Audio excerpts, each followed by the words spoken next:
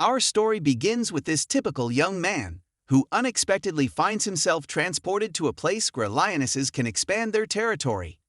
Here, women possess strength and hold the power both in the family and in society. Meanwhile, men are mere mobile decorations, considered just pretty faces. But this man refuses to accept such a fate. He vows to become a man of influence in this parasitic world. However, in this world, he has a beautiful, seductive older sister and a muscular girl next door.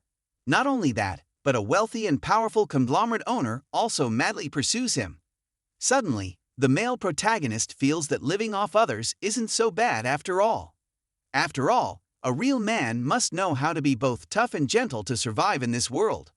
Our male protagonist is Zhang Hao, also known as Zhang Hao. Still working at his company late into the night, Zhang Hao walks home in a state of exhaustion and despair, glances up at the sky, and sees a partial red moon. At that moment, he faints, and upon waking up, he wonders, "Where am I? Who am I?" Zhang Hao finds himself wearing bunny ears, like he's cosplaying a bunny teacher and a musketeer. How can a real man like Zhang Hao endure this? Just as he's panicking, his father's voice asks, "Weren't you supposed to go shopping with your friend Ilyon today? Why aren't you up yet? Also, as a son, you don't even know how to apply makeup or take care of yourself. You should learn from your friend." At this point, Zhang Hao's mind is spinning. What? I'm a man, and you want me to wear makeup and go shopping? Is my dad crazy, or am I? Suddenly, a call from Ilyon comes in, saying he's at the door. Hearing that voice, Zhang Hao remembers who Ilyon is. Isn't he the muscular guy with the green dragon on his left chest and the white tiger on his right? But when he opens the door, he sees only a delicate, effeminate figure standing there. Completely bewildered, he asks, "Where's Ilyon?" Ilyon angrily replies, "I'm right here, I'm Ilyon." It turns out this frail-looking guy is the same mighty Ilyon from Zhang Hao's world. How could he have changed so much? But his father praises Ilyon for knowing how to beautify himself, suggesting Zhang Hao learn from him. It turns out that in this world, the roles of men and women are reversed. Men are born weak and can only be homemakers and child carers, while women are smarter and much stronger. Because of this, men are considered treasures in this world. Whenever Zhang Hao goes out, he is always harassed by female delinquents. At this moment, Ilyon, walking beside Zhang Hao, suggests they buy face masks, get manicures, and pick up some pepper spray, as female delinquents have become increasingly aggressive lately. Buying face masks and getting manicures, why doesn't he just buy a knife and stab me already? At this point, Zhang Hao misses his old world terribly. To make himself appear more mature, he drags Ilyon to a tattoo parlor. As soon as they enter, Zhang Hao asks the tattoo artist to tattoo a green dragon all over his back. Today, he will show them what a real man is. But the tattoo artist says that guys like them shouldn't get random tattoos. A female customer nearby even mocks them, saying that it's truly inappropriate for them to have random tattoos. Zhang Hao immediately takes off his shirt and shouts, "Look at me. I'm a real man." The tattoo artist and the female customer are so shocked by the sight that they almost faint. After taking off his shirt, he continues to yell, "I want a green dragon on the left, a white tiger on the chest, and a phoenix on my back." But in the end, he doesn't get his wish. They are kicked out of the shop. Zhang Hao quickly returns home, and upon entering the living room, he is startled to see a fair-skinned, long-legged woman sitting on the sofa. At first, he thinks he entered the wrong house, but then remembers that in this world, his father remarried. The two women before him are his stepmother, Zhang Yin, and his half-sister, Zhang Chan-kin. They will soon be moving in together. After a tiring day, he lies on his bed, thinking that both his father and Ilyon have turned into sissies. Will he also end up that way? Unlike those girls outside the door, Zhang Hao has heard that men here even wear lingerie. No way. Absolutely not. Is this a joke? Zhang Hao refuses to become effeminate. Saying this, he throws a small bear away, but it bounces back. It turns out it was Zhang Chan-kin. Just as he is about to ask what she wants, Zhang Chan-kin suddenly presses him down on the bed, pinning him. The next scene is too brutal for him to describe. Seeing his face turn red, she asks if he's feeling unwell. He quickly replies that he's never felt better, that he feels amazing. After understanding the basic information about this world, he lies down, exhausted, and falls asleep. Suddenly, a shadow appears outside his window, continuously calling his name. He opens his eyes, feeling annoyed. Who is it? Who doesn't let people sleep in the middle of the night? Looking up, he sees a red-haired girl sitting by the bed, staring at him. He instantly wakes up, grabs the blanket to cover himself. Isn't she some fairy intruding into my house? This world is terrifying. But the girl asks, "Don't you recognize me? I'm the one who brought you to this world." Zhang Hao looks closely at the red-haired girl and suddenly remembers, oh, right, it was the red moon that night. He angrily asks who she is and why she brought him to this bizarre world. The girl giggles and says, "You can call me Shin Liaowol. I brought you here to fulfill your wish. Didn't you always complain about not having a girlfriend and still being a virgin until now? Well, in this world, many beautiful girls like you. Isn't this wonderful?" Zhang Hao angrily replies, "What's good about it? No one here is normal. Take me back right now." Shin Liaowol stares at Zhang Hao and says, "Going back isn't that simple. You need to complete a mission to return to your old world." I quickly ask, "What mission?" "Right now, I just want to finish the mission and go back. In the original world, didn't you always declare you wanted to become a real man, despising those who are considered sickly and weak? A real man should watch Gundam, drink protein shakes, and hang out with muscular guys like Elyom.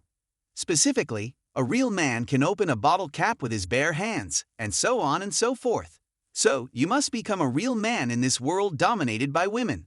Only then will you have a chance to open the door to return. If you fail, this world will assimilate you." Hearing this, he is terrified, imagining himself becoming a weak man, having to marry and serve women. He'd rather die. Just as he finishes saying this, Shin Liaowol vanishes in the thin mist. Realizing this, he shouts after her, "Wait, you still haven't told me how to complete the mission." The next day, when he wakes up, Zhang Hao still thinks it was just a strange dream. But when he sees a red handkerchief next to his bed, he knows last night wasn't a dream.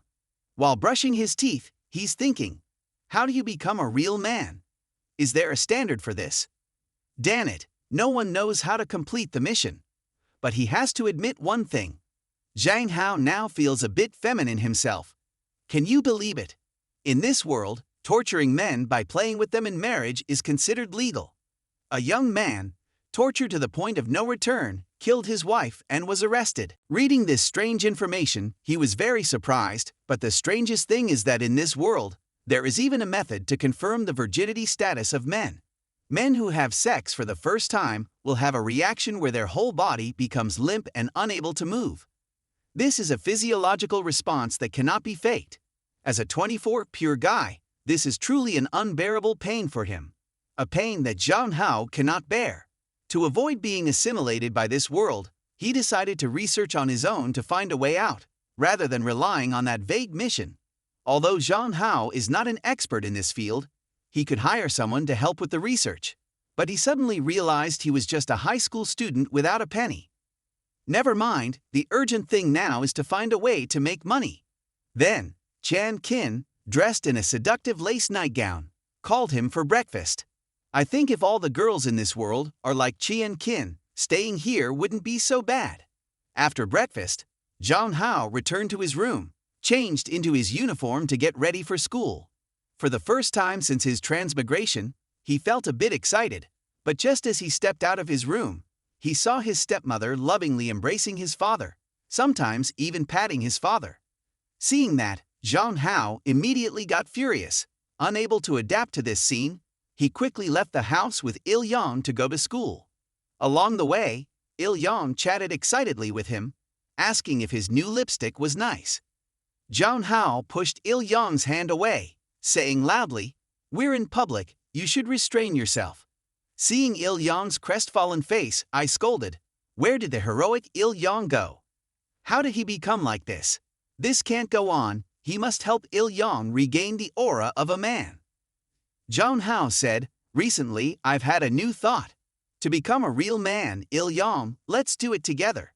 But hearing this, Il-yong panicked and shouted, How, why do you want to become a real man? You won't be able to marry off like that. Hearing the word marry off, he was startled. This world is truly strange. Do men have to marry women? Suddenly, Il-yong clutched his arm worriedly, saying, Look, over there, there's a wolf in sheep's clothing looking at us. Zhang Hao looked up and saw a fat girl standing behind a pillar, her eyes glowing as she looked at him. But he didn't care. Why should two men be afraid of her? If she dared to act rashly, he would kick her away immediately. But Il-yong stopped him and said, You can't even lift a brick, stop bragging.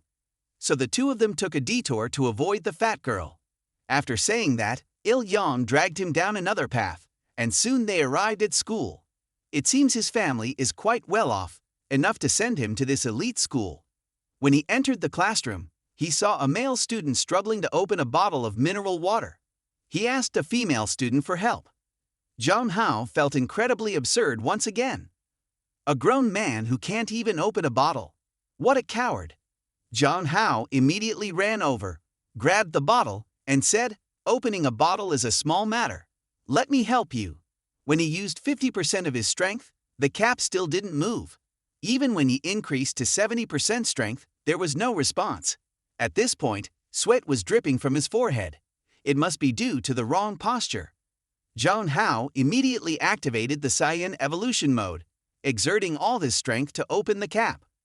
His hands turned red, but he still couldn't open it. Meanwhile, the female student easily opened the cap with just a little effort. This world is so strange. Even men have to go to the restroom in groups.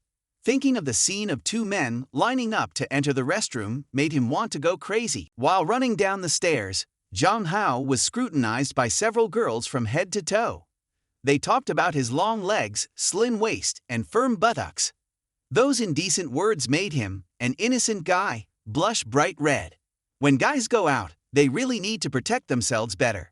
It's time to find a place to train physically or learn self-defense moves against perverts. So Zhang Hao took out his phone to search, and he found Muay Thai seemed quite suitable. He decided to check it out on a free day. While engrossed in searching, a beautiful girl suddenly approached and asked, Hey, handsome, what are you doing? Startled, he turned around and asked in a horrified voice, Huang Yuan, are you trying to scare me to death? Walking without making any sound. His classmate immediately responded, You were too focused, so you didn't hear anything. Then she moved closer to Zhang Hao and said, Or are you texting a girl you like? Saying that, Huang Yuan leaned closer to him. The view in front was truly embarrassing. Zhang Hao quickly pushed Huang Yuan away and said with a flushed face, Don't get so close to me. Seeing his shyness, Huang Yuan became even more excited. She even deliberately placed his hand on her chest and praised his white, smooth, and beautiful hands. Zhang Hao quickly pulled his hand back. Have the girls in this world become this bold already? While he was confused about what to do, Huang Yuan suddenly said, Maybe you didn't sleep well and feel tired. I have an ancient relaxation secret to help you relax. Zhang Hao quickly refused, saying, No need. This situation is so strange. Fortunately, the class bell rang just in time, otherwise, she might have handled him right there. Girls who are too bold are truly scary. After the class started, he flipped through the textbooks of this world and surprisingly understood everything, even though he had been a poor student for many years. But now, reading these books seemed so easy. There was nothing difficult at all. Could it be that after the transmigration, he had become a top student?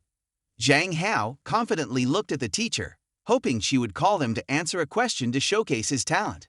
But the teacher called his name and asked if he wanted to go to the infirmary because he didn't look well. How unreasonable! Finally, the break time came. Zhang Hao was preparing to have lunch with Il-yong. Just as he stepped out of the classroom, a girl touched his butt and complimented it for being round and firm. Then another girl, the top student in the grade, pulled him aside in front of the crowd and declared, Hao, I have liked you for a long time, be my boyfriend. This kind of confession was something only boys would do. How could the girls here be so bold? Zhang Hao, a true 24 guy, could not accept such a confession. He immediately refused, saying he was currently focused on studying, and love affairs could wait. Then he left, leaving the top student standing there with regret.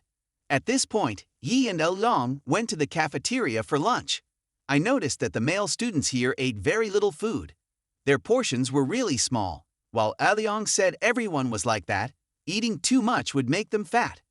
Liang ordered 2 portions of green vegetables, both small and without rice. Eating this little, aren't they afraid of fainting? The boys in this world are so weak. No wonder they lack strength. When it was his turn, he asked the matron to bring him the largest portion of braised pork possible, with the largest bowl of rice possible. A real man has to eat a lot of meat and rice. This action of Zhang Hao scared Liang, who said eating so much would make him fat. But he didn't care. How could a man grow up if he doesn't eat a lot? At this point, a deep male voice said, "Zhang Hao, why are you eating so much today? Only country folk eat that much." Hearing this, Zhang Hao immediately got angry and asked, "Who are you to despise farmers? If it weren't for them building our homeland, you green tea boys wouldn't have such a comfortable life." Unexpectedly, the green tea boy immediately burst into tears. Anyone who saw it would think he had made him cry. At this point, the female students around started whispering, saying he was cruel to make him cry like that. Seeing everyone criticizing him, the green tea boy even secretly rejoiced. Just then, a girl appeared and said to Zhang Hao, "How much he eats has nothing to do with you. What's wrong with men eating a lot? You are clearly being discriminatory and biased." After speaking, the girl even shared her portion of braised pork with him, which made the green tea boy furious. From Ilyam, he learned that the girl's name was Jioyam, the captain of the school's women's basketball team, and she had liked him for a long time. Oh, being too handsome is really not a good thing. There are too many troubles to deal with. Most of the players in the game are girls, and among professional players, there are no male players at all. Although this game is somewhat geared towards female players, the captain of the school's basketball team, Joyeon, still introduced him to try it out. Zhang Hao hummed non-committally and turned back to the classroom, leaving Joyeon standing there disappointed. Back in the classroom, Zhang Hao thought that in this world, the top gamers in League of Legends are all female. The former top male gamers like Dasaima and Vu2 are probably only good at playing fashion stars now.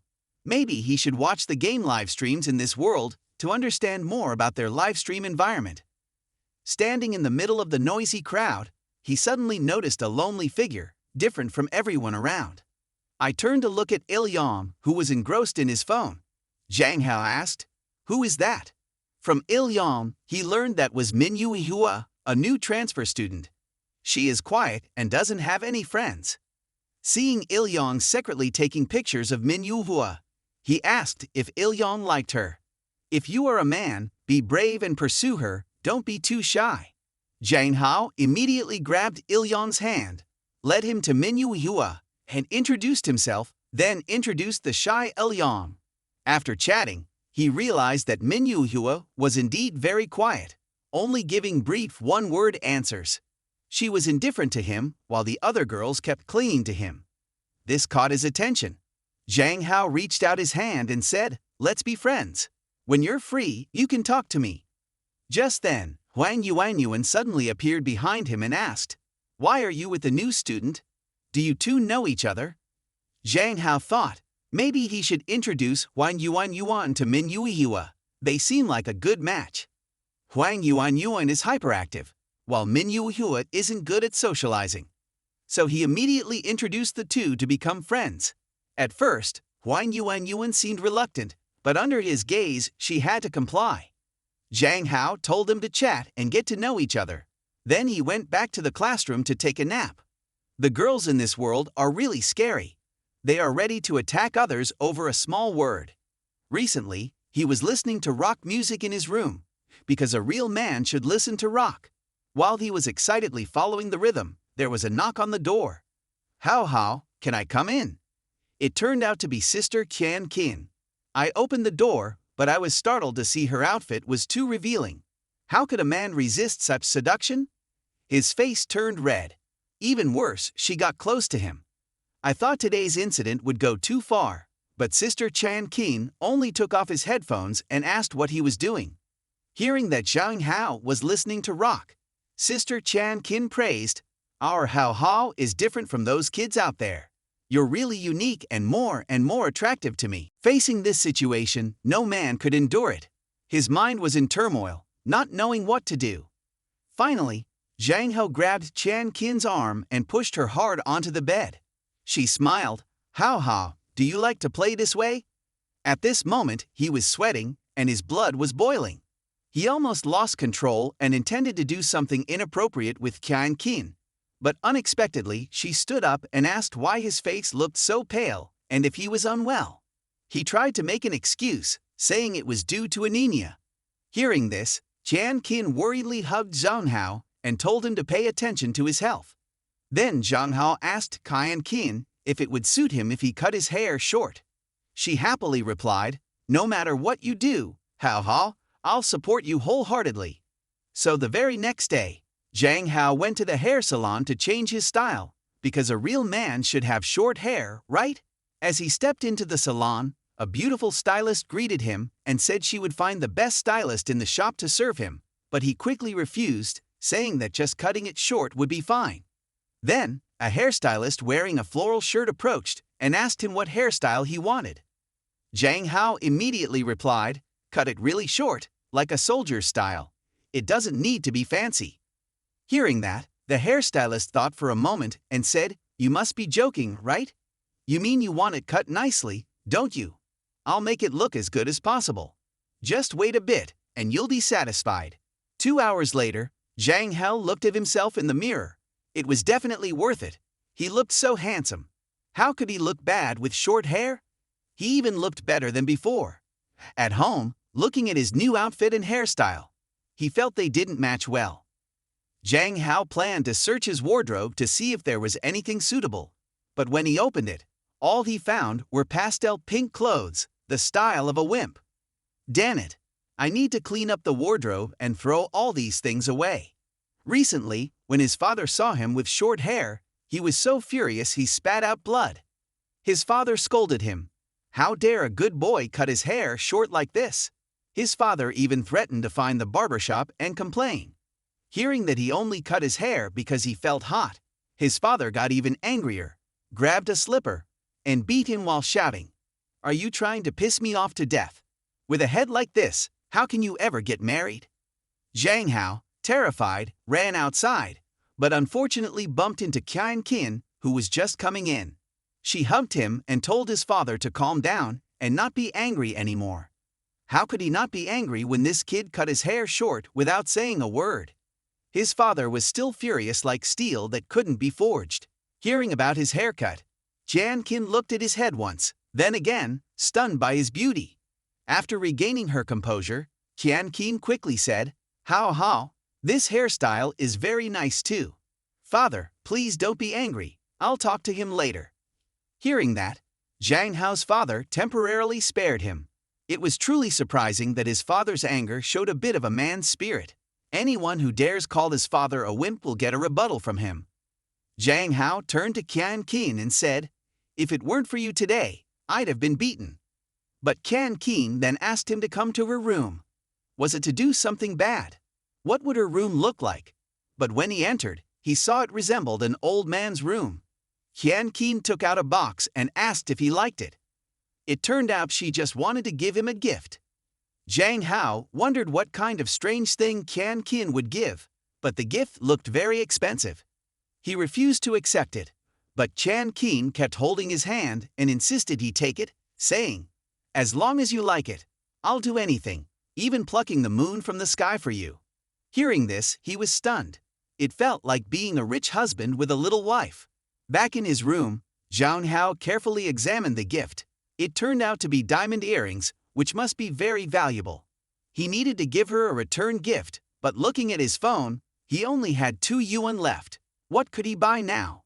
At that moment, Il-yong sent a message saying that his novel about a rich husband bullying a little wife had just been signed for publication. Seeing this, he got the idea of writing a novel to make money. After all, if Ilyon's mediocre writing could get a contract, he should support it. In the past, he was also an expert in writing online stories, but after thinking for a long time, he still didn't know whether to write in a masculine or feminine direction. Finally, he came up with the idea of writing a novel based on his old world view, titled The Real Woman in a Man's World. Zhang Hao was brought to a world where women dominated men. The strength of women here was unbelievable. You wouldn't believe that muscular giant girl was actually his first love. Recently, he wrote a novel of the male power genre, titled The Real Woman in a World of Male Power, and it was successfully signed for publication. It was truly surprising how quickly the review process went. This way, he could earn money to buy a gift for Qian Qin. No matter what world you are in, making money is always the most important thing. Life seems to have hope again. To celebrate the success of the book, he decided to buy a 1 yuan ice cream and walk around while eating. But when he looked up, he realized this stall seemed familiar. Suddenly, a long-buried memory resurfaced.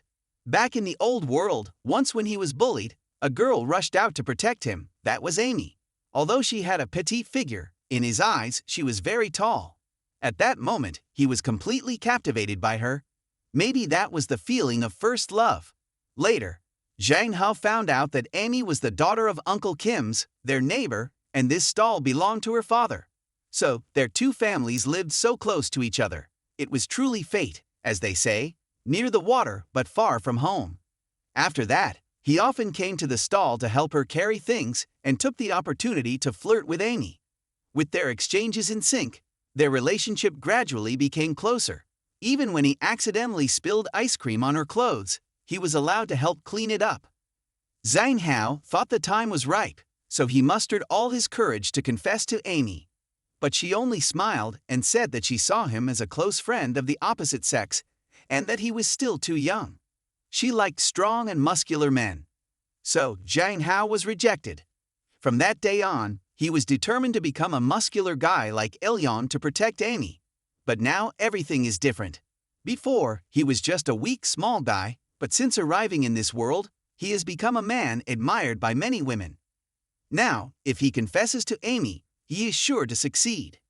When he arrived at the shop, he heard Uncle Kim's arguing with Amy.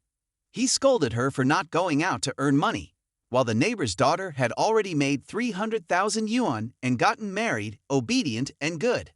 Amy angrily said, "What's so great about 300,000 yuan? I just need to drive a few more truckloads of bricks."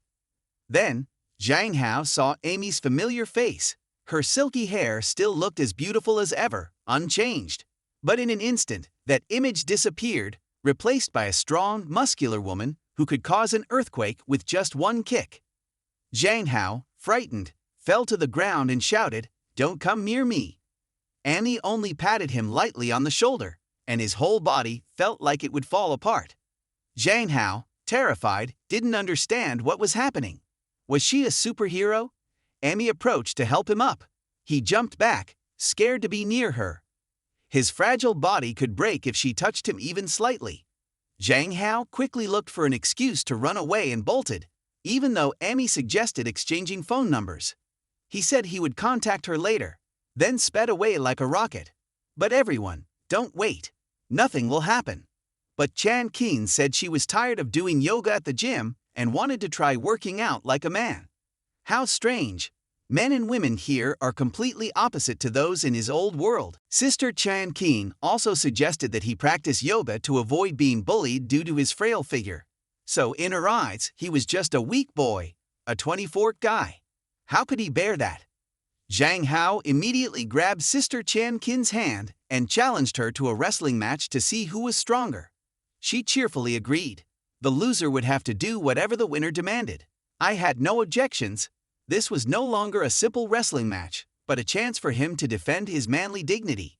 When the match began, he immediately felt an overwhelming force throughout his body. He trembled while Sister Tian Qin smiled calmly, as if it were nothing. Zhang Hao remembered his past life, enduring so much hardship to survive, but now he was seen as a weak younger brother, making him feel helpless. Zhang Hao was determined to try hard. Even if his strength was weak, he would still show his masculine spirit. But he was quickly defeated by Sister Chan Kin, who kindly asked if his hand hurt. Was she treating him like a frail girl? Zhang Hao admitted defeat and asked Sister Chan Kin what she wanted him to do. She said she just wanted to try the feeling of resting her head on his lap. Resting her head on his lap? Zhang Hao thought he was being punished. How could something this good happen? He quickly agreed there was no problem. But right after that, Sister Chan Kin lay down, and it turned out he misunderstood her intentions. She just wanted to rest her head on his knee. She even asked, How, can I stay here longer? Of course, with such a request, a real man like him would certainly oblige. Just when he was sitting at home writing, his phone rang. Zhang Hao saw a message from Huang Yuan. She invited Min Yuhua to the amusement park and asked if he wanted to come too. She had already asked Alyong to pick him up. Gosh, he hadn't even agreed yet, and she had already made all the arrangements. At that moment, Ilyong's voice rang outside the window, announcing his arrival. Zhang Hao opened the door and saw Alyong accompanied by a little girl. As soon as he stepped out, the girl hugged him tightly, exclaiming, Brother Hao is so handsome. Zhang Hao was completely confused and asked who she was. It turned out she was Ilyong's younger sister, Liling, only 6 years old. But he remembered that in the old world, Ilyong didn't have a younger sister. This was truly strange. Zhang Hao invited both of them into his room, feeling like someone had just pinched his bottom, but it was probably an illusion. He said he didn't want to go to the park because it was boring, but Alyong said there was a newly opened haunted house. Besides, weren't they helping Min Yuhua overcome her social anxiety? Upon hearing about Min Yuhua, he changed his mind and agreed to go, as he had promised to help her with her social interaction issues. So, they all went to the park together. As soon as they reached the gate, Zhang Hao met Huang Yuan in a sexy black outfit and Min Yuhua. Seeing little Liling, Huang Yuan asked, Whose child is this? Liling clung tightly to him and said, This handsome Hao is mine. Ilyong pulled Liling away and explained that his sister had heard about the haunted house and insisted on coming, refusing to leave. He reassured everyone that he would look after her, so they didn't have to worry. Huang Yuan saw Hao's new hairstyle paired with his outfit and thought it suited him even more today. Hearing those words, all he could do was roll his eyes. Today, she had teased him so many times already. It was indeed troublesome to be such a handsome guy admired by so many people. Even the usually quiet Min Yuhua praised him for being handsome. All he could do was stare blankly, surprised that she had the courage to speak up like that. After that, they headed towards the haunted house. Just as they reached the entrance, Ilyong was trembling with fear, suggesting they go on the merry-go-round or the Ferris wheel instead. He looked at the guy and found it absurd. Was that a game for a real man? Unbelievable. Ilyong, who used to be so strong, was now a scared boy. Even his little sister glanced at him sideways. Huang Yuan proposed splitting into 2 groups. Group 1, herself and Hao. Group 2, Min Yuhua, Ilyong, and Liling. Huang Yuan also told Min Yuhua to protect the boys because it was their duty as women. But Liling disagreed, insisting on going with the handsome Hao. So, he changed the groups. Liling would go with Ilyong and Huang Yuan, while he would go with Min Yuhua. If he went with Huang Yuan, he might be randomly harassed, while Min Yuhua seemed more reliable. This group division made Huang Yuan very unhappy, but he quickly reassured her, You're not scared, are you? Hearing his challenge, she immediately dragged the 2 brothers into the haunted house. So easily provoked, so simple-minded, huh? They waited for 10 minutes before he and Min Yuhua entered. As soon as they stepped inside, they heard screams from Huang Yuan's group. So they were scared too. Zhang Hao turned to ask Min Yuhua if she was scared. If you're scared, just hold my hand. As men, we can't be scared, he said. Min Yuhua silently clutched his shirt, unsure if she was really scared.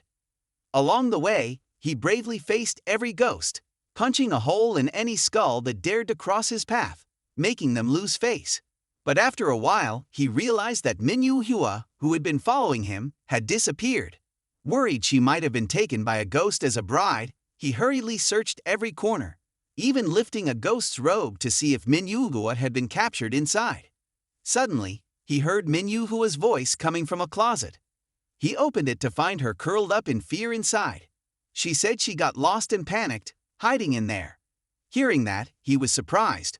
Weren't girls in this world supposed to be brave and strong? This made Min Yuhua very moved. As they left the haunted house, they met Huang Yuanyuan's group anxiously looking for them. Zhang Hao saw that Liang was so scared that his legs had gone weak. After entering the haunted house and not seeing them for a while, Huang Yuanyuan asked if something had happened. Zhang Hao immediately thought that she should call Min Yuhua to explain, but before he could finish his sentence, Min Yuhua fainted. It's hard to believe that this normally quiet girl was a rich heiress living in a luxurious mansion. After exiting the haunted house, Min Yuhua was so scared that she fainted. This unexpected event also startled Liang, who didn't know what to do. Huang Yuanyuan took out her phone to call for an ambulance, but he stopped her and told her not to panic. Zhang Hao pressed a point on Min Yuhua's neck, knowing she was just overly frightened and had fainted. There was nothing seriously wrong. Zhang Hao helped Min Yuhua lie down on a bench. At this point, Liang was hesitating, wondering if he should give Min Yuhua mouth-to-mouth resuscitation since they still had their first kiss. Hearing this, Huang Yuanyuan thought that they couldn't waste the male god's first kiss like that and suggested calling for an ambulance instead. These two were just causing trouble, so he told them to go buy some drinks while he stayed with Min Yuhua, using painful stimulation to wake her up. Sure enough, after pressing on both her earlobes, she woke up. The experience from his past life was really useful in this world, where even the basics were unknown to everyone. Zhang Hao asked Min Yuhua if she felt any discomfort. She held his hand and said she wanted to rest on his lap for a while. Oh my, do all the girls in this world want to rest on his lap? When the group returned and saw he had helped Min Yuhua, Huang Yuanyuan breathed a sigh of relief. She asked if they should continue at the amusement park. Zhang Hao shook his head. There was no point in staying any longer. Zhang Hao suggested taking Min Yuhua home to rest. Min Yuhua agreed, then held his hand and said she would walk home with him. This action left Huang Yuanyuan speechless, and even Liang pouted, wanting to hold the handsome Ho Hao's hand. Later, they got in the car. Shortly after, the car stopped in front of a mansion. Huang Yuanyuan looked at the mansion and exclaimed, "Oh my God!" It was a European-style mansion, magnificent and luxurious. A butler came out and said, "Miss, how could you sneak out like that? The boss will be very angry." Hearing the butler's words, they all turned to Zhang Hao with astonished expressions. Min Yuhua was a rich heiress. This girl with social communication issues was actually a young lady living in a mansion with servants and a dashing butler. The butler invited them all into the mansion, offering them tea, mineral water, and pastries prepared by the chef. Then he led them to the second floor where Min Yuhua was changing into a different outfit. At this moment, Zhang Hao's friends were still in shock. It turned out Min Yuhua was so reserved that no one could have guessed she was a rich heiress. It was truly surprising that the transfer student he had helped happened to come from such a prominent background. Not long after, Min Yuhua came downstairs in a dazzling outfit, but with a blank look, like a lifeless porcelain doll. She walked over, held his hand tightly, and said she wanted to give him a gift, then dragged him upstairs. They arrived at Min Yuhua's weapon storage room, where she picked up an ACC rifle and handed it to him, saying she wanted to gift it to him. Zhang Hao quickly declined, fearing that if he took it home, his father would definitely be furious. Seeing him refuse the gift, Min Yuhua appeared upset. The butler said friends should exchange gifts, and Min Yuhua wanted to be friends with him for life. Zhang Hao smiled and said that even without gifts, they could still be friends.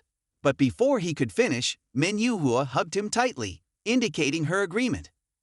Zhang Hao stopped her, saying that friends shouldn't hug each other randomly. In the evening, they bade farewell to Min Yuhua and prepared to go home. On the way back, Liang said Min Yuhua's outfit was so beautiful that he also wanted to buy new clothes.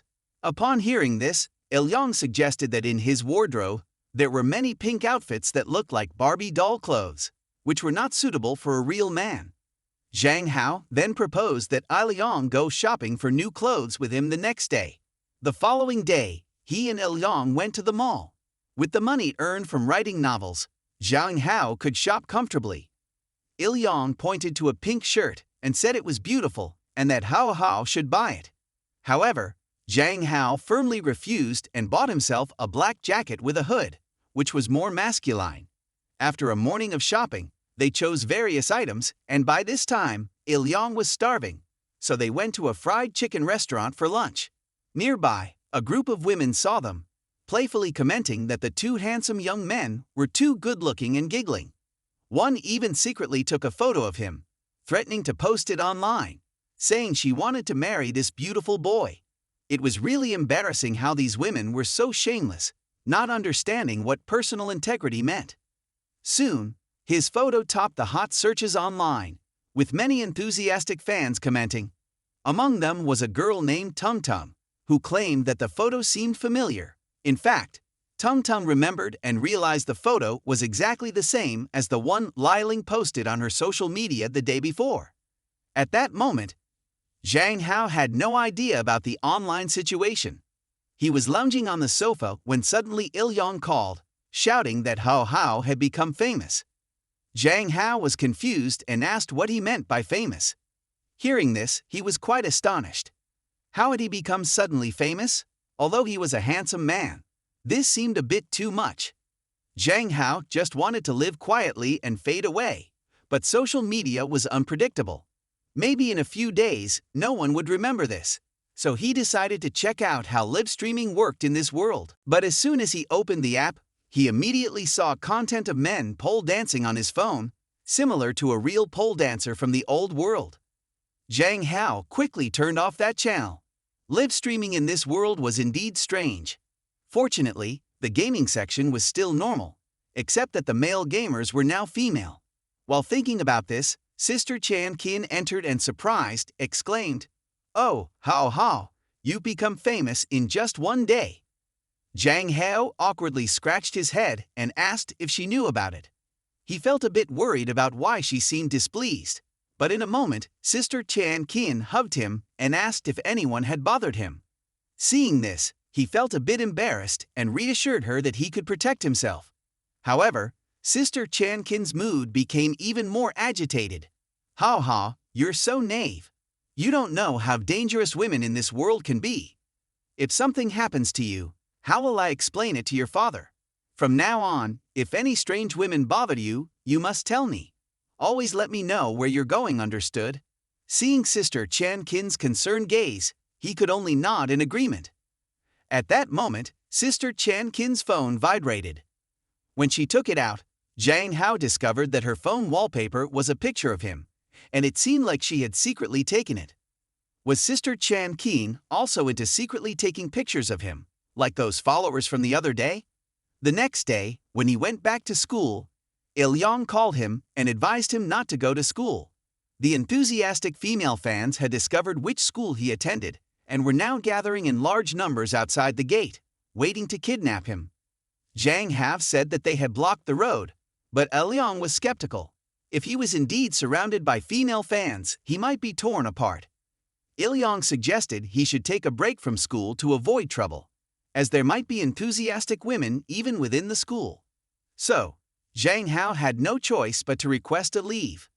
Then Zhang Hao sent a message to Sister Chan Kin, explaining the situation and asking her to help and request leave from school. This way, when his father asked why, Sister Chan Kin could take the heat for him. When he got home and didn't know what to do, he researched game streaming and live streaming. It seemed easier to make money this way than writing novels. Opening the computer, he saw the familiar logo of a game he used to play in the old world. Back then, he had at least achieved the title of a champion. Now, he would have to train new players. Entering the game, he realized that familiar characters had all been changed to female, but the rules and mechanics remained the same. After showing off with his previous skills, he easily achieved a pentakill. The young players were amazing. His reaction speed and technique were still top-notch. After practicing for an unknown amount of time, he stretched his shoulders in satisfaction, feeling he was done for now. Tonight, he would live stream League of Legends for the girls in this world. Seeing that men could also be excellent streamers, after dinner, his father was watching TV with his stepmother while he secretly went upstairs. Just as it looked like someone was suspicious about what he was doing, he sat down at the computer and started live streaming. It was his first live stream, so he was a bit nervous, but seeing the familiar map and sounds, he gradually calmed down and began playing. However, after a while, an idiot kept blocking his way, even after being killed several times, and still ran out. He even messaged, suspecting Zhang Hao of hacking. On the other side of the computer, a retired Xbox female streamer swore with her fans that he must be hacking. "If not, I will smash my computer screen right now." Seeing this, many of her fans cheered for the host to kick him out of the room. Seeing the enthusiastic fans, the female streamer also said she wouldn't use such cheating methods. Meanwhile, Zhang Hao was also angry about being misunderstood. Why would he need to hack? He chatted directly, saying that if they didn't believe him, they should duel him one-on-one. Seeing this, the fans became excited, chanting, "Defeat the cheater! Kill him!" Even Eoshin felt insulted. She said she would prove who the better player was. Soon, the match between him and her started. After a fierce battle, Zhang Hao emerged victorious, taking down her character's life and leaving her mentally broken. After this defeat, the fans discovered that Zhang Hao was also live streaming and angrily shouted, "Go to this guy's channel and spam dislikes." Seeing this, the female streamer advised everyone to calm down and not to attack anyone without reason. But her fans ignored her, flooding Zhang Hao's channel and accusing him of being a cheater and pretending to be a man to gain views, claiming he was actually a messy girl. Zhang Hao opened his mic and said he was indeed a man, not pretending at all. Hearing his voice, the fans were intrigued, saying his voice was nice. However, the female streamer's fans still doubted him, thinking he was using a voice changer. Zhang Hao decided to go live and show his hands while playing to prove he wasn't cheating. At this point, his channel's viewers soared to 10,000. Zhang Hao accepted the female streamer Eoshin's friend request and turned on the camera, focusing on his hands to show his gaming skills. Now, no one had anything else to say. But after seeing his skills, all of her fans became admirers, praising his beautiful hands and asking to see his face on the screen as well. Eoshin was astonished and admitted that Zhang Hao's hands were indeed impressive. Zhang Hao said that the second match was about to begin and asked everyone to stay tuned. "My computer is a bit slow, so I'm turning off the comments for now." Then he started the second match against Eoshin. But he was unaware that a beautiful girl had been eyeing him all this time. Just after one night of live streaming, he had gained hundreds of thousands of views. She thought if she could win him over, her company could go public this year, and the one eyeing him was the beautiful female CEO of the live streaming platform. She was a notorious figure, and with just one glance at him, she was determined to sponsor him. After defeating Eoshin, he was preparing to end the live stream, but the fans in the chat room were shouting, "How, live stream a bit more." It seemed that after seeing he wasn't hacking, they had become his crazy fans. The next day, he met Il-Yong at a bubble tea shop to catch up on the situation. Il-Yong said there were fewer fans today compared to yesterday, probably because the fans couldn't find him.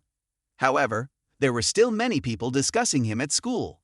Hearing this, he was relieved, feeling he might be able to go back to school normally the next day, just needing to wear a hat to cover his face.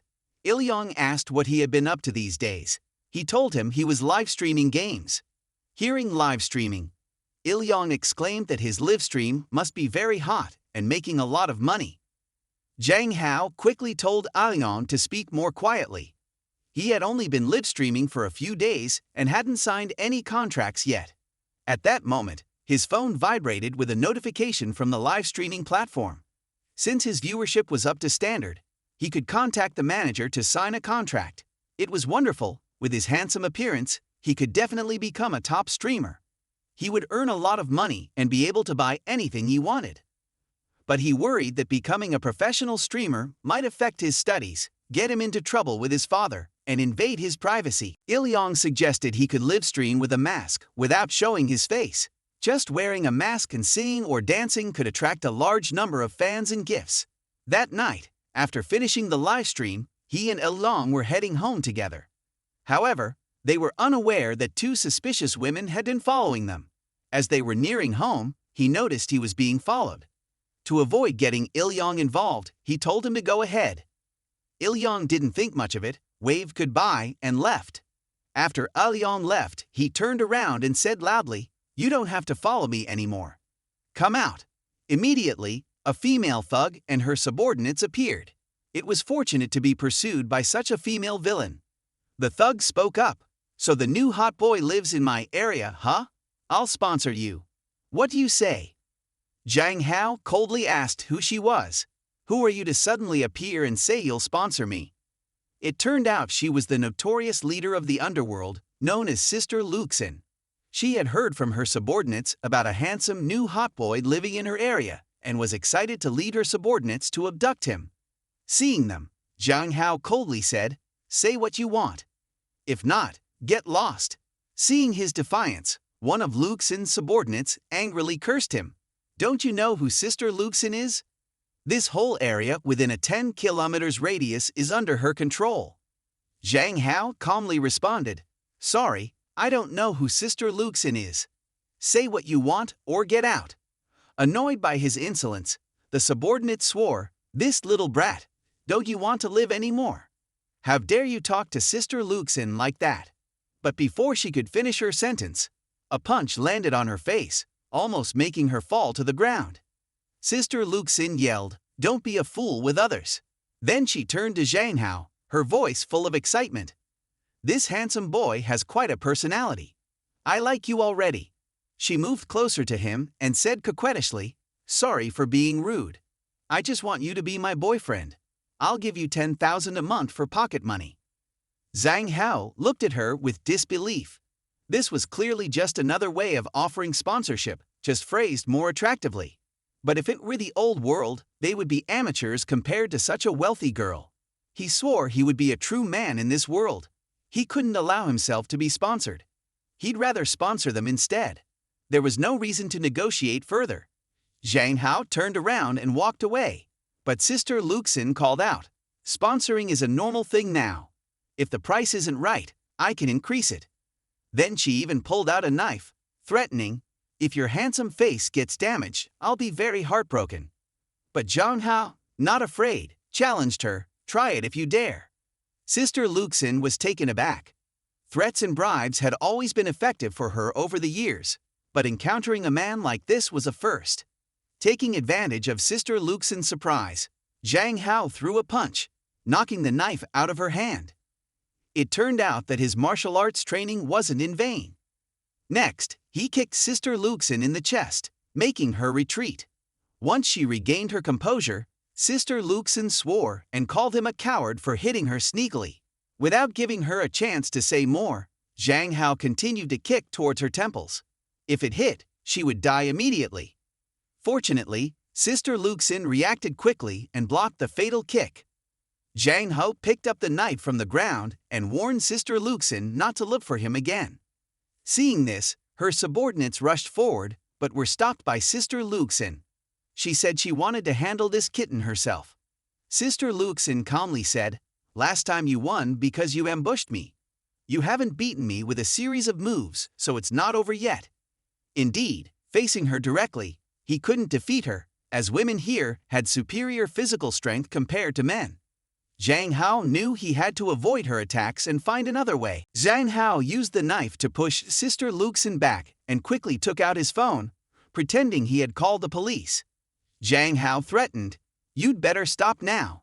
Sister Luxin raised her hands and said sweetly, "Not only are you handsome, but you're smart too. All right, I won't bother you anymore for now." Her subordinates yelled, "Why are you letting this kid go? Aren't you going to teach him a lesson?" But Sister Luxin shouted, "Don't you listen to me? Treat people gently and patiently. Everything takes time." Zhang Hao ignored her and warned her not to follow him again before leaving. Watching his retreating figure, Sister Luxin licked her lips and said, "I've remembered you, hot boy. As long as I see your picture, I, the CEO, am determined to have you." Not long ago, while Zhang Hao was fighting with Sister Luxin, one of her subordinates secretly took a photo of him and sent it to someone. The scene shifted to the luxurious office of the CEO. The secretary handed the phone to her, saying, "The underlings have found the talent. The chairman wants you to sign a contract with him. This person will definitely become a star." The CEO frowned. "Isn't this the responsibility of the streaming department? Why do I have to handle this?" The secretary, panic-stricken, said it was the chairman's request, and she had to negotiate directly to ensure success. The CEO sighed. "My mother is so picky. Even with dozens of handsome men around, she still looks for more." She took a look at the photo and ordered the secretary to investigate the details about him. After the secretary left, the CEO walked to the window and said, "That handsome boy can't escape my grasp." Meanwhile, Zhang Hao suddenly sneezed. Il-yong thought he had caught a cold and advised him not to play basketball anymore, saying it was a women's sport and that they should just cheer them on. He'd opposed it. Since when did basketball become a sport for women? Then he jumped up and made a beautiful three-point shot. This action made the girls playing basketball nearby become his fans, while the men with big mouths on the other side were very angry. Some people cursed, saying he was always sticking with the girls and was just a lecherous man. At this moment, a girl was taking pictures of him with her phone. Zhang Hao felt something was unusual and turned around to look, but didn't see anything out of the ordinary. Maybe he was just overthinking. The girl smiled and looked at the photo on her phone, thinking to herself that it's easy to make money with just one photo worth NDT 200. The sky gradually darkened and it was time for school to end. Zhang Hao patted Manhwa on the head and said goodbye to her. Il-yong, feeling clingy, said he also wanted to be sent off like that. Zhang Hao pushed Il-yong away and scolded him for acting so gay and asked for some manliness. Il-yong stepped back, looking very disappointed. Suddenly, a click sound was heard. Zhang Hao turned around sharply but saw nothing. Il-yong asked why he kept looking around today. Zhang Hao didn't know why, just felt like he was always being watched and photographed. Suddenly, he remembered Qian Qin's phone wallpaper. Could it be that the person following him was her? Zhang Hao went to a big tree and caught a figure, then found it wasn't Qian Qin and sighed in relief. She wouldn't have time to do this. He signaled the girl to hand over her phone. She nervously complied, saying she only took one photo. Zhang Hao took her phone, opened it, and saw the photo of him playing basketball. Zhang Hao asked if she really only took one photo and why she took it secretly. The girl shyly replied that it was Qian Qin who sent one of her subordinates to take photos of him. Whoever took the photo would be paid. Hearing the name Qian Qin, Zhang Hao realized that this crazy woman hadn't given up yet. He asked further if Qian Qin was the one in charge of this area. The girl nodded, saying Qian Qin was the boss here. Zhang Hao deleted all the photos of himself and returned the phone. He told her she could leave now. This Qian Qin was really troublesome and needed to be dealt with quickly. The next day, he invited Il-yong to stroll through the market. During the walk, he told him that he had signed a contract with a live streaming platform, but had made some small demands which they had agreed to. Zhang Hao also boasted about the gifts he received from viewers during live streams. Today, he and Il-yong went to choose gifts to give back to everyone. When Il-yong heard he wanted to give gifts to someone, he cheerfully asked, "Hao, do you have a girlfriend? Who is she? Why didn't you tell me? I'm so sad." Zhang Hao looked at him with a bewildered expression and said it was a gift for his sister. Hearing that it was for Qian Qin, Il-yong lost interest. He asked what demands Zhang Hao made with the live streaming platform. Zhang Hao replied there was nothing special, just that they were not allowed to show his face unless he agreed, and they couldn't force him to play games if he didn't want to. Zhang Hao also wouldn't participate in any unwanted events, and he would only live stream for a maximum of 2 hours a day, with a bit more on weekends. But the most important thing was that he wouldn't sell himself. Hearing this, Il-yong was amazed and said Zhang Hao was really scary with such demands and that they still agreed. That must be the privilege of a top live streaming star.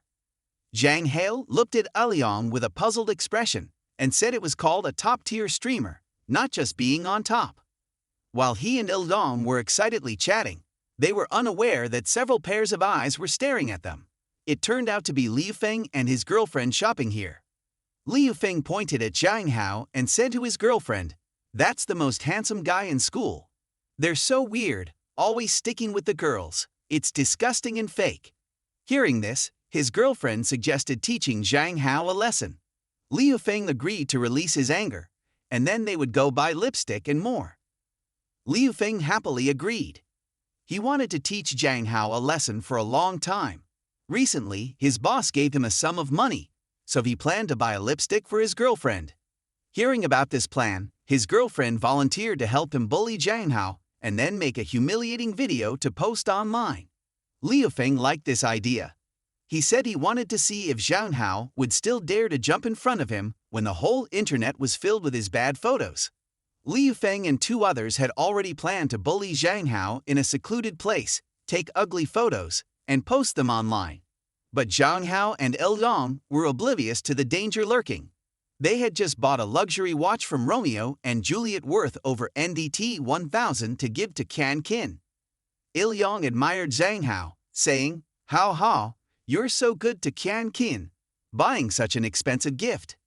Zhang Hao smiled and replied that as a live streamer, he received many gifts every day, so this amount of money was nothing. Besides, she even gave him diamond earrings.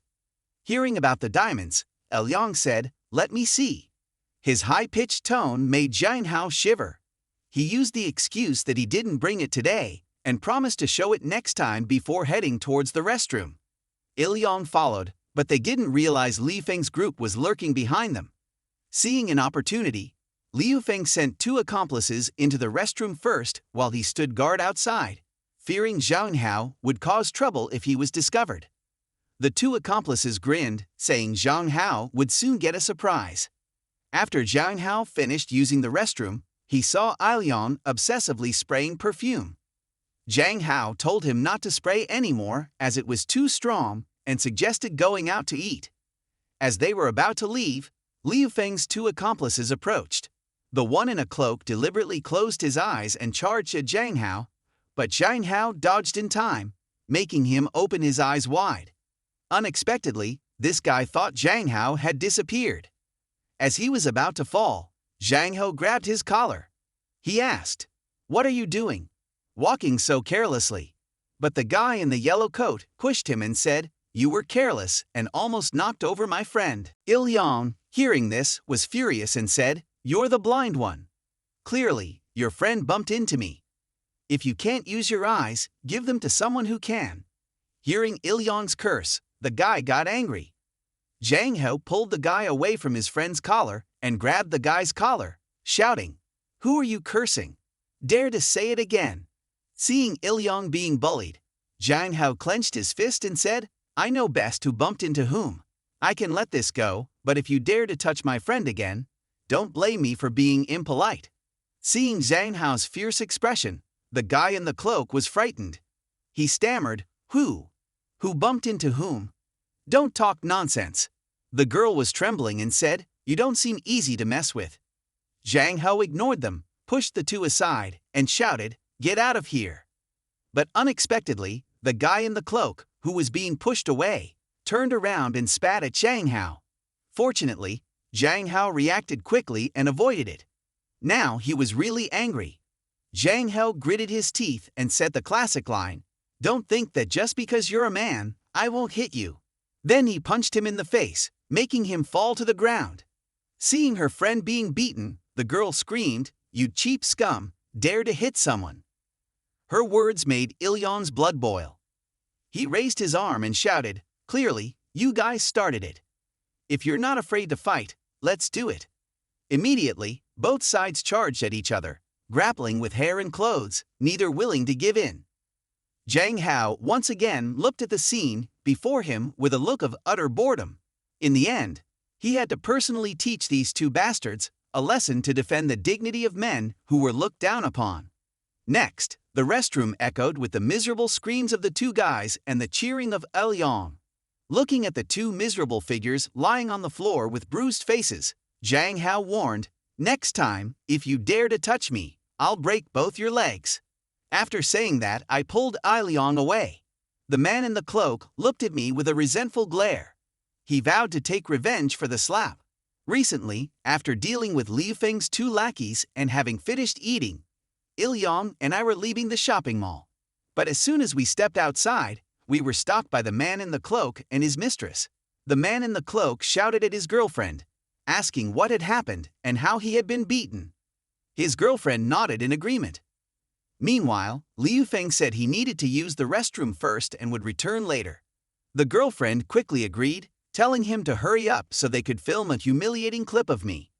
However, Liu Feng had a different plan in mind. He would secretly take photos of me dealing with those people and post them on the school forum, accusing me of being the third party ruining their relationship. On the other hand, the man in the cloak and his mistress had approached us. Zhang Hao coldly looked at them and said, "You guys are so weak, yet you dare to come back." Ilyong appeared frightened and said they were intentionally causing trouble and had even spat in their faces. Seeing Ilyong trembling, I was slightly angry. I coldly said that if they wanted to fight, they should just come at us and stop talking. But at that moment, the girlfriend of the man in the cloak had a different reaction. She seemed dazed when she saw such a handsome guy. Until the man in the cloak roared, "Honey, what are you thinking? Quickly teach that Hao a lesson." She then snapped back to reality, coughed lightly, and said, "Well, you were wrong for hitting first. How about this? Apologize to my friend, and we'll let it go." This made the man in the cloak extremely angry. He shouted, "You think an apology is enough after being beaten up like this? You must like that handsome guy, right? I've been calling you for a while before you came to your senses." He then turned to Zhang Hao and said loudly, "Remember this well, she's my girlfriend, not yours." The girlfriend also seemed helpless. "If this ends up online, you'll be hunted down no matter where you go. Or maybe it's better to just let it go. I don't want to get involved in trouble." Seeing them argue, Zhang Hao said, "If you want to argue, go over there. Don't block other people's way." He then signaled for Ai Liang to leave first, but the man in the cloak blocked our way again. Zhang Hao was extremely impatient and roared, "Get out of here quickly, or I'll beat you up so badly that even your father won't recognize you." The man's girlfriend also told him not to cause trouble or he wouldn't get the handbag he liked. She then took out her phone and said to the handsome guy, "It's just a misunderstanding. Let's be friends. I'll transfer you some money as an apology." Meanwhile, Liu Feng stood by and secretly filmed the scene. He planned to create a story that Zhang Hao was a small-time third wheel and post it on social media and dark websites. "You're finished, Zhang Hao," Liu Feng thought. At that moment, a luxury car stopped by the road. A secretary opened the door for a pair of long legs to step out. It was Director Weinan, who came to check the revenue of this district. Suddenly, her gaze landed on the scene of me confronting Liu Feng's group. Liu Feng thought he was on top by filming the video, but then Director Luxin appeared behind him with her group. She gently patted Liu Feng's shoulder and asked, "What are you filming? Let me see." Liu Feng was startled and awkwardly covered his phone, saying he wasn't doing anything. But Director Luxin was not someone to be trifled with. She grabbed Liu Feng by the collar and snatched the phone away. After watching the video, her face darkened. "How shameless! Dare to film my precious with that slut!" Director Luxin tightened her grip on Liu Feng's neck, causing his eyes to roll back as he begged for mercy. But Director Luxin just laughed heartily and pulled him aside. "Ha, we meet again. I missed you so much. I've been looking forward to it like those 5 months." Hearing those words, Zhang Hao stared wide-eyed, while Ai Liang beside him trembled with fear. Ilyong shivered and hid behind him. Zhang Hao pulled Ai Liang away. But Director Luxin was not going to let him off easily. She said, "Don't leave so quickly, Zhang Hao. I just caught this guy filming you secretly. Now that he's in your hands, do whatever you want with him." Then, Director Luxin kicked Liu Feng in the back. Zhang Hao asked her what she really wanted, if she wanted to fight again. Director Luxin smiled mysteriously and instructed her subordinates to bring something to her. Soon, Director Luxin, dressed in Parisian designer clothes, presented a large bouquet of roses to him. She smiled seductively and said, "How, Hao, will you date me? I really like you." Zhang Hao stared at this scene with wide eyes, wondering what kind of act this was. Director Luxin continued, "If you become my boyfriend, I'll do anything for you, even pluck stars from the sky." Hearing such a blatant confession, Zhang Hao was bewildered. Why not follow the script and just fight? Why bring this out to confess to me? Zhang Hao immediately declined, saying, "I'm not interested in you. I can't date you. If there's nothing else, please let me go home." After hearing this, Director Luxin remained calm and said with a smile, "You're in a hurry. It's fine if you refuse, but at least accept this bouquet of flowers." She insisted on sticking around. What kind of act is she putting on this time? Zhang Hao said he still couldn't be her boyfriend and would call the police if she kept harassing him. Seeing him refuse repeatedly, Director Luxin threw the bouquet on the ground and ordered her group to take leafing for tea, not to disturb her while she talked to her boyfriend. They were wronged and misunderstood. Il-yang looked pale and was afraid that Director Luxin might kill them to keep them silent. But Director Luxin assured that it wouldn't happen. "I'm very friendly. You're definitely Hao Hao's friend, aren't you, Il-yang? Did she dare to investigate my friend's information?" Zhang Hao looked at her angrily, but Director Luxin remained nonchalant and said, "Caring about the friends and family of the man you love is normal. Moreover, among my subordinates, there are quite a few who like guys like you. If they go crazy and want to do something to your friend, even I won't be able to stop them." At this point, Zhang Hao's face darkened. This woman dared to use Il-yang to threaten him, which was unacceptable to him. Instead of confronting her, he said he wanted to resolve the issue peacefully and asked what she wanted. Director Luxin was surprised by his accommodating attitude. She then said, "Fine, let's go out for drinks tonight. I'd like to buy you a drink." Zhang Hao coldly pushed her hand away and agreed, "Where and when?" Director Luxin licked her lips with satisfaction. 7 p.m. at the bar. "We'll meet again, handsome." After Director Luxin left, Il-yang was worried and asked if Zhang Hao really intended to meet them. They look so scary with all those tattoos. Right now, they're just causing trouble, not committing a crime. If you report them, they'll find ways to take revenge later. Zhang Hao reassured Il-yang, "Don't worry. I've been practicing Muay Thai recently. They won't be able to do anything to me." But before he could finish, Il-yang hugged Zhang Hao and cried, "Don't die. What will I do if you die?" Zhang Hao looked at him wearily. "It's just going to a bar. It's not like I'm going to the guillotine." Just then, Director Weinan's secretary appeared and said, "Ms. Weinan wants to see you. Follow me." Out on the street, Zhang Hao felt unlucky. He had already been stopped 3 times while just strolling around. Who was Ms. Weinan anyway? Zhang Hao had no idea who she was.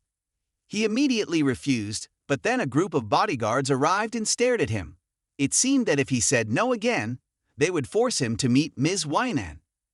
Seeing this, Zhang Hao had no choice but to comply. "All right, lead the way." Zhang Hao surrendered to them. He told Il-yang to go home first and call him if needed. Then he followed the secretary to a luxurious building and was led into Ms. Weinan's office.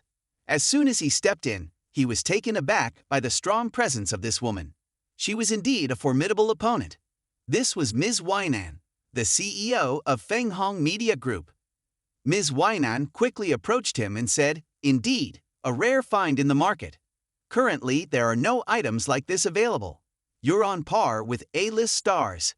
Zhang Hao took back the contract, skimmed through a few lines and returned it. "Sorry, Ms. Weinan. I have no intention of becoming a star. Please don't waste any more time. I need to go home and have dinner with my mother. I'll excuse myself now." Hearing his refusal, before Ms. Weinan could react, the secretary grabbed his arm. "You're just a student and you dare to refuse. Don't you know the world?" Zhang Hao clenched her hand and coldly said, "I neither need nor want to become a star. Do you understand?" Then Zhang Hao yanked his arm away, causing her to fall flat on the ground. Seeing this, Ms. Weinan thought Zhang Hao must have some training. She rushed to hit him, but he dodged. He was preparing to fight back when Ms. Winan stopped his punch and said with a smile, "A student who knows martial arts. Interesting. It adds to your allure in my eyes." Zhang Hao once again rejected Ms. Winan's kind offer, but she told him not to rush to refuse. "There's nothing I can't do. Think it over. I'll have my secretary take you home." Observing the confident and boastful woman, Zhang Hao knew she was not someone to be trifled with. To protect Liang, he decided to go to the bar that night and make it clear to Ms. Luxin. This time, he prepared thoroughly before the one-sided meeting, bringing a small recorder, a dagger, and pepper spray for self-defense. Zhang Hao also texted Liang as a precaution. If he didn't call back by 8:30 p.m., Liang should immediately report to the police. They might catch the culprits. This time, he would decisively cut off ties with this crazy woman. Saying this, he set off, and soon it started to rain heavily. Before long, he arrived at the bar. As soon as he walked in, a girl from Ms. Luxin's group greeted him and said Ms. Luxin had been waiting for him for a long time. Zhang Hao coldly told her to lead the way. She took him to a private room where Ms. Luxin was waiting. Without wasting time, Zhang Hao said directly, "I'm here today to draw a clear boundary with you. I don't want any relationship with you. Just as you didn't know me at first, and I didn't know you, it will be better for both of us." Hearing this, Ms. Luxin said it was quite difficult because he was so handsome that it was hard not to be fond of him. But if he had said so, she would make a proposal. Ms. Luxin held out a glass of red wine and said, "Just please me once, and after that, you can do whatever you want. I won't follow you anymore." Looking at the mysterious red wine, Zhang Hao suspected she had added something to it. He coldly refused, saying, "You know that will never happen. If you continue, don't blame me for calling the police." But Ms. Luxin remained calm, saying she was only genuinely pursuing him and had done nothing wrong. Seeing him stubborn, the girl who let him in suggested to Ms. Luxin, "Just go ahead and have your subordinates hold him down. Then you can do what you want and record it to threaten him." After recording everything, Zhang Hao would report to the police, ensuring she would behave herself in the future. But Zhang Hao looked at the scene with a disheartened expression. Initially, he thought it would take effort to record evidence, but it turned out she was so enthusiastic that he didn't have to do anything. Ms. Luxin smirked and said, "The girl's suggestion is reasonable. Ha ha, do you want just me or all my girls?" At that moment, the subordinates pulled out knives and laughed lewdly. Zhang Hao didn't want to play this game anymore. He had gathered enough evidence. Zhang Hao took out the pepper spray and sprayed it directly in their faces. Taking advantage of their blindness, he pulled out a dagger and held it close to one of their necks, shouting, "Don't move, throw the knife away." Then he told Ms. Luxin to let him go. If not, he would have to defend himself. Killing people outside wouldn't be good for anyone. Ms. Luxin stared at him and said, "You're close, kid. You're indeed a wildcat." Zhang Hao slowly backed out the door, warning Ms. Luxin not to follow him. Otherwise, he would call the police, which wouldn't be beneficial for her. Then he dragged the subordinate outside into the rain. Ms. Luxin didn't pursue him, but coldly said she wanted to play this game with him. "I'll have plenty of time to play with you." But at that moment, the subordinate he had captured cried and sent a message to Ms. Luxin. The message was a photo of Zhang Hao holding the recorder. He said if Ms. Luxin pursued or touched him again, he would send the recording to the police. After reading this, Ms. Luxin was furious, realizing that the kid was the real threat, not the victim. Meanwhile, Zhang Hao was trudging through the rain back home. Little did he know, behind him, a woman was watching him through her phone. She said Zhang Hao was fine. When it was time to sleep, he thought Ms. Chan Qin would return to her room. But she was so worried about him that she insisted on staying by his side and even wanted to chat with him. Zhang Hao glanced at Ms. Chan Qin beside him and thought this was a test of his patience. Zhang Hao asked Ms. Chan Qin what she wanted to talk about, and he would listen attentively. Ms. Chan Qin leaned closer and asked, for example, what type of women Zhang Hao liked. Zhang Hao awkwardly replied that he liked gentle, kind-hearted, and somewhat spoiled girls. Hearing his criteria for a partner, Ms. Chan Qin smiled and said, So Hao Hao likes that type. Is there anyone like that in school? The image of Yuhua flashed in his mind, but he shook his head and said, she doesn't have a spoiled nature. She might just be a bit lacking in confidence. Seeing him shake his head, Ms. Chan Kin said, it's not good to fall in love early, and then laid his head on her lap. She was worried because he was so handsome and feared he would be harassed by girls. So he lay still while Ms. Chan Kin stroked his hair and talked all night. Despite everything, this made him feel warm, like having a real older sister. Zhang Hao grew increasingly tired and could barely keep his eyes open. He wondered if Ms. Chan Kin was worried about him. Zhang Hao was a strong man. The next morning, he jumped up but didn't see Ms. Chan Kin anywhere. After walking around the house, he couldn't find her. Her room was also empty. It was the weekend, and he didn't expect her to be working extra hours at the lab. Ms. Chan Kin's bookshelf had many novels, probably feminist works, which seemed popular in this world. Zhang Hao wanted to pick a book to read. Suddenly, a book caught his eye titled The Secret of the Handsome Cousin.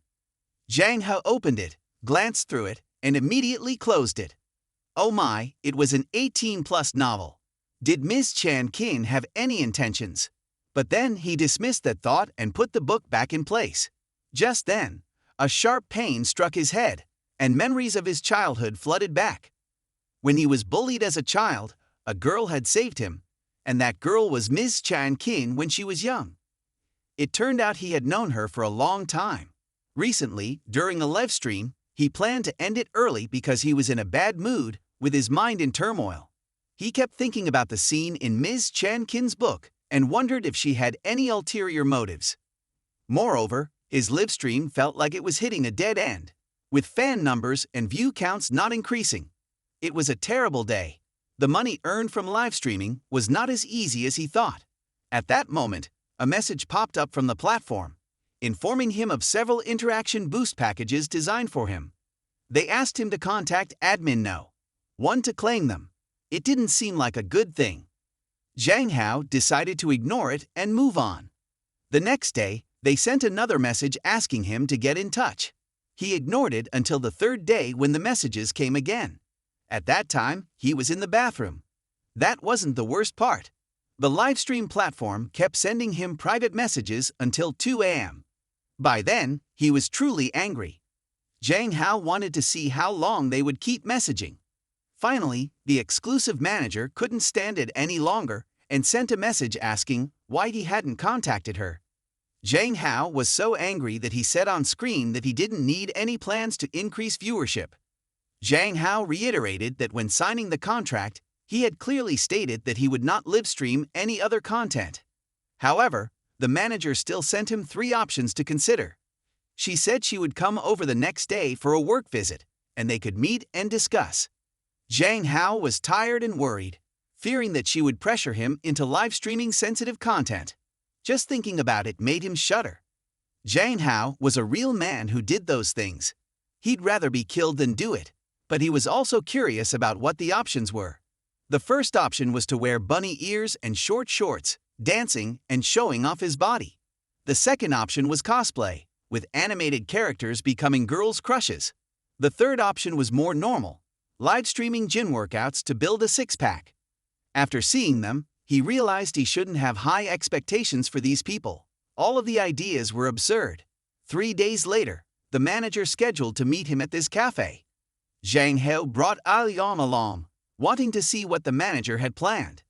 After sitting down, the manager introduced herself as Songking. She was his livestream platform manager.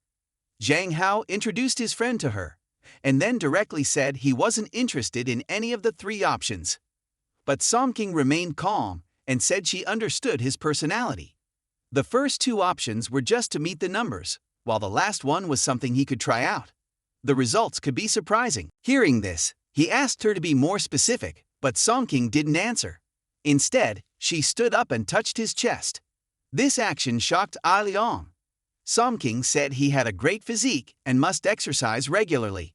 So, why not live stream gym workouts with a mask covering his face? This way, he wouldn't show his face, but could still improve both his health and fan base. Ilyong also thought it was a good idea. Zhang Hao considered it carefully. Live streaming gym workouts wasn't too outrageous, and its physique was acceptable. Moreover, it had the added benefit of encouraging men to work out and regain their masculinity. After thinking it over, he decided to try live streaming gym workouts 2 to 3 times a week to see how it goes. When he got home recently, his father heard about his plan to live stream gym workouts and immediately grabbed him by the neck, growling, "Have you grown wings?" Zhang Hao pleaded, saying his father was worried he'd be bullied if he wasn't muscular, but if he built up muscle, the problem would be solved. At that time, Qian also intervened to defend him. She said his idea made sense and suggested giving it a try. Moreover, she would supervise and would end the live stream if it became too inappropriate. His father sighed and said, "Qian, just indulge him. This kid never lets me rest easy." But in the end, he agreed, but only this time. If there's a next time, he'd see his father's approval. Zhang Hao hurriedly thanked Qian, saying she had helped him avoid a beating from his father. That evening, he set up the live stream equipment, put on the mask, and started the live stream. Zhang Hao stood on the treadmill, greeted the audience, and shared some running tips before starting to run. The number of viewers and gifts kept increasing as his live time progressed. The audience was also very enthusiastic. In the comments section, as the number of viewers rose, it seemed people were quite interested in muscle training. But perhaps he didn't know that a jealous gaze was fixed on his live stream. The online viewers were more curious about the live streamer himself. There was even a couple arguing because the wife was obsessed with watching his live stream. Zhang Hao had become a thorn in the side of many married men. Looking at the back-end data, the manager smiled, knowing she wouldn't find another live streamer like him. At that moment, everyone in the chat room started placing bets. If he could run for another 15 minutes, they would send 2 rockets, virtual gifts in the chat room. Zhang Hao accepted the challenge and said he would show everyone the strength of men from another world. After 30 minutes, he had run for almost 20 minutes. The viewers encouraged him to keep going a little longer. Meanwhile, Qian saw so many people liking him on the live stream and felt jealous. She thought Hao could only be hers and no one else was allowed to touch him. But then, Qian reminded herself not to be like when she was younger, or Hao might drift away from her again. Meanwhile, he finished the live stream, unaware of Qian's feelings. She came over to ask if he was tired, and suggested limiting this type of live stream since he had sweated so much. She felt sorry for him. Zhang Hao pulled down his mask and told Qian not to worry, as this amount of exercise wasn't much for him. Hearing this, Qian didn't say anything more. She just patted his shoulder and told him to go shower right away to avoid catching a cold. But suddenly he felt her pat his bottom. He wondered if Qian was playing a prank on him. He shook his head, thinking it was probably just an illusion. Late into the night, everyone was sound asleep, and the only one who was still awake was Qian. She quietly entered the room, came to the bed, and silently watched him sleep. The next part is something no one wants to read, so I won't describe it in detail. The next morning, he woke up horrified to find Qian lying next to him. Zhang Hao quickly asked why Qian was in his room. She stretched and said she had come in just to check if he kicked the blanket, and ended up lying down herself. She added that since it was Sunday, she wanted to lie in a bit longer. She had been very tired the night before and accidentally fell asleep. Zhang Hao awkwardly cleared his throat and told her if she was tired, she should sleep more. He was going to wash his face, or he would be late for class. Qian responded that he didn't need to hurry, and that she would give him a ride once she got a new car. He quickly made his way to the school gate, checking his phone along the way. He saw an ad for martial arts classes. Recently, he wanted to learn some self-defense martial arts, since being too handsome made him easy to chase after. Although he had learned a bit of Muay Thai, he still needed more skills. Just then, Minhua's voice came from behind. Hao, I know the martial arts you're looking at too." Zhang Hao was surprised and asked if she had learned them. Yuhua replied that she had been learning them since she was young and knew many other martial arts as well. As a wealthy young lady, wrestling and boxing were essential skills for Yuhua. Moreover, she was very interested in firearms, with pictures of weapons all over her house. Yuhua said her grandmother was a soldier, so she had wanted to follow in the family's footsteps to protect the country and planned to apply to a military academy in the future. Hearing this, Zhang Hao came to his senses and asked Yuhua if she could teach him some self-defense moves. With a free teacher available, there was no need to pay. Zhang Hao suggested they go to the backyard to train in the abandoned warehouse since it was still early. Yuhua asked if it would just be the two of them, and Zhang Hao agreed. He felt something was off. It sounded a bit sensitive. They were just going to practice martial arts after all.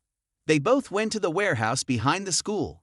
Yuhua said she would spar with him to see his skill level. Once he was ready, she knelt and charged at him.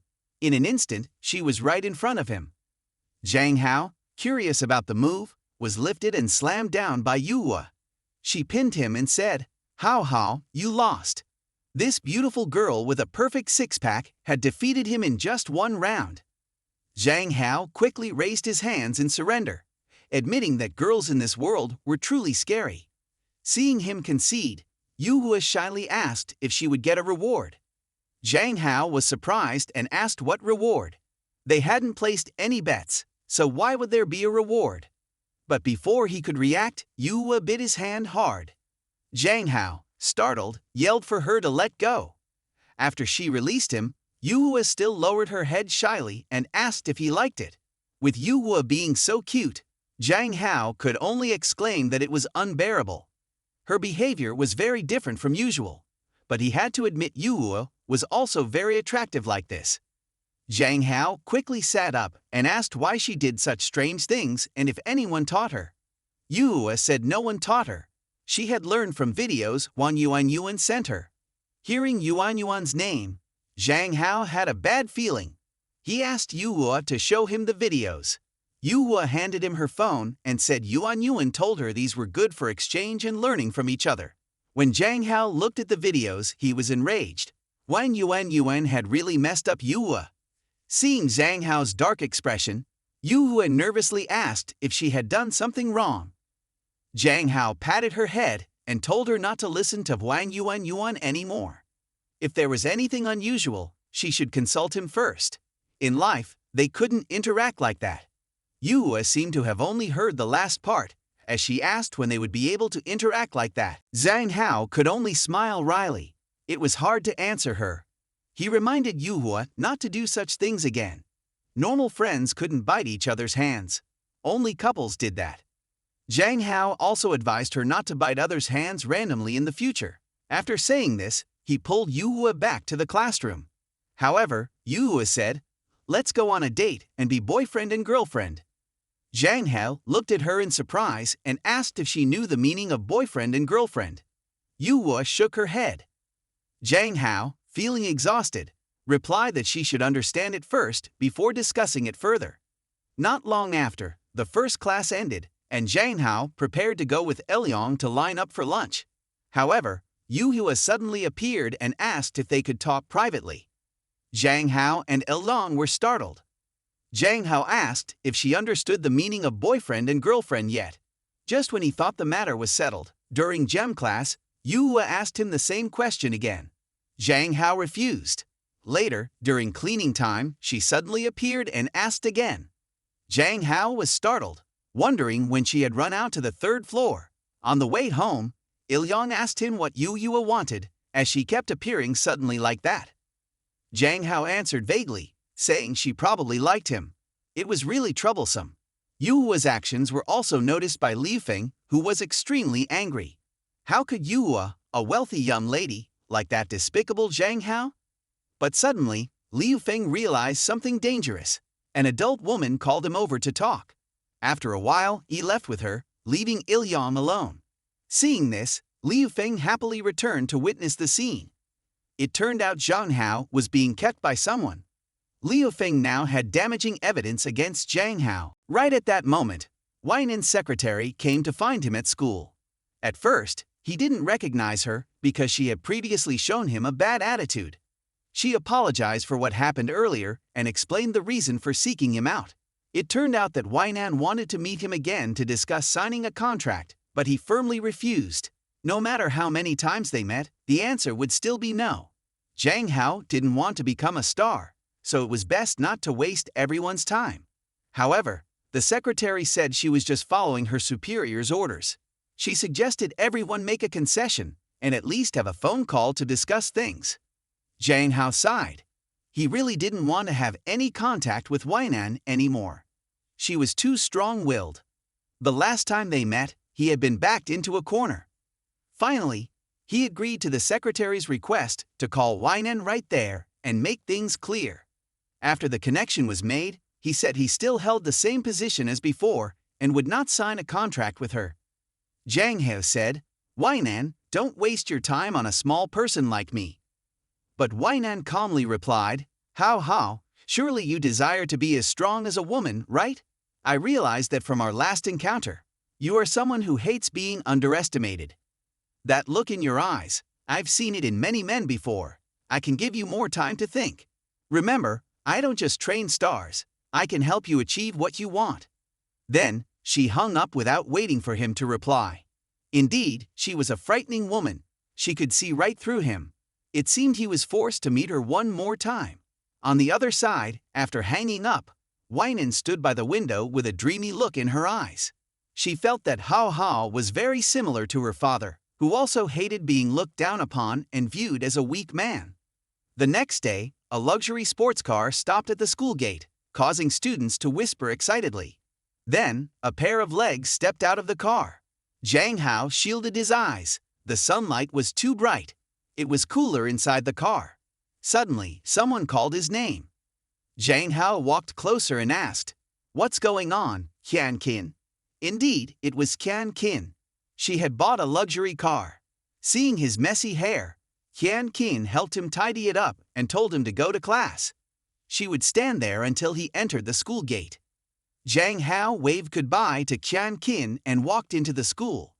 Recently, it felt like Qian Qin was getting closer to him.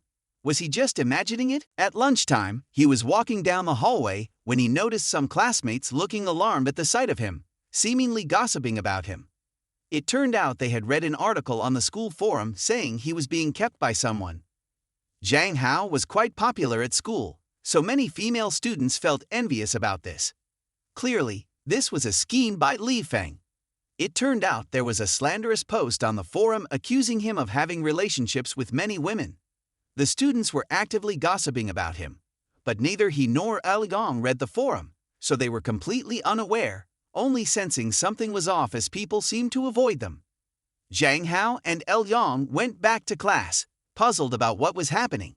Then, a blue-haired thug walked by and asked who hadn't submitted their homework.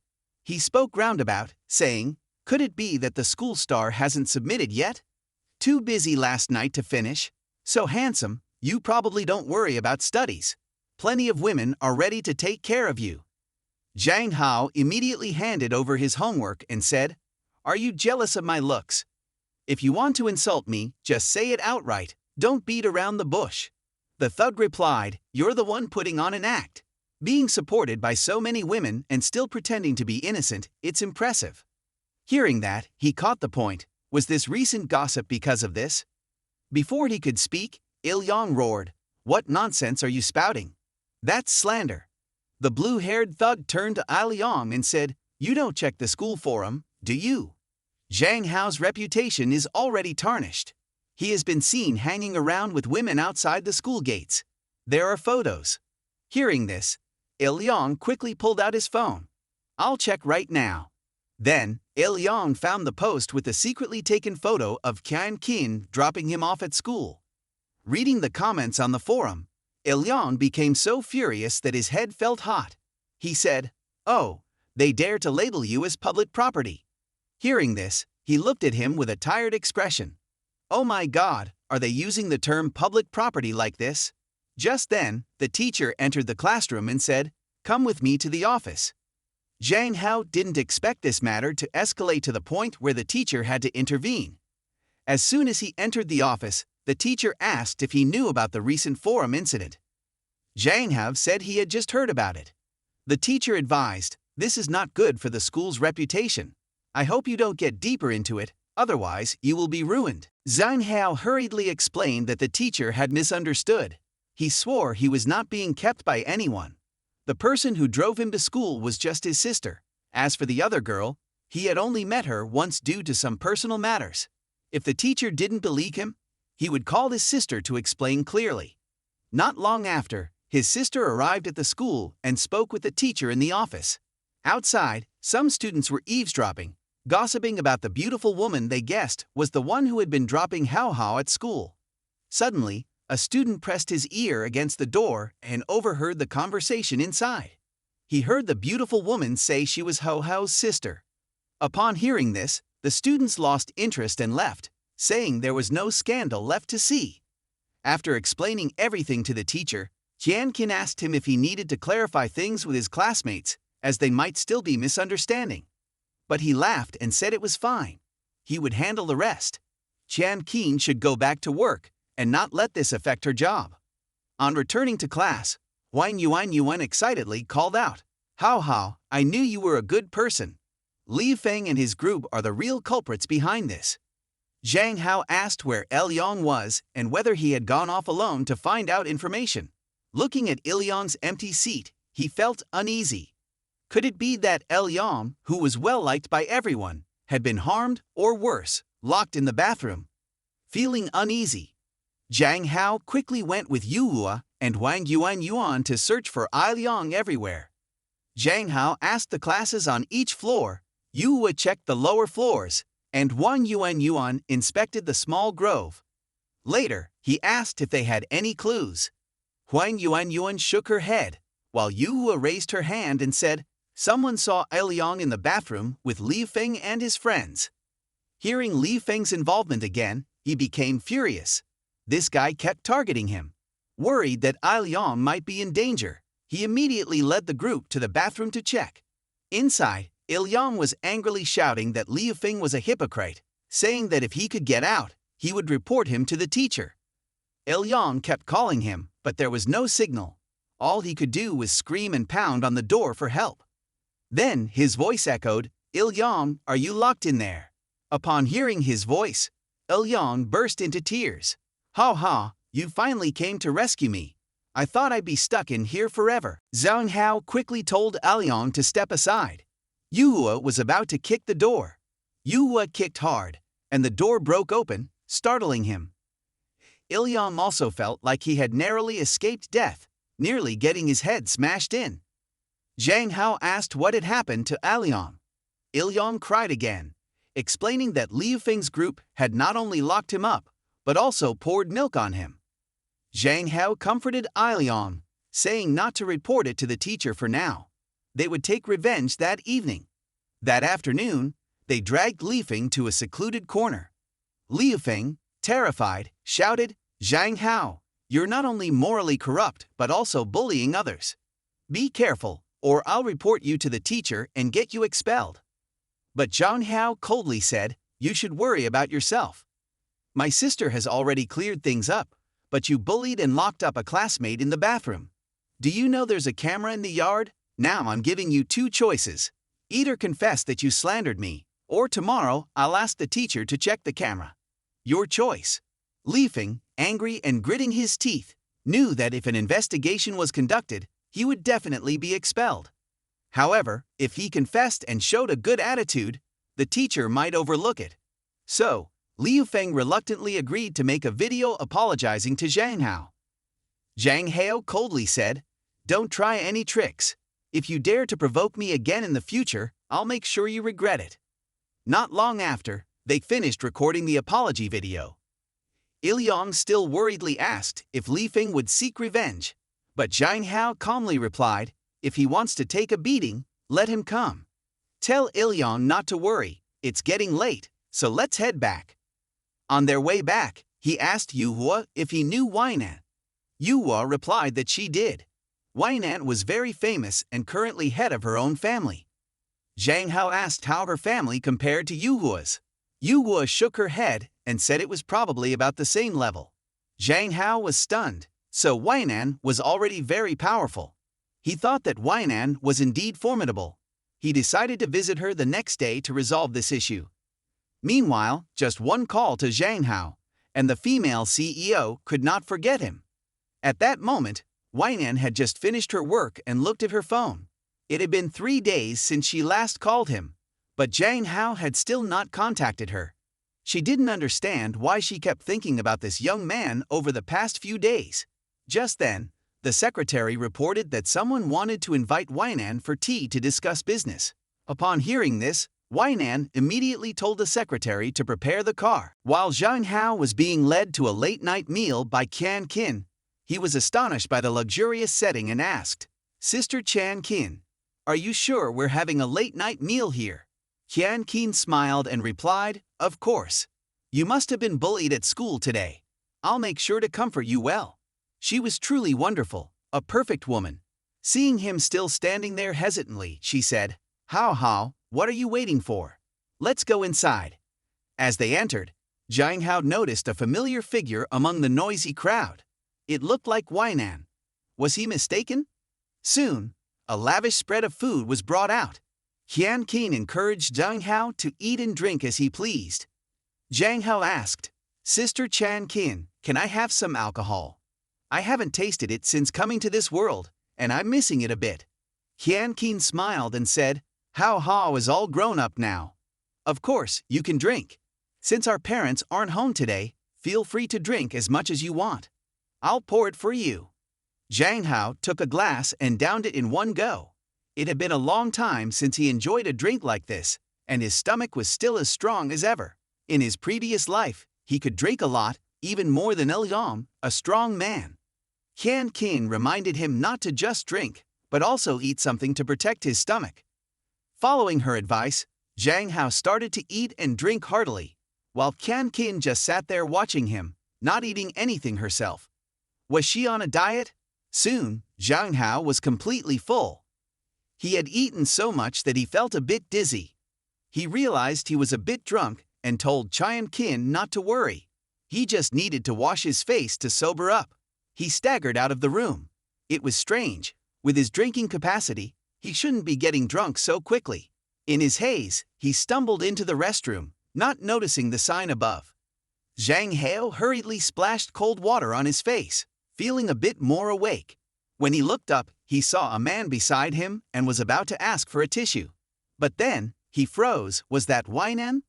What was she doing here in the men's restroom? Weinan calmly said, "This is the ladies' room. You've gone the wrong way." Hearing this, Zhang Hao was startled, and his drunkenness faded away. He followed the two women inside, confirming that this was indeed the ladies' room.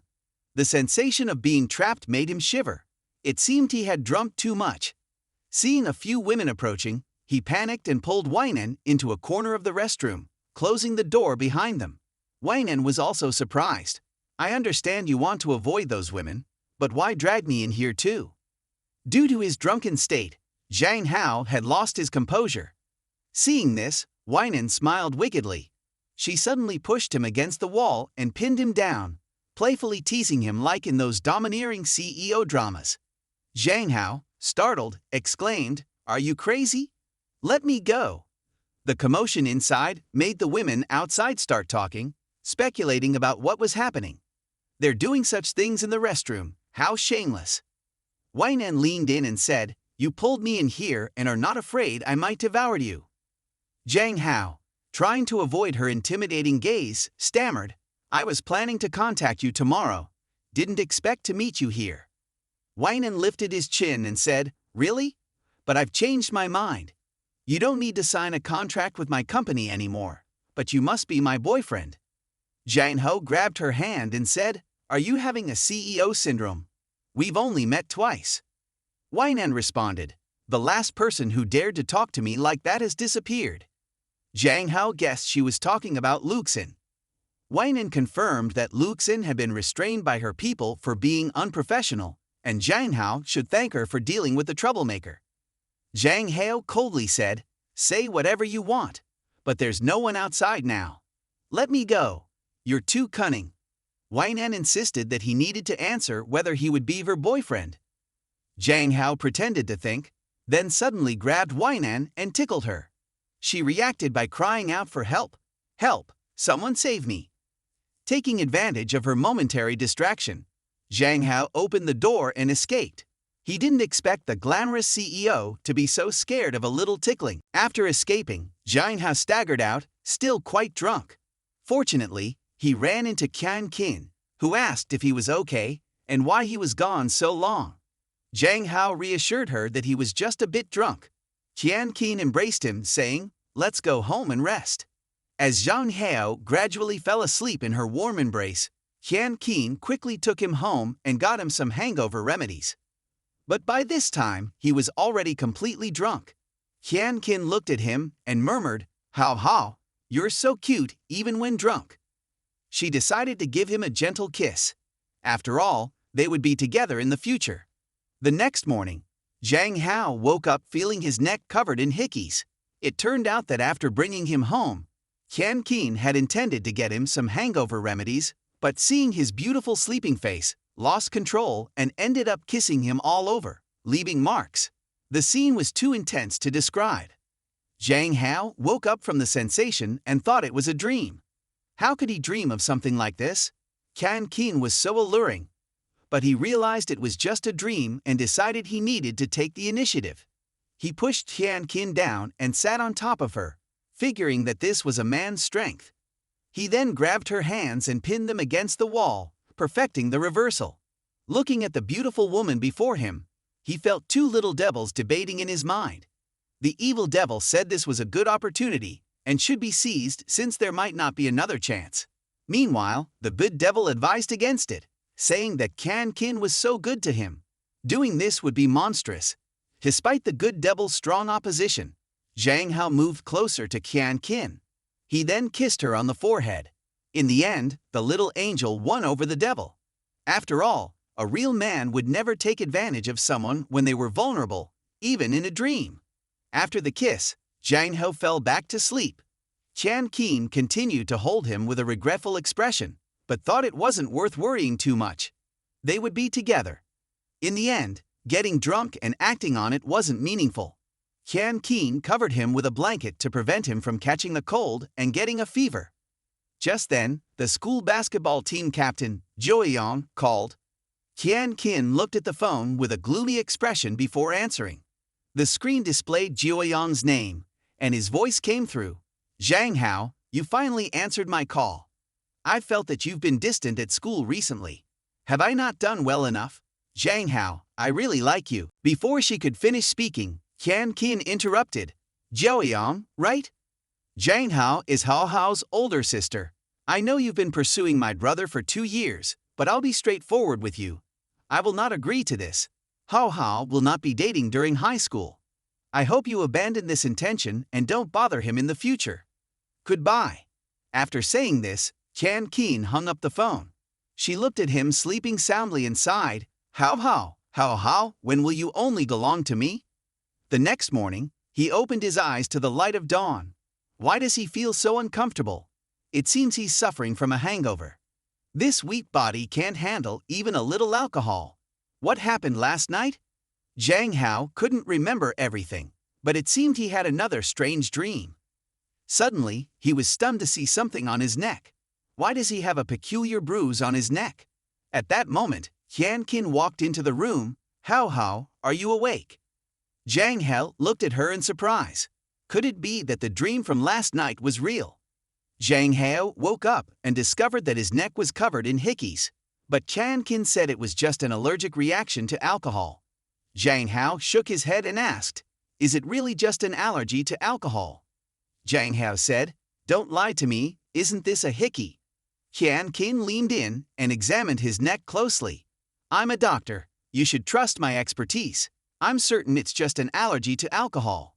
It looks bad, but it's nothing serious." He hugged his neck in surprise, asking, "Is it really just an allergy? Isn't it just my imagination?" Qian Qin smiled, "Of course. I'm a medical doctor, I wouldn't mistake it. Just be careful at school. Although it still feels a bit strange, let's have breakfast first, or it will be late." Quickly, he and Ilyong went to school. Ilyong asked why he was wearing a turtleneck if it was hot. Zhang Hao pretended to be tough, saying a little sunshine wouldn't scare him. But in reality, it was to hide his injuries. As he was thinking, someone pulled up his collar. The person growled, "You're Zhang Hao, right? I warn you, don't come near Jiuyang again, she's mine." Zhang Hao looked at him indifferently. "Let go of my collar, you bastard." The guy angrily asked, "What did you say? Say it again." But Zhang Hao didn't say anything more, grabbed the guy's hand, and threw him aside. The guy fell face first to the ground and yelled for help. "Help me, this Zhang Hao is even stronger than women." The other guy sneered, "He's really someone Jiuyang is interested in. Seems like he has some skills." Ilyong whispered to him, "That Lin Zhongzhong is Solin, the school star. Everyone knows he likes Jiuyang a lot." Zhang Hao said to Lin Zhongzhong, "I don't care about your business. Keep your subordinates in check. If you like Jiuyang, just confess your feelings. Don't blame others for your own clumsiness." Solin coldly smiled. "Oh, Zhang Hao, I understand. We'll meet again." Ignoring him, Zhang Hao and Ildong continued to their classroom. On the way, they met Minyu Hua waiting there. "Do you need me to help teach them a lesson?"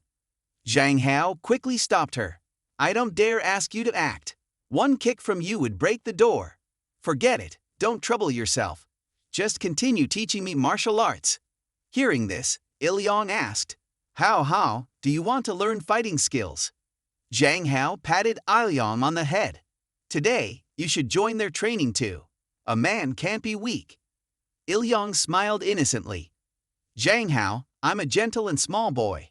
I don't like that kind of exercise, only swimming." Meanwhile, at home, Weinan was enjoying a swim in her private pool. After finishing her workout, Weinan climbed out of the pool. Whenever she closed her eyes, she felt a strong aversion to Zhang Hao. "No, I need to get revenge for last night. When will that kid Zhang Hao finish school? Kidnap him to the villa immediately. No matter what, he must be brought back, even if he has to be tied up." Zhang Hao just joked around with Weinan, but she sent people to kidnap him and tie him up on the bed. Then, after school, they went to the storage room behind the school. He said they wouldn't practice fighting techniques today, and focused on physical training instead. His physique was too weak. He could fall over from a breeze. Zhang Hao was determined to build a strong six-pack and become the strongest man on Earth. Thanks to live streaming, this weak man would regain his true strength. Hearing Zhang Hao talk about working on his abs, Yu Hua lifted her shirt and asked, "Is this the kind of abs you mean, Hao Hao?" Seeing this, he quickly covered his eyes and peeked through a gap. "Yu Hua, I don't see anything at all. Why are your abs so beautiful? The six-pack is so clear, so amazing." At that moment, Ilyong came out and suspiciously said, "You two are so strange. Ha, you're touching Yu Hua's abs and she's not refusing. There's something off about this." Ilyong asked Yu Hua, "Why aren't you refusing Zhang Hao?" Yu Hua replied, "He wanted to see my abs, so I showed him." Ilyong whispered to him, Hao, I feel Yu Hua is willing to do anything you ask. Why not try asking her to do something else?" Zhang Hao thought carefully. It seemed Yu Hua really hadn't refused any of his requests. He decided to try again. Zhang Hao extended his hand and said to Yu Hua, "Give me all the money you have on you." Ilyong was shocked, not expecting him to ask for her money. But what surprised Ilyong even more was that Yu Hua actually searched her bag, took out all her cash, and handed it to him. She said, "This is all I have left. The rest is on my phone. My payment password is." Before she could finish, Ilyong covered Yu Hua's mouth. "Don't say it. It will be misunderstood. If others accuse us, it won't look good if I extort money from classmates." Zhang Hao smiled and asked Yu Hua, "Why are you following my orders so willingly?" Yu Hua replied, "We're friends. Friends can't refuse each other." Hearing this, he was stunned. It seemed that because of her family, Yu Hua misunderstood the meaning of friendship. Zhang Hao seriously told Yu Hua, "Friends are equal. You should have your own opinions. If you don't want to do something, you should firmly refuse. Understand?" Seeing Yu Hua nod, he wasn't sure if she really understood. Feeling a headache, he went home alone after the training. As he walked slowly, he suddenly stopped, noticing the empty road. He felt uneasy. It was too quiet. Zhang Hao decided to change direction when a little girl called out to him. The child, holding a candy, asked if he wanted some. Seeing her appear suddenly, he asked why she wasn't home at this hour. The girl said, "I'm participating in a candy-giving activity. I have to give out all the candy to get a reward from the teacher, otherwise I'll be punished." He didn't expect elementary school students to be so busy. Even at this late hour, they still had activities to do. Zhang Hao said, "All right then, I'll take the candy. You should go home and not make your family worry." Zhang Hao took the candy, unwrapped it, and put it in his mouth. After chewing for a while, he noticed a strange smoky taste and felt uncomfortable. Just as he was wondering, he suddenly fainted. When he woke up, he found himself tightly bound to a bed. How did I end up in this mess? Why am I encountering such fierce women? It looks like I'll die here today. Seeing him awake, she smoked a cigarette and reported to Weinan. That's when he realized he was kidnapped by her. Zhang Hao angrily said, "Do you know that kidnapping is illegal? Let me go. And you, the girl with the cigarette, did you trick me into eating candy with a drug, didn't you?" But she took a puff of her cigarette and said, "Don't be fooled by my small size. I'm already 30 years old. It's ridiculous to think that." Weinan ordered everyone to leave. When they had all left, she said to him, "Be quiet for a moment. Don't disturb me while I'm working." Zhang Hao cursed, "You got a case of the domineering CEO syndrome. If you don't want to be disturbed, don't kidnap me. If you have issues, go get treatment and stop bothering me." Hearing this, Weinan, who was signing documents, stood up and approached him. "Last time you pissed me off and ran away. Today, you dare to curse at me? Do you think I wouldn't dare to touch you?" Zhang Hao begged, "I'm sorry, please spare me. Did you kidnap me because of what happened before? You're not actually interested in me, are you?" Seeing Weinan's silent expression, he continued, "I've done quite a bit of research on you because I feel you're not someone easy to deal with." Zhang Hao said, "Weinan, 26 years old, CEO of Fenghong Group, the national goddess of this world, and the current head of her family. Her family used to be involved in the gray market industry. Since she took over, they started laundering money, integrating all resources, and creating today's Fenghong Group. Their business spans various industries, making them top players in each field. Someone as significant as you would definitely not easily notice me. I still have some self-awareness. You also mentioned you'd make me a star. Does your big corporation really lack stars? Although I don't know what you're plotting, I just want to live a quiet life. So please let me go. Thank you." After hearing what he said, Weinan narrowed her eyes. "Indeed, you are not Zhang Hao. More accurately, since that day, you are no longer Zhang Hao, right?" Hearing this, he was shocked. How could that be? How could the CEO figure out my identity so easily? The reason was that Zhang Hao was once a fan of hers. The CEO, Weinan, had just had him untied. He asked Weinan what that statement meant. "If I'm not Zhang Hao, then who am I? Is there another Zhang Hao?" Weinan replied, "I said you're not Zhang Hao because the change in you is too drastic. You've done a lot of research on me, and I've also investigated you quite a bit. Do you want to know what you were like before?" Zhang Hao is 17 years old this year, from a single-parent family, raised by his father since childhood, receiving the best traditional education from his father. He has always been a well-behaved boy and his father's pride. Due to his good looks and academic excellence, he is known as the school belle and has become the ideal target for many girls. Everyone evaluates him as gentle, lovable, sympathetic, and a lovely boy. Hearing these words about himself, he spat out a mouthful of blood. Sister Weinan continued, "Looking at you now, calling you a strong young man is more appropriate, completely different from before. With the same face, it's like two different people." Hearing this, he was surprised to realize he had been exposed. Previously, due to panic when suddenly arriving in this world, he tried to adapt but hadn't yet figured out the past of this body. But with only these scant clues, how could she conclude that he was not the old person? It was an over-exaggeration. As if guessing his thoughts, she presented the decisive evidence. "The lack of excitement in your reaction when meeting me. According to before, you were a die-hard fan of mine." Hearing this, he pretended to be excited. even though she is a famous person. Is it wrong that I am not enthusiastic when meeting her? Sister Wynan's next words sent chills down his spine. Because before, you openly confessed to liking me on social media. If you don't believe it, just go check it out. Zhang Hao was stunned.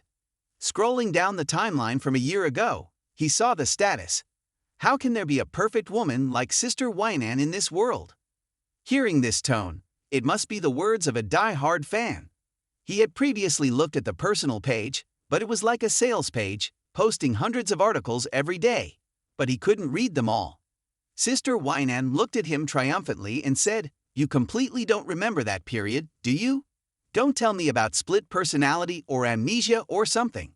Although that could also explain it, but you should remember that people need to learn to improve and will not suddenly master things that they shouldn't know. For example, you, as a streamer playing games, within a month have made it into the top 100 nationwide, or the fact that you have never fought before, but can fight with thugs and get away. This is something many girls cannot do. Therefore, I dare say that you are not suffering from split personality disorder, but have actually changed souls." Hearing this, he laughed at how ridiculous it was. Such an absurd thing. A normal person would not think this way, unless this girl is also a time traveler like him. He asked Wynan what she was going to do, whether she was going to cut the photos into pieces for research. Wynan did not answer his question, saying that her team is currently researching a rare blood moon phenomenon occurring once every 100 years. Hearing about the blood moon, he was stunned. He had been officially transported into this world by Shin Hyalwol. He didn't expect that someone here was studying this phenomenon. Wynan continued, "The change in your personality occurred suddenly a few days after the blood appeared. Therefore, I think you are related to this blood phenomenon this time." She said that he had changed souls with reason and evidence, but based on this point alone, she couldn't conclude that he was related to the blood phenomenon. Sister Wynan said, "If you want to know the reason, cooperate with us in the investigation. I will tell you everything." Zhang Hao was still a bit hesitant about this. "What is this investigation about? Don't tell me people will go missing." Wynan seemed to read his thoughts and said, "Don't worry, we will absolutely ensure your safety. We will not use you for experimental dissection." Next to her was a contract. The content of cooperation and treatment was written in it. Just take it and think about it. If you have any other requests, feel free to propose. This was when he asked about his doubts. Besides Sister Wynan, is there anyone else studying this blood moon? She replied, "As far as I know, apart from you, no one else is researching this." Zhang Hao then took the contract, unsure if cooperating recklessly was good or bad. Since it had come to this point, he could only take it step by step. Zhang Hao bid farewell to Wynan. "If there's nothing else, I'll leave now, it's late. My family will be looking for me." But Wynan giggled. Zhang Hao rushed over and grabbed Sister Wynan, asking if she was crazy, and if she wanted to do something, hoping she was not changing her mind. Sister Wynan responded, "Don't panic. This is just a revenge for attacking me unexpectedly last time." Then she slapped him hard on the butt. Zhang Hao angrily thought, "The CEO is crazy. I will remember this humiliation and find an opportunity to take revenge. Just wait, I will make her pay." Zhang Hao quickly returned home. As soon as he stepped through the door, he saw Sister Chan Keen putting on her shoes, preparing to go out. Zhang Hao asked where she was going, but before he could finish his sentence, Sister Chan Keen hugged him tightly. "Hao Hao, you're finally back. I was so worried I could die." It turned out that Sister Chan Keen was preparing to go out to find him. Fortunately, he returned in time. Zhang Hao apologized for making her worried and asked where his father and aunt were. She said they had already gone to sleep. She asked why he came back so late and where he had been. Zhang Hao could only smile awkwardly and say he had been out shopping, forgetting to check the time, and could not say he had been kidnapped. Zhang Hao asked Sister Chan Keen if he could take a shower first, since he was sweaty from playing outside all day. But Sister Chan Keen held his hand and asked, "Did you go out with a girl? I smell women's perfume on you." Hearing the perfume smell on Zhang Hao, Sister Chan Keen immediately took his shirt and burned it in the yard. Just now, when she asked if he went out with a girl and smelled perfume, he had to lie that he went alone, then pretended to touch his shirt. But when he smelled it, he was startled to find the strong scent of perfume.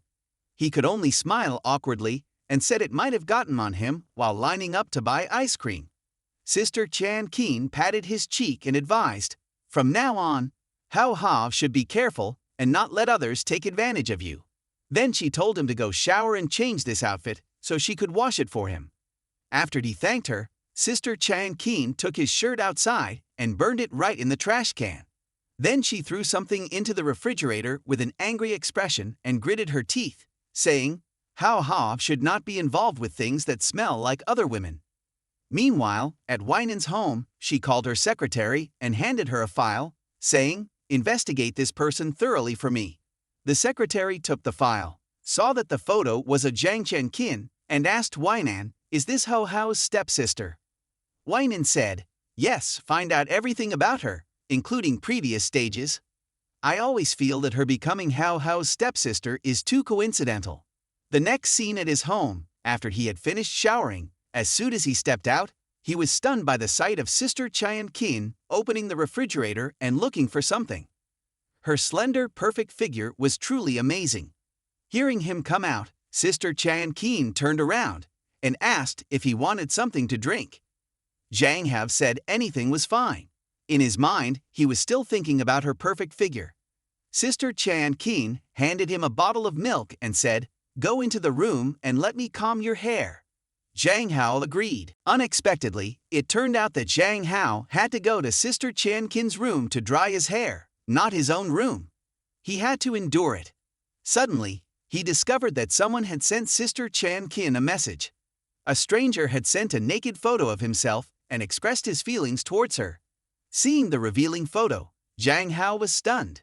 This person was too much. Zhang Hao turned back and apologized to Sister Chan Keen, saying he had accidentally seen the message. Sister Chan Keen calmly asked him to reply and tell the person that she already had a boyfriend and to block him. Zhang Hao was also angry, telling Sister Chan Keen not to pay attention to people like that, as one could tell from what he sent that he was not a good person. Sister Chan Keen joyfully hugged him, saying she was surprised Hao cared about her like this, and that she would listen to him. She said she was going to take a shower and asked Hao to block that person for her. Hearing this, Zhang Hao immediately took action, but then he noticed something. It turned out Sister Chan Keen had put him in a separate group named Angel. Immediately, images of disturbing things appeared in his mind. Zhang Hao thought, "What is this? It's Sister Chan Keen? Zhang Hao, you're really despicable." Two little ghosts appeared, one ugly, saying that he and Sister Chan Keen would not end well. But they also said Sister Chan Keen was not his real sister, and who wouldn't like a perfect woman like her? Zhang Hao was truly alarmed this time. Was he about to be involved in a forbidden romance between siblings? The next day during recess, he sat alone, contemplating life. Reflecting on it, Sister Chan Keen's concern for him seemed excessive and not like a typical sibling relationship.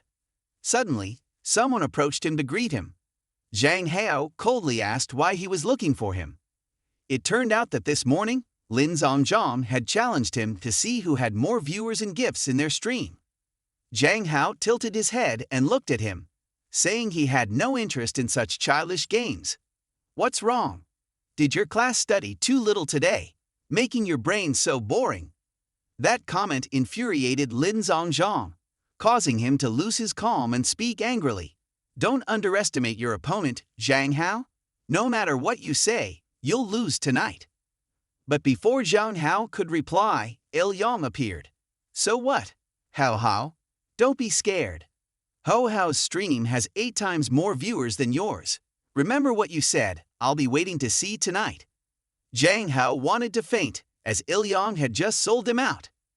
That night, Zhang Hao continued his stream as usual, playing League of Legends and climbing ranks. He had completely forgotten about the competition with Lin Zhongzhong. A game quickly ended in his victory, as the opponent was too weak. Zhang Hao even felt a bit guilty for overwhelming them in the chat. Many people also sent gifts to support him. One person even sent him 1,000 yachts, praising him as a top idol and offering their knees to him. But suddenly, Zhang Hao was stunned by the next scene. A big shot named Weinan sent him 999 yachts. A yacht was worth 1 million RMB, so she had just sent him 100 million RMB. Zhang Hao wondered who this rich person was making a show. Wait, isn't this name Weinan? What is this woman really plotting? Could she be reminding him to quickly sign the contract? But the contract seemed a bit unfavorable. Participants had to cease all activities, move to a separate residence, and cut off all external collaborations. Essentially, it was like selling oneself. Zhang Hao wasn't clear about the content of the Blood Moon task and was rushing to bind himself to Weinan, which seemed a bit careless. Perhaps he should find a way to refuse and return all 100 million gifts to her. Meanwhile, Lin Zhongjom was streaming with cat ears, but found the gap with Zhang Hao too large, so he found an excuse to go offline. Damn Zhang Hao, still pretending to be innocent despite having sponsorship.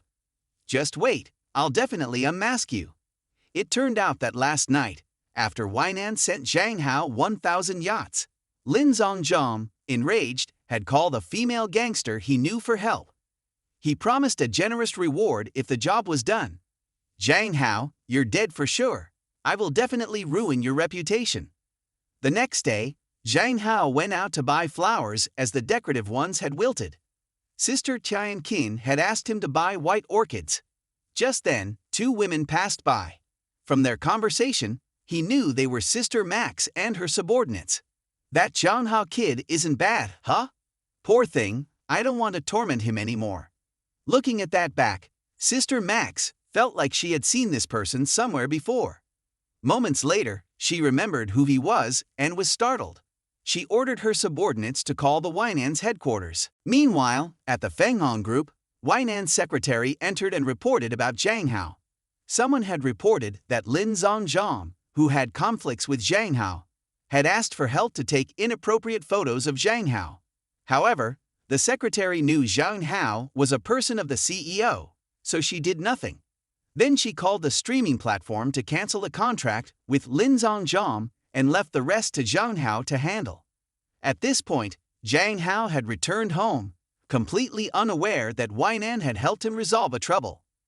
Zhang Hao was still thinking about the yacht gifts. The streaming platform would take half of the gift money, so how could he return the money to Weinan? Just then, his phone rang. After answering, he discovered it was a call from Weinan. He was about to ask her what was up when Sister Tianqin suddenly appeared behind him and asked whose phone it was. Zhang Hao was startled and quickly hung up. It's nothing, just an insurance salesperson bothering me. But after hanging up, he was a bit worried about whether she was angry. As he guessed, Weinan was extremely furious. She hadn't been hung up on for a long time. Zhang Hao, you're finished. Prepare a car for him. Meanwhile, Zhang Hao had returned to his room, thinking about how rude it was to hang up earlier.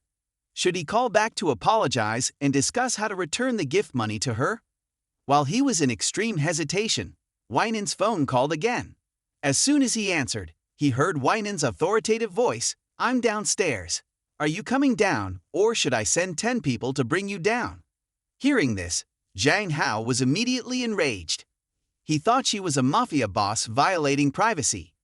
But soon after, he heard the rumbling sound of a car engine outside the window.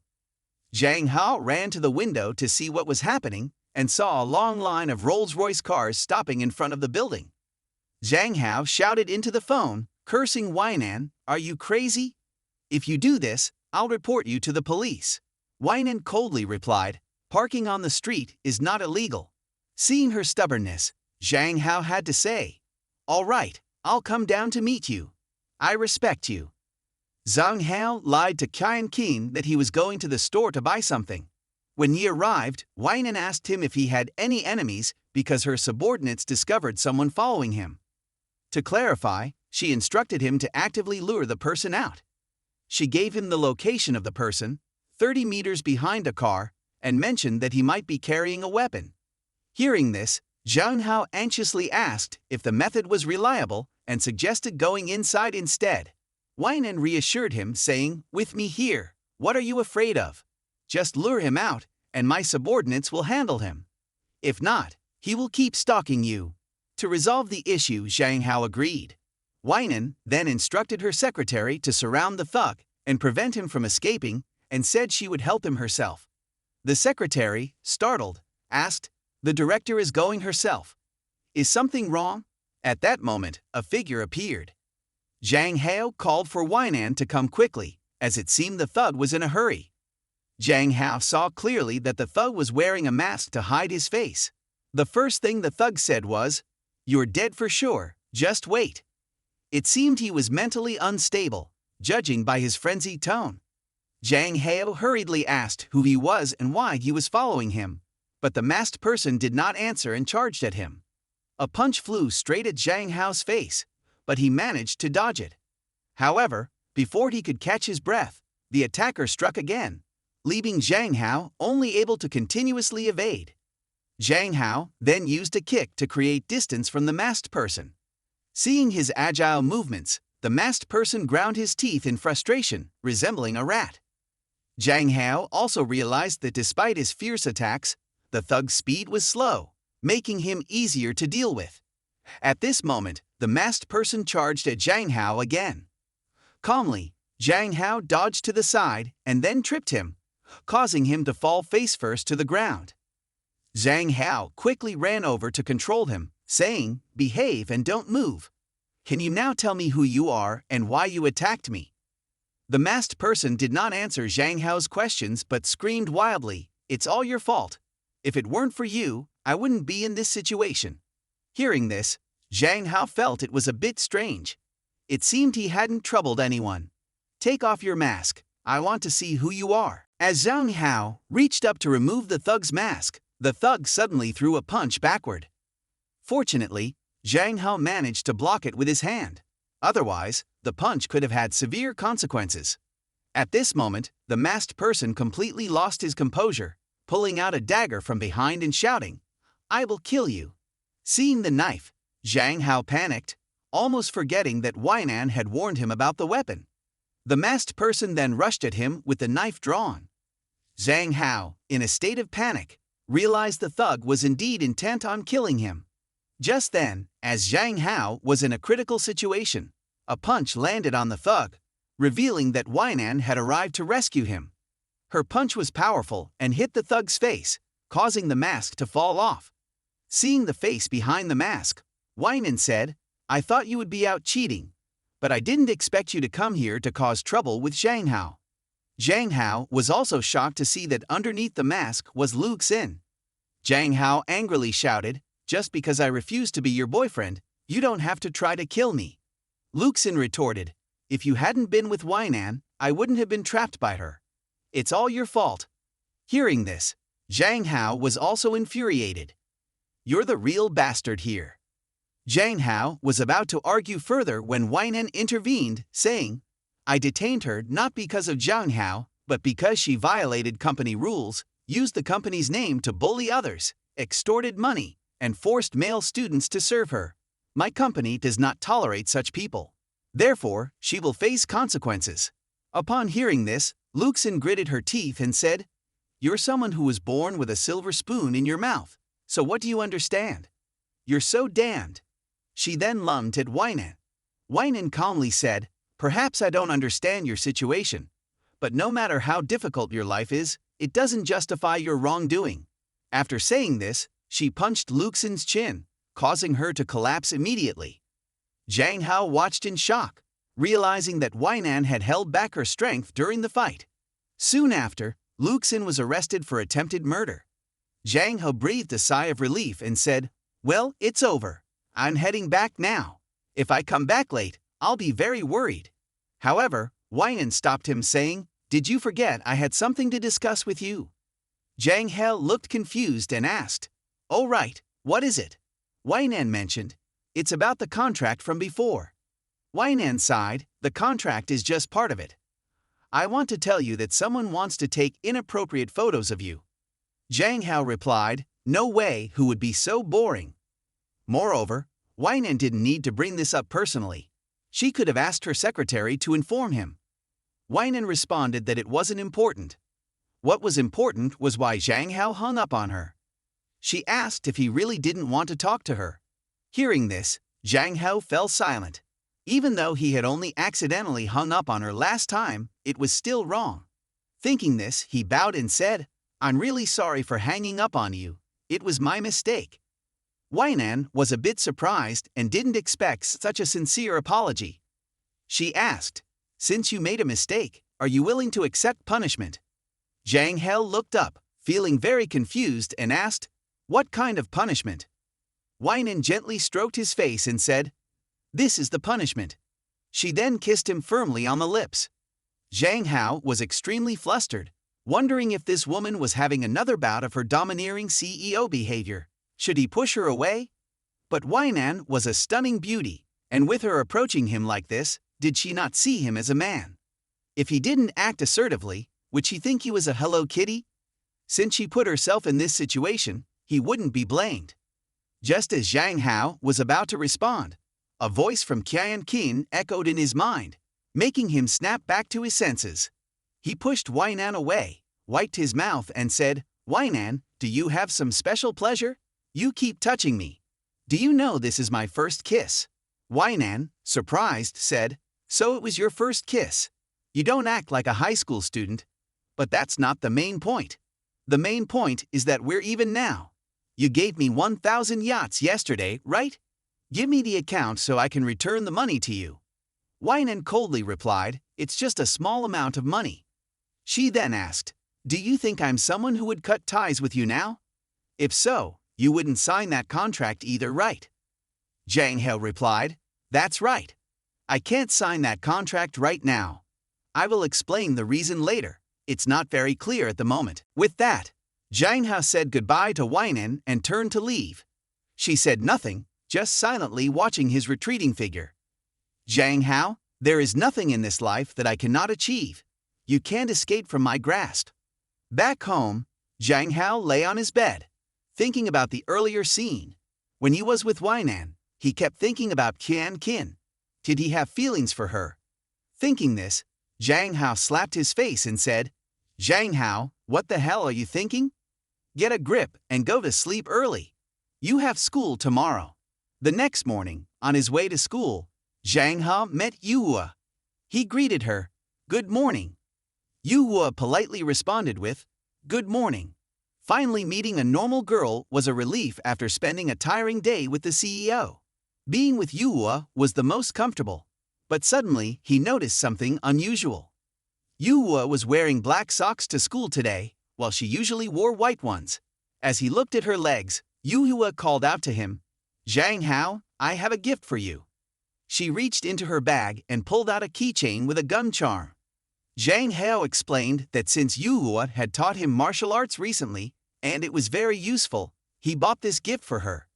Yuhua took it, saying she liked it very much and would cherish it. Zhang Hao scratched his head, saying it was good that she liked it. However, he then kept staring at her thighs. Yuhua noticed and asked, "Why are you staring at my thighs? Is there something wrong?" Earlier, during the lunch break, Zhang Hao had also stared at Min Yuhua's thighs while they were in the piano room. Min Yuhua had asked him, "Why do you keep staring at my thighs? You've looked several times today. Do you really like my thighs?" Hearing this, Zhang Hao was startled and almost choked. Did he make it so obvious? Since he was caught, he didn't hide it anymore, saying, "Your thighs are really beautiful." Min Yuhua was silent for a moment, and then suddenly moved closer to him. "If you like it, you can touch a little." Hearing this, Zhang Hao was startled and said it wasn't appropriate. But Min Yuhua asked back in a strange way, "Why don't you want to?" Zhang Hao was silent in response to this psychological attack. A good girl like her inviting him to touch her thighs seemed like there was no reason to refuse, but it did seem a bit unusual to just touch thighs. Moreover, Min Yuhua was completely unguarded with him. To test her, he told Min Yuhua to sit on his lap. Min Yuhua did not say a word, threw the rice ball down, then sat on his lap in front of his astonished gaze. So obedient, Min Yuhua, truly a great treasure of this world. Zhang Hao said, "If only I had a younger sister as obedient as you, it would be wonderful." Moreover, I told you to do this, don't you feel uncomfortable? Min Yu-hua thought for a moment, then said it felt a bit uncomfortable. But sitting like this was also very comfortable. At her age, no one had ever embraced her like this. It seemed Min Yu-hua really lacked affection. Suddenly, he noticed the keychain hanging on Min Yu-hua's wrist and asked, "Isn't this the keychain I gave you this morning? Why did you hang it on your wrist?" Min Yu-hua explained it was the first gift she received from a friend, so she wanted to keep it with her always. Zhang Hao asked, "Have your previous friends never given you gifts?" Min Yu-hua lowered her head with a sad expression. The friends she had before had never given her gifts. They only knew how to ask her for money. Zhang Hao patted Yu-hua's head. "Those people were not your true friends. Don't pay attention to them anymore. By the way, did Huang Yuan come to ask you for money?" "Huang Yuan did not, but she gave me many strange books and movies. But I listened to you and didn't watch them." Huang Yuan really is a person with unpredictable character. He then told Min Yu-hua to hang the keychain on her backpack. Later, he would buy another suitable one to hang on her wrist. They quickly finished lunch and went back to class. Zhang Hao looked for a book in his desk to prepare for class, but when he took out the book, a strange object fell out. "What is this? Why is it in my desk?"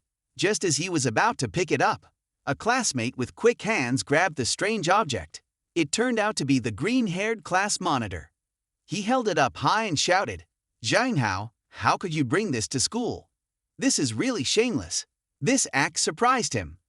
It turned out that when he and Yu finished their date and went back to class, they discovered a strange object had fallen from the desk. As a result, the class monitor criticized him, saying he was ruining the school's reputation. And there was also the matter of him making the girls pursue him, causing jealousy among them. "Zhang Hao, you are really disgusting. Even other male students mocked him. Do you dare bring this to school? Outwardly innocent and pure, but internally a piece of trash." Hearing these words, the girls in the class defended him. "I'm not like that. You don't understand anything." The class monitor hurriedly concluded that it was not good, and he felt very annoyed, not expecting to be surrounded by a group of boys and just being treated as trash. Zhang Hao rummaged through his desk drawer, taking out a few love letters, opened his eyes wide, and asked, "Do you all see clearly? The things in my drawer were all stuffed in by others. The thing you're holding is the same. Don't blame everything on me, otherwise I'll stuff this thing in your mouth." Seeing him angrily look at him, Eliang approached, concerned for him and also indignant. Who is the pervert framing Hao? Both of them were also on his side, believing in him. While everyone was comforting him, a figure outside the door peeked at him. Zhang Hao thought the matter was over. Unexpectedly, the next day, a strange object appeared in the desk again. He was annoyed and wondered who the pervert was that couldn't get bored. With no other options, Zhang Hao had to throw the item in the trash. Unexpectedly, on the third day, another strange object appeared in the desk. Worse, it was the same on the fourth day. Zhang Hao angrily kicked the trash can, throwing away the filthy item. "Every day it gets put in my desk." During recess, Eliang said to him, "Recently, many people have been talking about this. I don't know who is harming you." Zhang Hao didn't know who had been doing this for 3 or 4 days. The person was too cruel. He was determined, thinking, "What should I do now? It can't go on like this forever." Eliang said not to worry, he had thought of a plan. After recess, he asked Min Yu-hua for help. After he explained his plan, Min Yu-hua immediately agreed and said, "Immediately, many housekeepers will send things over. After school, it can be installed." That night, the school was quiet. In a classroom, 3 figures were secretly installing something. It was him, Eliang, and Min Yu-hua. With this, they would definitely catch the pervert. The next morning, when there were still few students at school, a figure entered the classroom, went to his desk, and stopped. When he reached out his hand, he triggered an infrared beam. Immediately, a loud alarm went off and a desk appeared beside him, with a phone in hand recording everything. When he looked closely, he noticed the red hair on his head. The person was Lin Zhang, also one of the school's beautiful academic achievers. Lin Zhang had been working hard these past few days. The strange object must have cost quite a bit of money. Zhang Hao decided not to waste it and said, "Since you've gone through all this trouble, you might as well keep it." He then grabbed the mysterious object and threw it at Lin Zhongzhang's face. Lin Zhongzhang, furious, clenched his teeth and asked Zhang Hao how he had discovered him. Zhang Hao shrugged and replied, "It's just a high-tech anti-theft alarm system. And who told you to keep giving me strange stuff?" He told Lin Zhongzhang to explain the situation to the teacher. Lin Zhongzhang, panicking, shouted outside the door, "Don't let him escape." Immediately, several fashionably dressed thugs appeared behind Zhang Hao, even calling for reinforcements. As Lin Zhongzhang stepped out, he pointed at Zhang Hao, and Zhang Hao ordered the thugs to first drag him into the restroom. 4 thugs rushed over, ready to handle the situation quickly, but Zhang Hao suddenly lunged forward, taking the first strike. A punch sent the blonde thug's teeth flying. Zhang Hao then dodged a blow from another thug and delivered a counter-strike to his face. As Zhang Hao was defending against 2 thugs, a third one came in and kicked him, sending him flying backward for 4 to 5 meters before he stopped. The power disparity was too great. Dealing with 1 or 2 thugs was manageable, but more was almost fatal. At that moment, Yu Guo arrived at school and saw Zhang Hao being bullied. She immediately became furious, her face contorted with anger. "How dare they bully my boyfriend? They're asking for death." Seeing Yu Guo's terrifying expression, the 2 thugs were panicked. Zhang Hao quickly told Yu Guo to calm down. In an instant, Yu Guo had dealt with all of them. First, Min Yu Hua leaped onto the blonde thug's head, kneeing him sharply in the nose, then kicked him to the ground, causing blood to spatter. The blonde thug lay motionless on the ground, his condition unknown. Min Yu Hua's face remained cold as she turned to the white-haired thug. Lin Zhongzhang, trembling, watched from the side, but Yu Hua had no intention of sparing him. She moved over, grabbed his throat, and lifted him up.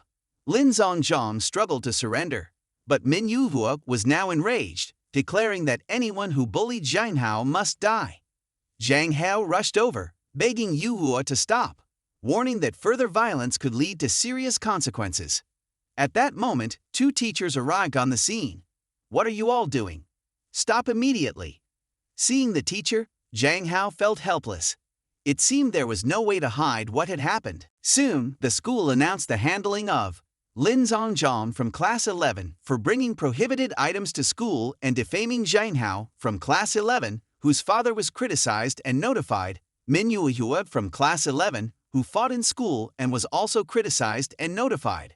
Upon hearing the notice, he and Dong looked out the window with a gloomy expression. It turned out that Min Yu Hua was picked up by her family. Ilyong asked him worriedly if Yu Hua was okay. He heard that 2 people had to be hospitalized already.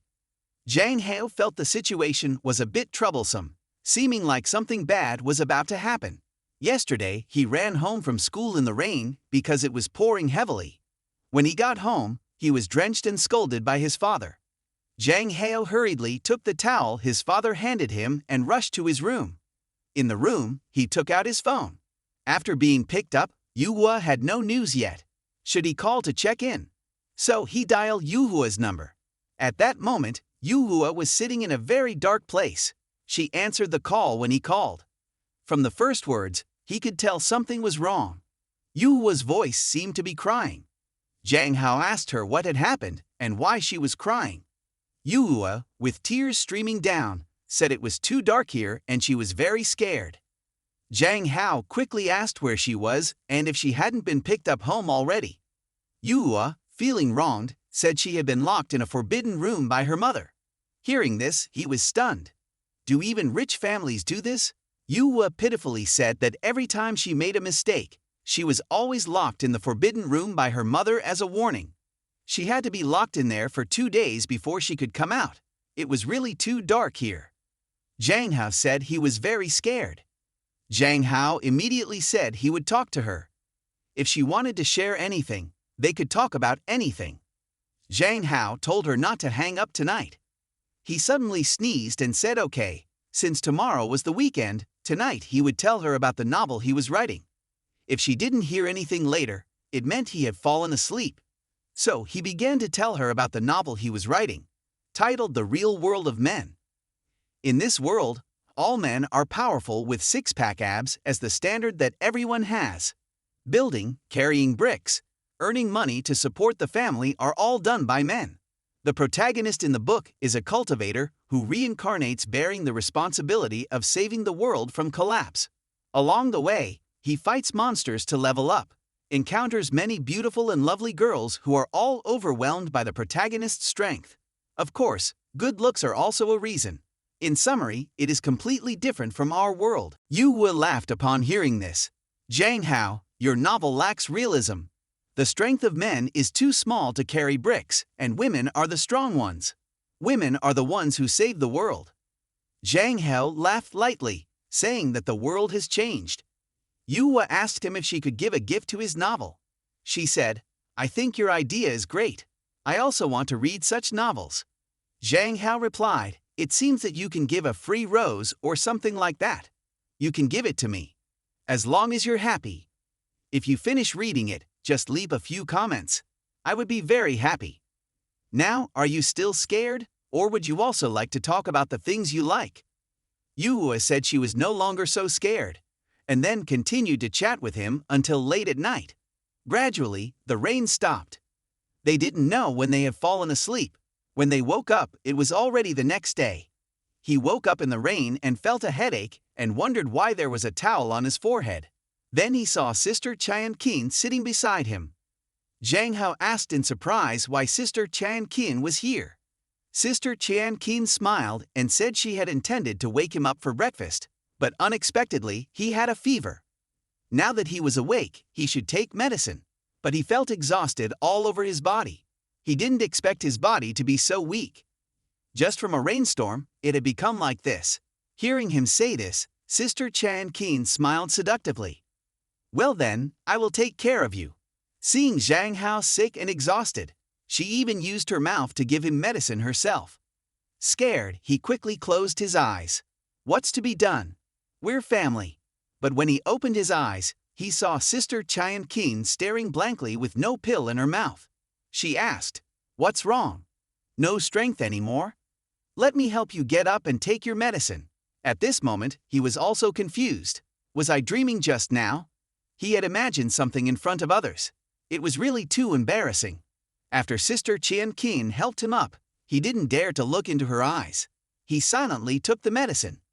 This action made Sister Chan Qin misunderstand that he was avoiding her.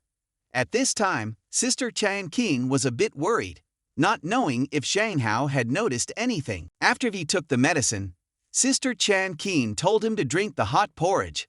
Watching her blow on the bowl of porridge so carefully, he wondered if other older sisters would take care of their younger brothers like this, and not even blood relatives. It was really too attentive. Zhang Hao asked Sister Chan Qin why she was so good to him, feeling like she cared more than a blood sister. Hearing this, Sister Chan Qin hesitated. Could it be that Zhang Hao has noticed something?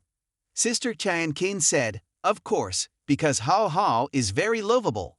If Hao Hao wants, I can take care of you for the rest of your life. Now open your mouth and eat the porridge." Hearing her say this, he was stunned. What kind of words are these? It sounds like a proposal. Zhang Hao, feeling a bit flustered, accepted the porridge from Sister Chan Qin. Maybe it's best to do it myself. Or am I overthinking? He felt she was very calm. She might be just a little disappointed. After eating the porridge, he told her to go do her work and not worry about him. "I will get better after a good sleep." But she wanted to stay here to take care of him. Hao Hao is sick. I'm not in the mood to do anything else. Lie down again. Even though it felt a bit strange, her presence beside him always made him feel oddly at ease. The only bad thing was that Sister Chan Qin was beautiful and sexy. Who could sleep well with her around? But within 5 minutes, he was sound asleep. Sister Chan Qin noticed he was asleep and thought, previously, Hao Hao wouldn't have been able to sleep. It seems you've gradually relaxed with me, right? I really want you to know that we have known each other since childhood, but I'm afraid you might still dislike me as before. Hao Hao, what should I do? The scene shifts to Weinen's house. She was sitting absent-mindedly on the sofa, her mind only thinking about Zhang Hao, thinking about the forced kiss from a few days ago. She felt that because of his obedient appearance, he was very cute, and the forced kiss was really crazy. However, her arrogant and confident personality was truly different from other boys. Why do I keep thinking about him? Weinan, could it be that you really like this little boy? Perhaps this comment had an effect because Weinan finally spoke up and introduced herself. Zhang Hao asked, "So it's you, Weinan? What's going on? Is someone trying to harm me again?" Weinan slumped into a chair, saying, "No, it's not that. I just couldn't sleep, so I called you." Hearing this, Zhang Hao remarked, "If you're having trouble sleeping, why bother me? We're not exactly that close, are we?" He glanced at his phone and realized it was 2 a.m., which made him even more annoyed. Standing up abruptly, he said, "Do you know what time it is? Calling in the middle of the night, disturbing a male student like this? Are you expecting me to tell you a bedtime story to help you sleep?" Weinan, undeterred by his straightforwardness, told him to watch his words and remember his place.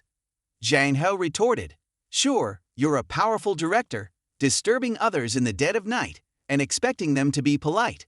Who exactly do you think you are to give orders like this?" Ignoring his sarcasm, Weinan asked if he had been learning martial arts from Manhwa. Zhang Hao countered, "Are you investigating me again?" Weinan calmly took a drag from her cigarette and said, "Manhwa's skills are pretty average, but your foundation is impressive. Instead of training with her, why not come to me? I have a professional coaching team.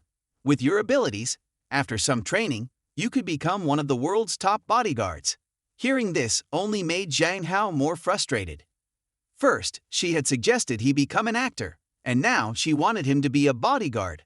What an outrageous downgrade in offers. He said, "I'm not interested in becoming a bodyguard. I just want to keep my distance from you. Yuhua and I are just training for fun. Don't call me again, or I'll change my number." With that, he hung up the phone. Weinan looked at the phone and said, "This is the second time you've hung up on me. What a cute guy. You've only piqued my interest even more." Time passed quickly, and the next morning, when Zhang Hao got dressed, he accidentally noticed a note saying, "If you go to the bathroom, remember to wear a coat." It seemed that Sister Chan Kin was worried about him catching a cold and had left the note for him. That she think I'm a child? He wondered. Just then, there was a knock on the door, and Chan Kin entered, saying, "Hao Hao, you're up already. Come help me pick out an outfit." She held up 2 outfits and asked him which one he liked. But when Zhang Hao saw Chan Kin's attire, he was shocked on the spot. Zhang Hao thought that wearing this outfit outside was not appropriate. Only he could endure it. Others would have nosebleeds. Sister Chan Kin would definitely look very beautiful in it, so let's follow Hao Hao's advice. Sister Chan Kin said to have someone change clothes, but as soon as she turned her back, he noticed the tattoo on her back. He didn't expect Sister Chan Kin to have a tattoo as well. But why does this tattoo look familiar? Sister Chan Kin went to the research institute and asked him to rest well at home. After she left, he sat on the chair and thought, although this world is great, he still misses his old world, friends and family. Initially, he planned to make money and find a way to return. But now both live streaming and novel writing are out of date. He wondered if there were other quick ways to make money. Suddenly, he had an idea. Why did he forget this? Previously, when he acted heroically, there was a reward for reporting it. One could get 50,000 as a reward. Since he was free today, he decided to check it out. He quickly went to the police station to inquire about claiming the reward. Inside, he explained the situation to a beautiful female officer. She looked at him and said, "Oh, you're that handsome guy. I remember you. You can still claim the reward, but you're still in high school, right? You probably can't get it today. You need to complete some procedures. The fastest would take about a month." Zhang Hao handed his eye to her and said, "But I'm already an adult. Can't you give me the cash right away?" The police officer shook her head and said no. "That's the reward provider's requirement. We have to follow the regulations. Provider, meaning the reward money isn't provided by you. Then can you tell me who provides it?" Zhang Hao called the contact person directly. The police officer said, "To protect personal information, I can't reveal the identity." or you can go directly to the Feng Hong group and find her. Hearing this, he quickly called her. So it's about protecting personal information? Next, Weinan received a call from the beautiful police officer. She said Zhang Hao had gone to find the general manager at Feng Hong Group and then hung up. Weinan's mood brightened immediately. She dared to hang up yesterday, and today she still had to be proactive. Haha, petty men. At this moment, he also arrived at the Feng Hong Group building. After making harsh remarks last night and keeping a distance from Weinan, he came today to ask for money. It was really confusing. He entered the building and went to the elevator. He asked a beautiful office worker how to get to the top floor, lying that he was looking for a relative. When the girl's eyes lit up, he thought, damn, this feeling of excitement. Is your younger brother here to find my dad? What's your dad's name? He might be my boss. Take this elevator. In the elevator, he said he wasn't looking for his dad. She probably didn't know his relatives. The company was so big that even his sister didn't know everyone. But then, the office worker pushed him against the wall. Are you a student? Which school do you go to? You're so handsome. You must be the school's heartthrob. While he was confused, the elevator finally reached the top floor. Zhang Hao quickly pushed her hand away and said, I've arrived. Thank you for the directions. But the office girl quickly grabbed his hand and pushed him against the wall again. I really like you, little brother.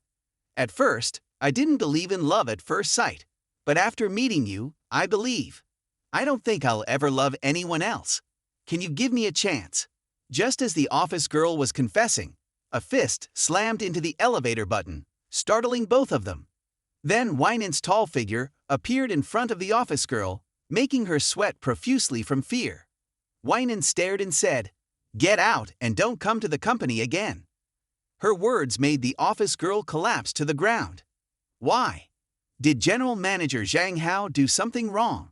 Zhang Hao also spoke up in defense of her. She didn't do anything. Why fire her without reason?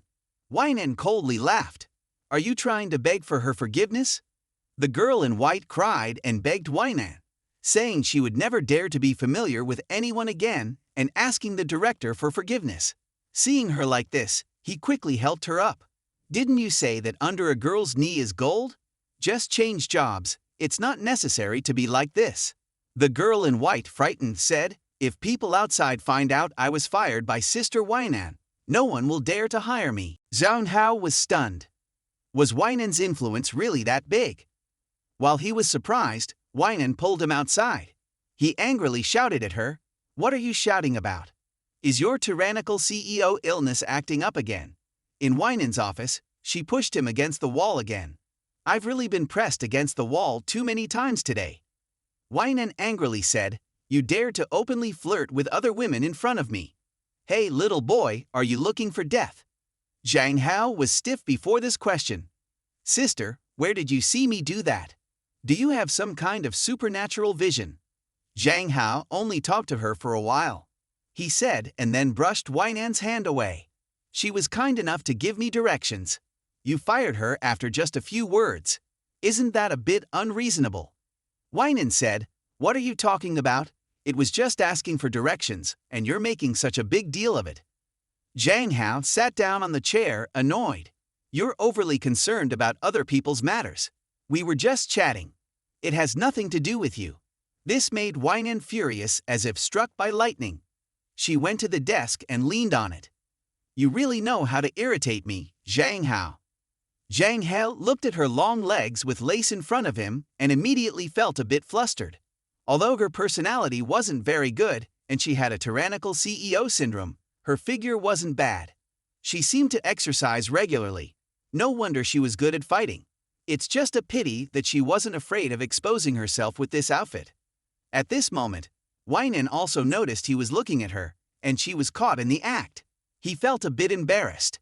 While Weinan was still unsatisfied and even crossed her legs, continuing to speak, If you want to protect that office worker, then play a little game with me. I'll toss this cigarette into the air. Whoever catches it first wins. If you win, I'll let her continue working at the company. Hearing this, without even waiting for Weinan to state the punishment, he nodded confidently and rolled up his sleeves. In terms of strength, he definitely couldn't match her, but he was confident in his reflexes and skills. Seeing him roll up his sleeves, Weinan widened her eyes, and the cigarette in her hand accidentally fell. Seeing this, he thought Weinan was joking with him. She didn't even count to 1, 2, 3. But immediately, Zhang Hao reacted, rushing to catch it. Weinan also calmed down and quickly reached out to grab the cigarette, but ultimately was a step slower than him. The cigarette was securely in his hand.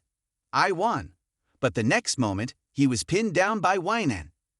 Zhang Hao really suspected she did it on purpose. Weinan supported herself on the sofa, saying, "All right, you won. You're very good, little boy." When with him, this girl seemed only to know how to compete for advantage, and didn't know how to do anything else. But anyway, he didn't lose anything, even if he touched her leg. Weinan also noticed his hand was sneaky. You're really lewd, not knowing how to control yourself at all. A boy rolling up his sleeves and making contact, it's really uncouth. Hearing Weinan say this, he remembered that in this world, boys rolling up their sleeves is similar to intentionally provoking. It's not very polite. All right, this is my fault, but I did catch the cigarette. This time, you can't fire that office worker. Also, can you get up? Every time we meet like this, I really thought you liked me. Weinan didn't refute that. You're really the most attractive person of the opposite sex to me, not like those cheap, beautiful girls outside. You're strong, brave, responsible, and very capable. Hearing these words, he felt a bit embarrassed, saying, "No need to praise me like that. Or just give me 50,000 yuan. That would be more specific." But at that moment, Weinan hurriedly turned away, saying she was going to the bathroom. Zhang Hao looked at her suspiciously. This is easily misunderstood. At that moment, his phone rang in his pocket. It was Chan Qin calling home, noticing he wasn't home and calling him. Zhang Hao lied that he was at Ilyon's house, helping him with homework, and would be home soon. "Don't worry, Chan Qin." Chan Qin said, "You're still sick, so come home early to rest. I have to go to a party with classmates, so I'll be late."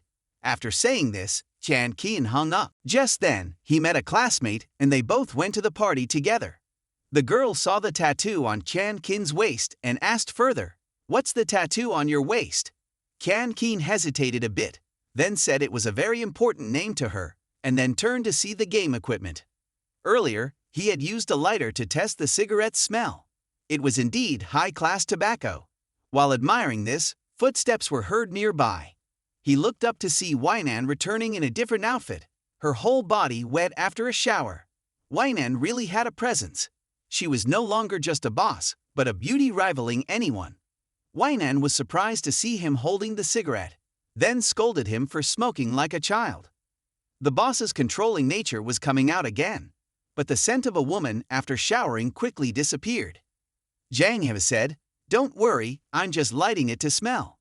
After all, you only went to the bathroom. Why change into a whole new outfit? Were you doing something unspeakable?"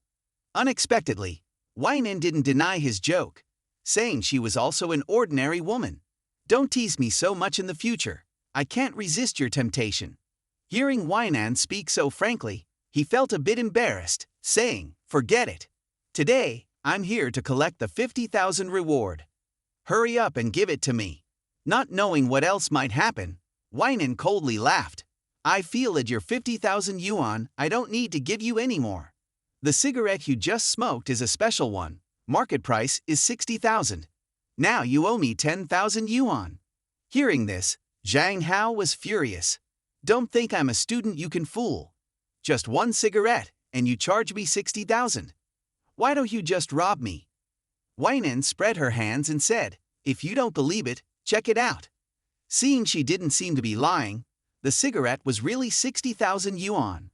He had gone through a lot to come here, not only almost being taken advantage of, but now also being charged 10,000 yuan more. Seeing his panic, Weinan laughed. He put his hands on his hips and angrily said, "What do you mean? Aren't you joking with me?" Weinan took out a bag from the drawer, saying, "The price of the cigarette is real, but asking you to compensate is fake. How could I be so cruel? The 50,000 yuan is all in here. Take a look." Zhang Hao took the bag, opened it, and saw there was no problem. Although she had a domineering CEO syndrome and a rough personality, she still valued promises quite a lot. He said thank you. I feel that everything from before can be wiped out. In the future, it's better if we meet less. You go ahead and be the CEO, and I'll be a student. It will be better for everyone. I'll leave first, no need to see me off. By the way, remember to wipe your head. I just recovered from illness and don't want to infect you.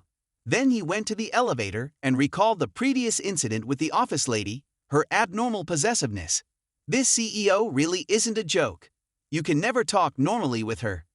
If she really likes him, it will be unbearable in the future. Luckily, he had cut ties with her. At Weinen's place, she lit a 60,000 dong cigarette and smoked it, muttering to herself, "That kid wants to erase everything with me. How can that be? I will definitely get him. In the future, don't even think about escaping from my palm." Time quickly passed to the evening. Qian Qin brought the female students home. The female students looked at the album in Qian Qin's hand and found it strange that she went home as soon as work was over. Oh, so there's a handsome younger brother at home. Who is this? Qian Qin looked at the photo and smiled. This is my younger brother, but we've known each other since we were very young. The classmate looked at the album and said, "You really have a younger brother? So many pictures from childhood to now. This is a record of growing up." Qian Qin's face flushed. This is a precious treasure of mine and Hao Hao's. There will be more in the future, and we won't need anyone else to take pictures anymore because we've become family. At that moment, Zhang Hao opened the door and walked in. Qian Qin, weren't you supposed to talk about being late? Oh, there are guests. Hello, are you a friend of Qian Qin? What are you two looking at? Hearing his voice, Qian Qin was startled and said, "Absolutely not, let Hao Hao see this album." The classmate hadn't had time to reply before Qian Qin pinched her waist, causing her pain and shivering. Zhang Hao asked in surprise what was wrong with her friend, completely ignoring Qian Qin's threatening look. After signaling her friend to stop, Qian Qin awkwardly coughed twice. "Ha ha, I was just looking at research materials with my friend." Right? Qian Qin urgently signaled her friend Jiahui to quickly hide the album, and Jiahui, being very perceptive, quickly hid the album behind her and said that they were just looking at research materials. At this moment, his curiosity was aroused. So what kind of materials are these that are so thick? To avoid being interrogated, Qian Qin deliberately pretended to stumble. He hurriedly helped her and asked if she was okay. Successfully changing the subject, she said she was fine. "But Hao Hao, why are you out and not resting at home? You don't listen to me anymore." "Qian Qin, I was just bored at home, so I went out for a while." Zhang Hao awkwardly scratched his nose, definitely not saying that he went to meet Weinan to ask for money. Qian Qin coquettishly pinched his cheek. "Do you know that your face is a national disaster? If you go out, what if you encounter female hooligans?" Zhang Hao rubbed his pinched cheek and said, "Don't worry, I'll protect myself. I'm going to rest in my room now, so I won't disturb you and Jiahui anymore." After he went to his room, Jiahui asked Qian Qin what she was doing, hiding what? "Is your younger brother not allowed to see this album?" Facing this question, Qian Qin's expression turned cold. "It's none of your business. Don't try to put any perverted ideas into my younger brother's head, or we won't be friends anymore." Seeing her best friend like this, Jiahui could only say, "Got it, she won't ask anymore." On the other hand, after returning to his room, he intended to open the window for ventilation, but suddenly saw a suspicious person outside the door. He wondered who it was. Am I being followed again? Is this person male? Could it be that I've become so handsome that I attract both males and females? Forget it. Maybe I should tell Qian Qin first. Recently, my dad and aunt are still on a business trip, so they're not home. Downstairs in the living room, he saw that Qian Qin had just sent the guest away. "Qian Qin, Jiahui has left." "Yes. Does she have other business? Hao Hao, why are you not resting?" Zhang Hao then recounted seeing the suspicious person outside the window earlier to Qian Qin, who said to be careful when going out in the coming days. Listening to him, Qian Qin happily stroked his head. Hao Hao is concerned about me? I'm very happy. But Hao Hao, don't be afraid. The person outside is actually someone pursuing me.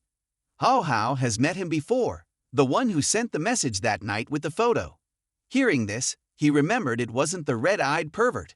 Why did he tell Chan Kin this person wasn't a perverted stalker? It feels dangerous. Chan Kin sighed, saying there was nothing else she could do, and she was also very tired of him. Zhang Hao asked if there was anything he could do to help. Chan Kin smiled and said, "Since Hao Hao said so, then let me lean on you a bit. I'm tired." At this moment, his face turned red. Chan Kin had no guard against him at all. While he was thinking randomly, Chan Kin touched his cheek and asked why his face was red. Zhang Hao quickly pulled away and said it was nothing. He was just thinking that maybe he wouldn't need to take a break from school tomorrow, and he could go to school. Chan Kin frowned. Hao Hao is eager to go to school before he's fully rested. Or do you have a girlfriend at school? Seeing Chan Kin's serious expression, he quickly denied it completely. How could that be? He won't fall in love early. Chan Kin, don't worry. Chan Kin happily hugged him. Hao Hao, don't lie to me. With a handsome younger brother like you, it's really hard to be at ease leaving you alone. I really want to keep you by my side forever. Hearing her mumble, he asked what she was saying. She said it was nothing. If you want to go to school, I'll take you to school tomorrow. The next morning, Chan Kin took him to the school gate and reminded him that his cold was not yet fully recovered, so he should stay inside the classroom more and not go outside to catch a breeze. After parting with Chan Kin, he headed towards the classroom and met Il Yang in the hallway. Il Yang, long time no see. Il Yang whispered to him that he felt Yu seemed isolated these days due to the previous incident with Lin Zhongzhong. A few students were hospitalized after being beaten by Yu, and everyone avoided her because they thought she was dangerous. Hearing this, he was worried about Yu, feeling that it was his fault that the situation had arisen. Therefore, he decided to meet her and quickly went to her class to greet and apologize. Sorry, Yu. The previous incident affected you because of me. Next time, we should learn from it and be gentler. At that moment, Min Yu asked him if he was afraid of her. He patted her head and said that since she listened to him, how could he be afraid of her? Min Yu smiled and said that she was very happy as long as he was by her side. She could handle anything. When the class ended, he left early and arranged to meet Min Yu for lunch at their usual place. At this point, a female classmate remarked that although Min Yu was a type of girl who was isolated due to her violence, Zhang Hao still considered her a friend. He had bled a lot because of her. Another female student added that if she could win the affection of the male god, he would not care about being isolated. It was just that she didn't have the opportunity. During lunch, Min Yu opened her delicious lunchbox and asked if he wanted to share it. Zhang Hao drooled at the sight of the food, constantly praising the chef at her home for cooking well. Suddenly, Min Yu asked if she could touch his hand. Zhang Hao was startled. In this world, a boy's hand was equivalent to a girl's thigh. Why was Yu doing this? If others saw, they might think it was inappropriate. Zhang Hao asked who taught her this. She replied that no one taught her. She just kept looking and wanted to touch it. Zhang Hao thought it was not a big deal and extended his hand, saying, "It's a good thing you told me. If you had told Il Yang, he might have yelled and scolded you for being lewd." Zhang Hao thought that since Min Yu had previously allowed him to touch her thigh, it was only fair. Min Yu then held his hand and said sadly, "Actually, I don't understand much. The girls in class say I've never kissed a boy or held a boy's hand, wasting this pretty face of mine, and that I'm too foolish and will never have the chance." She hesitated and then asked Zhang Hao why she was ridiculed for never having kissed a boy. Zhang Hao said that some people feel that experiencing physical intimacy early makes them superior, truly grown up, and that they look down on others. You really don't need to pay attention to what they say, they just do it to satisfy their own sense of superiority. Min Yu responded that her grandmother had told her that as a woman, she should be impressive and never be looked down upon.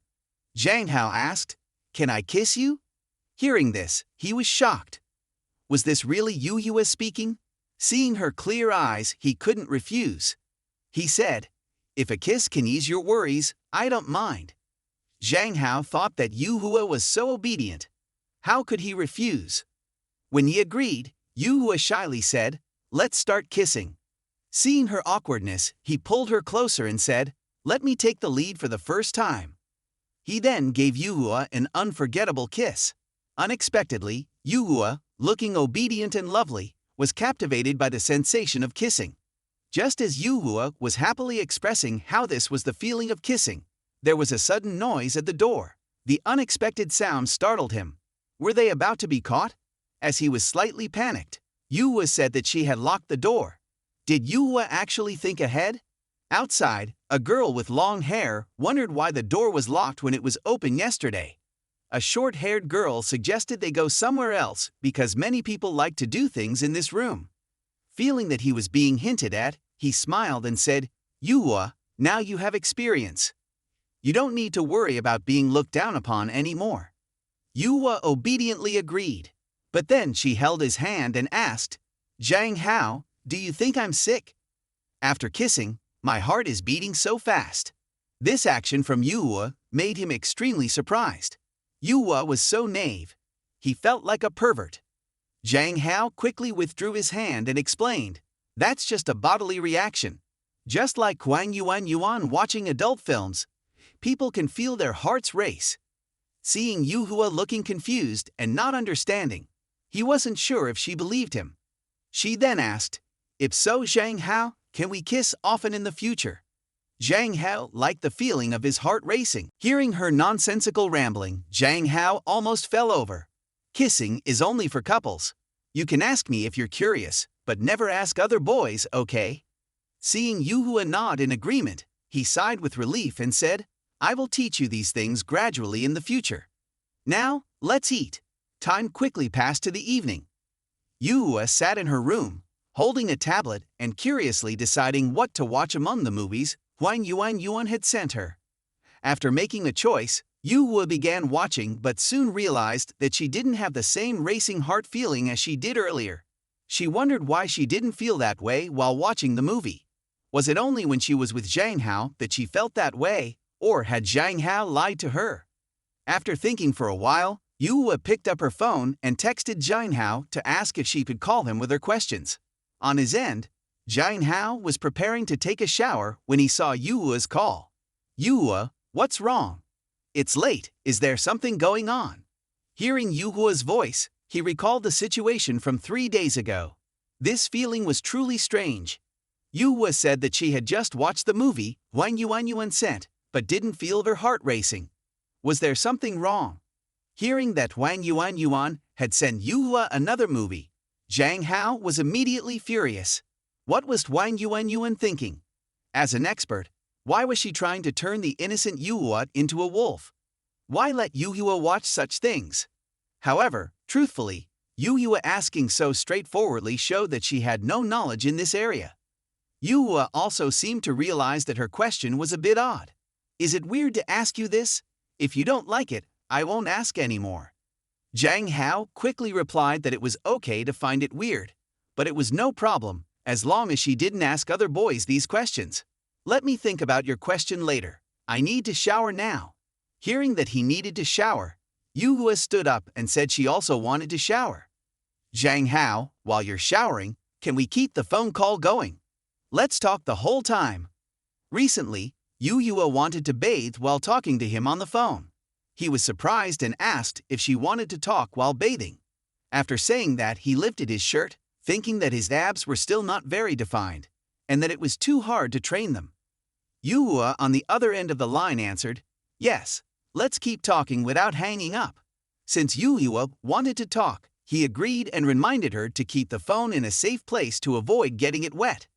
Hearing his agreement, Yuhua happily smiled, stood on her toes, stretched out to place the phone on a high spot, and then started bathing, informing him of each step. Zhang Hao immediately said, "Hey Yuhua, you don't need to give such detailed reports." But Yuhua didn't seem to hear and continued to update him. Zhang Hao said, "I'm washing my hair now, what about you?" With no other choice, he just continued chatting randomly with Yuhua. Talking while bathing on the phone felt a bit strange.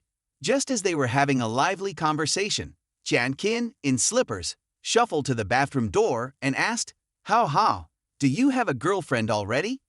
Why do you need to talk while bathing? Thinking this, she put her clothes into the washing machine and wondered if she should do something to prevent Hao from being taken away. Then, Chan Kin went back to the room to get her phone. It turned out she was calling Il-yong and asked, Have you gotten a girlfriend at school? Knowing that he was still single, Chan Kin's expression didn't change. Since Hao was still single, she decided to seize this opportunity. Next, Chan Kin took off her shoes and crawled into bed, covering herself with the blanket. At this time, he had finished bathing and told Yuhua that he would find some information about sexuality for her to study, and then hung up. It was better for Yuhua to learn healthy knowledge than from Huang Yuan. Thinking this, he opened his bedroom door and, upon entering, discovered that the foot of the bed seemed to be bulging. At this moment, he was puzzled, wondering what was going on. Had someone broken into the house? Zhang Hao went to the bed and pulled back the blanket to find Chan Kin sleeping inside. Seeing this, he was startled and asked, Chan Kin, why are you here? Did you enter the wrong room? Chan Kin, sitting up groggily, said, I didn't enter the wrong room. I wanted to invite you to watch a movie, but I ended up falling asleep while waiting. Zhang Hao scratched his head awkwardly and said, Well, just wait a moment while I finish this. He then took out his phone to look up information about sexuality. It was terrifying to look up this information with Chan Kin sitting right in front of him. He was sure he would be caught red-handed.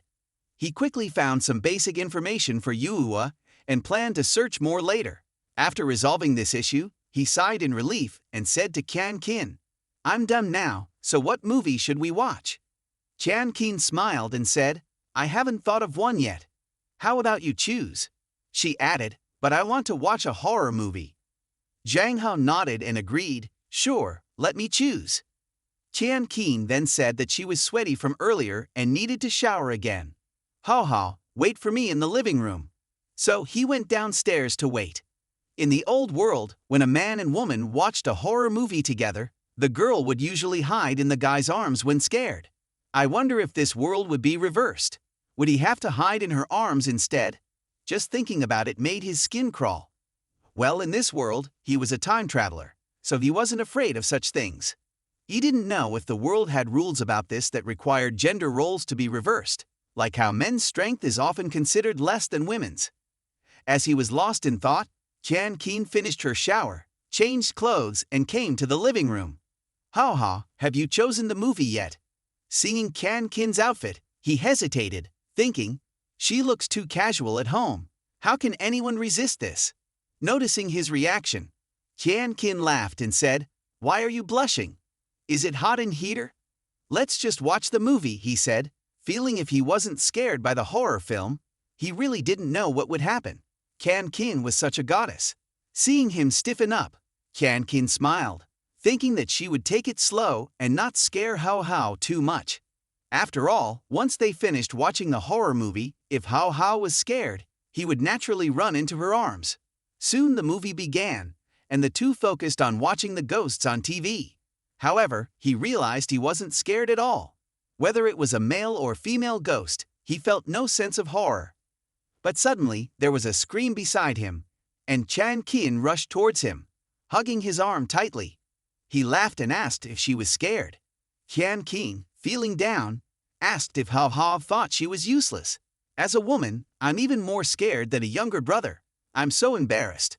I shouldn't have watched the horror movie with you, she said. Seeing her vulnerable side made him uncomfortable.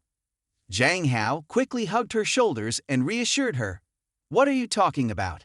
You're not useless at all. It's normal for girls to be scared of ghosts. Don't put pressure on yourself.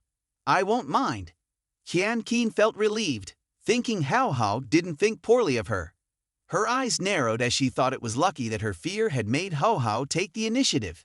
Feeling her lean on his shoulder, his face flushed. He didn't understand why his heart raced whenever she was close. Did he have inappropriate thoughts about Chan Kin? But then he suddenly thought of his father and immediately felt scared. If his father knew about this, he would definitely beat him to death. Chan Kin noticed his panic and asked what was wrong. He awkwardly scratched his head and said it was nothing. This couldn't be something Chan Kin knew about. Soon, the movie ended and he stood up, saying, "Chan Kin, it's late. Let's go to bed now." But unexpectedly, Chan Kin held his hand and said, "Let's go upstairs." Seeing her expression, he thought she was really scared. It was the first time he saw her like this, and it made him feel like a real man. Zhang Hao led Chan Kin upstairs to his bedroom. He opened the door and was about to go in to rest when he turned around to see Chan Kin standing still. "Chan Kin, what's wrong? Aren't you going to sleep?" Chan Kin awkwardly said, How, can I sleep with you tonight?" It seemed she was too scared to sleep alone. Looking at Chan Kin's outfit, if she slept in his room tonight, he would definitely be up all night. Chan Kin softly and sadly asked, How, do you mind if I stay?" If she wasn't a bother, he wouldn't refuse. After all, who could turn down a goddess like her? They went into the room and went to sleep. Sister Chan Kin shyly explained, "Actually, I'm very brave. I just got scared seeing the dark shadow outside the window." Zhang Hao smiled and reassured Sister Chan Kin, "No matter what kind of person you are, I won't look down on you because we're family now." Sister Chan Kin, touched, hugged him tightly. How, you're so kind." But at that moment, he didn't dare to move. This feeling was horrible. This led to the next morning when Sister Chan Kin woke up full of energy, saying it was the best sleep she'd had in a while. On the contrary, Zhang Hao looked exhausted and pale, without a trace of blood on his face. Sister Chan Kin worriedly asked, How, are you okay? Are you feeling unwell? Let me check." Zhang Hao sat up with a blank expression. "I'm fine, just didn't sleep well." He thought to himself, being hugged like that, who could sleep well? Sister Chan Kin thought he had lost sleep because of the horror movie, so she gently stroked his face and said, "Let's not watch it anymore. I'll go cook some egg porridge for you to nourish yourself. You really need some extra care when you're older." Clearly, he hadn't done anything, but his body felt extremely sore, revealing how weak he had become. After settling down, he went to wash his face and saw a message on his phone. It was from Il-yam, who sent an emoji he made of Zhang Hao, looking angry like a good little boy, and said, "Apologize quickly, how. Look, my min went viral again, you're hot online." Seeing Il-yam's message, Zhang Hao nearly burst a vein. What the heck is this good boy nonsense? It's disgusting. "Hey buddy, I'm a pure man, all right?" No way, Il-yam's stirring up drama again. He needs to teach him a lesson to regain his manliness. After breakfast, he went to the living room and saw Sister Chan Kin in her uniform, sitting on the sofa. Sister Chan Kin was beautiful, and everything she wore looked good on her. Seeing him come down, Sister Chan Kin asked, How, going to school? Remember to stay safe." Zhang Hao smiled and responded. Seeing Sister Chan Kin holding a tablet, he asked, "What are you watching?" Sister Chan Kin shyly handed him the tablet. "I'm just chatting with my friends and look, I received your min again." Zhang Hao shyly scratched his head and said, "This is something Il-yam did out of boredom. Sister Chan Kin, don't use it." Sister Chan Kin laughed. "I won't use min, don't worry," then mumbled, "You belong to me, only I can enjoy Hao's beauty." But when she mumbled, Zhang Hao couldn't hear clearly, so he asked what she was saying. Sister Chan Kin smiled. "Nothing, How. Hurry up and go to school or you'll be late." "Let's see how you explain it to Dad then." Zhang Hao quickly went to school, noticing the girls on the way gossiping about him. "Isn't this the guy in min? Is it really him?" Because Il-yam spread those min, he became the center of attention again. Then he met some classmates who recognized him. How, that min is you, right? So cute. You're so handsome. You'll definitely become a big star in the future. How about signing an autograph now?" Overwhelmed, Zhang Hao ran away. "I'm almost late. I'll go ahead." Entering the class, he pushed the door open and yelled, "Il-yam, come here," and pointed at him. Il-yam, who was daydreaming, heard him and seemed to misunderstand. Hao, do you want me to make more min for you? No problem, I have a lot of photos. Hearing that, Zhang Hao got furious, grabbed Aliong, and angrily said, delete all of them now, got it? I'm a real man. I absolutely won't allow min like that to appear again. If not, I'll break all your lipsticks. As he was about to continue lecturing Iliong, a voice beside him said, Zhang Hao, and he looked up to see the petit Yua. Zhang Hao, what's wrong? Is something going on? Zhang Hao immediately replied, no, it's just a small matter. Yua, did you cut your hair? Yua brushed her hair and said, yes, you said my hair was too long, so I trimmed it. Yua, so obedient, made him instantly feel happy. Yua suddenly leaned close to his ear. Zhang Hao, I found a secret place. Let's go there at noon. If you're feeling down, it'll cheer you up. Soon it was noon, and Yua led him to an old classroom. At this moment, both of them blushed, hiding under the podium. It turned out they had run into a couple secretly dating there. Initially, Zhang Hao had only planned to come here with Yua to avoid being disturbed, but unexpectedly stumbled upon this situation. Yua suddenly spoke up, startling him, and he quickly covered Yuhua's mouth. Don't make a sound, or we'll be heard. But then he noticed something wasn't right. What was happening? Yuhua even licked his palm. As soon as he finished speaking, Yuhua rushed over, hugged him tightly, and kissed him on the lips. Honestly, he and Yuhua were the same age. She was very obedient, cute, and close to him. So why not try dating her? That way, she wouldn't have any strange thoughts anymore, right? Lost in his thoughts, he didn't even realize how long they had been kissing. Suddenly, Yuhua pushed him away, gasping for breath and inhaling the fresh air. Seeing this, Zhang Hao laughed. Kissing requires technique. If you don't control your breath well, you'll suffocate. Yuhua touched her lips. Got it. I'll be more careful next time. Hearing her speak so frankly, he didn't know how to react and just suggested they go back to class. On the way back, he held Yuhua's hand, walking while contemplating whether he should date her or not. In his mind, images of Yuhua and Chan Qing kept appearing. It was really hard to choose, a truly difficult dilemma. Seeing him constantly flinch, Yuhua, walking behind, was utterly confused. The scene shifts to Fenghong Corporation, where Weinan is interrogating her secretary. Did you assist Zhang Hao, helping his men become famous overnight online?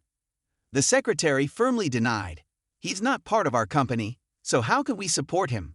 However, his extraordinary beauty makes it impossible not to go viral when he appears online. Previously, he also became famous because someone secretly took photos of him while shopping, right? After hearing the secretary's explanation, Weinan snorted, truly worthy of being the man I've set my eyes on. I'm so capable that other men feel inferior, but I don't want to see his images continue to spread online like this. It could very well affect his normal life. Find a way to get those men taken down for me. Startled by this order, the secretary replied, Director, it's too late. The images have spread too far. Many people have already saved min of him. Even his childhood photos have been dug up. The posts can be deleted, but the pictures they've saved can't be erased. Before she could finish, Weinan shot her a sharp look. Startled, the secretary promised to take immediate action, determined to complete the task assigned by her director. After the secretary left, Weinan took out her phone and opened an app filled with handsome photos of Zhang Hao. Reading the vulgar comments below, Weinan trembled with anger. These frogs, dreaming of eating swan meat. Luckily, the circulating pictures are just old ones. If the Blood Moon event were real, then the Zhang Hao of the past wouldn't be the Zhang Hao of today. The Zhang Hao I like is the only current Zhang Hao. That's what attracts me the most. That's his true self. Weinan turned to look at the pile of documents stacked on her desk. All because of Zhang Hao, making me think about him all day long. Now, I can't even handle a single file. You truly are my lifelong enemy. Why will you just obediently surrender to me? If you keep opposing me like this, I won't be able to restrain my fascination with you. Suddenly, Weinan recalled the scene where she forcefully kissed Zhang Hao before, and thought about how she seemed to have many love rivals. She coldly turned around and walked out of her office. Zhang Hao can only be my man. No one else can have him. Zhang Hao had just returned from school when he saw a luxury car parked in front of his house. He was a bit surprised, thinking, could it be that Sister Tian Qin bought a new car? But when the window rolled down, he realized it was that crazy CEO. He got angry. Is it you again? Didn't we agree to erase the past and never meet again? You even agreed back then. So why are you at my house now? What's your deal, canceling and then showing up? Hearing his questioning, Weinen's face turned slightly red. I also want to erase the past, but what if I can't control myself? Zhang Hao said, I don't believe you. You're the CEO of a big corporation and a professionally trained person. Are you saying you can't control something this trivial? Weinen glanced at him. Isn't it because your pictures are all over the internet? It's hard to avoid even if I wanted to. Moreover, those other women are talking nonsense online. She then grabbed Zhang Hao's shirt fiercely. My man, can they even dream about him? Looking at Weinan in front of him, he frowned and looked out the door, thinking this girl would go crazy whenever she was displeased. She was prone to activating her domineering CEO syndrome. If things got noisy, it would be troublesome, especially if Sister Tian Qin saw it. Zhang Hao said, Hey, let go of me. Let's get in the car and talk. In the car, he told her his criteria for choosing a partner. I like gentle girls who occasionally act cute and are very obedient. Not like you, grabbing people whenever you're unhappy. Remembering their previous meetings, where he always had to follow her will, he felt like he was being kept. Hearing his criteria, Weinen laughed. I didn't expect you to like weak women. She then lit a cigarette, looking at him with a sharp gaze. Or is it that, in your old world, women were all that weak? Hearing Weinen's guess, he scratched his head and stayed silent. True to her reputation as a CEO of a big corporation, her intelligence was indeed superior. He denied her words outright. You don't need to probe me. The parallel world is just your guess. I've never admitted to it. Just know that you're not my type. Weinen sneered. How can those messy girls compare to me? Money and status here aren't the issue. You just need to stay home and be my man. You can have whatever you want. Isn't that good? Just lying still and doing nothing. Thinking about it is really tempting. At least it would save decades of hard work. Almost getting tempted, he coughed uncomfortably. Ms. Weinan, calm down. I don't know what attracts you to me. When people fall in love for the first time, they feel they can't be without the other. I think you shouldn't be so decisive. You should observe more and interact with other men. You'll see I'm just average. Before he could finish, Weinen grabbed his face. You're definitely hiding something. You must have someone you like, right? Is it that Minyu girl? From what I know, that Minyu isn't much either. He angrily pulled her hand away, saying, Don't drag Yugua into this. Before he could finish, Weinen's eyes widened. You two are on first-name terms like that. Seeing her trembling with jealousy, he'd also got mad. Lady, please. It's just a form of address. What? Should I call you Nanan or Sonan instead? Hearing him call her like that, Weinen suddenly blushed, turning her face to the window. No way is this domineering CEO blushing just because of how I called her. Unbelievable. He said, That's just how I address friends. If you stop bothering me, we can be friends too. Seeing Weinen still embarrassed, he continued, It's late. I'll head inside now. You should go home and eat too. As he got out of the car, he glanced at Weinen, unsure if she would listen, or if she would follow him every day. I'll just deal with it later. But as he was about to open the door and enter the house, a man suddenly approached and greeted Zhang Hao.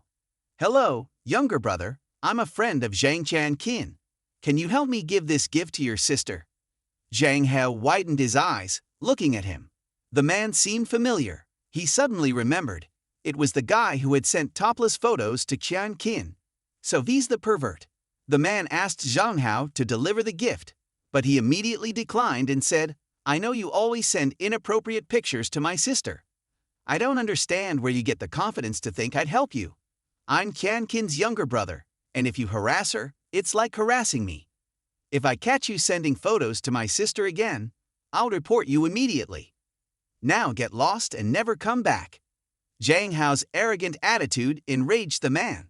You're just a high school student, barely an adult, and you dare talk to me like that? Just wait and see. I'll definitely make your sister fall for me.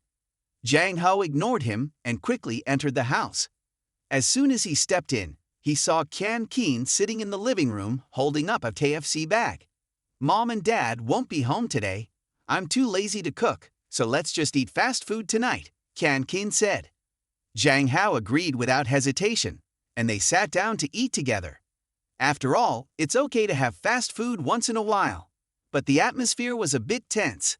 Can Keen's outfits were becoming more beautiful and seductive. Seeing her licking her fingers, Zhang Hao quickly closed his eyes.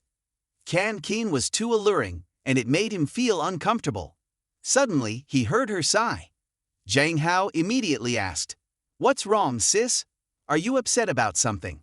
Can Keen pouted, "It's Ho Hao's fault. Now you're a network star. When I went out to buy KFC today, I saw many people looking at your photos. I'm jealous now." Hearing this, Zhang Hao was surprised. "Sis, I don't want to be a network star. Don't tease me." Can Keen supported his idea, saying that being a network star wasn't really good. Many people do inappropriate things to become famous. She reminded him that exposing arms or legs was not acceptable. "My Hao can't be like that. Only I am allowed to look at you," she said. Hearing Can Keen say that made him feel a bit embarrassed. What kind of talk is this? Seeing him embarrassed, Can Keen handed him a drink. "Don't be scared, I was just joking with you." Can Keen silently watched him, thinking that Hao was already very popular with the girls at school. And now being a network star would surely attract more attention. "If you don't act quickly, it might be too late," she said. In the evening, Can Keen knocked on his door. "Hao, can I come in?" Zhang Hao agreed, and Can Keen took out her laptop. "Hao, I want to work with you in here. Is that okay? Does it affect you?" Zhang Hao was about to say something when he was distracted by Can Keen's outfit. Can Keen wore different styles every day. Today's outfit made her look like a friendly neighbor, gentle and seductive. Can Keen was truly versatile. Zhang Hao quickly said it wouldn't affect his studies. Can Keen smiled happily. "That's great. I enjoy working with you, even if the work is complicated. It's nice to have you around." She then said she wanted Hao to keep something for her and took out an envelope. "This is my one-day salary, 3,000 VND. I spend money recklessly, so keep this for me." Zhang Hao was surprised. "You earn 3,000 VND a day? That's not fair. In my previous life, I worked hard and only earned a fraction of that." "Can Keen, you earn so much just helping at the hospital." Can Keen covered her mouth and smiled. "Even though I'm still a student, I can assist surgeons. Earning 3,000 VND a day isn't too much. I graduated from university at the top of the nation and started clinical practice early. Although I'm not a main surgeon, I'm considered a genius in cardiology. Major hospitals all compete to invite me." Hearing this, Zhang Hao praised her. "Wow, Can Keen, you're amazing. I wish I could earn as much as you in the future to ease the burden on my parents." Seeing him so mature, Can Keen happily hugged him. "Hao, you're so good. But lately, Mom and Dad are not doing extra work. They're on a new project and have to travel for a while." Zhang Hao was surprised and looked up. "Both Dad and Aunt are traveling. So it's just you and me at home? A man and a woman living together. Wasn't this living together?" Thinking about the situation, he rushed to the bathroom. "Mom and Dad, come back soon. I'm a young man living with a beauty like Can Keen. How can I endure this?" He didn't know what to think anymore. His nose suddenly started bleeding. If this continued, it would be a big problem. After leaving the bathroom, he saw Can Keen had changed into a different set of pajamas. His nose bled again because Can Keen's pajamas were even more seductive. After finishing her work, she could sleep without changing clothes. Can Keen smiled and asked, "Hao, what's wrong? Do you like my pajamas?" "It's nothing. You look good in anything. You go ahead, I need to study." He said this, but he kept feeling uneasy sitting in front of the computer, his eyes glancing back frequently. He couldn't control himself. Qian Qin was too beautiful. Even though they had lived together for a long time, he still couldn't get used to it. Qian Qin seemed to sense something and turned to see his pure, innocent eyes. She smiled and asked him to give her a massage. Hearing this, he was startled. This isn't very appropriate, sis. But he still massaged her. Qian Qin, is this okay? If it's too light, let me know. Qian Qin said, Hao's massage is very comfortable. You should do it regularly to help me relax. At this point, he was sweating and his face was red. What young man can handle this challenge? After a while, Qian Qin turned to him and asked, Are you free this weekend? Let's go out. Hearing this, he thought he had never gone out alone with Qian Qin, so he said, Of course, no problem. I'm free whenever you are. Hearing this, Qian Qin smiled happily. So you need to plan well. Finally, I get to go on a date with Hao. Zhang Hao thought they were just going out for fun, not on a real date. Qian Qin, we're drifting further away from the normal path, aren't we? Looking at the wall clock, it was almost midnight. He told Qian Qin it was getting late and they should rest. Qian Qin still seemed reluctant to stop working. I didn't realize it was so late. Well, I'll go to my room now. Good night, Hao. Qian Qin was very satisfied with the evening. Although she still couldn't do anything more intimate, it was already very good. At least Hao wouldn't hate her anymore. She promised herself that she would absolutely not let any more problems arise with Hao. After Qian Qin left, he sighed in relief. Tonight had been a bit awkward, but he was still looking forward to the weekend outing with Qian Qin. At this moment, his phone rang. Weinan was calling. He sighed again. This troublesome girl is bothering me again. Sis, you're being a bit much. Don't do that. If you can't find a boyfriend, I can introduce someone to you. Weinan said no need. I hate men. Not just any man or animal can be my boyfriend. Right now, I just want you around to chat with. Zhang Hao asked if there was something wrong with her. If you hate men so much, why cling to me? Weinan said that after she grew up, she was always surrounded by all kinds of frivolous men, and many who catered to her mother's whims for power and status. That's why I have always hated such weak men. But you, Zhang Hao, are different from them. I'm sure you are the one I like, and I have never loved anyone from childhood to now. So I don't know how to pursue a guy, let alone make you happy. But whatever you want, I can definitely do it. Even if it's a star in the sky, I can get it for you. Our company started researching rockets a long time ago. As long as you want, I can help you get a star from the sky. Hearing this, Zhang Hao was at a loss for words. What would I do with those stars? Anyway, I have one wish now, that you stop pursuing me. Weinan immediately denied this. That's impossible, I've tried. You should choose something else. Zhang Hao then said, If that's the case, I want to sleep now. You should also go to bed early. With that, he hung up thinking. Weinan must have been the type who only knew studying as a child, with no childhood of her own. So pitiful. I should speak gently to her today. As he lay dreaming, he remembered his childhood.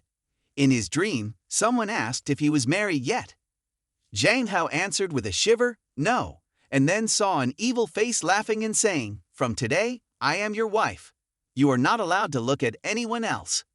The next morning, as soon as he arrived at school, he informed Qian Qin that he had safely reached school. He didn't understand why recently, Qian Qin insisted on personally taking him to school, then asking if he had arrived, even wanting to pick him up after class. While looking at his phone, Yuhua came up behind him. He greeted her with a good morning, Yuhua. Why are you also late today? She answered that she couldn't sleep last night, thinking about kissing him. Hearing Yuhua speak so directly, he was startled and quickly told her to be quiet, as that was a secret to be discussed in private. But Yuhua went wild, lightly touching his finger and then holding his hand, saying, Zhang Hao, I want to kiss you right now. There's only the two of us here, no one else. Zhang Hao said this was the classroom corridor, and people might come out at any time. Seeing Yuhua's expectant eyes, he thought for a moment and gently withdrew his hand, saying, The last time we kissed was just an accident. Kissing is a very intimate thing that can't be done at school. Yuhua looked at him with her big eyes, deep in thought. If that's the case, then after school we can go home together. That way, we can kiss, right? Seeing Yuhua's puzzled expression, he couldn't bear to refuse and had to change the subject. He suggested they go to class since the lesson was about to start. Hearing this, Yuhua was clearly disappointed, possibly because she couldn't kiss him. Perhaps she didn't know he was different from the men in this world. Kissing too much made him fear losing control and getting into trouble. Damn it, this is so annoying. At lunch, he went back to call Elyon to get some snacks. Unexpectedly, as soon as he stepped out the door, he was stunned by the sight in front of him. A group of female students with albums, ready to ask for his autograph. "Idol, here's an album of photos I took secretly. Please give me an autograph." They were as enthusiastic as if they had met a famous star. At this moment, he was still confused. What's going on? Ilyon had only shared a few min photos. Why was there so much excitement? It was normal yesterday. Ilyon excitedly took out his phone to search, then exclaimed, "Hao, you're about to become a star. Someone has collected all your photos online, made a video, and spread it around. You're famous now. Many people are calling you the once in 70,000 years handsome man." Upon hearing this, he was stunned. What the heck is this? Can people even live like this? He muttered, looking long-faced at Ilyon's phone. Just then, from behind, a crazed fan with a longing gaze approached and slowly reached out a hand. Suddenly, his face turned pale as someone touched his butt. He turned around and saw a girl being restrained by someone else. It turned out Yuhua had grabbed the girl's hand and said, "Zhang Hao doesn't like this. Hold on to your own hands." The other girls, seeing the crazed fan scream, were shocked, thinking that maybe the idol had bodyguards with him. Not seeing any, he quickly told Yuhua, "Let her go, let's just forget about this." At that moment, an angry roar rang out. "What are you all doing here? Disperse immediately." It was the homeroom teacher yelling. "Why aren't you going to eat? Why are you all gathering here? If you don't want to eat, go to the school office with her." Instantly, all the students scattered, running away, saying, "The big devil is here. Run!" From afar, a green-haired student also noticed and said, "Hey, Jom, it seems like there were fans of yours in that crowd. They watch your live stream every day, and now they've ditched you to admire Ho. Lin Zhang coldly sneered. "These people are pathetic." Besides his face, what else does Zhang Hao have? Can he sing, dance, or rap? I bet he doesn't even know how to shoot. He's just a pretty face, I don't care at all. At this point, they overheard two girls chatting. There's a supercar outside the school gate, probably some rich girl picking up her boyfriend. I think she's here to pick up Zhang Hao, he's so famous now. After hearing this, the green-haired class leader looked worriedly at Lin Zhang, who was trembling with anger. At that moment, Lin Zhang's face twisted, tears of jealousy welling up as he struggled in his mind. That Zhang Hao is just a useless pretty boy. I'm not jealous, I don't need to fight him. The scene shifts to the school gate, where a line of luxury cars is parked neatly. Inside a white Rolls-Royce was Weinan, the chairman of Fenghong Group.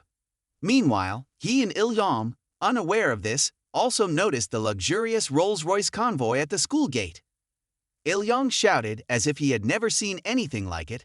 How, look at that! A line of supercars, they look amazing." Zhang Hao glanced at the excited Ilyong and said, "What's there to see? Hurry up and buy food, or I'll get surrounded again later." In his heart, he thought, "How unlucky. Why did I suddenly become famous?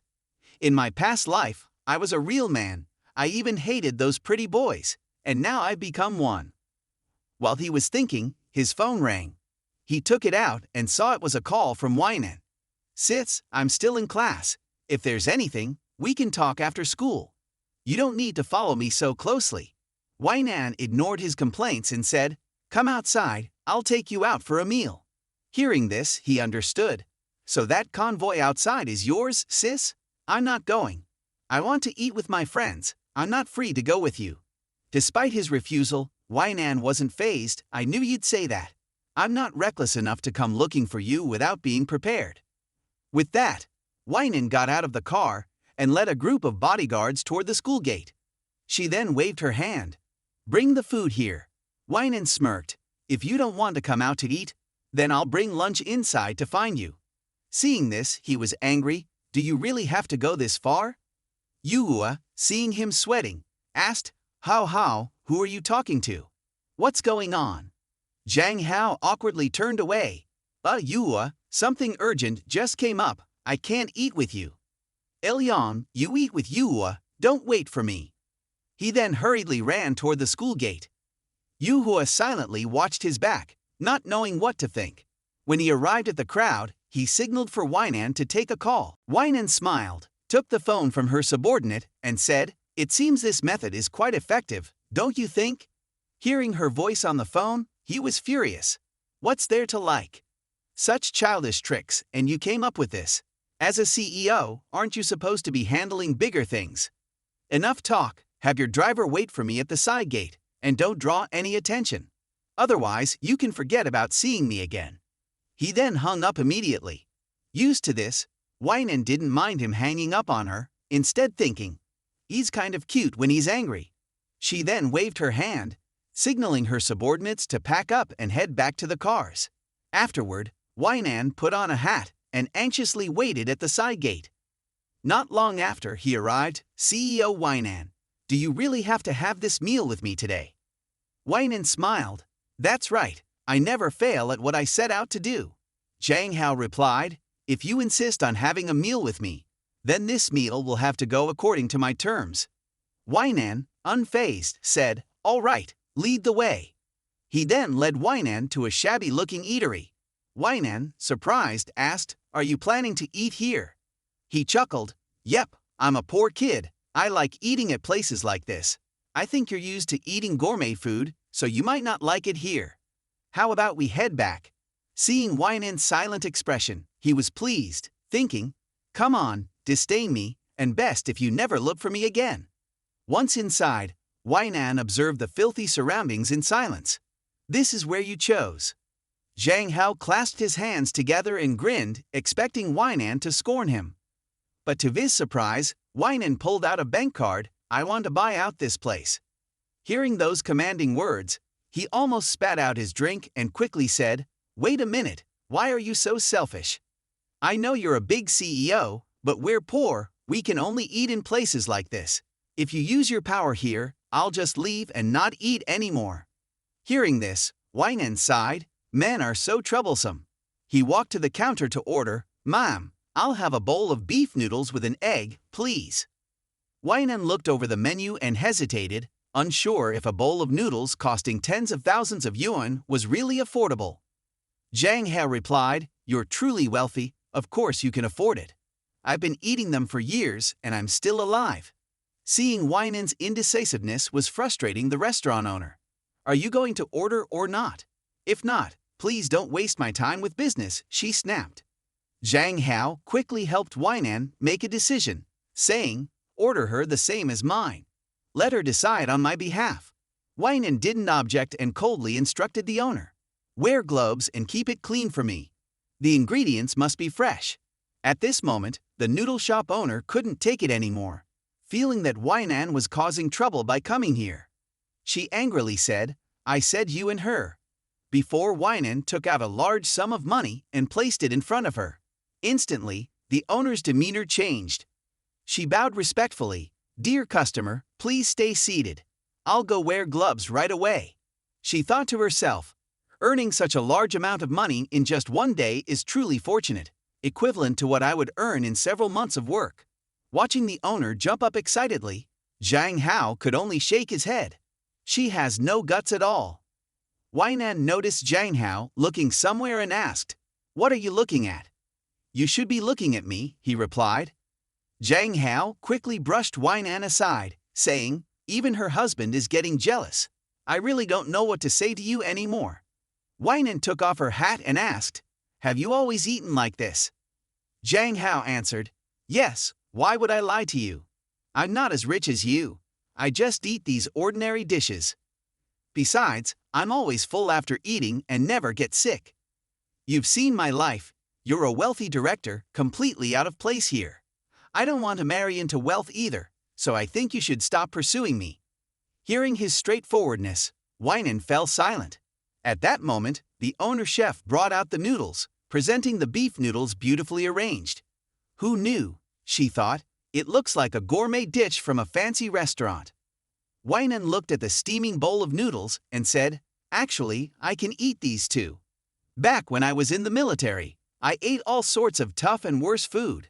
I only worry about you not eating unclean or unnutritious food." Hearing Weinan speak like that, Zhang Hao was surprised and turned to look at her, realizing that director Weinan actually cared about others so much.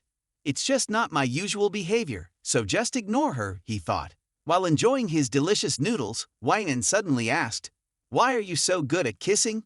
Have you ever kissed someone before?" The unexpected question made him spit out his noodles, turning red. "Sister, can we not talk about this while eating?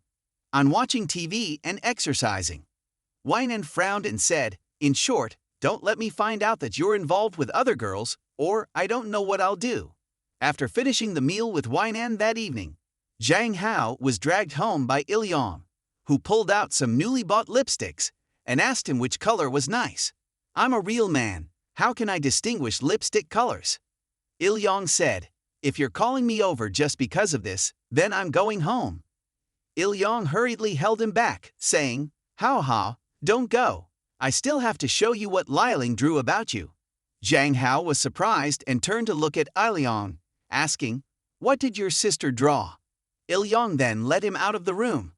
Liling was engrossed in her drawing, and Zhang Hao didn't understand what Ilyong wanted. Ilyong told him to wait, then shut the door and entered the room. "Liling, what did you draw for me?" Her scream made Liling's face turn red. Inside the room, Ilyong showed him what Liling had drawn. Seeing that, Liling trembled in fear because it contained stories that couldn't be talked about between the girl and her brother. After seeing it, Zhang Hao was stunned. "It's just childish stuff, nothing to think about." He was about to scold Liling when she said, "I didn't draw this, I have a friend who forced me to show it." Hearing Liling's childish excuse, he was surprised.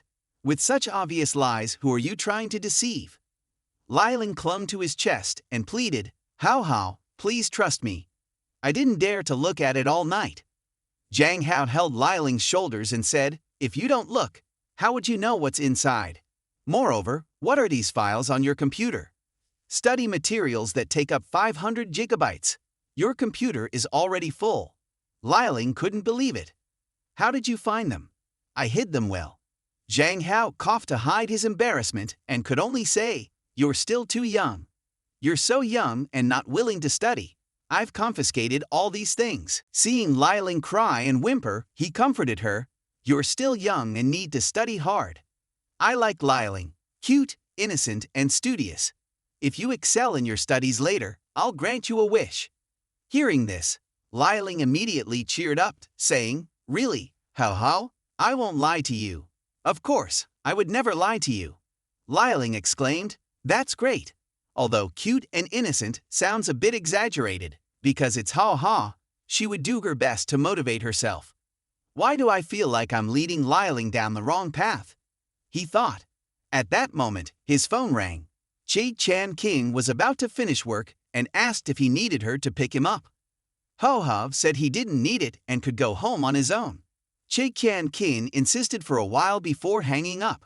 Meanwhile, his colleague Jia Hui was asking his coworker, "Which handsome guy is she talking to?"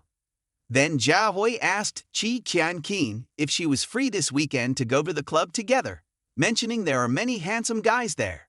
Chi Chan King immediately declined, saying, "I already have a boyfriend. Let's meet at the square on Saturday." Jia Hui said, "Really? You're too good. You have to tell me who he is." Chi Chan King smiled and replied, "It's still too early. Wait until things settle, and I'll tell you." Hearing this, Jia Hui handed Chi Chan King a strange object, saying, "This is a gift for you." Seeing what it was, Chi Chan King's face turned bright red, while Jia Hui looked pleased. "No need to thank me, but be careful."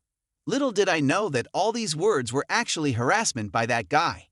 Outside the door, Chi Chan Kin heard, "Private dating and still have to be careful, huh?" I'm so angry. Why does she keep ignoring me? At the square, I'll give both of you a wonderful date. Time quickly passed, and by evening, Chi Qian King went home and called a few times but didn't hear Zhang Hao's response. She thought to herself, could it be that Hao Hao hasn't come home yet? Maybe Zhang Hao is still live streaming in his room. At that moment, he was live streaming seriously, facing a difficult issue. Since he became famous online, someone in the chat recognized him. Have any of you noticed that this streamer looks just like a handsome guy? 1 in 700,000 years, right? He quickly denied, no, it's not me. Please don't spread rumors. If I were handsome, I wouldn't be live streaming games anymore. But no one believed him. More and more people were watching his live streams, and his viewer count skyrocketed to the #1 spot on the prime time charts. People kept requesting, take off your mask, saying they knew that the hot boy was actually you. Zhang Hao was very confused when a hand turned off his computer. He turned around to see Chi Qian Qin with an indifferent expression. Chi Qian Qin gently said, stop live streaming. Then she tightly grabbed his hand. Surprised, he asked, Chi Qian Qin, what's going on? She said, Hao Hao, stop live streaming. They've recognized your face. If you keep live streaming, your life will be twisted, and everyone will know who you are. I don't want you to become too famous. Just stay home with me. I can't take care of you properly. I'm afraid someone will kidnap you. Many people like you a lot. There will definitely be someone better than me. By then, you'll abandon me. Seeing her lose her composure, Zhang Hao was quite shocked and didn't pay attention to what she was saying. He quickly held her shoulders to comfort her and said, your family. How can they compare to you? Besides, live streaming is only temporary. Don't think too much. The next day, he went to school alone, thinking about Chi Qian Qin's reaction the night before. Zhang Hao had a headache over this matter, not knowing if she truly wanted to control her brother or had other reasons. While Zhang Hao was sighing, his phone in his pocket vibrated. He took it out to check the live stream statistics from the night before and was astonished to see the amount of money he had earned. I can't believe a single live stream made this much money. I didn't sell anything or ask for donations. Even though the platform takes a fee, I still earned 38,000 yuan. If this continues, one streamer can make 100,000 yuan, and in a year, up to 1,200,000 yuan. Is this the money-making speed of a celebrity? It's terrifying, but that's not my original purpose. Feeling somewhat heavy-hearted, he arrived at school and was stunned by the sight of a group of girls holding banners supporting him. What's going on? Il-yong exclaimed excitedly, Hao Hao, did you know? You now have a fan club. Hearing this, he felt too embarrassed to show his face. Zhang Hao replied, don't you guys have anything better to do? Two girls ran over, saying, Hao Hao, they'll join your fan club and will always support you. Seeing how much Zhang Hao was adored, his classmates were jealous. Zhang Hao is so disgusting, not knowing what to do, relying only on his looks. I don't understand why girls like him so much. The guy with blue hair looked at his phone excitedly and said, even though he's famous now, you should know that his fame will fade quickly. The scene shifts to the boys' locker room. At this moment, Zhang Hao opens his locker, preparing to change clothes, unaware that the green-haired guy behind him is hiding a phone under his shirt, secretly filming him. It turns out it was all part of his plan to use the sensitive footage to defame Zhang Hao. Suddenly, Il-yong bursts into the room, bumping into the green-haired guy. Zhang Hao, it looks like you've developed some abs, huh? Training with Yuhua is paying off. The green-haired guy, startled by the collision, almost has a heart attack but tries to play it cool. Whatever, I'll see whether Zhang Hao survives after this, he thinks with a sly grin. Just then, Zhang Hao hears something drop nearby. It turns out the green-haired class president dropped his phone in excitement. He quickly picks it up and glances at Zhang Hao, relieved that he seems unaware of the situation. But as the class president turns away, Zhang Hao smirks knowingly. On the other hand, the class president, looking at the photos on his phone, is furious that he didn't capture anything useful due to Il-yong's interruption. Frustrated, he continues to admire the photos of Zhang Hao. Il-yong approaches from behind and teasingly says, Class president, what are you looking at? Startled, the class president clutches his phone tightly, trembling. Get out of the way. I need to get to the sports field. Il-yam, seeing the class president's unwillingness to cooperate, slams his fist into the locker behind him. Why the rush? Let's have a chat. Let's see what secrets you have on your phone. With that, Il-yam snatches the phone from the class president, who protests.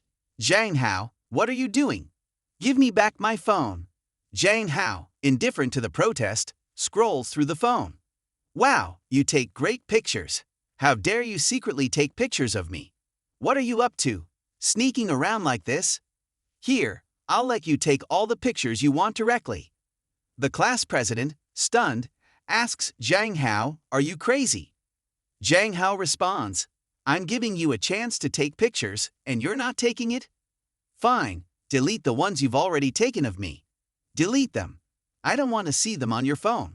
The class president grabs his phone and sprints away, cursing under his breath. Il-yam, watching him run, comments, why is the class president like that? Was he trying to defame you with those photos? Zhang Hao replies with a cold laugh, these petty tricks won't work on me. I don't care if I'm photographed.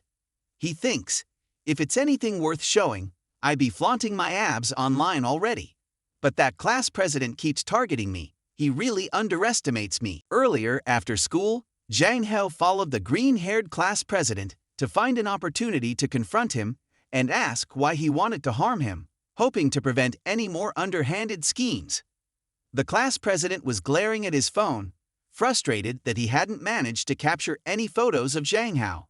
Just as Zhang Hao was about to approach the class president to talk, a hand suddenly reached out from the corner, grabbing the class president by the collar from behind. In an instant, the class president was pulled away, leaving only a single shoe behind. Seeing this, Zhang Hao was stunned. Kidnapping a handsome guy in broad daylight? These kidnappers are bold. He rushed over, only to find it was someone he knew. The same group that had kidnapped him before, under Weinen's orders. Shocked, Zhang Hao asked what they were doing. Was this Weinen's idea? The girl didn't deny it. Yes, it was on General Manager Weinen's orders. We're just following orders. Pretend you didn't see anything. With that, they got in their car and drove off, leaving Zhang Hao bewildered. Why would Weinen kidnap the class president? Does she know what's going on at school? Or does she have someone at school keeping an eye on me? Is she trying to make me owe her a favor? Thinking this, he immediately called Weinen, asking why she had kidnapped the class president. Weinen, surprised, asked how he knew. He responded, don't pretend. Your people just kidnapped him right in front of me. Why did you do it? Don't tell me it was to get revenge for me. Weinen replied, why not? He did something wrong. He should face the consequences. Don't worry, I'll make sure he doesn't bother you again. Zhang Hao asked, so you really have people at the school? I told you not to interfere in my affairs. Weinen calmly said, I just want to know how things are going for you at school. No matter how you handled things before, now you just need to behave and be the man behind Weinen. Hearing this, Zhang Hao snapped, I'm a man, not a freeloader. He demanded she release the class president immediately. Then hung up, frustrated with how exhausting it was to deal with her. Is kidnapping really okay? Will the class president be all right? He wondered, deciding to wait until the next day to check on him at school. Time flew by, and the next day, Zhang Hao saw the class president in the hallway. As he approached to ask if everything was okay, the class president jumped back, causing Zhang Hao to wonder if he was really that scary. The next moment, the class president bowed 90 degrees and respectfully greeted him, as if serving a master for decades. Zhang Hao, confused, wondered what the class president had gone through to suddenly become so respectful. At lunchtime, Zhang Hao went to have lunch with Yuhua in the piano room. Seeing him looking downcast, Yuhua asked, what's wrong? You don't seem happy. Zhang Hao sighed, just something that's been bothering me, nothing serious. Hearing this, Yuhua fell silent, thinking. Suddenly, she stood up and approached him. Surprised, Zhang Hao asked what she was doing. Yuhua gently pinched his nose and said, does this make you feel better? You did the same for me at the park, and it really worked. Zhang Hao smiled, taking Yuhua's hand. I didn't expect you to remember that. Thank you. I feel better now. Blushing, Yuhua suddenly hugged him, leaving Zhang Hao astonished. What are you doing? She replied, nothing, just wanted to hug you. Hugging you makes me happy, and kissing you would make me even happier, so I'd want you to be happy. Zhang Hao, I want to see you happy. Do you know what men think? Seeing Yuhua being so affectionate, Zhang Hao thought, this is crossing the line. But then, he hugged her back, saying, I'm feeling much better now. Thank you, Yuhua.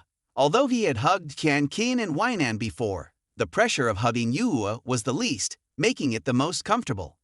Qian Qin, though very beautiful, was now considered family, and as for Weinan, she was just scary. But then, he realized something was wrong. Yuhua had started to touch him, which was inappropriate for school. Zhang Hao quickly held her hands and told her to read the Bible to calm down, but Yuhua said she didn't know how. So he gently pinched her cheeks and told her to calm down. Then reminded her, let me tell you again, don't read too much of Huan Yuan's materials. Only couples are allowed to kiss and such. You're still young, so watch some romance movies to better understand love. When you're ready to date, we can talk about it. Yuhua nodded and asked, Zhang Hao, do you know what love is? Zhang Hao replied, I suppose when you love someone, you're willing to do anything for them. Your mood also changes with theirs, and you want to be together for a long time, right? Seeing Yuhua deep in thought, Zhang Hao realized his explanation might be too complex for her. He simplified it, saying, basically, when you're with someone you love, you can completely relax, open up, and talk without fear of being judged or ridiculed, even if you show your flaws. Yuhua then asked, do you feel that way with me? Zhang Hao answered seriously, if one day we do start dating, I hope it's because of love, not for any other reason. Seeing Yuhua's confused expression, he smiled and said, if you don't understand now, that's okay. Watch more romantic movies, and as you grow older, you'll get it. Let's go to class now, it's almost time. As they stepped out of the piano room, Zhang Hao's phone rang. It was Il Yang.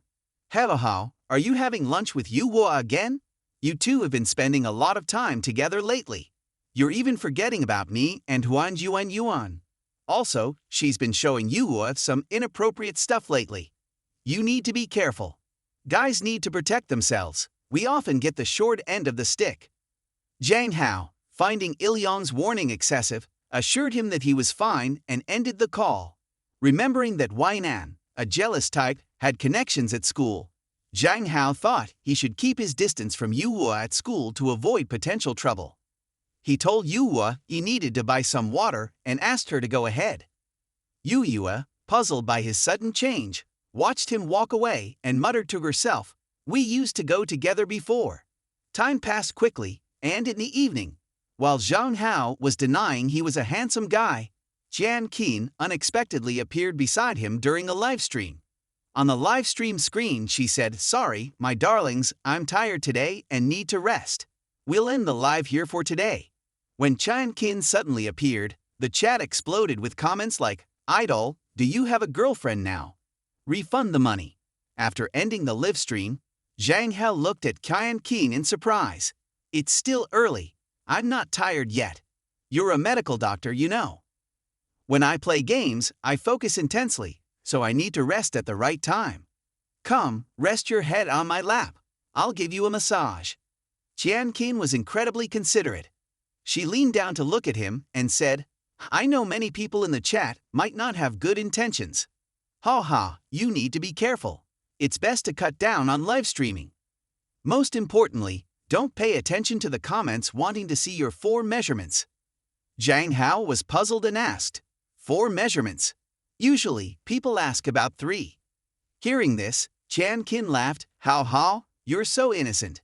You don't even know what 4 measurements mean. How can I not worry? She then suggested, since you're free today, let me help you measure this. As she got close to measure his waist, Zhang Hao's face turned red. The proximity made Qian Qin look very beautiful. When she measured his waist, she touched his abs and exclaimed in surprise, Hao, you have abs already. Zhang Hao smiled awkwardly, explaining that he had been working out recently. Qian Qin complimented his abs, saying she was a bit envious, and pointed at them, making him uncomfortable. Realizing she might have gone too far, Qian Qin blushed and apologized, telling him to go to bed early. She then left for her room. As she closed the door behind her, she couldn't hide her excitement. Ho Hao's abs were so attractive she almost lost control. Zhang Hao wondered if Qian Qin was embarrassed, but he found her reactions endearing. The next morning on the weekend, Zhang Hao walked into the living room while still groggy. Qian Qin told him to have breakfast and mentioned, "Today is our first date." She added, "I'll get ready. You eat breakfast first." Zhang Hao felt a bit embarrassed, thinking that calling it a date might lead to misunderstandings. "Wait, don't think too much. It's just an outing. If you have strange thoughts, our relationship might change." About half an hour later, Qian Qin was ready. Zhang Hao turned around and was stunned. Qian Qin was wearing a cute, youthful outfit, like a character from a comic book. Her long, slender legs added to her charm. She asked, How, do you think this outfit looks good?" Zhang Hao, wide-eyed, confirmed that it did. He said, "You look even more beautiful than movie stars." Hearing this, Qian Qin smiled happily. "I'm glad you like it." Zhang Hao then asked Qian Qin to wait while he changed. Soon, they went out together. Arriving at the plaza, Zhang Hao looked around, impressed by its grandeur. It was the weekend, and the place was bustling with people. Suddenly, he noticed a familiar figure sitting under an umbrella. It was the guy pursuing Qian Qin. Zhang Hao wondered why he was here. Qian Qin also noticed him and said, Hao, it seems my stalker has discovered our whereabouts. He'll probably follow us all day." Zhang Hao, angered, asked, "That creep is still following you?" Qian Qin, looking distressed, replied, "Yes, he keeps following me, insisting on becoming my boyfriend. It's really giving me a headache." Zhang Hao pointed at the stalker and suggested, "Should we call the police? His behavior is harassment and can't be ignored." Qian Qin, panicking, stopped him, saying, "No, Hao, we're colleagues. It's not good to escalate things, but he's really going too far." Zhang Hao was still confused. Qian Qin asked, Hao, can you help me with something?" Seeing her seriousness, Zhang Hao agreed. "Sure, just tell me what you need." Qian Qin said, "I want to make him completely give up today, so could you pretend to be my boyfriend? That way, he'll definitely lose hope." Zhang Hao, thinking it was no big deal to pretend to be her boyfriend, agreed, "I can help with that, as long as you don't mind." Qian Qin was surprised by his easy agreement. "That's great, Hao. Thank you so much. Let's go, I'll take you to a fun place." Soon after, Qian Qin took Zhang Hao to the claw machine area. She said, "I heard that many boys like playing with these machines. Today, I'm going to win some stuffed animals for you." Zhang Hao shook his head, thinking, "I'm a guy, not a girl who enjoys this kind of thing." But not wanting to disappoint her, he reluctantly agreed. Qian Qin enthusiastically played the claw machine, marking the start of their sweet outing. After playing with the claw machine, they enjoyed ice cream together, with Zhang Hao even putting bunny ears on Qian Qin. They tried all the activities that couples usually do. Time passed quickly, and after a while, Qian Qin asked, "Are you tired, Hao? Should we take a break over there?" Seeing him agree, Qian Qin turned to find a place to rest. Zhang Hao suddenly called her back and took her hand, causing her to feel a bit flustered. Hao, what's wrong?" Zhang Hao discreetly pointed to a corner and said, "He's still here. He hasn't given up. We need to be more affectionate. He's been a colleague for many years, so he understands your relationships well. This means he doesn't believe we're a couple and continues to follow us." Qian Qin, feeling helpless, admitted that might be true. Suddenly, she panicked, "Oh no, he seems to be coming this way." Zhang Hao was startled, but what Qian Qin did next shocked him even more. She suddenly kissed him, leaving him stunned. The stalker covered his mouth in surprise, tears in his eyes. He thought it was shameless for them to kiss in public and ran away, crying.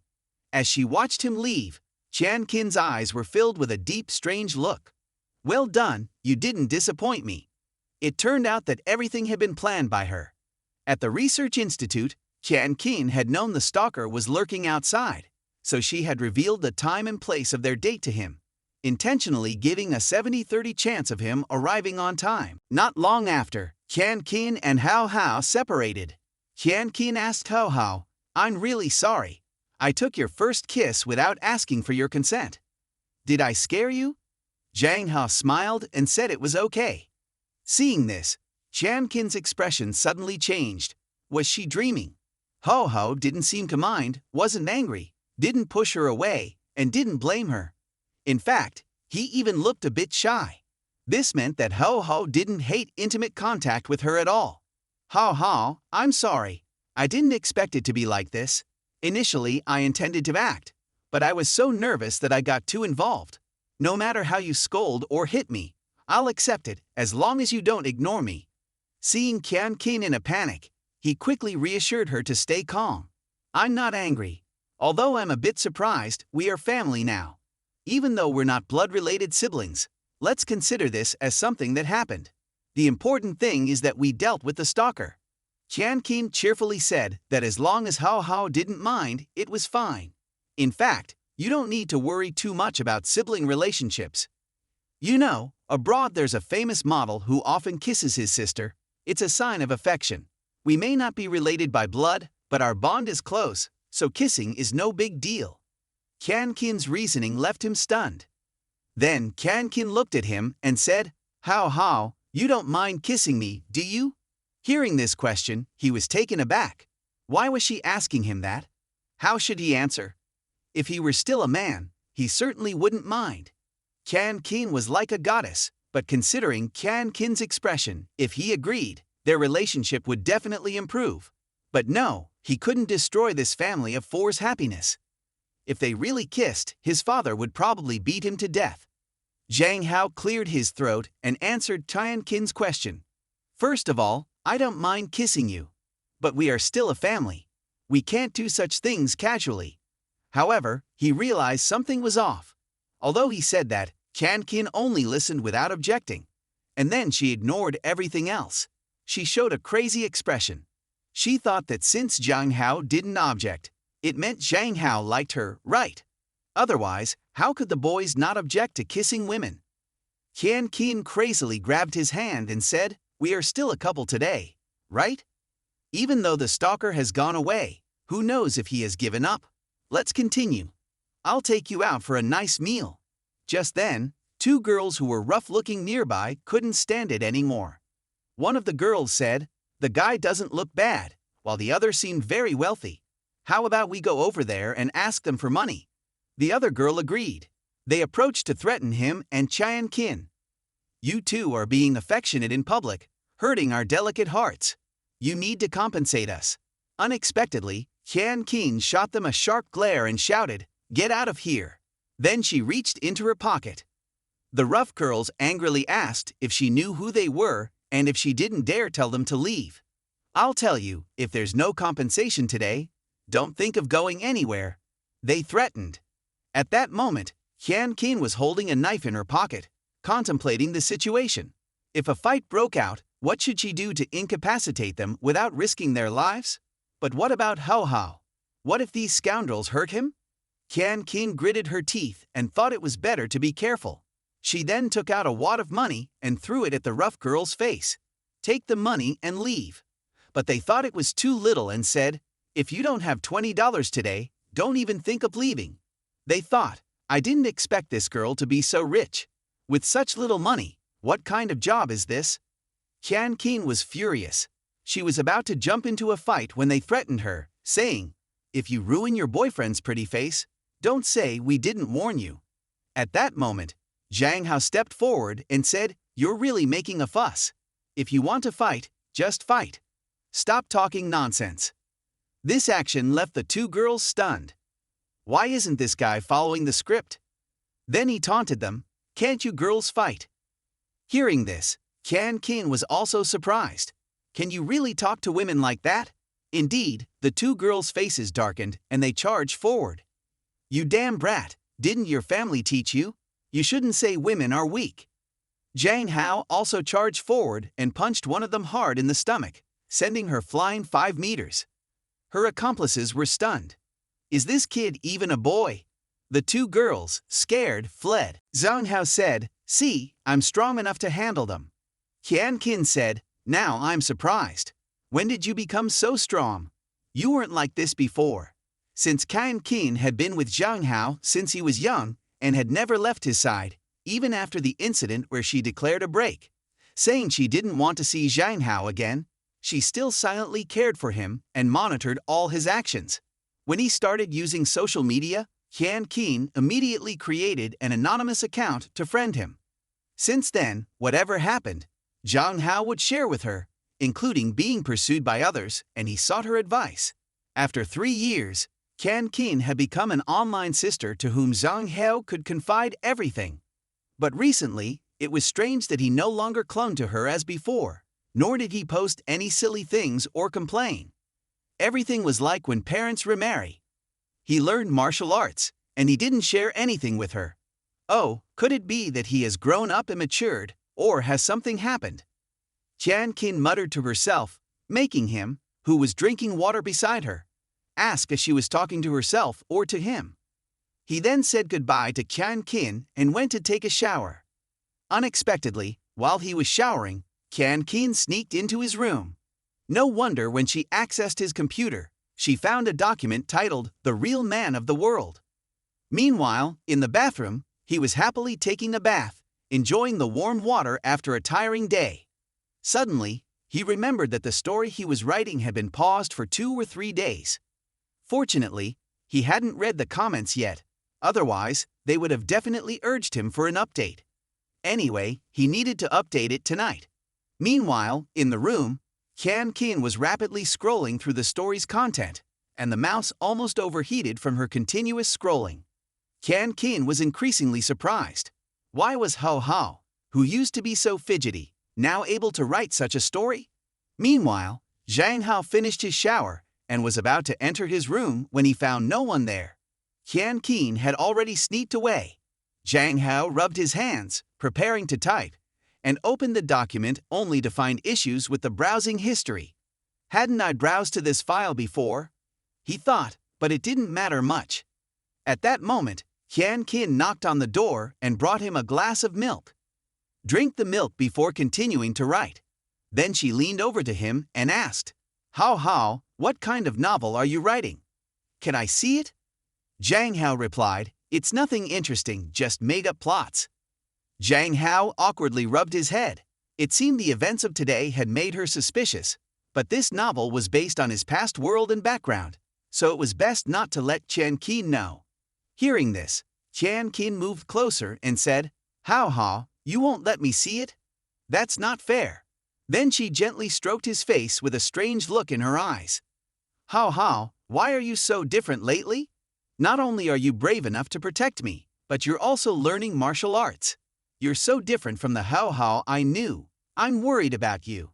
Qian Qin's eyes suddenly became suspicious. Zhang Hao frowned, realizing that Qian Qin was indeed doubting him. After all, it was strange for a man to punch a woman so fiercely. Wait! Zhang Hao suddenly realized something was off with Qian Qin's words. How did she know he was different now from before? This meant Qian Qin must have known him from before. Zhang Hao awkwardly asked himself, "We've only recently become family. What does it mean that I'm different from before? Have you and Qian Qin known each other for a long time?" Hearing this, Qian Qin seemed a bit surprised and sad, perhaps because he had forgotten her. Then, Qian Qin said something that shocked him. "You're right. Actually, we've known each other since we were little, but your appearance has changed so much. Why doesn't the original host's memory have any of her?" She said, "Zhang Hao, don't you remember? We used to be in the same kindergarten. Have you really forgotten everything? Even I don't remember anymore." Looking at her serious face, he awkwardly scratched his head. "Perhaps it's been so long that I really don't remember. I suddenly recall the first time we met. You hugged me and asked if I remembered you. At that time, I didn't know what was going on. So we've known each other since we were little. Seeing you so caring, We must have had a good relationship when we were young, right? So, she doubted that he changed because of this. But he couldn't tell her that he was from another world. It was too far-fetched, she probably wouldn't believe it. Anyway, he needed to find a way to change the subject and avoid disappointing her. After thinking carefully, he decided to tell a half-truth. Actually, sometimes I have nightmares about a fierce girl who used to fight a lot when we were little. Her eyes were really scary. Even though it was just a dream, I still felt a bit scared hearing you mention it. Kin widened her eyes in surprise, not expecting that she had left such a bad impression. Zhang Hao continued, recently, there have been difficulties at school, and I felt I should protect myself, which is why I've been working out and learning Muay Thai. Today, I dared to confront those rough girls because you were by my side. Zhang Hao took Kin's hand and placed it on his face. I know you won't let anything happen to me, right? His words touched Kin's heart, and she hugged him tightly, saying, of course, I won't let anything happen to you. It was clear that Kin wanted to embrace him, but being vulnerable in front of her was effective. It seemed he might be able to deceive her. Kin thought to herself, Hao really forgot about our childhood. I didn't expect him to be so afraid of me back then that he had to block those memories. But it's okay. There's still a chance for me to make it up to him. She lifted his chin and said, you've shocked me today, so there must be a punishment. Zhang Hao quickly tried to change the subject, but she started tickling him, which was his greatest weakness. After a while of wrestling, both were exhausted, with Kin drenched in sweat, telling him not to scare her like that again. Seeing her serious expression, he could only nod. Suddenly, Kin raised her hands and said, Hao, we agreed to be a couple for the day. Since it's not yet a full day, we are still a couple, not just siblings. Zhang Hao didn't quite understand her meaning and said, we've already driven away the stalker, so there's no need to pretend anymore. Just then, they heard his father and stepmother's voices from downstairs. Hao, Kin, are you up there? The unexpected noise startled both of them. Kin panicked and said her mother was supposed to come back the day after tomorrow. Why are they back already? Seeing Kin about to go downstairs, Zhang Hao called out, Kin, your face is too red. Go back to your room, and I'll go down. Kin agreed, saying, okay. Hao, tell my mother that I'm feeling dizzy and need to rest. Seeing Kin's embarrassment, Zhang Hao was sure she had a different impression of him now. What should he do next? How could he continue to live together normally? When he was young, his mother left him and his father. His father had to work hard to support him, so he didn't have time to care for him. Zhang Hao had to stay in daycare and remembered a girl who left a deep impression on him, but he couldn't recall her face.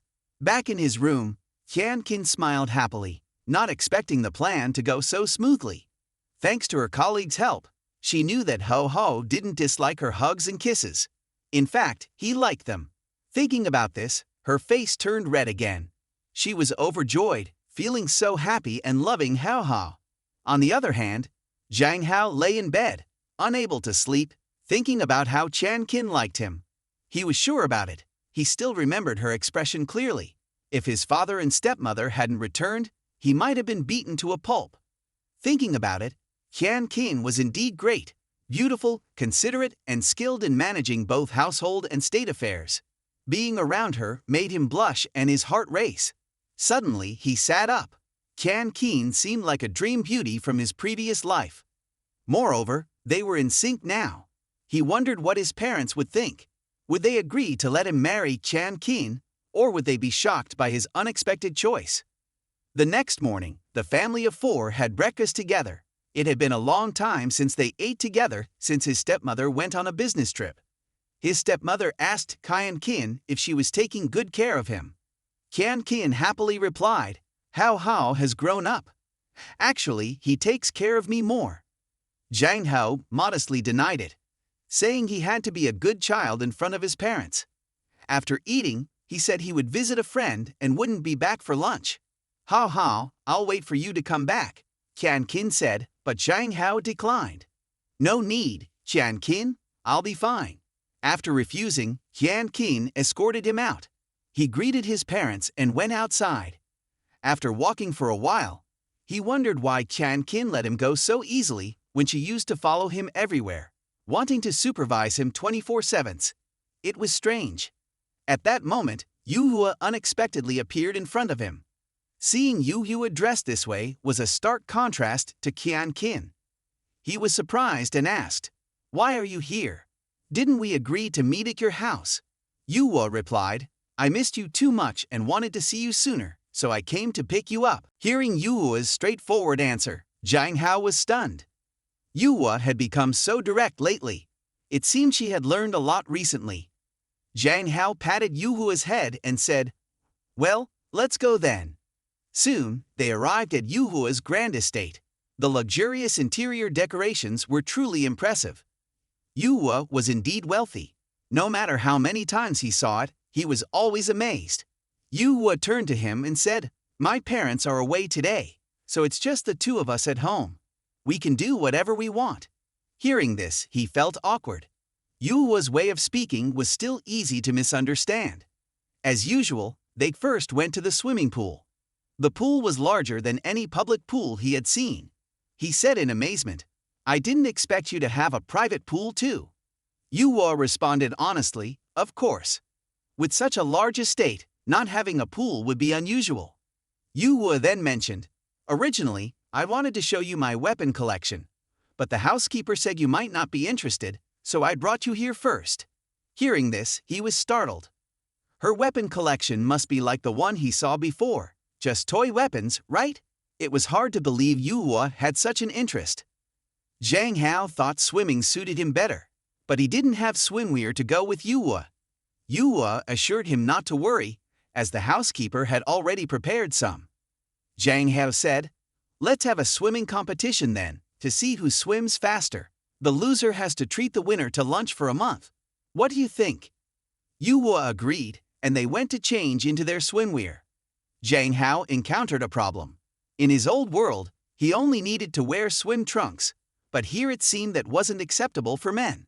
He couldn't imagine girls seeing him like that, so he had to wear the swimwear designed for men in this world. But what was this? He couldn't bear to wear it outside. Zhang Hao was at his wit's end, wishing he could return to his old world.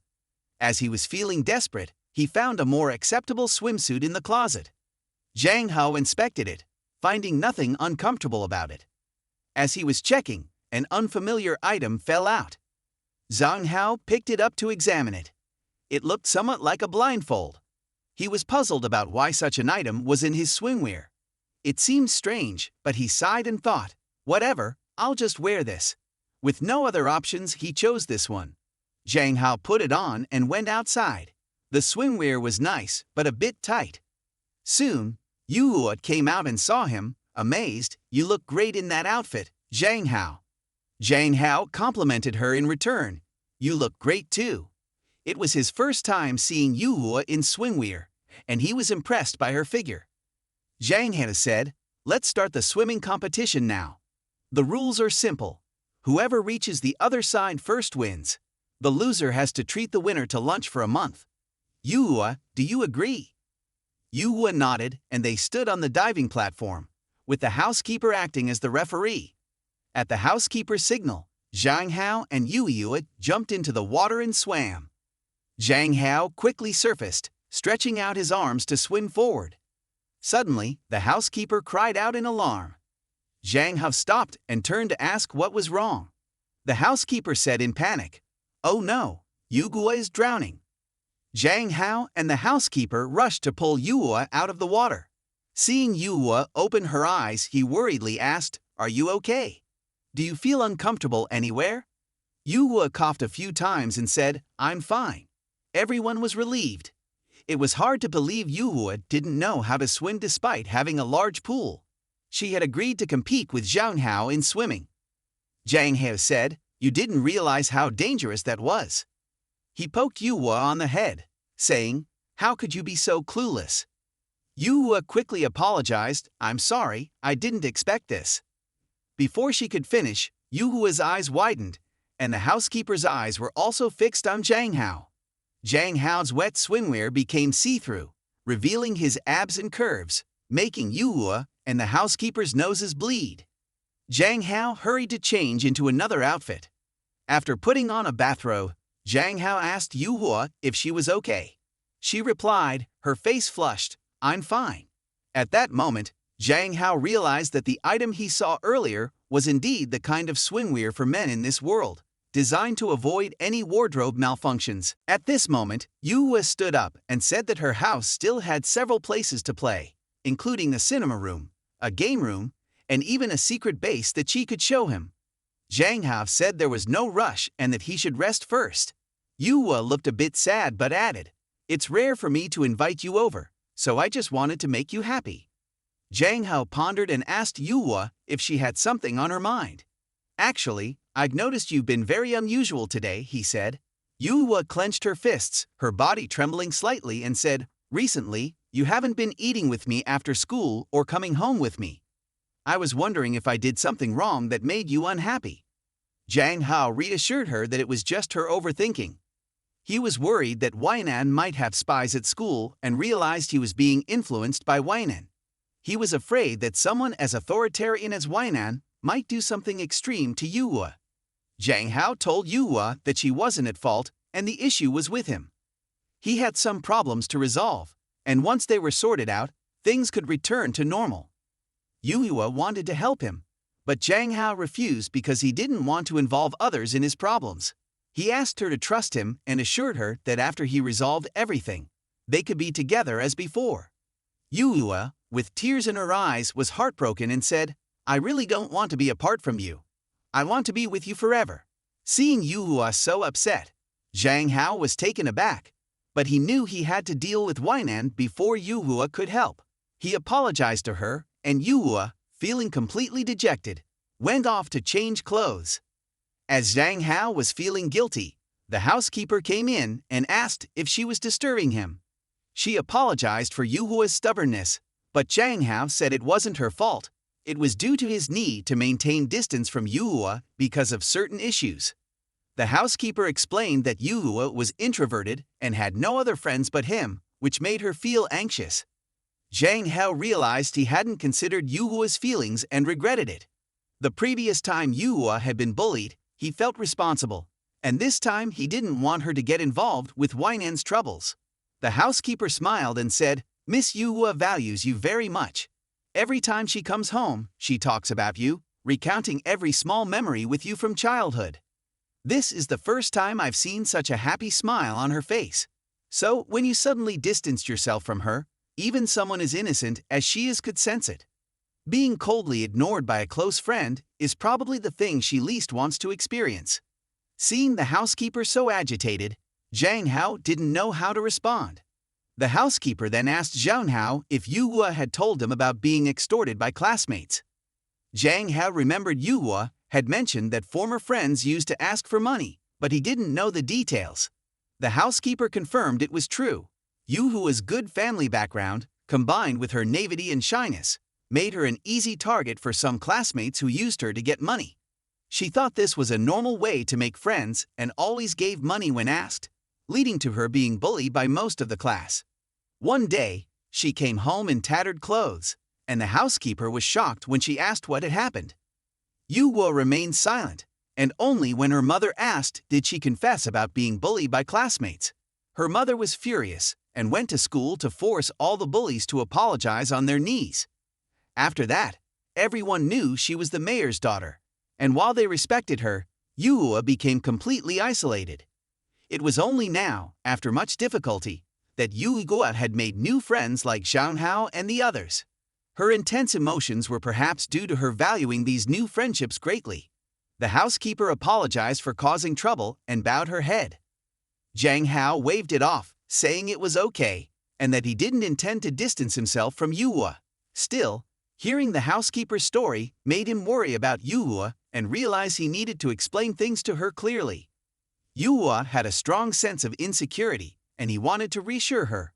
He asked the housekeeper to take him to Yu Hua. Soon, Zhang Hao arrived and saw Yu Hua standing alone, looking out the window with a dazed expression. Her small, lonely figure touched him deeply. He approached her from behind, and Yu Hua seemed to sense his presence and said, "Zhang Hao, since I was little, I've liked to stand in front of a wide window and look up at the sky. My father works abroad and flies in a private jet. Every time he goes on a business trip, I stand here waiting, hoping to see his private jet flying by again so I know he's coming home. Zhang Hao listened silently as Yuhua shared her feelings. He said, Yuhua, the housekeeper just told me about your past with being isolated by classmates. I know you have a strong sense of insecurity, but don't worry. We are good friends and won't leave you. Yuhua replied, I know, Zhang Hao. Is what you're going through related to any danger? Zhang Hao confirmed it was somewhat related, as Weinan was indeed a dangerous person. Yuhua turned to him and said, In that case, I want to help you. I'm not afraid of getting involved with you. Yuhua's expression was resolute, as she didn't want to stand by and regret later. She shared a past experience where, back in school, she had a close friend whom she would often give small gifts. Unlike other classmates who demanded money and threatened her, this friend was genuinely kind. However, when Yuhua's mother went to school to seek justice for Yuhua, the friend was treated like a bully, which Yuhua regretted not explaining. Now she didn't want to make the same mistake and not be there for her friend. Yuhua said, Zhang Hao, you're my best friend.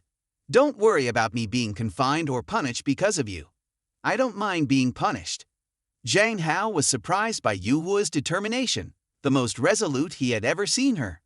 He patted her on the shoulder and gave a thumbs up, impressed by her loyalty. Yuhua was taken aback by his enthusiastic response, but he sighed and said, Yuhua, even though you're very loyal, it's still difficult for you to help me in this situation. I need to keep my distance not only from you, but also from Huang Yuan and other girls. Hearing Zhang Hao's refusal, Yuhua looked heartbroken. Her face reflected all her feelings of helplessness. Zhang Hao tried to comfort her, saying, It's okay, if you want, you can invite me over to your house often. Yuhua was slightly skeptical and asked, Are you serious, Zhang Hao? If I invite you often, would you find it annoying? Zhang Hao reassured her, Of course not. We're good friends, and visiting a friend's house is normal. Plus, your house is so big. I haven't explored it all yet. There's so much to do, and it would be a waste not to use the pool. I can teach you how to swim, and you can teach me martial arts. We could also use the movie room and game room, and invite Ilyong and others to join us. As Zhang Hao continued enthusiastically, Yuhua approached him and hugged him tightly. Thank you, Zhang Hao. Thank you for coming into my life. You know, when we first met, when you extended your hand to be friends with me, I felt a light shining into my life, making me no longer feel alone. Those were truly the happiest days of my life. Thank you so much, Zhang Hao. I like you the most. Recently, Wainan's sleep quality had been poor, plagued by the same nightmare where the world turned into a wasteland and she was severely injured, witnessing the despair around her and dying in agony. Each time, she would wake up startled. Weinan asked her secretary, What time is it now? It's already past 11 in the morning, Director, the secretary replied. You've been having nightmares lately. Do you need to see your personal doctor? Weinan said no, that she was fine, and asked about the progress of the blood moon research. The secretary reported that after the last incident, the blood moon hadn't appeared again, so there had been no progress. Weinan acknowledged and dismissed the secretary, then got out of bed and dressed. After finishing, she glanced at her phone on the desk, wondering what Zhang Hao was doing. Meanwhile, Zhang Hao was happily playing at Yuhua's house, where she hugged him and confessed her feelings. Zhang Hao, I like you the most. Being with you has been the happiest time of my life. Let's be good friends forever and never part ways. Zhang Hao smiled at Yuhua. This girl, he thought, when did she learn to say such sweet things? He agreed to be Yuhua's friend for life. Hearing this, Yuhua lowered her head and suddenly, getting close to his ear, closed her eyes and said, Zhang Hao, I want to kiss you. Hearing this, his face turned red and he pushed Yuhua away, saying, Hold on, where did you learn such things? Yuhua innocently replied she hadn't learned anything, just wanted to kiss him. Zhang Hao scratched his head and said, That's not appropriate. We're at your place, and if someone sees us, it won't be good. Just then, his phone rang, startling him.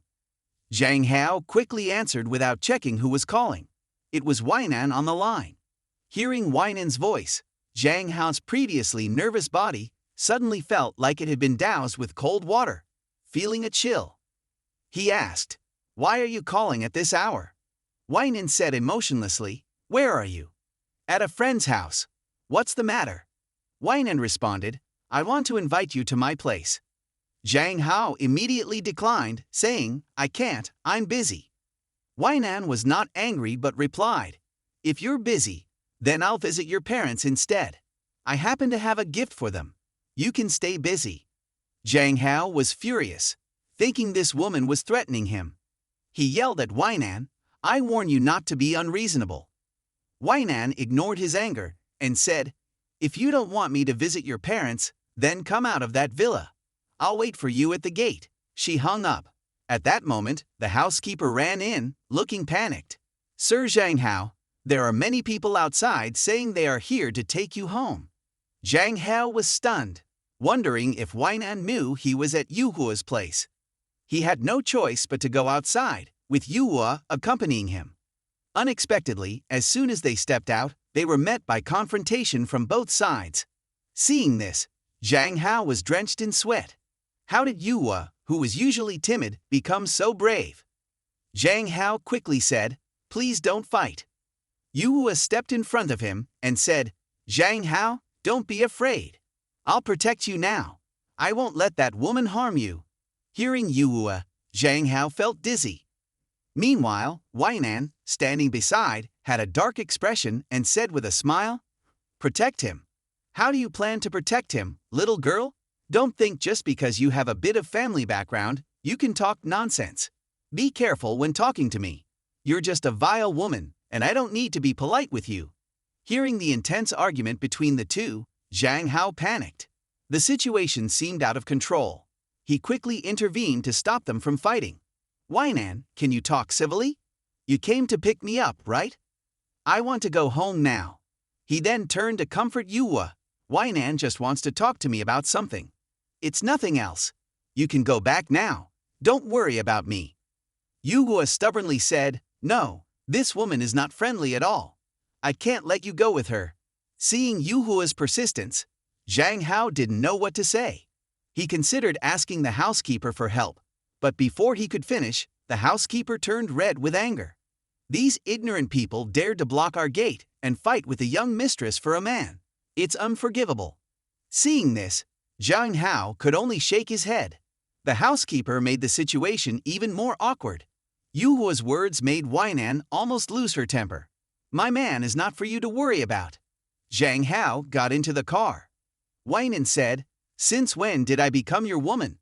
Besides, don't order me around." Before he could finish, Yuhua pushed him behind her, angrily looking at Weinan. "Zhang Hao is not your man or your servant. You have no right to talk to him like that." Weinan seemed to have lost her patience and said, "I'll say this one last time. Get in the car now or face the consequences." Before Zhang Hao could speak, Yuhua, unable to take it anymore, rushed forward and slapped Weinan. "Don't bully or threaten Zhang Hao." Seeing the fight about to break out, Zhang Hao quickly told Yuhua to stop, but Weinan merely stared coldly and effortlessly blocked Yuhua's punch with one hand, not retreating an inch. It seemed like this was just a casual action for her. Yuhua was surprised by Weinan's strength. At that moment, Weinan raised her leg, preparing to kick Yuhua. She raised her leg high above her head, ready to deliver a decisive blow. Just as she was about to strike, Yuhua stepped back to dodge Weinan's attack, and the cement ground was shattered by the kick. Zhang Hao quickly grabbed Yuhua by the shoulders and said, "Enough, Yuhua, stop fighting." Weinan refused to stop, saying, "Since this little girl started it, I'll teach her a lesson on behalf of her parents." Fortunately, the crowd nearly called the police, which made Weinan relent. Afterward, Zhang Hao bid farewell to Yuhua and got into the car. As soon as Weinan got in, she sarcastically said, "As expected of the CEO of a large corporation, wanting to fight in front of my friend's house." Weinan was slightly annoyed. Clearly, she was the one who started the fight. Zhang Hao retorted, "And you brought your lackeys to block someone's door and acted so high and mighty. Can't you change this hot-tempered nature of yours? How did you become a CEO with such a reckless attitude? It must have been through connections. Weinan replied, I only acted like this because of you. If you weren't involved with other girls, I wouldn't have lost my composure. You know I care about you a lot. Whenever it involves you, I always lose my temper. Weinan gritted her teeth, expressing her feelings, but Zhang Hao didn't believe her. Stop it. I'm not like your former men. This is useless to me. Weinan looked at Zhang Hao and asked, What do you mean by your former men? I've never had a boyfriend from childhood until now. Zhang Hao was taken aback. So, you've never dated anyone? Are you really a pure girl? Weinan, without any embarrassment, responded, So what? Do you have an opinion about it? Zhang Hao was a bit surprised. It turned out that Weinan was a well-bred and still single woman. He had thought she was a playgirl, and her pursuit of him was just a temporary whim. But maybe she was serious. This was unacceptable. He needed to cut off ties with Weinan as soon as possible. The more serious she was, the more he was scared. The two quickly arrived at Weinan's house. As soon as they sat down, Weinan started questioning him. What's your relationship with that girl from the Yu family? Zhang Hao kept his distance from Weinan. Yu Hua and I are just friends. Now tell me, why did you threaten me to come to your house? Weinan moved closer to him. I never threatened you. Zhang Hao said, If you coming to my parents' house isn't a threat, then what is? Weinan continued to move closer. Visiting your parents to propose isn't a threat, isn't it? Hearing this, Zhang Hao was horrified. Proposal? Are you joking? I haven't agreed to anything, and you're already visiting my parents. Weinan confidently replied, You haven't agreed. Who else in this world is worthy of you besides me? Besides, if I truly wanted to threaten you, I would have used your loved ones to coerce you into submission long ago. Zhang Hao didn't know how to respond. If she really did that, he might have no way out. Zhang Hao said, Weinan, why do you keep clinging to me? There are many good men in the world. Why don't you look at them? Besides, we're completely incompatible. I don't like strong women like you. Weinan calmly said, Life is only once. If I like someone, I will definitely find a way to get that person. Oh right, it seems someone has a second life. But that's not me. Hearing Weinan's words, Zhang Hao realized she was hinting at something. He thought it was best to leave quickly. He stood up and said, I don't know what you're hinting at. I need to go now. But Weinan quickly pulled him back and hugged him tightly. Who allowed you to leave? Or are you no longer interested in the blood moon?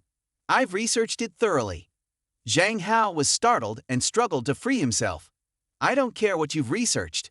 Even if you've researched the blood moon, you can't force me to be with you. As he retreated too forcefully, he bumped into a cabinet behind him, causing a plate on the shelf to fall and shatter. Weinan looked at the broken shards and said, What a pity. I really liked that plate. Zhang Hao asked, How much was it worth? Weinan slowly raised her hand. Zhang Hao was startled. What? 2 million? Weinan corrected, No, 200 million. Zhang Hao was stunned. What kind of antique is that worth so much? I can't even afford to compensate for it. He immediately felt like he had been struck by lightning. How could he ever compensate for it? Even if he sold everything, he wouldn't be able to cover it. Weinan didn't care about his panic. If you break someone else's things, you have to compensate. What's the problem? If you can't compensate, then be my man. After all, I'll be responsible. You only need to compensate 100 million. No need to pay it all at once.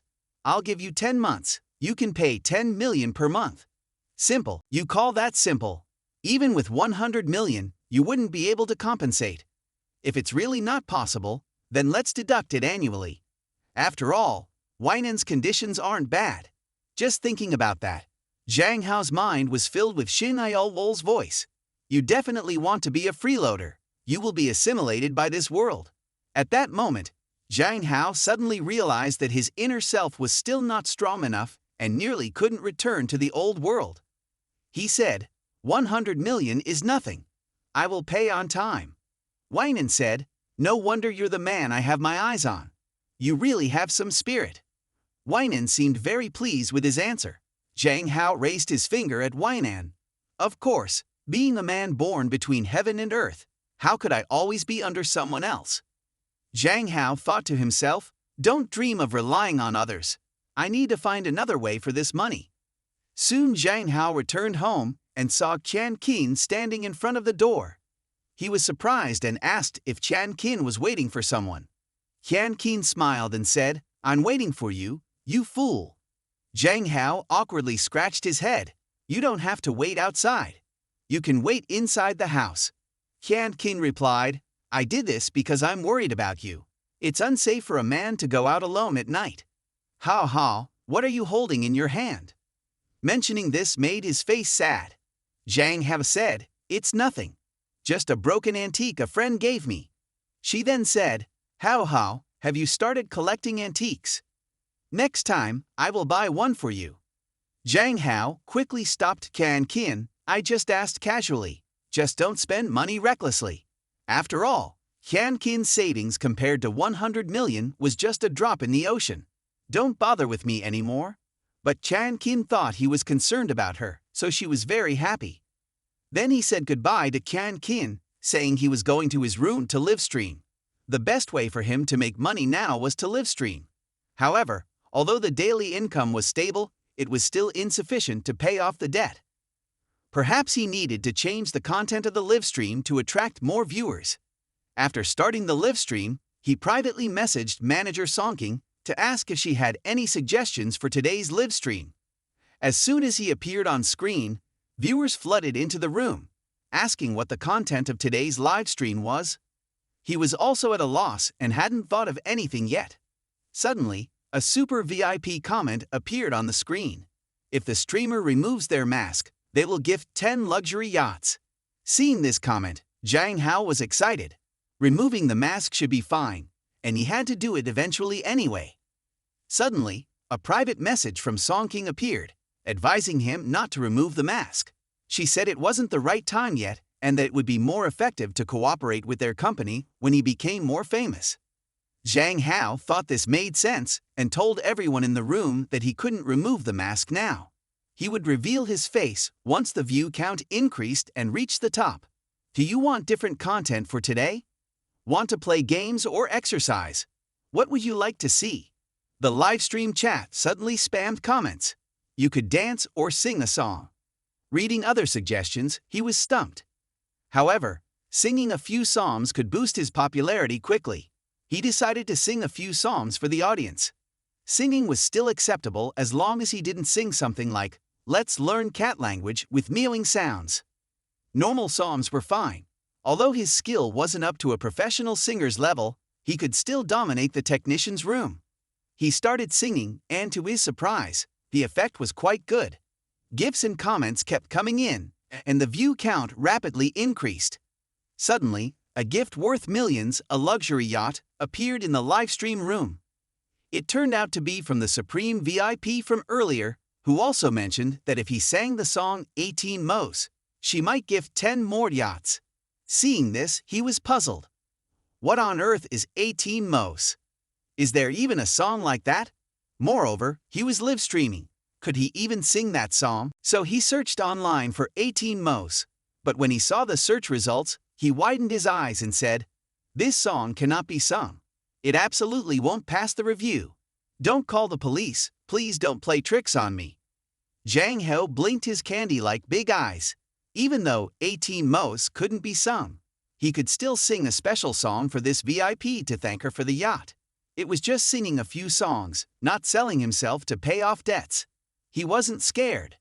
Next, he sang a sweet song for the VIP, My Baby, giving her a bit of sweetness so she could fall into a deep sleep tonight. Hearing Zhang Hao's special singing, the VIP's face turned red with joy. She said, you're so gentle. I'm so touched. I will give you 5 more yachts. Seeing the VIP's gifts, Zhang Hao was delighted.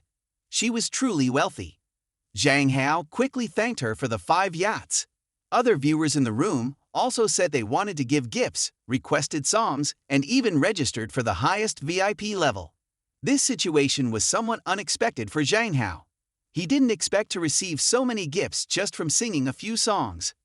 He immediately agreed to their requests, saying that as long as 3 yachts were given, he would do anything. Any requests were fine as long as they didn't violate the rules. Soon, it was time to end the live stream. So today's request singing session ends here. Thank you all for your support. If you still want to request songs tomorrow, please try to come early. I'm ending here for today. Good night, everyone. After ending the live stream, he removed his mask. If he weren't afraid of his father's punishment, he would have stayed up all night live streaming. Zhang Hao checked his phone to see the earnings from today's gifts and found that he had made 50,000. This was the amount after the share. Tonight's income was much higher compared to playing games and gymming before. However, he sighed, it was still just a drop in the ocean. He had to pay Weinan 1 million every month. Suddenly, his phone rang with a call from Weinan. He answered and complained, "Are you already demanding payment?" Weinan said she suddenly wanted to see the little fox. "Hurry up and send me a selfie." Hearing Weinan's request, Zhang Hao was furious. "Who's the fox here?"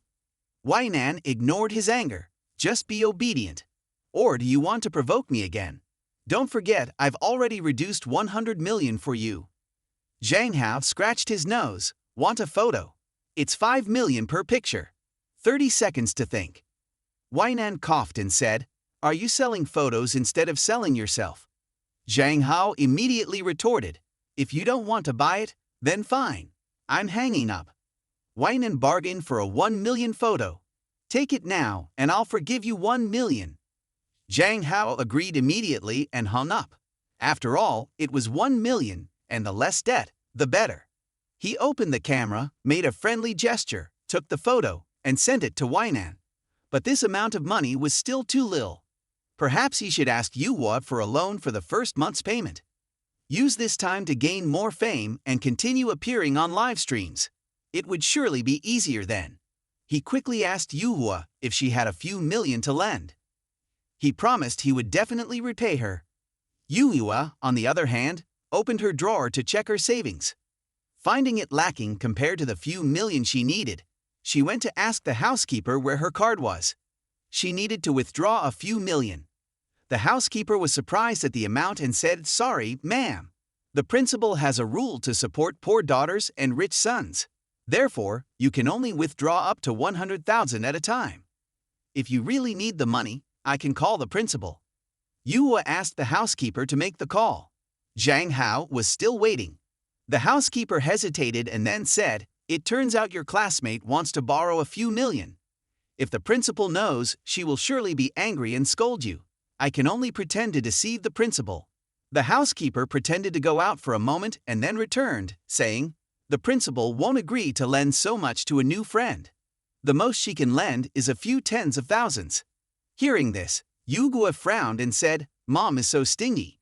She could only lend Zhang Hao 50,000 in cash from her small safe. It seemed this method wasn't working either." Zhang Hao sighed. Earning 1 million was too hard. Selling one photo for 1 million was not enough. Maybe he should sell a few more photos. If not, seeing the 100 million debt every day would be troubling. But then again, selling himself wasn't an option. How effective was singing on live streams yesterday? Let's see. He wondered if the manager had any other live stream suggestions. Zhang Hao called manager Song King. She said, "I didn't expect our idol would call me proactively." Zhang Hao didn't waste time and directly asked if she had any suggestions for live stream content. Of course, he wasn't interested in anything involving selling his body. She said, "Your previous live stream singing was quite popular. If you want to be more creative, I recommend trying a newly released game." Hearing this, Zhang Hao immediately asked Song King to send him the game. When he opened his computer, he saw that she sent him PUBG. She texted, "Since it's a hot new game, it will naturally attract viewers. But it's a bit difficult for men. Can you play it?" Zhang Hao replied right away, "No problem." He texted, "Sister Song, find me some additional advertising or give me a few top spots on the homepage. I need to earn money urgently." Sister Song happily agreed. "Your singing live stream increased views a lot yesterday. If you play the new game tonight, I will get you a top spot on the homepage." Zhang Hao thanked her. "Thank you, Sister Song." After hanging up, he looked at the game on the screen. Isn't this just an updated version of PUBG? He was already very familiar with it. It quickly became 8 p.m. Zhang Hao started the live stream on time. Today, he wouldn't be singing. I will play the new game for everyone to see. A few people in the room saw him playing PUBG and doubted. A guy playing this game. He'll probably drop immediately. Obviously just for views. After reading this comment, Zhang Hao sneered, "You'll see soon enough." Fans were enraged. Those haters, why are you comparing him? No matter how he plays, I'll still gift him. Once he was in the game, many people said he was dropping to a deserted area and wouldn't dare to confront enemies. He responded, "Now I'll show you if I dare." Then he used an M416 to continuously eliminate enemies in seconds, wiping out 17 people, leaving only 13 survivors. Seeing this, the live stream chat spammed comments, "You're amazing. Is this your first time playing? You're so good." Zhang Hao casually smiled, "It's nothing. Tonight, I'll play PUBG for you all." After defeating each enemy, the number of viewers in Zhang Hao's room increased. Additionally, Sister Song's top spot on the homepage helped him directly reach #1 in the gaming category. Many people from the homepage started to suspect Zhang Hao was using voice-changing equipment. How could a guy play games so well?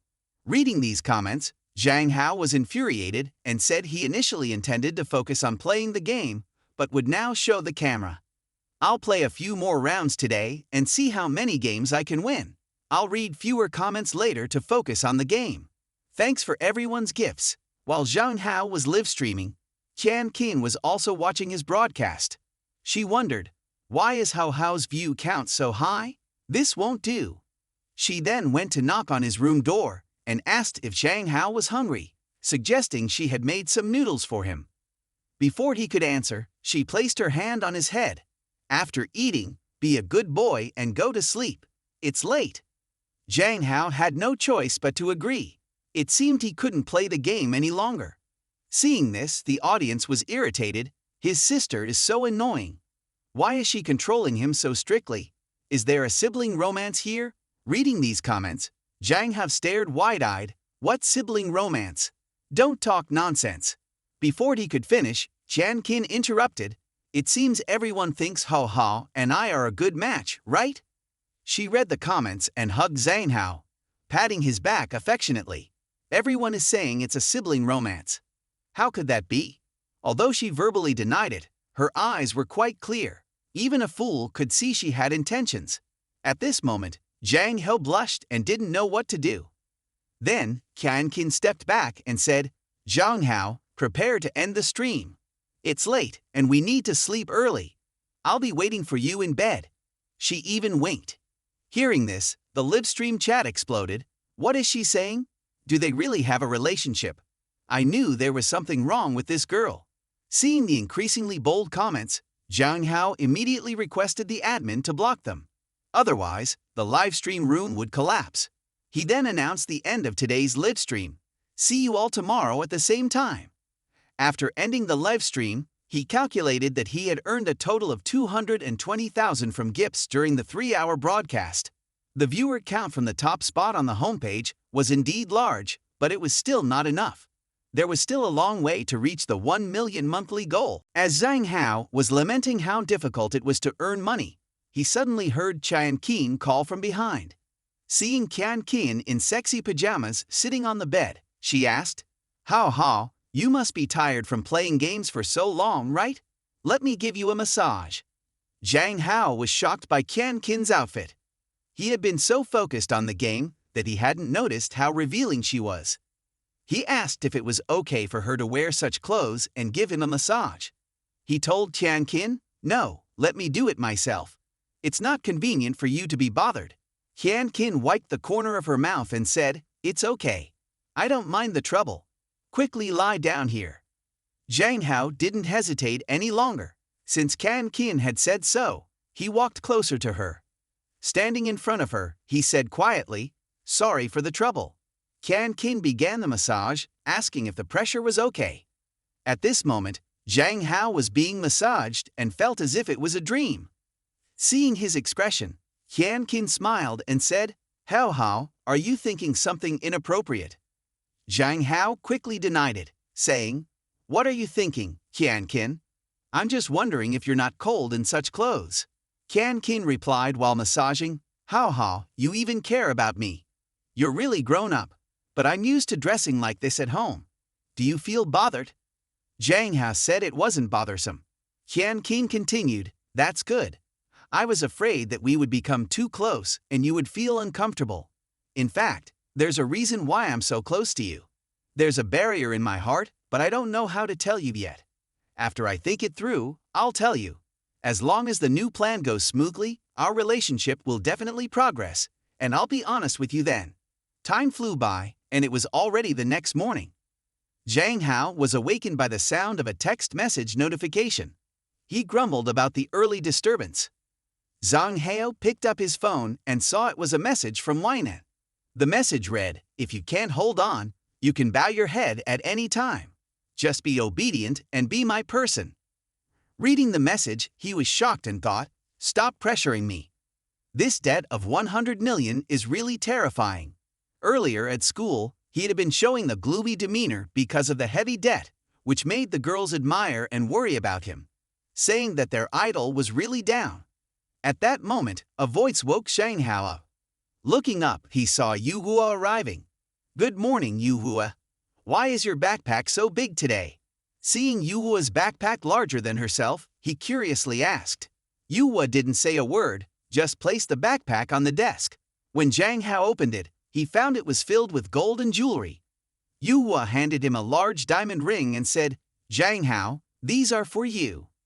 Zhang Hao was astonished, and he didn't know if the jewelry was worth hundreds of thousands, but Yuhua said the ring was very valuable. At that moment, he reacted quickly and hurriedly pulled the backpack back, covering Yuhua's diamond ring with his hand. He said, My goodness, you must have hidden these from your family and brought them here, right? That's not acceptable. Quickly call the butler to take these back. Don't do this again in the future, understand? Seeing his seriousness, Yuhua shyly said, Are you angry, Zhang Hao? I just want to help you. Zhang Hao patted Yuhua's head and said, What are you talking about? I haven't even had a chance to thank you yet. Suddenly, he thought of something and asked, By the way, Yuhua, does your family know anyone knowledgeable about antiques? If you really want to help me, please introduce such a person to me. Yuhua's eyes flashed sharply and she said, I understand, Zhang Hao. Wait for my news. The scene shifted to an antique shop where two women were chatting happily. Suddenly, a greeting caught their attention. It turned out that Zhang Hao had come to find Ms. Yangbium as introduced by Yuhua. The girl in red, upon seeing him, widened her eyes in surprise and said, Is this the handsome young man descended from heaven? The woman in green introduced herself as Yangbium. Zhang Hao immediately stated his purpose for coming. Hello, Auntie, I'm Yuhua's classmate. I've come to ask you to help me appraise an item.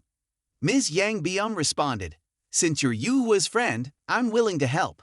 Show it to me. Zhang Hao, feeling a bit awkward, asked if there was a private room. Ms. Yangbium thought he was shy and introduced the girl in red as her apprentice, Muhong, also the wealthy Miss Muhong. She said, It seems like a very valuable item. Let's go to the private room and take a look. They were then led to a private room. After the appraisal, Ms. Yangbium said, How could this be?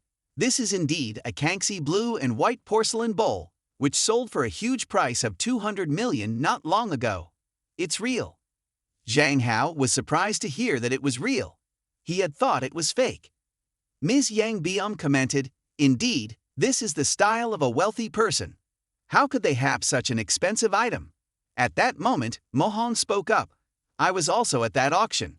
I didn't expect the mysterious buyer to be such a handsome and wealthy young man. Zhang Hao shyly said, That's the rich friend who bought it. Can you repair it? Ms. Yangbium said it could be repaired, but it would take time, and even after repair, its value would not be the same as before.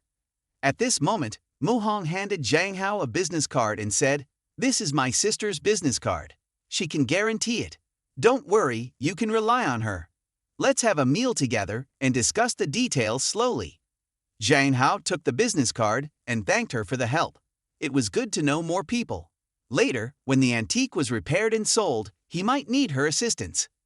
The scene shifted to a hotel where Zhang Hao arrived according to the instructions and waited for a while. A voice from behind said, "I'm here, Zhang Hao." Mu Hong appeared and apologized. "Sorry for making you wait so long.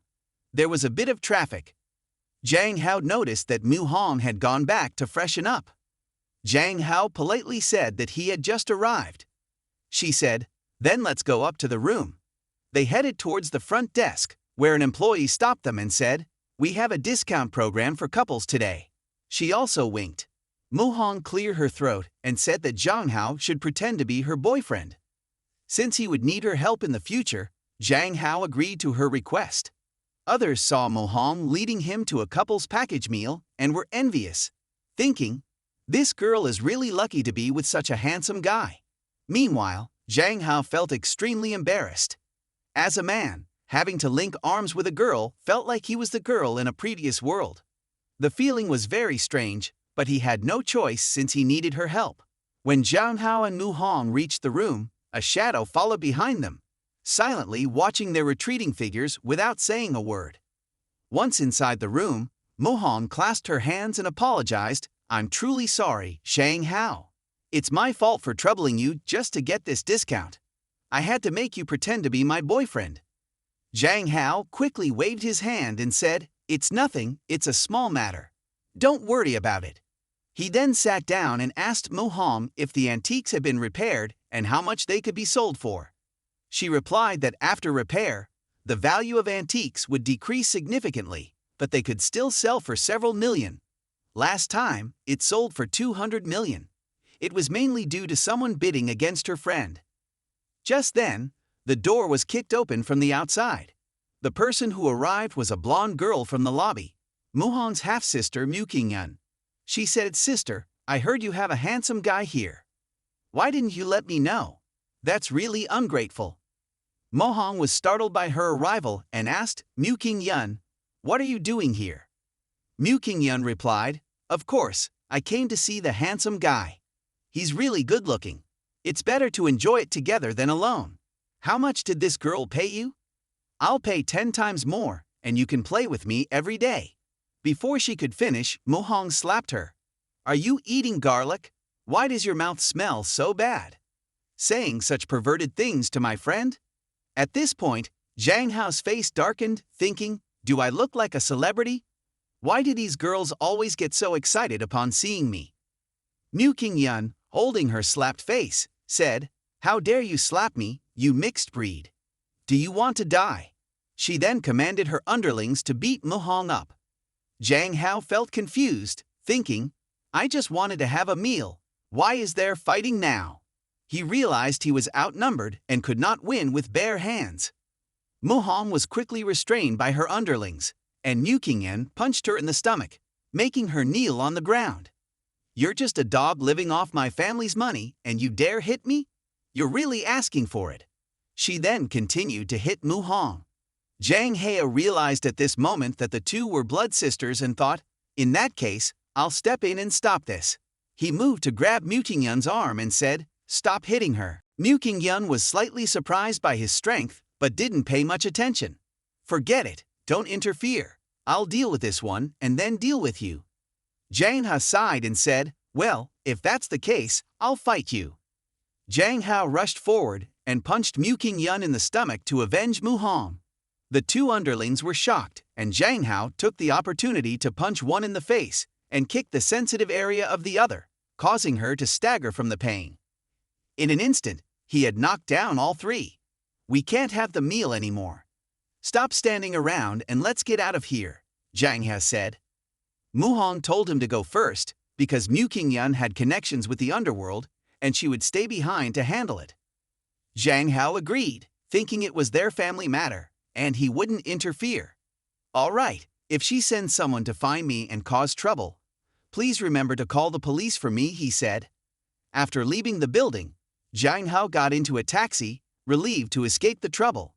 It had been a hectic day, but unbeknownst to him, a woman was staring intently at the taxi, waiting for him to leave before taking out her phone. "Hey, Did a handsome guy just get into your taxi? The boss wanted him brought here. Zhang Hao was soon kidnapped. When he opened his eyes, he found himself in captivity, facing a scar-faced man who grinned sinisterly.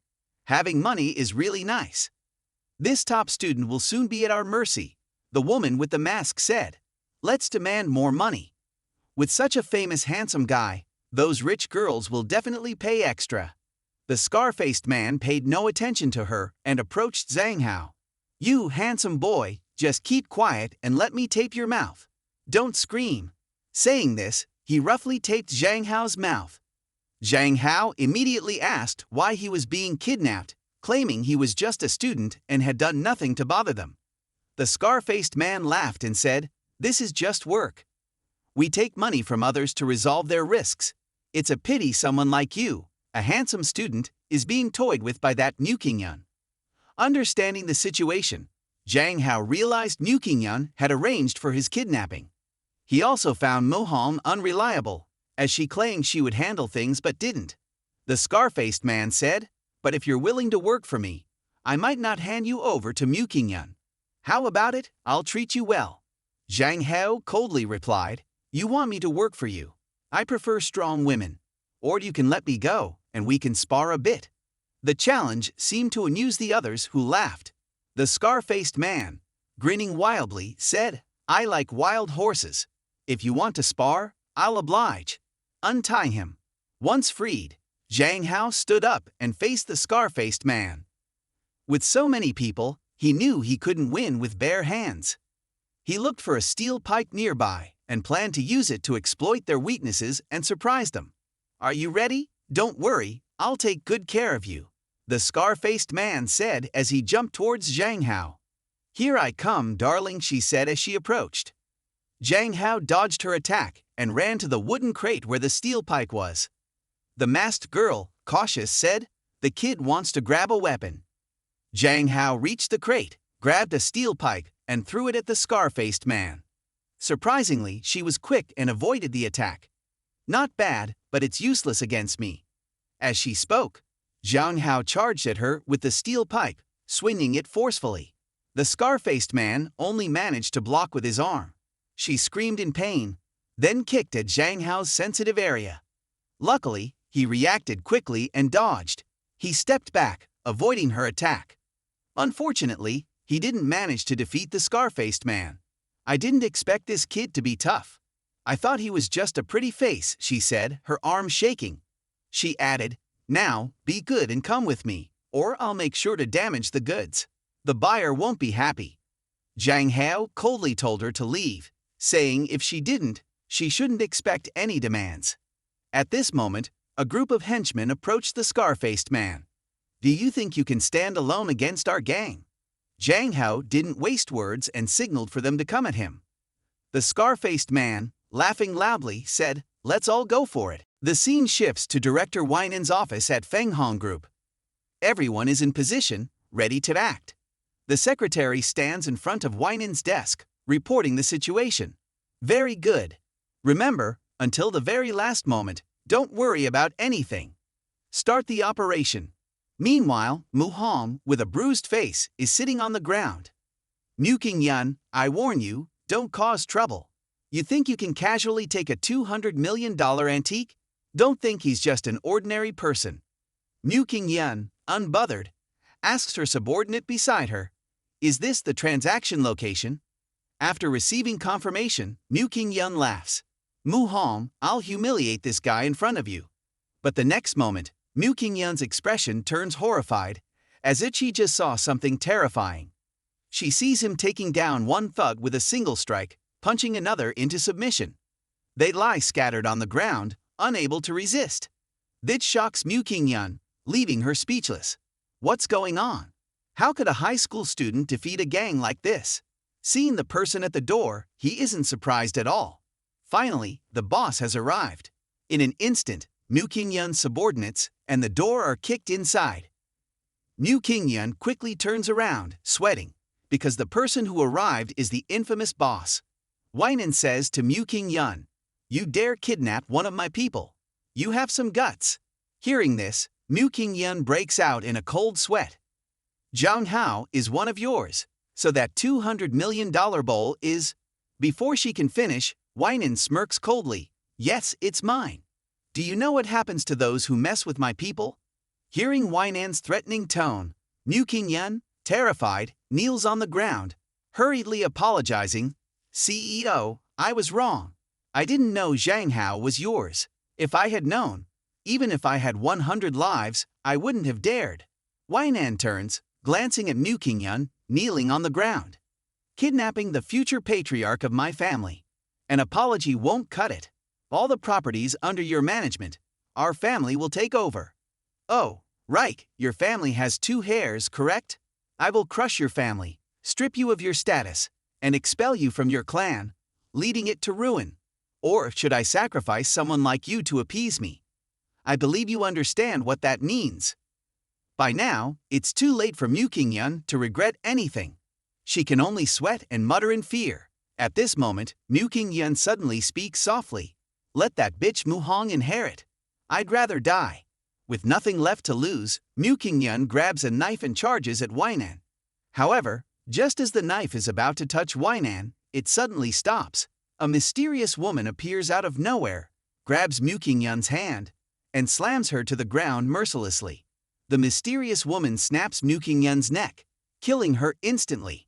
After everything is settled, Weinan lifts Zhang Hao and heads straight to her private helicopter, flying directly to her villa. As soon as they enter the room, Weinan attacks Zhang Hao with a fiery kiss. Zhang Hao, at this moment, is like a little rabbit waiting to be devoured by a tiger. Meanwhile, Yu Hua receives intel that Zhang Hao is at Weinan's house and feels uneasy. Yu Hua informs the butler that she will be going out for a while. A moment later, just as Weinan and Zhang Hao are about to reach their climax, the secretary bursts into the room, panicking. Ms. Weinan, something's wrong. There's someone at the door. Weinan immediately scolds her for entering without knocking. The secretary, panicked and sweating, fears for her life. I'm sorry, CEO. The situation is very urgent, so I thought it necessary to report directly without knocking. It seems that Weinan has not had much of a personal life before, always prioritizing work. In her previous life, Zhang Hao's CEO was similar to Weinan, always putting work first. The company worked overtime every day, and the CEO always led the charge. At this point, Weinan rubs her temples and says, "What's so urgent? Tell me." It's Ms. Yuhua. She's at the door, yelling to see Zhang Hao. Both of them are a bit surprised. What?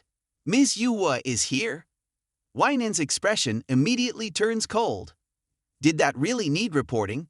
Since she's already at the door, handle it as you see fit. But she's the general's niece. We used to be soldiers for the general. The secretary expresses her concern. Weinan directly orders the secretary to resign. You are no longer suitable to be my secretary. And besides, we have been discharged. We are no longer her soldiers. After saying that, Weinan turns to Zhang Hao. If Yuhua wants to see you, then let her. At this point he frowns. The situation looks bad. Weinan seems really angry. I'm afraid a conflict with Yuhua is about to happen. This is such a headache. Why did the two of you act like elementary school students? As soon as they reach the door, they see Yuhua facing off with Weinan's henchmen. You'd better release him quickly, or I'll call the police.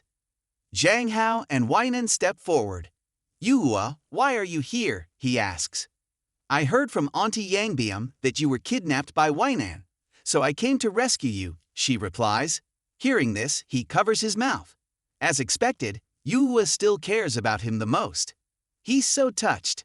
Meanwhile, Weinan is so furious she almost faints. You little brat. If you hadn't introduced Zhang Hao to that place, he wouldn't have been kidnapped by those thugs. Now, you don't need to worry about him anymore. You can't do anything for him.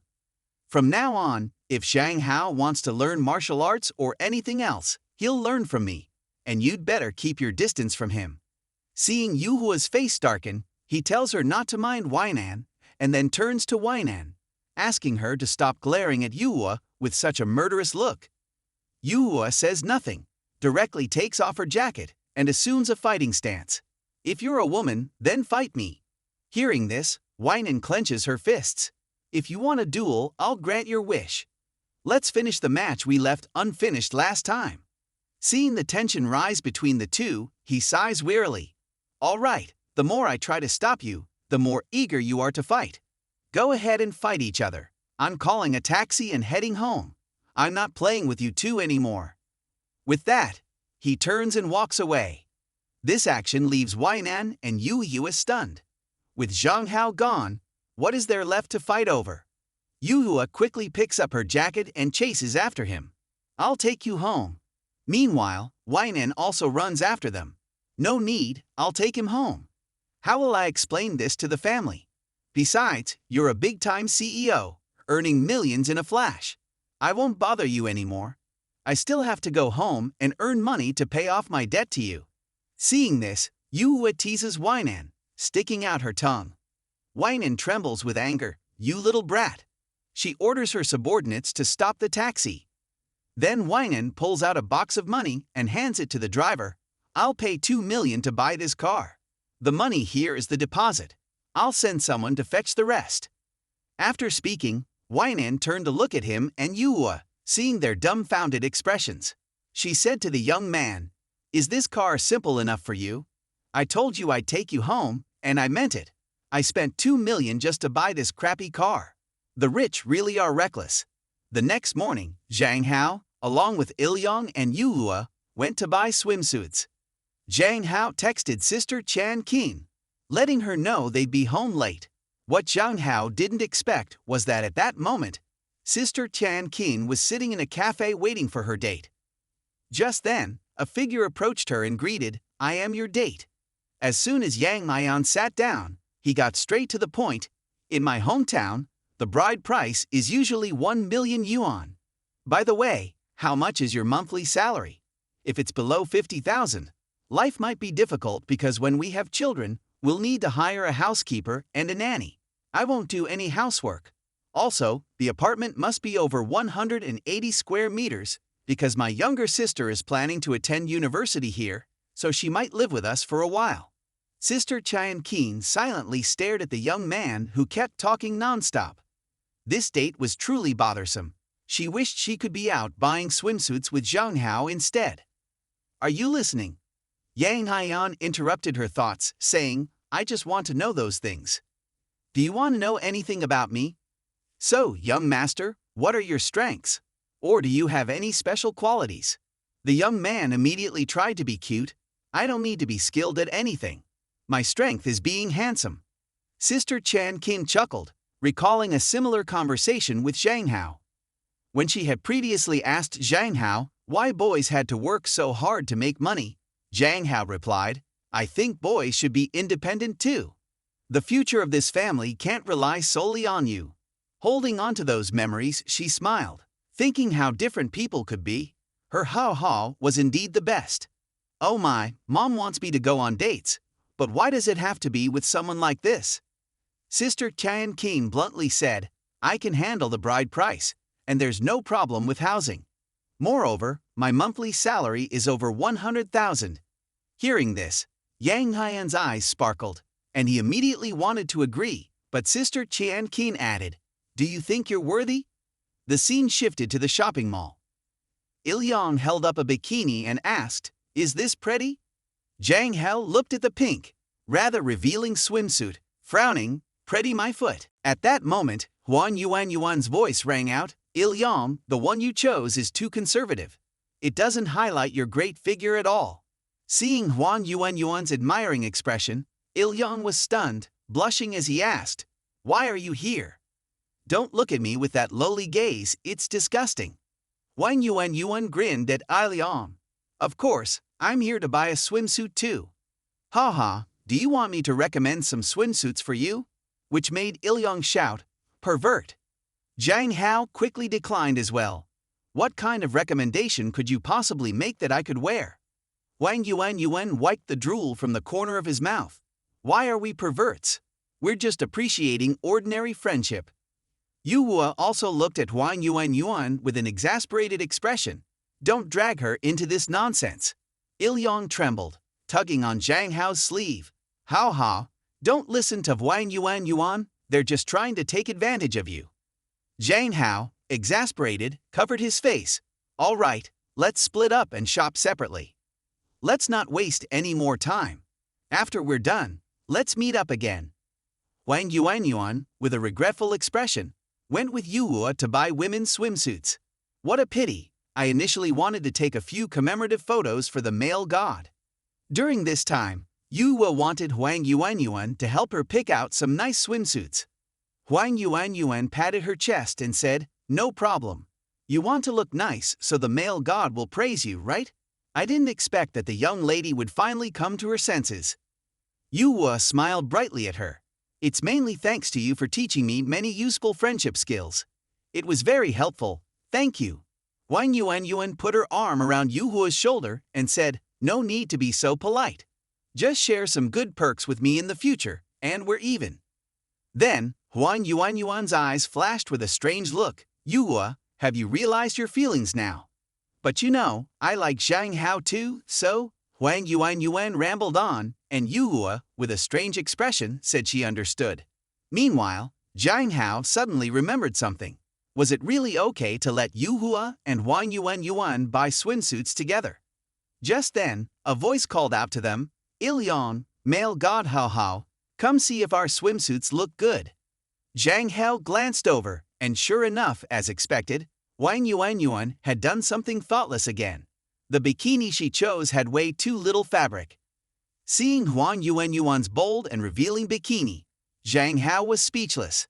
How could anyone wear that kind of bikini to swim classes? Then he thought of something. Yuhua's swimsuit was also picked by you, right? Yes, Huang Yuanyuan proudly confirmed, and Zhang Hao immediately felt uneasy. Could Yuhua even wear the bikini she chose? Zhang Hao asked. "Where's Yuhua now?" Huang Yuanyuan pointed to the nearby fitting room, saying she was still inside. The three of them walked to the fitting room, and he asked Yuhua, "Are you okay in there? Why haven't you come out yet?" Hearing their voices, Yuhua peeked her head out. Her face flushed red, and said, "I feel like this swimsuit is a bit weird.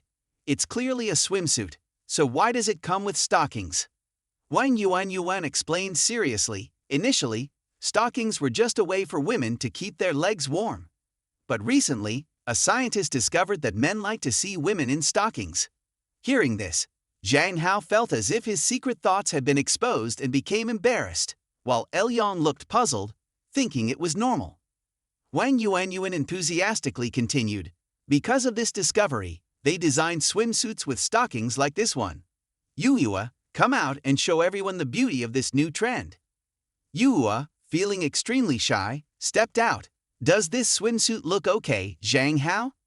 Ilyong's eyes sparkled as he said it looked great, while Zhang Hao, his face bright red, said it was fine. At that moment, Huang Yuanyuan pulled out another swimsuit. "I think this one also suits Yuhua very well. Since you're here, why not try it on too?" Zhang Hao hurriedly snatched the swimsuit from Huang Yuanyuan's hand. "Yuhua, don't listen to her. How could you wear something like this?" He looked at Huang Yuanyuan, feeling incredibly awkward, and said, "Really, you're shameless with that swimsuit you're both wearing. I don't even know where to look. Let me pay and let's leave." Huang Yuanyuan giggled.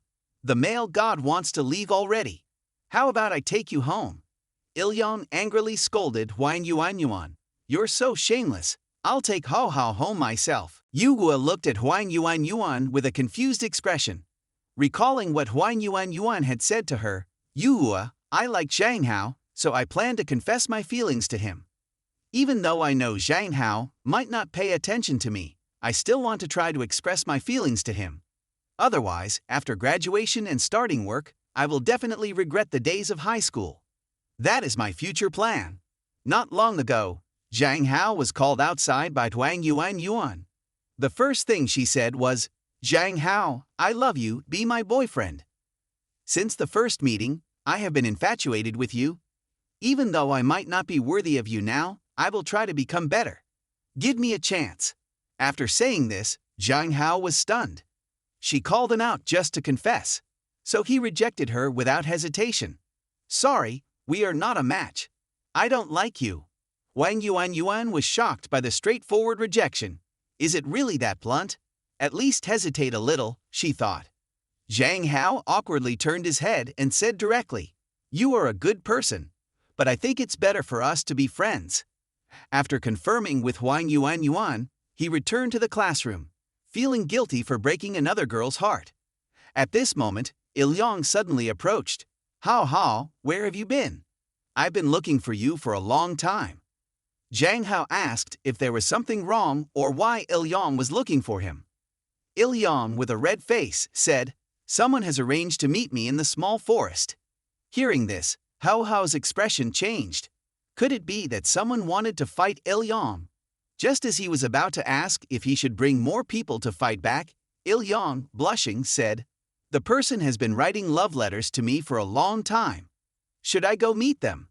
So, Ilyong was also being confessed to. How should this be handled? Isn't this a good thing?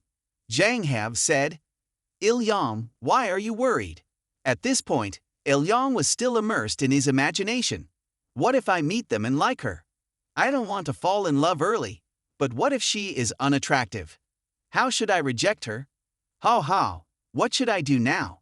Seeing Ilyong's anxious state, Zhang Hao almost laughed. "Ilyong, I'll go with you." They quickly approached the meeting spot.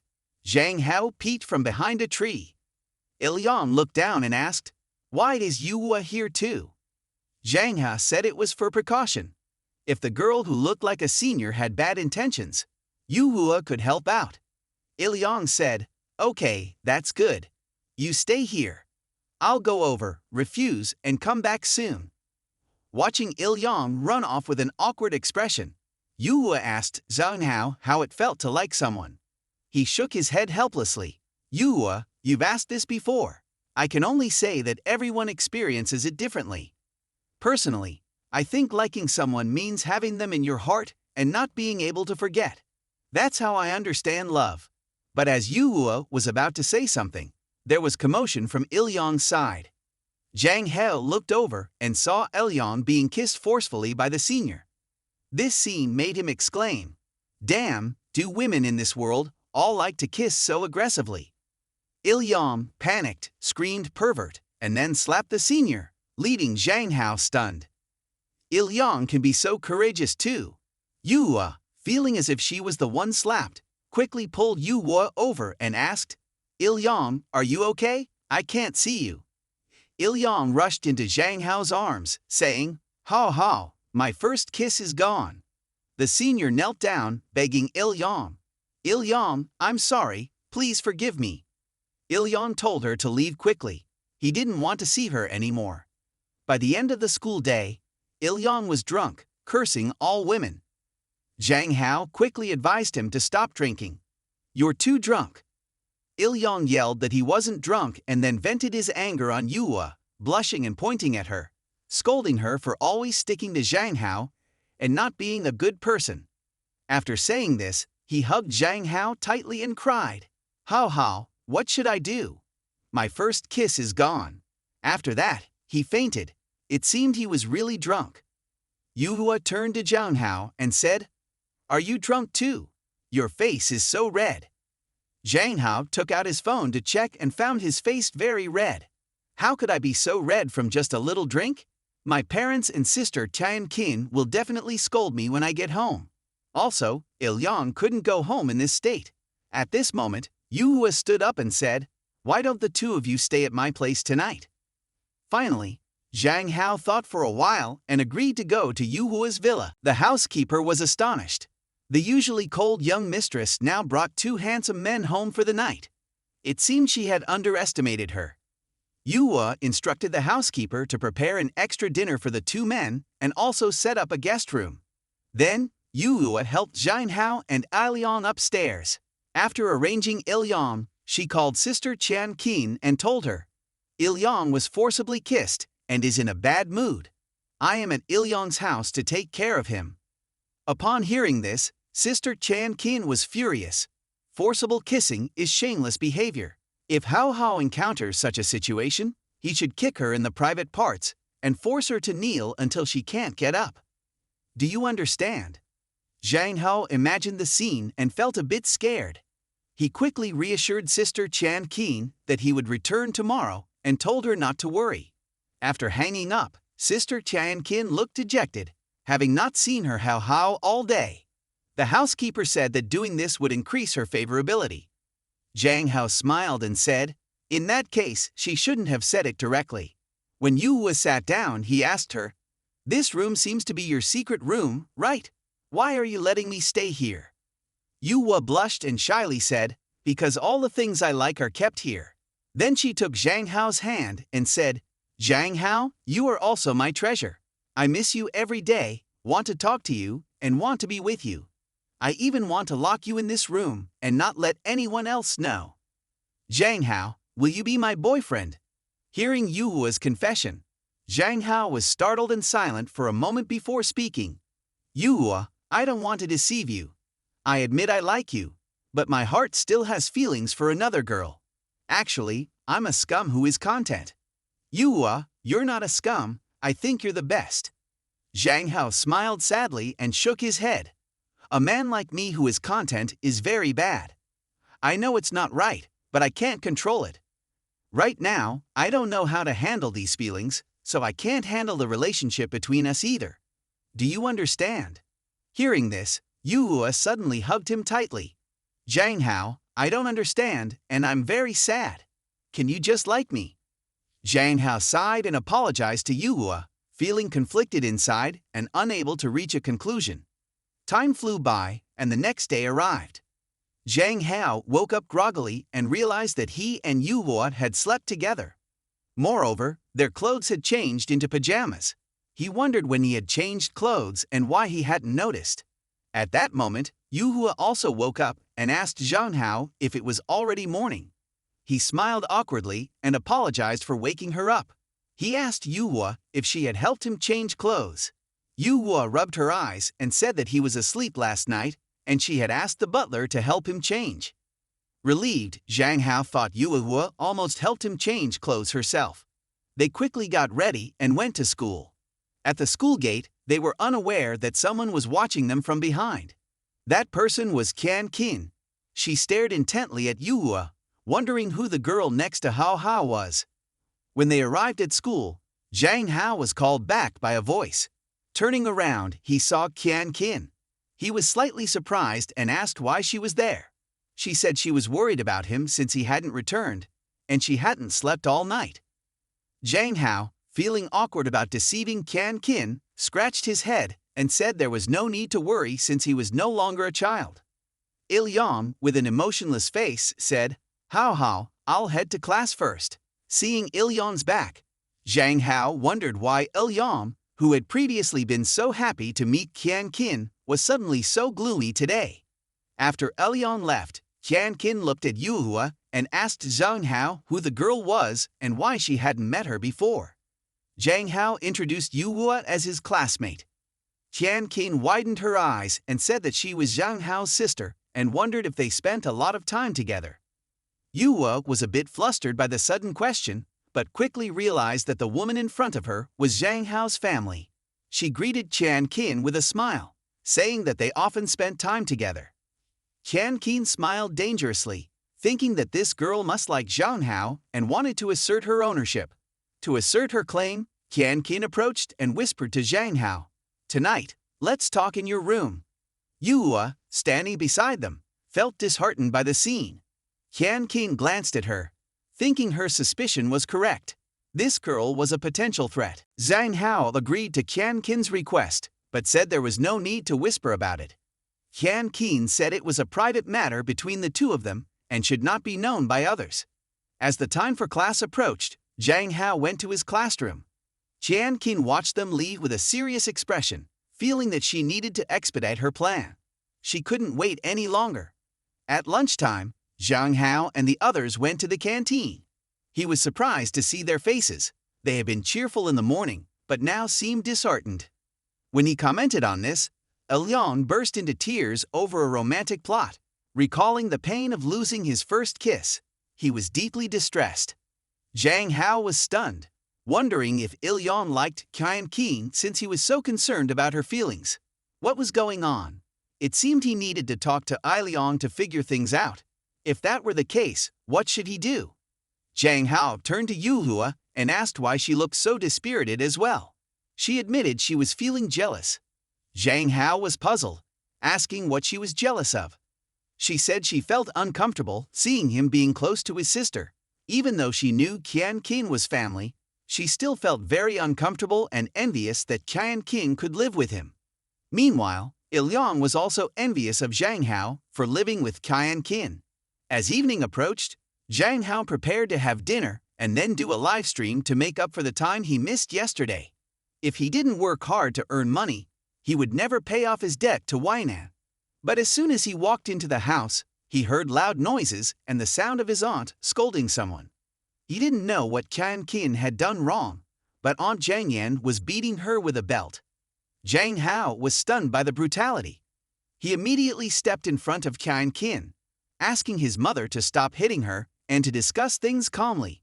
His mother, angry, told him not to interfere and said she must be beaten to death for being a homosexual. Zhang Hao's eyes widened in shock, unable to comprehend. What did it mean? Was Qian Qin really homosexual? After being scolded, Qian Qin went to her room. Zhang Hao, blushing, applied medicine to her wounds. He had no choice, as the location of the wounds was quite provocative. He swallowed hard, not knowing where to look. His mother had been incredibly cruel. Qian Qin's backside was almost raw. While applying medicine, Zhang Hao asked Qian Qin what had happened. He still doubted Qian Qin's claim of being homosexual, considering she had kissed him before. After a long silence, Qian Qin finally told him with anguish that she was indeed homosexual. The previous kiss was just because she saw him as a woman she liked. She apologized, saying she knew it was wrong, but had never liked men since childhood. She had forced herself to be intimate with him to try to be normal. Hearing this, Zhang Hao felt a bit sad, thinking he had believed that Qian Qin liked him, but it seemed he was just hurting himself. Qian Qin stood up and said she wanted to like a normal man, but she really couldn't. Zhang Hao told her not to worry and that there would be another way. However, Qian Qin seemed to be in despair and told him to go home, saying he couldn't help her and to let her be alone to calm down and keep this embarrassing secret. Seeing Qian Qin in despair, Zhang Hao went back to his room. He didn't do the live stream and sat in front of the computer searching for information. He found an answer that made him a little hopeful. The highest voted suggestion was to find a handsome young man to tempt her, spending time with her every day until she liked men. But he wondered if this direct approach would really work. It seemed somewhat unreliable. But now, it seemed there was no better solution. Perhaps he should consult Qian Qin first. It was frustrating that nothing was going smoothly lately. Feeling dejected, he went to Qian Qin's room. Upon entering, he saw her mumbling to herself, calling herself useless. It seemed urgent to help her, so he took out his phone and told Qian Qin he had found a solution. She eagerly read the information but then said it wouldn't work. Who would sacrifice like that? Furthermore, being homosexual was something that couldn't be known to outsiders. She didn't want to work anymore, fearing being discovered and scorned. She preferred to stay at home forever. With a sorrowful gaze, Qian Qin told Zhang Hao not to worry about her and to let her live like this. At that moment, Zhang Hao realized that he hadn't considered things thoroughly. Just because his mother discovered that he was gay, Qian Qin had to endure such punishment. The secret couldn't be exposed to outsiders. It seemed that only the most handsome guy in the world could help Qian Qin. With no other options, he said, "Qian Qin, let me help you." Qian Qin tried to suppress her laughter and pretended to be surprised. "How can that be? It would be too unfair to you, Hao Hao." Then he approached, caressed Qian Qin's cheek, and said, "It's okay, after all, we've kissed before." He then took Qian Qin's hand and asked if she felt anything. Qian Qin hadn't answered yet, and it seemed she hadn't reached that point. Zhang Hao held Qian Qin tightly and suddenly pressed her against the wall. At that moment, Qian Qin's face turned red, her entire face covered in sweat, and she stammered that she still didn't feel anything. The results showed that Qian Qin really had no feelings for him. He hadn't expected Qian Qin's problem to be so serious. But Chan Keen, trying to control her feelings, said with sadness, "It's useless, Hao. Even with a handsome guy like you, I don't feel anything. I'm beyond help."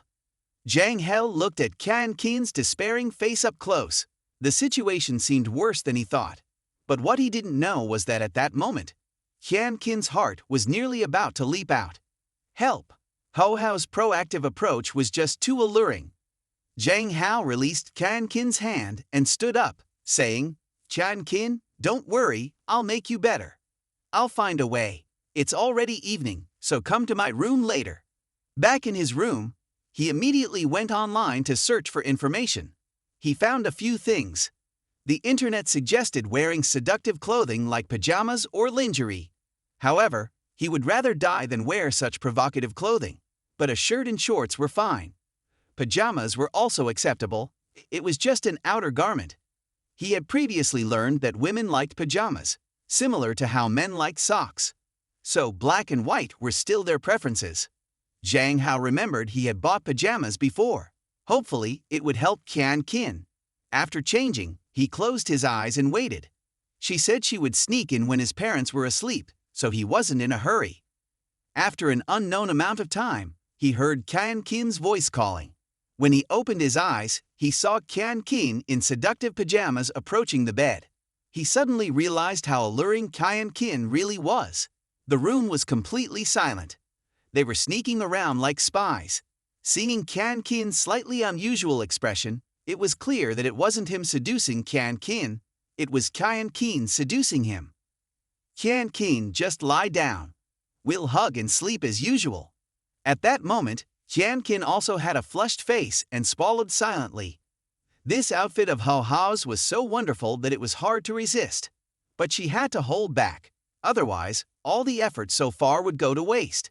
Chan Keen clasped her hands together and immediately went into a saintly mode, saying, "Okay, I'll lie here." Chan Keen lay down, and they hugged each other. Does Chan Keen feel uncomfortable at all? Just be honest. We can take it slow. Chan Keen, with a fierce smile, said, "I do feel a little. Even though you're a boy, you're still my dearest little brother." Outwardly, Chan Keen appeared calm, but inside, she was screaming in protest. She was about to lose control. She continued, "Or how? Should we hug tighter? Maybe it will be more effective." Saying this, Chan Keen held him even tighter, pressing their bodies together and even bringing their faces closer. Perhaps feeling his body stiffen a bit, she said, How, if you feel uncomfortable, just tell me. Don't push yourself too hard. Today, I mainly tried it for you." Knowing that Chan Keen cared about his feelings, even though she clearly didn't like boys, Zhang Hao was touched. Chan Keen was really kind. He hugged her tightly and pressed their foreheads and noses together. At this moment, Chan Keen could barely contain her emotions, thinking Hao was proactively alluring. Seeing Chan Keen saying nothing, he asked if she wanted to touch his pajama sleeve. He had heard that girls liked it. Hearing this, Chan Keen was startled. Of course, she wanted to touch it, but she was afraid she wouldn't be able to control her feelings. Seeing Chan Keen hesitate and refuse, he thought he had overestimated things. It seemed he was indeed gay. If she didn't want to touch it, he would take it off. But when Chan Keen saw him about to remove the sleeve, she immediately cried out, "Or maybe I should give it a try." Chan Keen looked at the sleeve in front of her, almost drooling. It was a rare opportunity that she absolutely couldn't miss. It would be difficult to make him wear it again in the future. Thinking this, Chan Keen grabbed it and touched it all over. After touching the sleeve 360 degrees, Chan Keen thought to herself that the sensation was wonderful. Life was really amazing. The dreamy sensation was so delightful it was almost overwhelming. Zhang Hao felt Chan Keen's fingers trembling and thought she must really dislike this type of sleeve. He advised her not to force herself. "If you don't like it, then it's okay." She said, "It's fine, Zhang Hao. You've sacrificed so much. I can't back down now. I'll still try to endure." Chan Keen said with great spirit that the sensation was incredible. The black sleeve highlighted her white skin, and her slim, non-flabby arms were wrapped neatly. For Hao, it might not be anything, but for her, it was like a punch to the heart. Damn, it felt like she was about to have a nosebleed. Qian Qin quickly covered her nose with her hand and said, different from her thoughts, well, Hao, I really don't feel anything. As expected, it's still a bit hard to accept a boy's sleeve. It seems that just using the sleeve isn't enough. I need to be more forceful. He stood up and took Qian Qin, who was doing something, and said, or should we try kissing? After all, the last time didn't seem to be too bad. He suggested, I promise there won't be any ulterior motives, just a kiss. Qian Qin looked shocked and of course wouldn't refuse, but she had to pretend to hesitate a little. She tried hard to suppress her laughter and said, Hao, I'm really touched. You're willing to make such a great sacrifice for me. I promise to treat you well in the future. He turned her face towards him and said, actually, it's not a sacrifice at all. It's all voluntary. Besides, I'm not as pure as you think, Qian Qin. Then he gave a mischievous smile and said, you're so beautiful, Qian Qin. Actually, I wanted to kiss you too. When Qian Qin heard this, her rationality flew out the window. Forgetting all about her sexual orientation, she moved in for a passionate kiss. How could she possibly resist kissing someone she always wanted to kiss? But Qian Qin's passionate kiss missed its mark. Zhang Hao wondered if Qian Qin was imagining him as a girl again.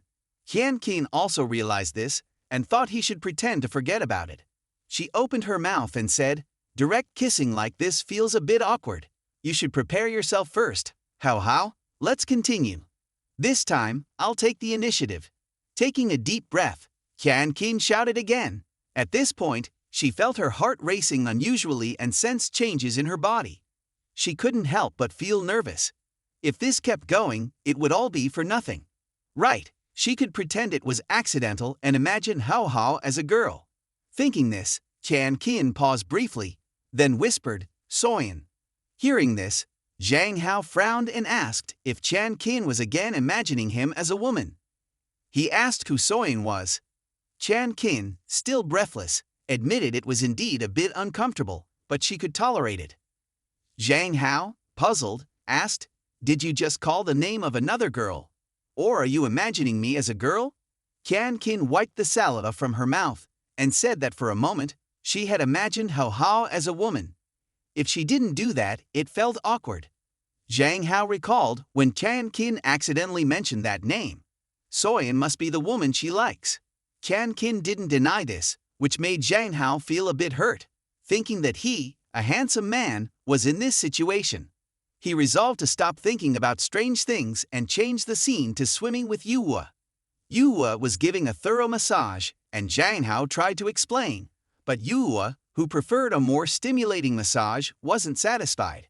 Despite Zhang Hao's efforts to explain that it was daytime and doing such things in public wasn't appropriate, Yuhua insisted, why can't you just do it? It's because it's perverted. Zhang Hao responded. According to Zhang Hao's reasoning, such stimulating activities are only done by couples and should be done discreetly. It turned out that, despite his seemingly gentle appearance, Zhang Hao had a taste for such secretive activities. Zhang Hao firmly stated that it couldn't happen. Yuhua, hearing this, seemed stunned, tears streaming down her face. If outsiders didn't know what was happening, they would think she was experiencing some tragic event. Zhang Hao, taken aback, thought his innocent friend, who seemed like a knave doe, was unexpectedly saying such things. If it weren't a public place, Zhang Hao would have picked her up and, well, given her a spanking. Truly absurd saying anything. Yuhua, not understanding, said, you don't get it, so you say that. You don't understand how disgusting perversion can be. Zhang Hao continued to explain, but Yuhua's mind was elsewhere, likely cursing him inwardly. He's not aware that the cat's mouth is open, and he's not eating it, she thought. Whatever, just massage me like that, and I won't learn to swim anymore. Yuhua insisted, and Zhang Hao had no choice but to agree, saying that as long as she learned to swim, he would agree to one of her requests. Of course, the request wasn't unreasonable. Yuhua's eyes lit up at the thought that she could indulge in perversion. She obediently agreed before Zhang Hao changed his mind. Meanwhile, at the company headquarters, another woman was preoccupied with Zhang Hao. It was Weinan, who, obsessed with Zhang Hao, couldn't eat, sleep, or focus on work. She had to work overtime to complete her tasks. Despite her determination to work hard, she was distracted. Weinan had opened her phone, and before she realized it, was staring at a photo of Zhang Hao. The image of a kiss made her feel heated. The fateful scene of meeting Zhang Hao in the elevator reappeared when one side was the general manager and the other was a familiar team leader. But due to the late overtime, they happened to meet each other. Zhang Hao's dedication and meticulousness at work made Weinan very fond of him. While pondering deeply, Weinan's mother appeared, snatched her phone, and looked at the school photo. She immediately recognized that this was the person her daughter was in love with. She expressed a desire to get acquainted. Weinan warned her mother not to approach him. Weinan threatened her, and her mother immediately explained that the meeting was just to satisfy her curiosity about why her daughter, who had met so many handsome men without being moved, was interested in this particular man. If she liked him, there was nothing special about it. If there was no other business, her mother could leave as Weinan needed to start working. Weinan subtly asked her mother to leave. Of course, when the daughter said that much, Weinan's mother had to leave. Before leaving, she also reminded her daughter to take care of her health and not to sleep on the desk like that anymore. As the door closed, Weinan's mother's expression changed 180 degrees. Indeed, as rumored, her daughter had become a lovesick fool. Finally, Weinan's weakness appeared. This was the opportunity for her to reclaim her position. Returning to Zhang Hao, after escaping from Yuhua, he went back home. Coincidentally, while passing by a cafe, he saw a familiar woman sitting alone. Upon closer inspection, it was Weinan's secretary, who had just been put on temporary leave. However, at this hour, she was still sitting there, indicating she had not yet returned to work. Zhang Hao pushed the door open and went to her table, expressing a desire to talk for a bit. Seeing Zhang Hao's figure, the secretary was somewhat surprised. As soon as Zhang Hao sat down, he went straight to the main issue. Last time, he overheard a conversation between her and Weinan, and it seemed that she and Weinan used to be subordinates of Grandma Minyuhua.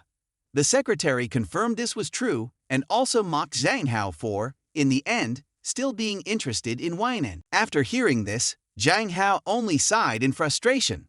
According to the persistent pursuit, even if there was no interest, there had to be some.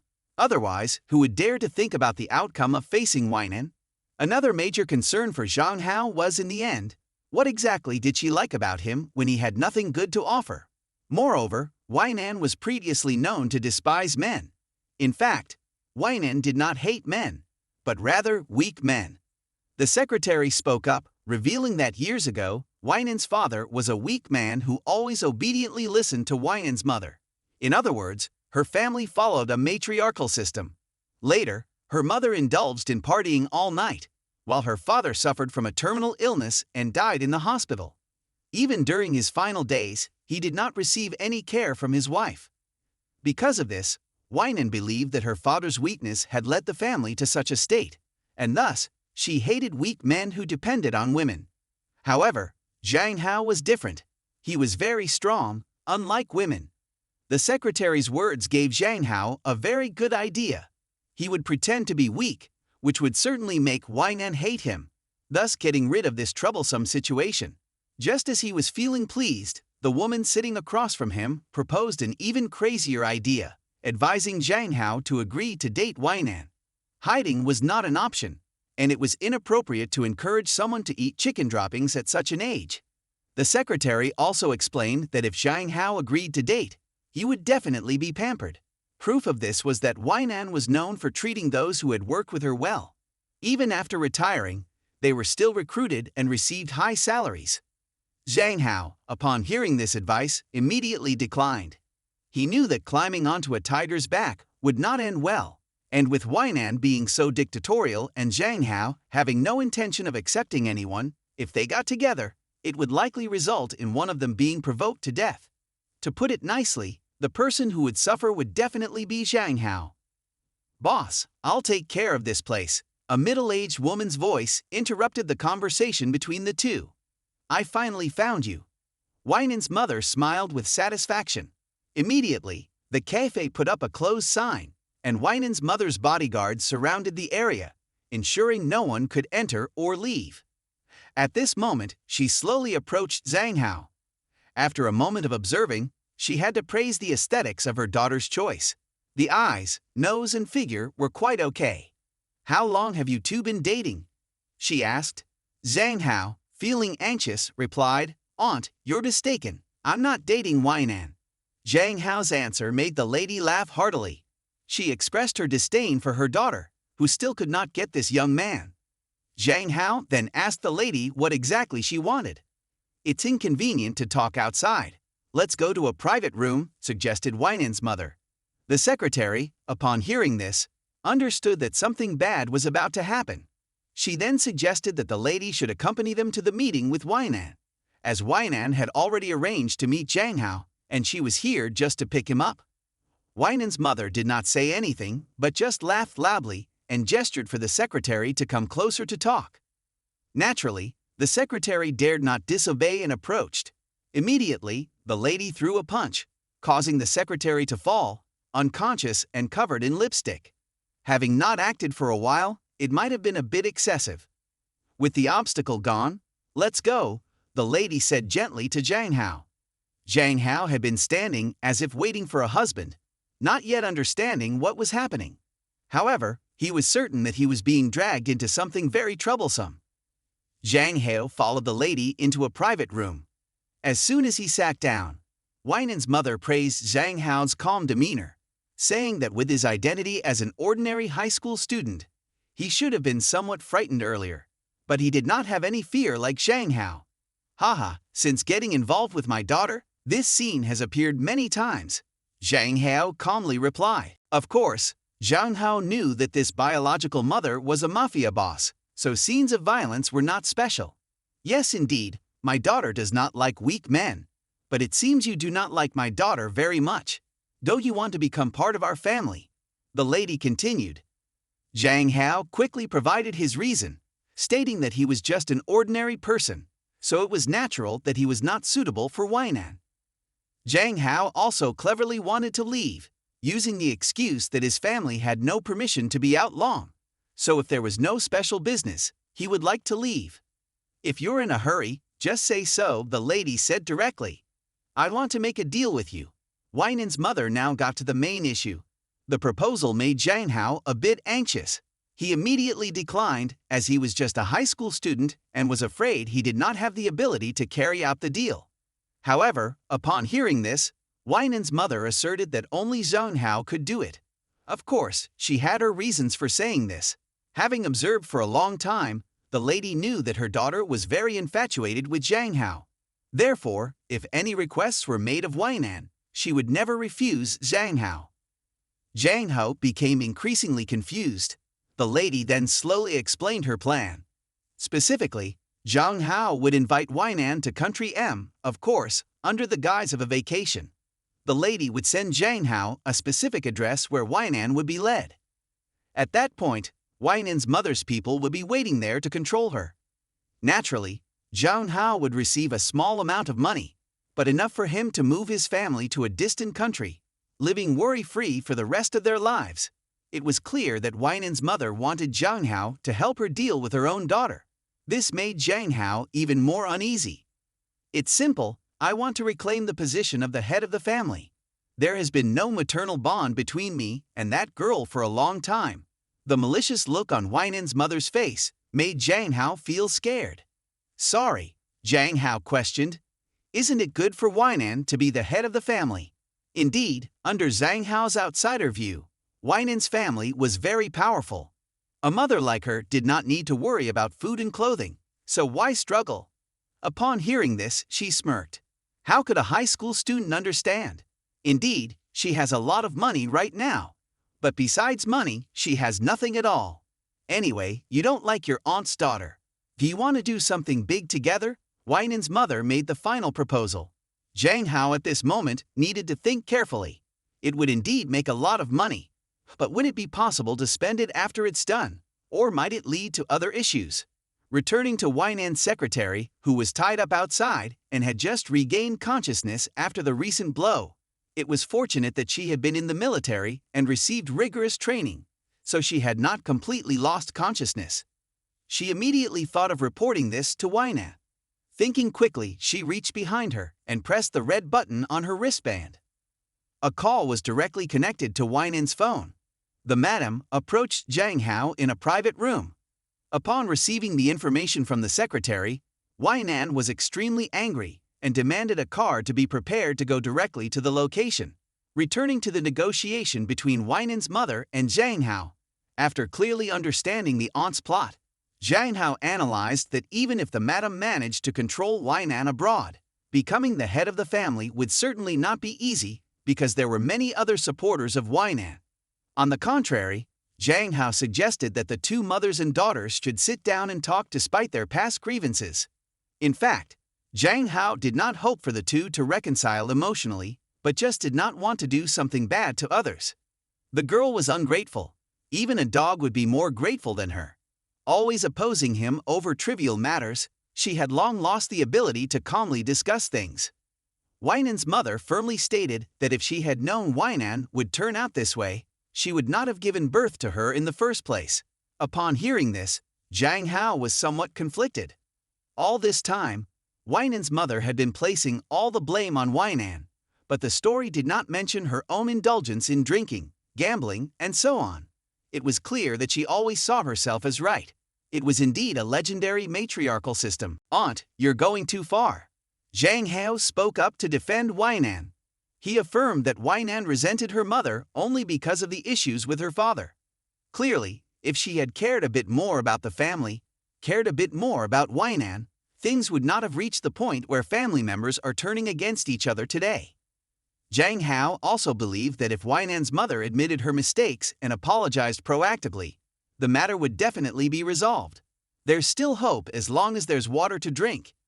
If Zhang Hao helped Weinan's mother with this, their relationship would certainly have no end, even to death. So in the end, the tale is exposed. Repeatedly speaking, Zhang Hao still did not want to cooperate with Weinan's mother to harm her. "Are you trying to persuade your aunt to surrender?"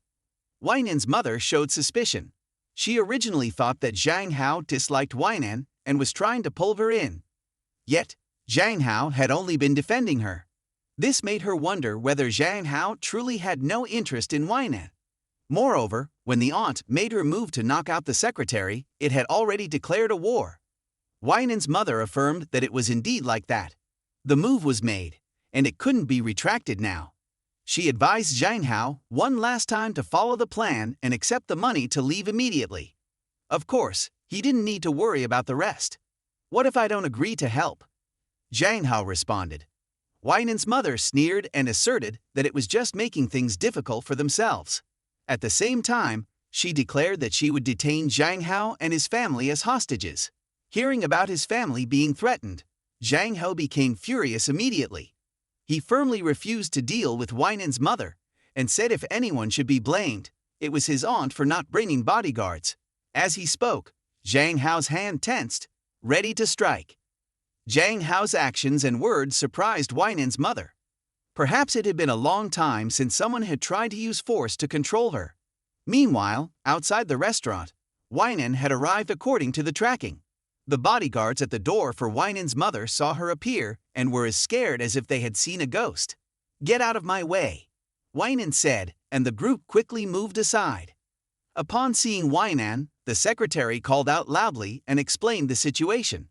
Since the madam had taken Zhang Hao away for quite a while, it was feared that something bad had happened. Immediately, the guards pointed to the location of the room for Weinan to proceed. She quickly went to the room where Zhang Hao was being held. Zhang Hao, who was furious and ready to beat up anyone who dared to touch his beloved, suddenly stopped in front of the door when he heard the conversation inside. "What, just an inquiry?" Zhang Hao's voice, full of surprise, echoed from inside. Weinan decided to stay outside and listen to the whole story. "Indeed, now anyone who wants to approach my aunt's daughter has a purpose. Since my aunt's daughter is so infatuated with you, I want to see what kind of person you are," Weinan's mother continued. It sounded absurd but was very convincing. It took a lot of effort, but it seemed Weinan's mother only had the intention of understanding him. At this moment, Zhang Hao was instead concerned for Weinan's mother. If Weinan knew that she had come to see him, it would surely cause a big issue. However, from a mother's perspective, she truly wanted to know what kind of person her daughter liked. Because of her curiosity, she acted this way. It now seemed that Weinen's mother concluded that Weinen's choice of partner was quite good. It was indeed a bizarre situation. Yet Zhang Hao almost rushed in, ready to fight with the gang leader in front of him. In reality, besides coming to meet him, the aunt also had something to ask him. Weinen's mother hesitated and said that Weinen's birthday was coming up. However, knowing that if she gave the gift in person, Weinan would definitely refuse, she wanted Zhang Hao to deliver the birthday present she had prepared for her. It's just that, and you didn't say it earlier, Zhang Hao thought. But at this point, Zhang Hao had a question and directly asked Weinan's mother what had happened years ago. Since she cared about her family, why wasn't it like that from the beginning? Realizing this, Weinan's mother understood that Zhang Hao knew part of her family's story. However, things were not as he and others saw them. In reality, in her era, many things were still decided by the elders. As everyone knew, this family was a large family that needed a proper heir. However, after Weinan was born, her father fell seriously ill and could not have more children. Because of the family, her mother began looking for another partner. Of course, she did not agree. There was an argument between the two sides, even leading to a complete break in relations. Initially desperate, when she returned, her husband was supporting the other side due to family reasons. Weinan's father accepted her involvement with someone else.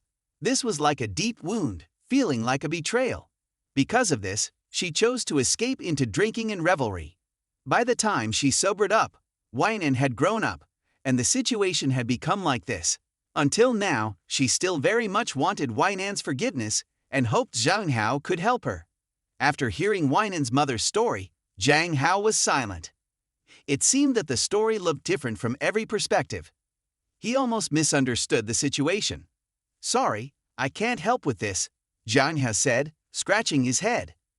If Weinan's mother really wanted her daughter's forgiveness, she could only do it herself. Moreover, no matter how much she compensated, it could never make up for the lack of maternal love in childhood. The room was silent. Weinan's mother knelt down, realizing she had been deeply wrong. It was too late to regret now. After a while, Zhang Hao also left the room. As soon as he stepped outside, he saw Weinan standing there, who had been waiting for some time. "Weinan, why are you here?" Zhang Hao asked in panic. Weinan did not answer, only signaling for Zhang Hao to follow her. The two got into a car and left the restaurant. Only then did Zhang Hao ask Weinan if she had heard the whole story. Yes, Weinan replied coldly. "I'm sorry too." Zhang Hao, having warned her, did not expect that her mother would still come to him casually. "So what are you planning with your mother?" Zhang Hao asked curiously. Weinan immediately affirmed that their current relationship was maintained and had not changed at all. "It's definitely like that. After so many years, just one word can't solve it." Weinan asked Zhang Hao what he would do if his mother suddenly came to find him.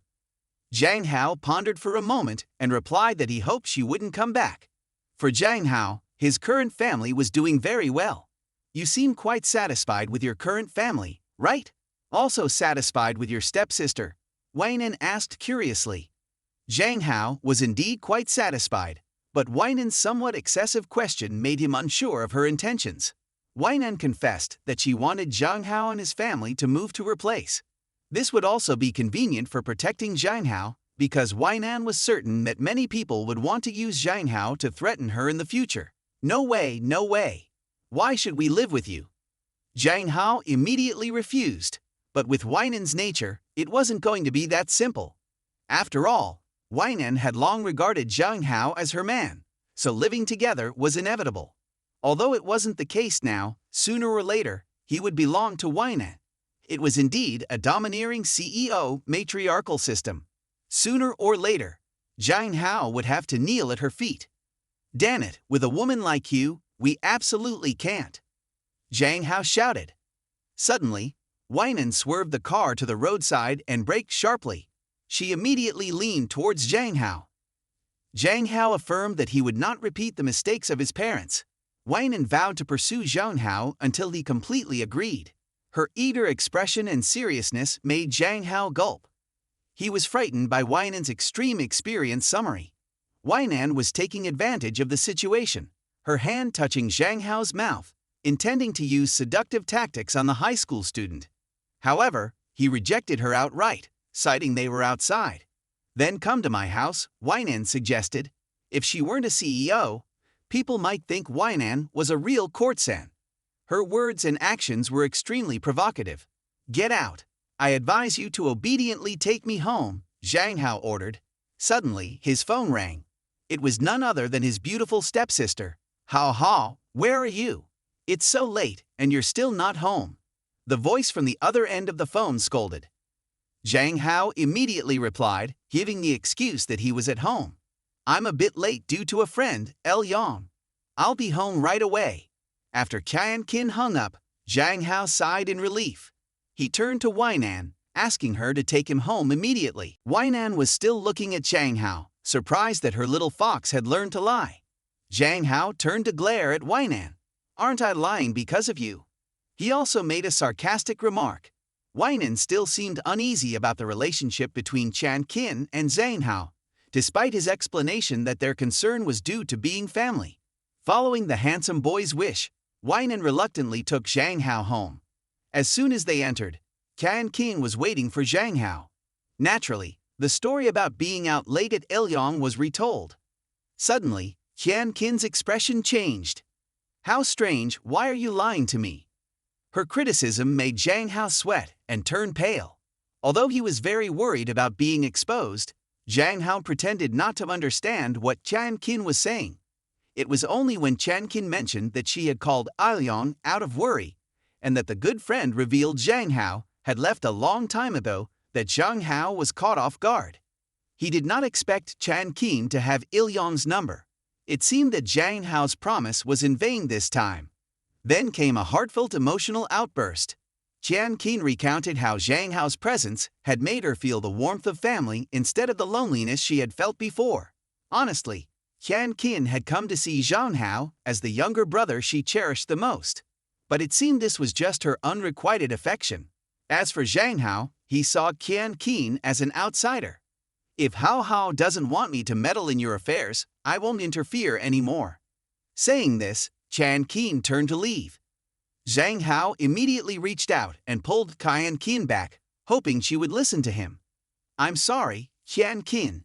Actually, I went out for a meal with a friend, but I didn't tell you because I was afraid you'd worry. It's just a regular friend. If I had told you it was a girl, you'd have definitely worried. Zhang Hao fabricated a story to explain to Qian Qin. Sorry, Qian Qin, Zhang Hao continued. However, it seemed that the apology and excuse did not get much attention from Qian Qin. She reminded Zhang Hao once again that he should remember how much she cared about him. After that, Qian Qin brushed Zhang Hao's hand away and turned sharply to go upstairs, slamming the door behind her. Zhang Hao could only call out weakly as Qian Qin's figure disappeared. Once she was out of sight, he lost his composure and knelt on the ground, feeling the immense disappointment of his stepsister. He could only blame himself for causing Qian Qin pain. At this point, he thought he might as well die. Zhang Hao was tormented with deep pain. As for Qian Qin, after coldly shutting the door, she appeared extremely flustered. It turned out that her previous display was just for show in front of Zhang Hao. The action of brushing his hand away seemed a bit excessive, and she was now worried that Zhang Hao might be angry with her. Indeed, as Weinan had predicted, this stepsister wasn't merely concerned about Zhang Hao as a younger brother. After a few minutes of panic, Zhang Qin reassured herself that her younger brother Zhang Hao must have feelings for her. Therefore, she decided that she couldn't be a shadow forever and needed to show her affection appropriately to gradually bind Zhang Hao. However, brushing his hand away earlier was truly excessive. If he was really angry, she needed to kneel and beg for forgiveness. Zhang Qin thought. It seemed she still hadn't escaped her infatuation with Zhang Hao, who remained the subordinate in her eyes. Nonetheless, what Qian Qin was resolutely determined to do immediately was to investigate the girl Zhang Hao had lied about to cover up. That night, while everyone was asleep, Zhang Qin sneaked down to the kitchen. She took Zhang Hao's clothes from that night and sniffed them. After a few sniffs, she immediately recognized the scent as matching the clothes she had burned before. So the two had been in contact since then, and the name that came to mind was none other than Manhwa. The next morning, while Zhang Hao was still yawning, his father was preparing to go somewhere. It turned out that today was the day to pick up his eldest aunt. Zhang Hao had forgotten all about it. If Hao Hao is still sleepy, he can sleep in the car, Qian Qin suggested. Okay, Zhang Hao agreed. Seeing his stepsister's sad expression, Zhang Hao thought he definitely needed to find an opportunity to talk to Qian Qin later. With his eldest aunt and cousin coming over, it would be a bit difficult. Suddenly, Zhang Hao recalled his memories. It had been quite a while since he last saw them. Who is that child? Why does he keep staring at us? Zhang Hao's father asked, glancing over. Zhang Hao also looked in the direction his father was looking and saw a very familiar face. Yuhua. Noticing his son's unusual reaction, Zhang Hao's father leaned over to ask if Yuhua was Zhang Hao's friend. Zhang Hao confirmed and hurriedly approached to ask, Yuhua, why are you here at our house? I came to see if you want to go with me to Aunt Yangbiam's to see the exhibition, Yuhua said, showing 2 exhibition tickets. While the young couple was whispering, Zhang Hao's parents looked from afar and immediately realized that the girl was pursuing their son. Of course, this did not escape the notice of Qian Qin. Yuhua, let me introduce you to my parents and sister, Zhang Hao said, pointing to his family. Hearing this, Yuhua quickly bowed and greeted everyone politely, apologizing for the intrusion and introducing herself as Min Yuhua, hoping for their guidance. It was as if she was a girlfriend meeting the parents for the first time. In fact, all the words and actions Yuhua had done were according to a dating strategy book from her family's butler. According to the book, goal number 12 was to pursue the boy and leave a good impression on his family and friends. This was also the reason Yuhua was at Zhang Hao's house today. Min Yuhua, right? Do you like Zhang Hao and want to date him? Qian Qin quickly approached and asked directly. Facing Yuhua, she said, yes, I like Zhang Hao the most, Yuhua replied firmly. This statement shocked not only Zhang Hao, but also his parents, leaving them stunned for a few seconds. Naturally, the person most unhappy about this was Qian Qin. However, before his stepsister could speak, Zhang Hao's father angrily scolded him for repeatedly being told not to date early. No, Dad, listen to me, Zhang Hao hurriedly explained. Zhang Hao slowly recounted the story. Yuhua had only started attending school in high school, having previously been taught at home by tutors, so she had little interaction with others and wasn't good at speaking. Being kind-hearted, when he and Ilong noticed this, they taught Yuhua how to communicate with others. Yuhua was just thanking them, not liking them as everyone thought.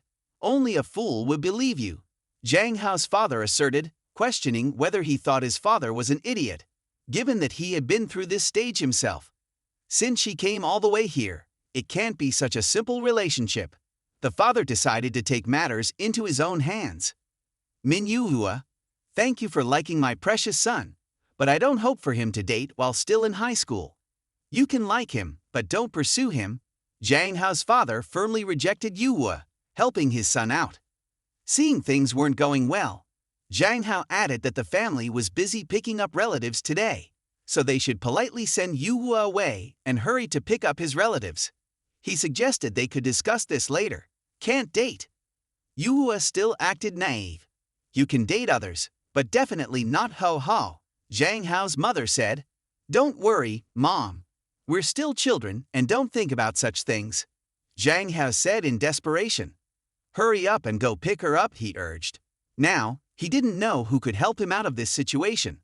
Suddenly, Qian Qin spoke up, offering to handle the matter. Parents, go pick up the relatives first. I will take Yuhua home, she said.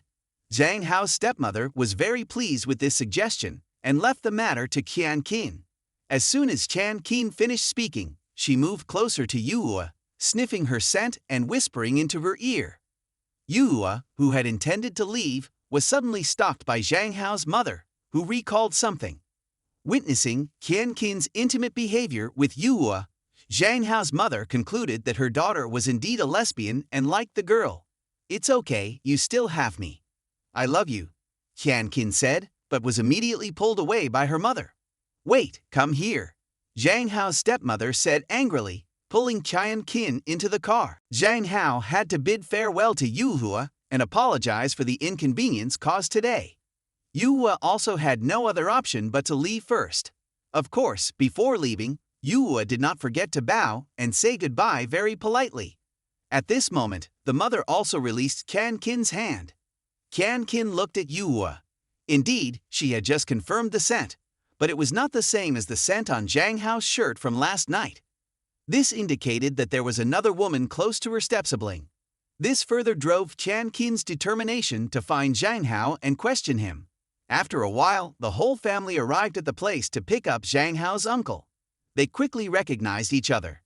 However, Zhang Hao was somewhat surprised when the cold older brother he knew had disappeared. Instead, there was a guy dressed sloppily with long hair like a girl following the uncle. Everyone then got into the car and went back to Zhang Hao's house. In the living room, everyone talked and laughed happily. Zhang Hao's uncle praised Zhang Hao and Qian, saying they were both very impressive and would definitely have many people pursuing them. Zhang Hao's mother, upon hearing this, quickly bragged about how their daughter had even been pursued to their doorstep. As for Qian, the cousin was staring at her without blinking. Of course, Zhang Hao's mother quickly noticed, but seeing her daughter's cold demeanor, she was bored and didn't want to talk, as if she were a statue. Zhang Hao felt there was nothing interesting about sitting here, so he used the excuse of helping his father cook to ask for permission to leave first. He really couldn't get used to this world. What he needed was the gentle and virtuous elder sister from the past, not this kind of showy demeanor. While thinking this, the cousin suddenly called out from behind, startling Zhang Hao. "Hao has grown up and become a handsome boy that I admire. When you grow up, I'll take you to flirt with girls," said cousin Jinso. With this appearance, if not introduced, one might think he was a pretty boy. With his scrawny appearance, it seemed he was just waiting for girls to pursue him. Zhang Hao thought. Even though thinking this was one thing, he could not directly confront his cousin like that. Zhang Hao then shifted to ask about why his cousin was not sitting with the uncle. Jinso, upon hearing this, turned with a look of boredom. He had known that the women sitting there only chatted about money and men. To him, it was not interesting at all. "Let's go cook," Zhang Hao invited his cousin. Suddenly, Jinso's face showed shock and fear. To him, cooking would make a man look ugly and old. He still followed the idea that he only needed to be cute and pretty. Men's hands were not meant for cooking. Jinso's goal was to marry into a rich family and enjoy life, a truly high-level ideal. It seemed that this cousin and Zhang Hao were indeed not of the same level. Despite Zhang Hao explaining that he only helped his father when needed, Jinso remained adamant about avoiding the kitchen. He even insisted that women now learn to cook to win men's favor. In the end, Jinso suggested visiting Zhang Hao's room instead of going to the kitchen. Zhang Hao naturally agreed. As soon as he entered the room and sat down, Jinso criticized the mattress on the bed, saying it was too soft and the room's decoration was too plain, not giving any youthful feeling. "Can't we just kick Mom out of the room?" He complained about everything. Although Zhang Hao insisted he liked the simple style, Jinso was still dissatisfied with the lack of makeup items. He remarked that if it was like this, surely no one would love Zhang Hao. Upon mentioning love, Jinso asked if Zhang Hao had a girlfriend. Zhang Hao thought his cousin was concerned, but after learning that Zhang Hao was still single, Jinso boasted about the items he was wearing, which were all bought by his girlfriend, making Zhang Hao feel sick. "How is your sister treating you? Does she have a girlfriend?" This was the question Jinso wanted to ask the most. Zhang Hao honestly answered about Qian's current situation. Though she was single, she had many suitors and recently, one person had been persistently pursuing her. Unfortunately, she was a lesbian and pretended to be Zhang Hao's girlfriend to reject the suitor. Zhang Hao thought. At this point, Jinso revealed his true face, affirming that Qian was indeed very capable and had a hot body, which he also liked. Zhang Hao was somewhat surprised to hear this. Just before, Jinso was boasting about his girlfriend, and now he was interested in someone else. Jinso's sudden change in attitude was startling. Facing his cousin's expression, Jinso quickly explained that as a handsome and excellent man, he had the right to choose. It was truly disgusting. Zhang Hao really should avoid this cousin as much as possible. Just as he was figuring out how to escape, Qian Qin knocked on the door. She came in to invite Zhang Hao and Jinso to dinner and suggested that Jinso go ahead because she wanted to discuss something privately with Zhang Hao. After Jinso left, Qian Qin also entered immediately. The main issue was that she wanted to discuss Zhang Hao's excessive actions the other day. Coincidentally, Zhang Hao also had something to talk to his stepsister about, so they agreed to meet after dinner as planned. After Zhang Hao finished eating and asked for permission to leave first, Qian Qin quickly followed. Suddenly, Zhang Hao received a phone call. The other end informed that his items had been repaired. Zhang Hao was overjoyed and asked again about when he could pick up the items and the repair cost. It turned out that his girlfriend had already paid and left a note. The statement from the other end surprised Zhang Hao greatly. Who is this girlfriend? After hanging up, Zhang Hao was puzzled about who it could be. He asked for permission to go out for a bit. Ha, don't go out. Qian Qin was about to ask her cousin to stay home. Fortunately, she controlled herself in time. Qian Qin understood that she could no longer control Zhang Hao as before. If you leave early and come back late, I will be worried, Qian Qin gently reminded. Zhang Hao, hearing this, happily agreed and felt relieved, thinking that Qian Qin might actually be angry with him.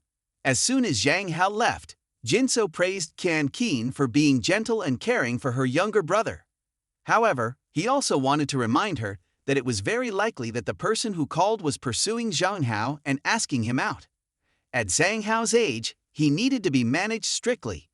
Jinso also took on the task of talking carefully with Zhang Hao about the bad influences outside. Jinso's boastfulness about himself, not managing his own affairs, but offering to manage others was truly ridiculous. Your cousin doesn't need you to worry.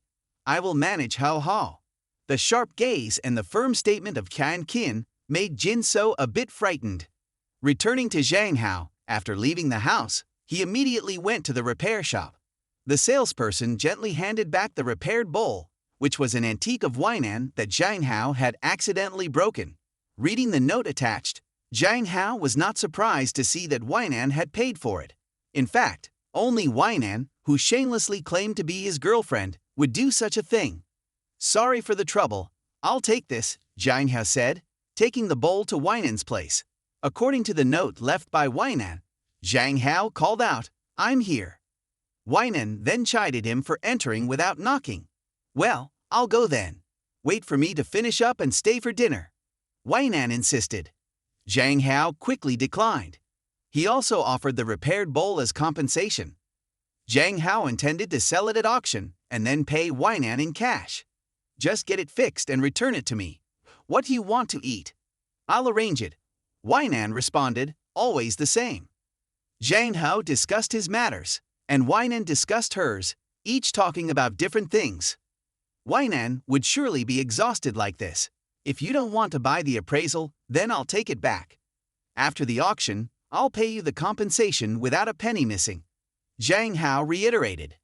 Suddenly, upon hearing this, Weinan stood up, walked over to Zhang Hao, grabbed the bowl, and threw it into the trash can, to Zhang Hao's astonishment. All right, have dinner with me. This matter is settled, Weinan concluded. Damn it, I risked my life for this broken bowl, Zhang Hao thought, seeing it thrown away so ruthlessly. If it wasn't needed, why not just give it to him? Zhang Hao rushed to the trash can, crying. The antique bowl. I said you don't need to pay anymore, Weinan said as she approached and pulled Zhang Hao's hand away. Suddenly, with a crack, Zhang Hao felt as if his hand had broken in two. He was really too weak. Weinan then proceeded to check Zhang Hao's injury. It seemed not too serious, no dislocation or swelling, just a possible sprain. Naturally, to be safe, she would call a doctor to examine Zhang Hao. At this moment, Weinan's face was very close to Zhang Hao's.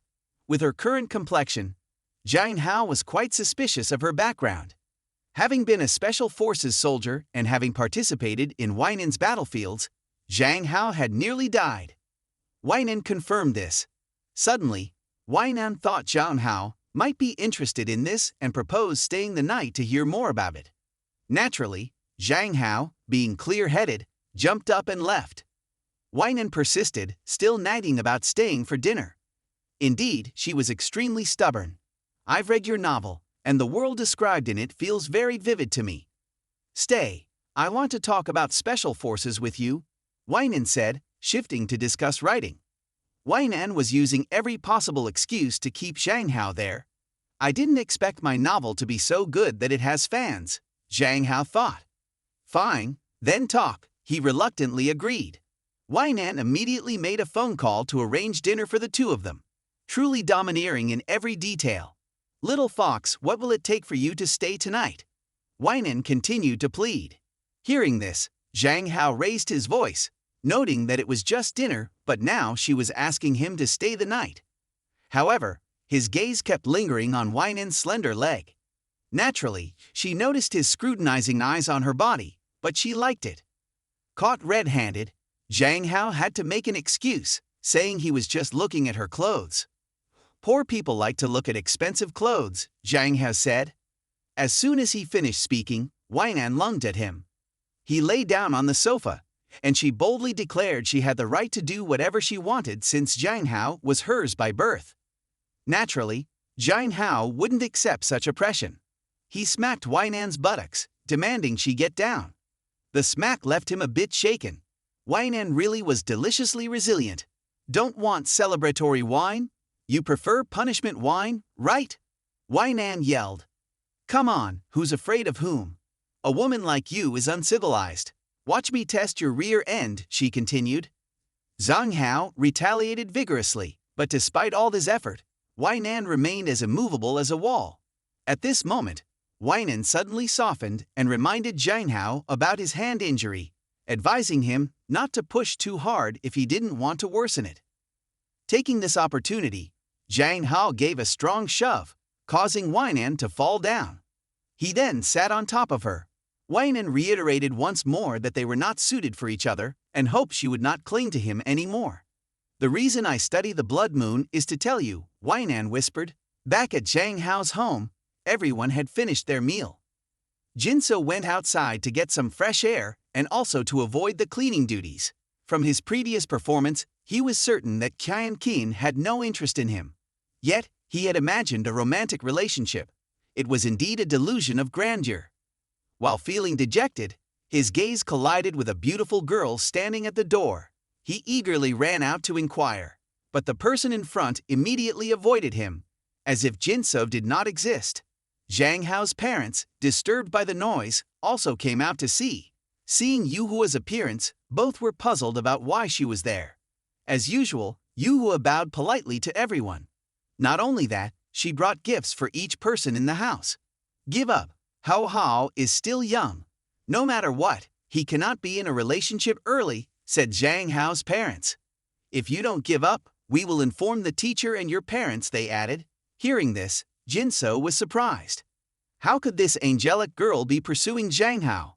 What's up with this older brother boasting and bragging? Isn't it obvious?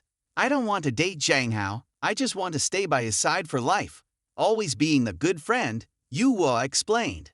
Such friendship was not possible, was it? Did she think Zhang Hao's parents were fools? "I really don't understand," Zhang Hao's mother thought. "Please let me be friends with Zhang Hao," Yuhua begged, bowing her head. Faced with the girl's actions, Zhang Hao's mother decided not to be soft-hearted. She had to be the bad guy to eliminate this relationship. "Student, go away. Keep your distance from Zhang Hao in the future," she said. After that, Zhang Hao's mother pulled Zhang Hao's father away coldly. Jinso, seeing an opportunity, realized that with situations like this, comforting Yuhua would certainly win her over. "No, to me, Zhang Hao is unique. You want to be friends with Zhang Hao and be by his side for life," Yuhua continued, crying, having lost her composure. Returning to Zhang Hao and Wainan, the story of the blood moon was officially recounted. It turned out that during a mission, Weinan suffered a fatal injury and, thinking she was about to die, accidentally witnessed the rare sight of a blood moon.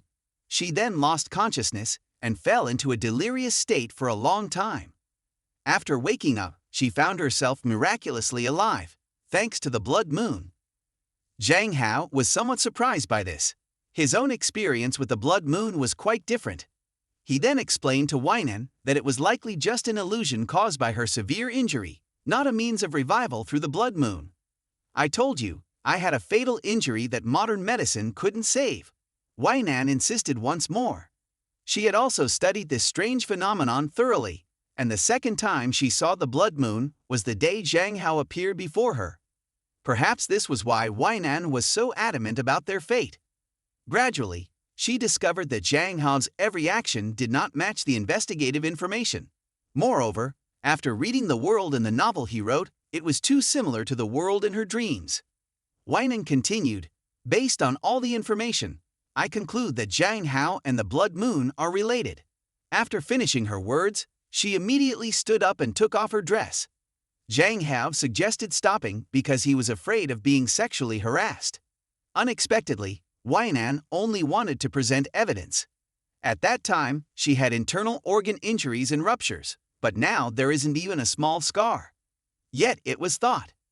In reality, Weinan always wanted to know why so many people died, but only she survived.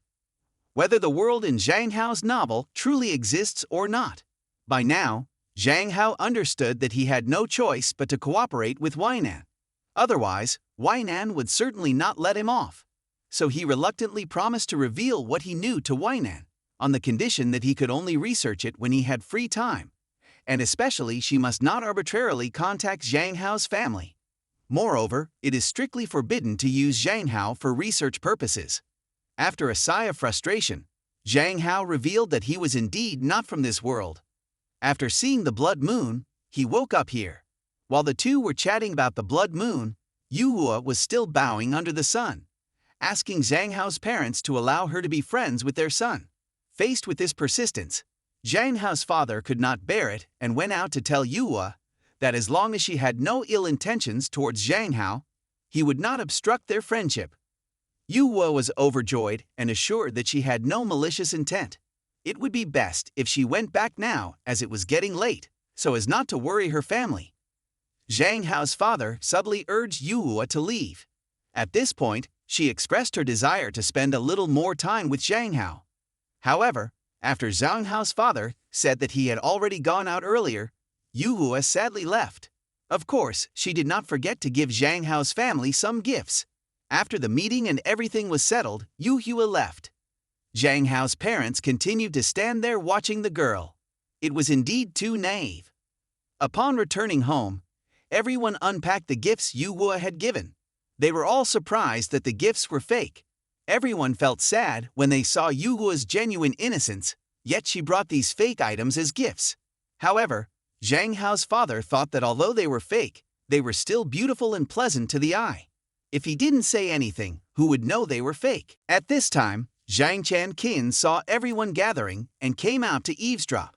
She picked up the items that the family considered counterfeit, and Qian couldn't help but be surprised, especially the sapphire ring in front of her, which was not a common stone, but a national-grade stone, not for sale, with a huge value of up to 10 million NDT.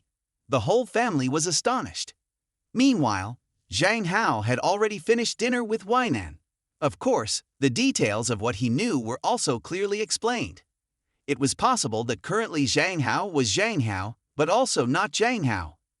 Weinan, after hearing Zhang Hao's story, was also very confused about the parallel space, the contrasting world Zhang Hao once lived in. The information about a shirtless son raising a flirtatious and promiscuous lover in that world made Weinan a bit curious and excited. But at this opportunity, Zhang Hao asserted that he was just an ordinary man who admired beautiful women and only wore shorts when going to the beach. In reality, in this new world, he was just a stupid boy. Therefore, if she didn't want any trouble, she shouldn't waste time with him. He would definitely return to the other world someday, so it would be best to find another man. Hold on, if that's the case, then taking off his shirt now should be fine, right? It was indeed pointless to say that. All she focused on was that detail. There was no other way to prove what he had said earlier was true, so Zhang Hao had to take off his shirt for Weinan to see. Weinan's lewd expression appeared as she looked at Zhang Hao's body. The scene was too stimulating. Weinan's body became hot and sweaty. Her hand unconsciously moved down and rubbed. Without noticing, she immediately asked Zhang Hao to pull his shirt down because she was about to lose control.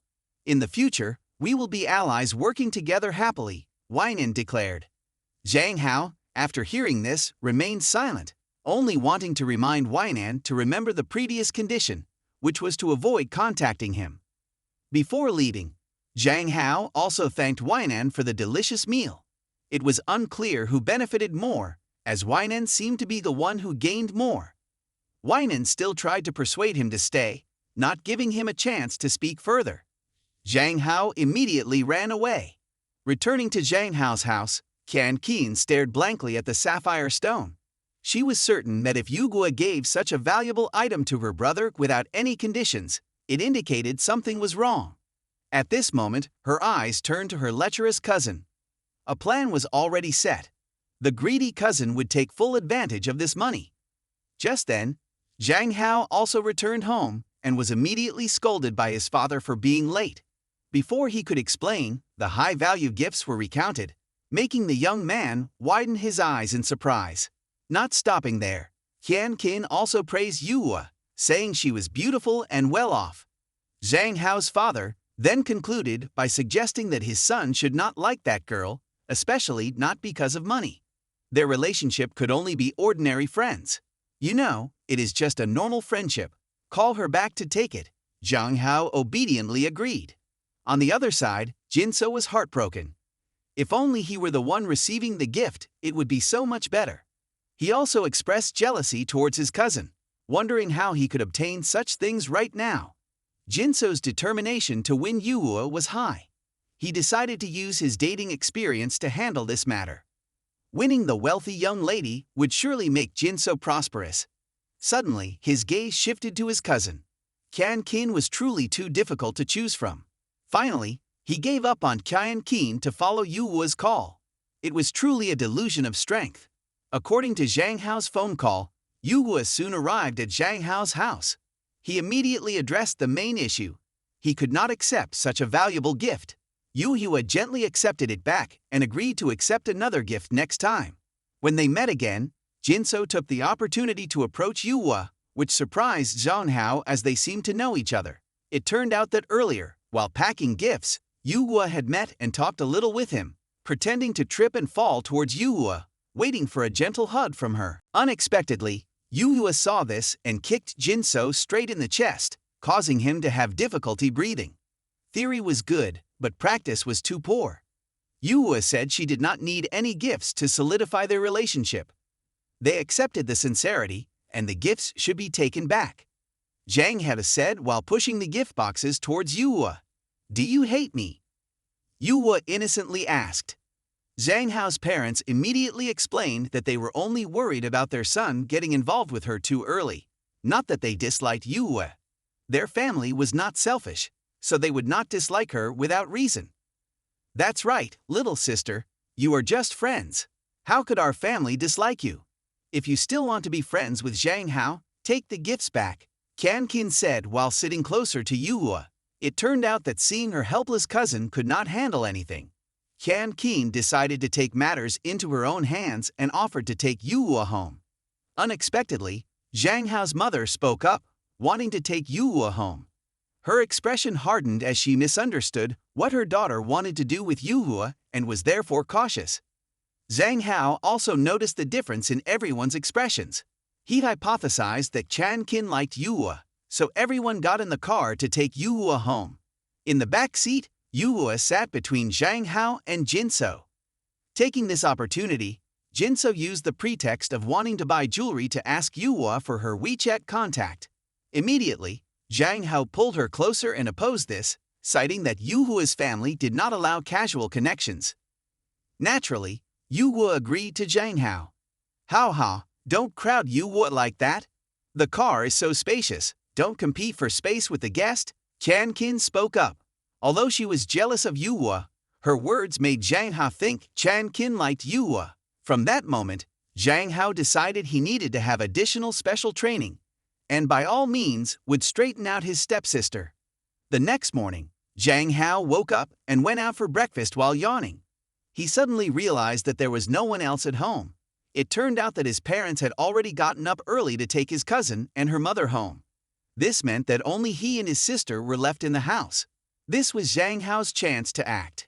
He approached Can Kin, leaned against her back, took her hand, and apologized for his previous deceitful behavior. Can Kin felt a bit touched by this.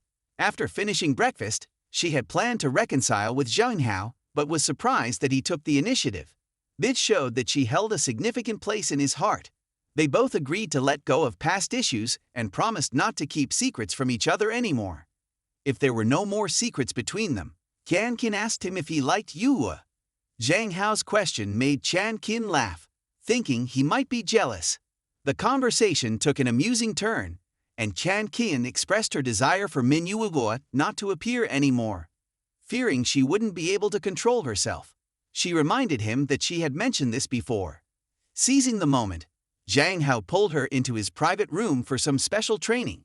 As soon as they entered, they passionately kissed each other. This was what Zhang Hao meant by straightening her out.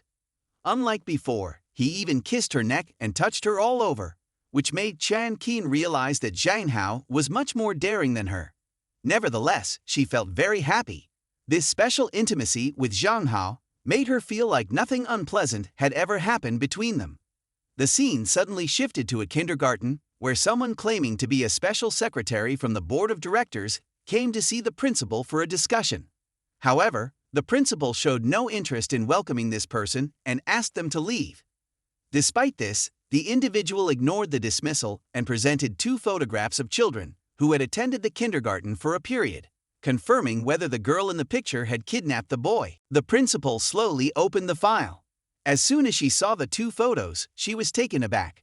After all, a little girl with such skills must have somehow convinced the supervising teacher to cover for her. The girl hoped the teacher would tell everything she knew about the secretary. The teacher, still staring at the 2 files in front of her, none other than Zhang Hao and Chan Kin, began recounting the story from back then when she was still a supervising teacher. That day, after discovering that Chan Kin had taken Zhang Hao outside, she had called the girl to ask about it. But Chan Kin had remained calm and insisted they were just out playing together. Despite this supervising teacher asserting that this behavior was wrong without her permission, she said she would call Chan Kin's parents to discuss it because the situation was indeed very dangerous. Was it really good to escalate the matter? Was it really good to make a big deal out of it? Chan Kin's words surprised the teacher greatly. Chan Kin then confirmed that Zhang Hao hadn't said anything about it the previous day and that other teachers were unaware of the situation. She and Hao went out, so if nothing happened, then it was not considered a problem. Of course, the teacher had to bear some responsibility. When everyone found out, she would definitely be held accountable for allowing a student to be taken away right under her nose. Her own child was also in this school. It was indeed good that she could both work and take care of her own child. Chan Kin continued, indicating that she had evidently prepared this script long ago. So she had compromised. The curious secretary asked if this was true. Of course not. The teacher then contacted Zhang Hao's family. However, the family said they would not send him to this kindergarten anymore and were also preparing to move. Soon after, Chan Kin also disappeared. Thus, the matter was resolved simply. With the parties no longer present, it was hard to do anything. Although the exact details were unclear, later, when asking other children in the class, she discovered that Chan Kin had always treated Zhang Hao as a toy. Speaking of the 2 sisters, after a while of struggling, Chan Kin was blissfully writhing. From that year until now, Chan Kin finally understood that she had mistakenly thought Hao liked strong women, but it was not like that.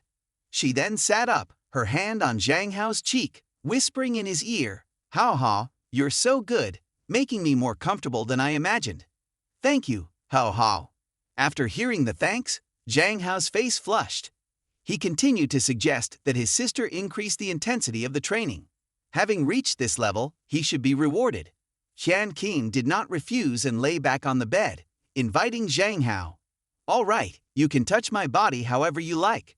As soon as Qian Qin finished speaking, Zhang Hao rushed in to kiss and began to slide his hands down her chest, then bury his face in her ample breasts, kissing and sucking.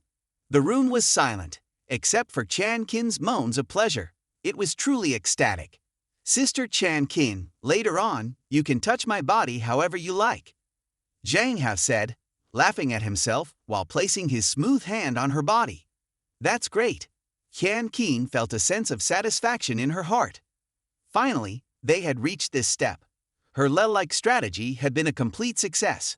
For someone like Zhang Hao, who was outwardly a gentle husband and a good father, but in bed was extremely sensual and proactive, this was exactly the kind of man many women desired. Next, she only needed to complete the final step, and her wish to be with Hao Hao would become a reality.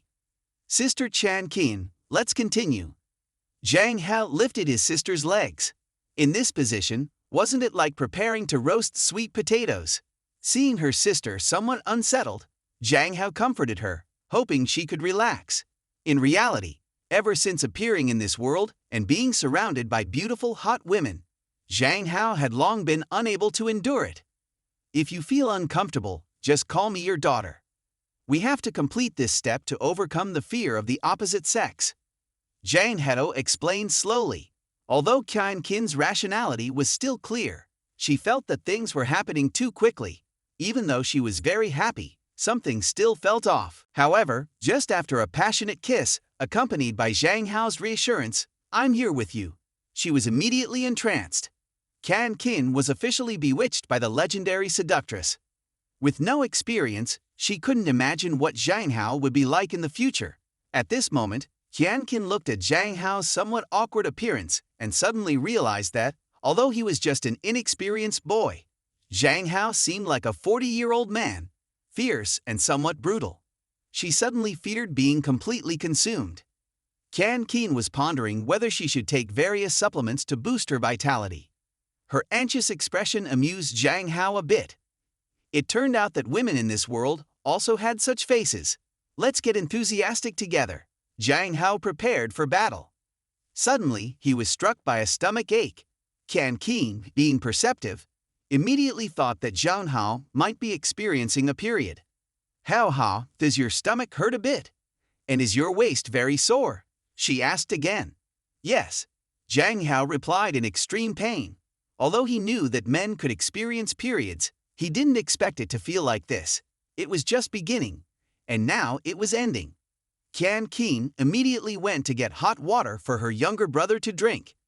She wasn't regretful that they were just about to reach their goal. However, it could now be confirmed that Zhang Hao also liked her. Otherwise, he wouldn't be so proactive. If that was the case, then when the opportunity arose, she could directly tell him about her past, so that Zhang Hao could accept her true self. As for Zhang Hao, after drinking the hot water, he felt somewhat better, but still wasn't very comfortable. He suggested that Qian Qin get him some medicine. Qian Qin, hearing this, only smiled. She told Zhang Hao that medicine always had side effects. During his period, good things could regulate hormones and help him relieve accumulated daily stress. As for the current situation, she would help him with a massage. After saying this, she climbed over Zhang Hao and asked him to lie on his side. She pressed her ample breasts against his back, her hand sliding down to gently rub his stomach. She also played calming music for him. Indeed, she was like a doctor, truly able to solve the period problem. In this space, suddenly, Zhang Hao had no desire to return to the original world because Qian Qin was here. Zhang Hao's modest dream at this moment was to be embraced by his sister like this every day. Returning to the secretary of the council, after understanding the situation at the kindergarten, she immediately returned to report to Weinan. Of course, Weinan couldn't tolerate the audacity of Qian Qin. By right, Qian Qin should be brought here immediately. However, recalling Zhang Hao's condition that the family couldn't be casually touched, Weinan had to make a phone call before taking further action. And of course, the person called was none other than Zhang Hao. At this moment, Zhang Hao was resting with his sister when the phone rang. Can Keen hurriedly pressed to reject the call to avoid disturbing her younger brother's rest. Being cautious, she decided to set the phone to silent mode. Unexpectedly, as soon as she picked up the phone, a message notification rang. When she opened the message, she was greatly surprised to find someone unknown investigating her. Thus, Can Keen decided to go to the meeting place in place of her younger brother. As soon as she entered the cafe, Can Keen recognized Weinan. The two sat down to talk openly. According to Weinan, she declared that her father liked Zhang Hao and hoped Can Keen would stay away from him. Can Keen, after hearing this, was quite pleased and insisted that Hao liked her, so Weinan should be the one to step back. Zhang Hao would be upset to see these photos, Weinan said, pulling out a folder of photos that Can Keen had secretly taken of Zhang Hao over the years. However, instead of being scared, Can Keen asserted that Zhang Hao only trusted her and that she was currently protecting Hao. This was the crux of the matter, not those like Weinan who were infatuated with his appearance. Hao can only be mine, Can Keen asserted. Haha, protecting. Weinan laughed loudly, mocking Can Keen. At this point, she exposed Can Keen's scheme of deliberately having Zhang Hao's father and her mother meet, and then marry, thus becoming Zhang Hao's nominal sister. Zhang Hao is a special existence, not your toy, Weinan asserted. Can Keen realized that her opponent was a person with significant wealth and power. She was also sure that Weinan had used money but failed to win Zhang Hao over, which sparked her interest in him. What is unattainable is always the best. Unfortunately, Zhang Hao only liked Can Keen. Weinan would never have Zhang Hao. Weinan frowned after hearing this. She seriously introduced herself as Weinan from Fenghong. The name Fenghong made Can Keen somewhat startled. Weinan reminded Can Keen that she had agreed not to touch Zhang Hao's family. However, if Can Keen crossed the line, Weinan would no longer consider her part of Zhang Hao's family. She hinted that Can Keen should understand what the consequences might be. She asked if Zhang Hao liked Can Keen, and if so, whether Can Keen now liked Zhang Hao or if Zhang Hao was truly her ideal. Weinan then left immediately, leaving Can Keen extremely angry. After the conversation with Weinan, Can Keen went home and opened her computer to read Zhang Hao's novel. After a while, Hao woke up. She brought him a hot water bag and complimented him on how real and interesting his novel world was. Hearing his sister's praise, Zhang Hao scratched his head and didn't dare to accept it. He thought the topic was novel, so his story stood out more than others, and the content was just written haphazardly. However, after reading, Can Keen felt it wasn't haphazard. Each word proved that he understood women like the protagonist in the story very well, almost like a real girl. Did Hao have a lonely childhood and thus created a girl to protect himself? Can Keen hypothesized. Even though she praised her younger brother, she wanted to remind him not to confuse real life with fiction, or she would take him for a psychological checkup. Can Keen also gave her brother a hot water bag to place on his stomach and finally reminded him to immediately tell her if he felt any discomfort, accompanied by a warm hug that surprised Zhang Hao. Did the content of the novel reveal something that made Can Keen understand his true self? That thought lingered in his mind in the days that followed. Zhang Hao felt Can Keen was indeed somewhat strange. During the day, everything seemed normal, but at night, he felt quite unusual. Scene shift to Yuhua. Zhang Hao, I just made this for you, Yuhua said, showing a self-made sculpture for Zhang Hao. She also presented him with a very sumptuous meal, which made him feel a bit embarrassed. It wasn't necessary to be so considerate just because they were friends. But Yuhua was determined to treat Zhang Hao well. Zhang Hao could only smile. Indeed, it's fine to give toys and share delicious food as friends, but he declined expensive jewelry. Yuhua was very happy to hear Zhang Hao's words but was still worried. She wondered if her attempt to show kindness to Zhang Hao would make his family dislike her even more. How could that be? Yuhua is so loved by many people, she thought. She just needed to be a bit more careful in interactions with others. Zhang Hao comforted Yuhua, adding that she was a lovely and obedient friend, so he was very happy to be friends with her. If your family dislikes me, can you not dislike me because of them? I'll stay away from your family so they won't hate me. Yuhua continued to ask. It was truly a series of why questions. Zhang Hao explained that his family didn't dislike Yuhua, they just didn't want him to date too early. He felt that Yuhua's older sister didn't like him and seemed to want to drive him away. He didn't know how to win her over or what changes to make. Yuhua remained uncertain. Indeed, her older sister's words and actions made her feel very unsafe. I don't think you need to force yourself to change or win anyone over. You are Minyu Hua, unique and unhurried. You will understand in time, just like learning to swim. Zhang Hao encouraged Yuhua. Suddenly mentioning swimming, Yuhua turned to ask Zhang Hao for the promised reward. Yes, we're going out this weekend, Zhang Hao confirmed. Following the plan, Yuhua dressed up beautifully and went to meet Zhang Hao, which surprised him a bit. He had intended to take Yuhua out, but she pulled out a notebook from her bag titled Dating Guide with Zhang Hao. According to Yuhua, the first date should involve going to a movie. She had bought tickets for both of them to watch a romantic film. Seeing the movie title, Zhang Hao smiled. He had expected her to take him to see an action film. This is our first date, so I want to make sure you have a great time, Yuhua declared with determination. All right, I'll be happy with whatever you choose, Zhang Hao said, extending his hand. Yuhua gently thanked him and placed her hand on his, and they went into the cinema together. Entering the vast space of the cinema, Yuhua felt a bit overwhelmed. She stood there, dazed, not knowing what to do. Zhang Hao, after getting drinks and popcorn, returned and pulled Yuhua into the theater to start watching the movie. Receiving drinks and popcorn from Zhang Hao made Yuhua very happy.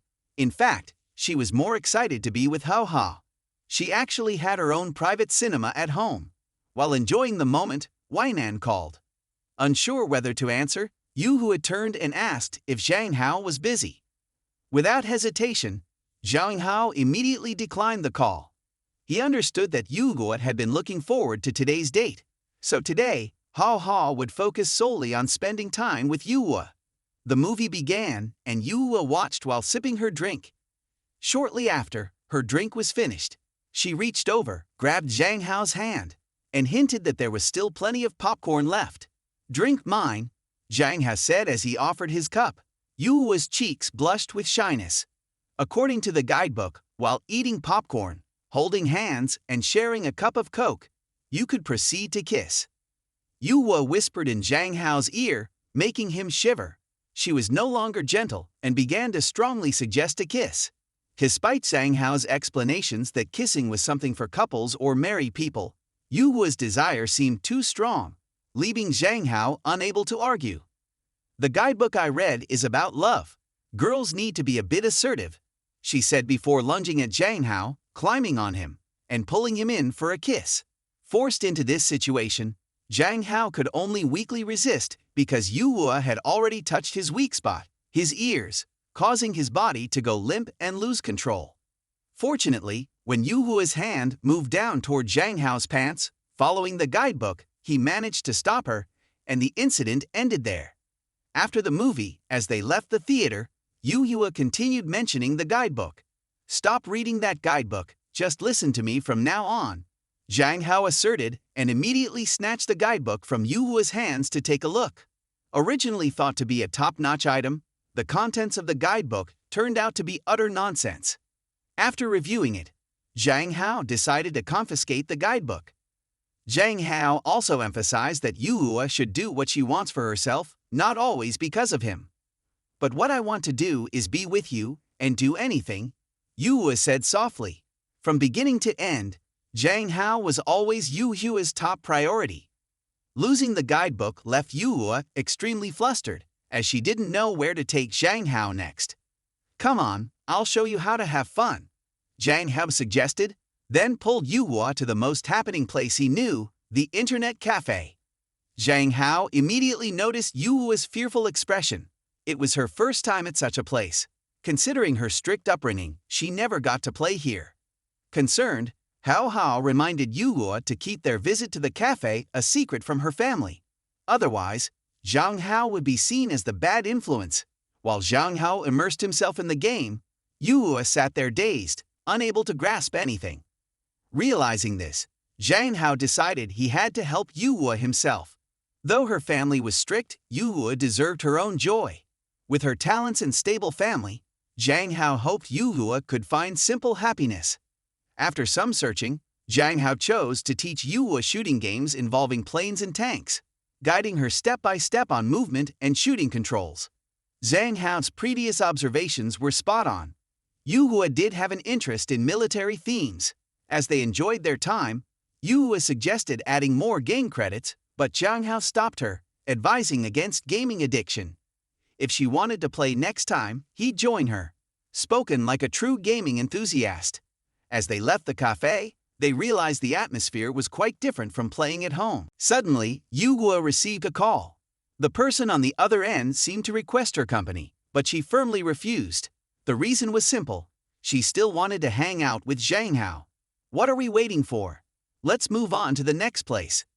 Zhang Hao cheered, and Yu followed along. Soon, they found themselves at the game center, enjoying every game there. It wasn't until late afternoon that they finally left. Yu expressed her wish to capture today's events in photos, as today had been her happiest day ever. No worries, we can always go out and have fun together many more times, Zhang Hao assured, which felt like a promise that filled Yu with joy. They were happily chatting when suddenly a sleek black car pulled up before them. Initially, they thought Weinan had come to find Zhang Hao, but it turned out that it was Yuhua's family butler, there to inform them that Yuhua's father had returned and to invite Zhang Hao to their home. With the invitation extended, Zhang Hao got into the car with Yuhua to go to her home. At that time, Yuhua's father was reviewing Zhang Hao's information, surprised by how quickly they had become acquainted, with Zhang Hao already borrowing money from Yuhua, known for fighting and having online fame. Not only that, his daughter had brought him home, and he was the one who made Yuhua hang up on her father, indulging in wild outings. This intrigued Yuhua's father, making him eager for the upcoming meeting. As Zhang Hao and Yuhua arrived at the mansion, the butler recounted the day's cancelled plans, making Zhang Hao feel somewhat guilty, as if he had just kidnapped a wealthy heiress.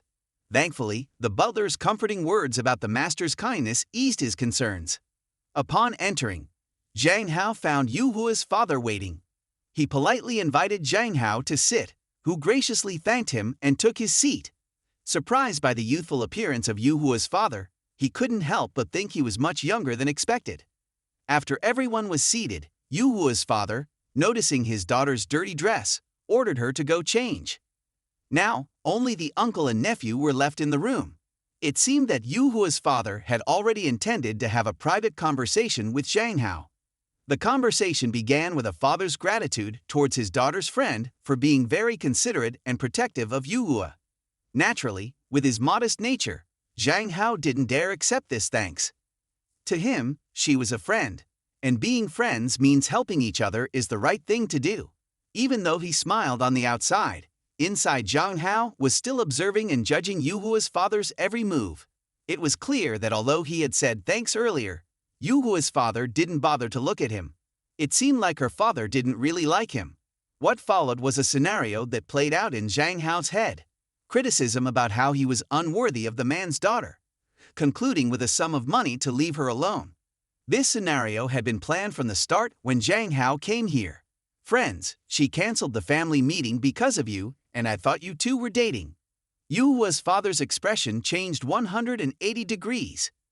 Zhang Hao immediately apologized. Actually, he himself didn't know that today Yuhua had a family meeting. The entire day out, she didn't mention it at all. Seeing Zhang Hao anxiously explaining, Yuhua's father laughed loudly.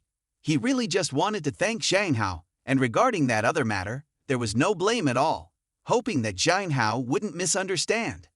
This is a gift of gratitude from Yuhua's father, he said while extending a bank card. Sure enough, this awkward scenario played out. Zhang Hao could only lament and wish the heavens would spare him. Uncle, what do you mean by this? Yuhua and I are friends, and friends don't need to exchange money, Zhang Hao explained. Yuhua's father thought Zhang Hao didn't understand his intention, and he reminded him to be smarter.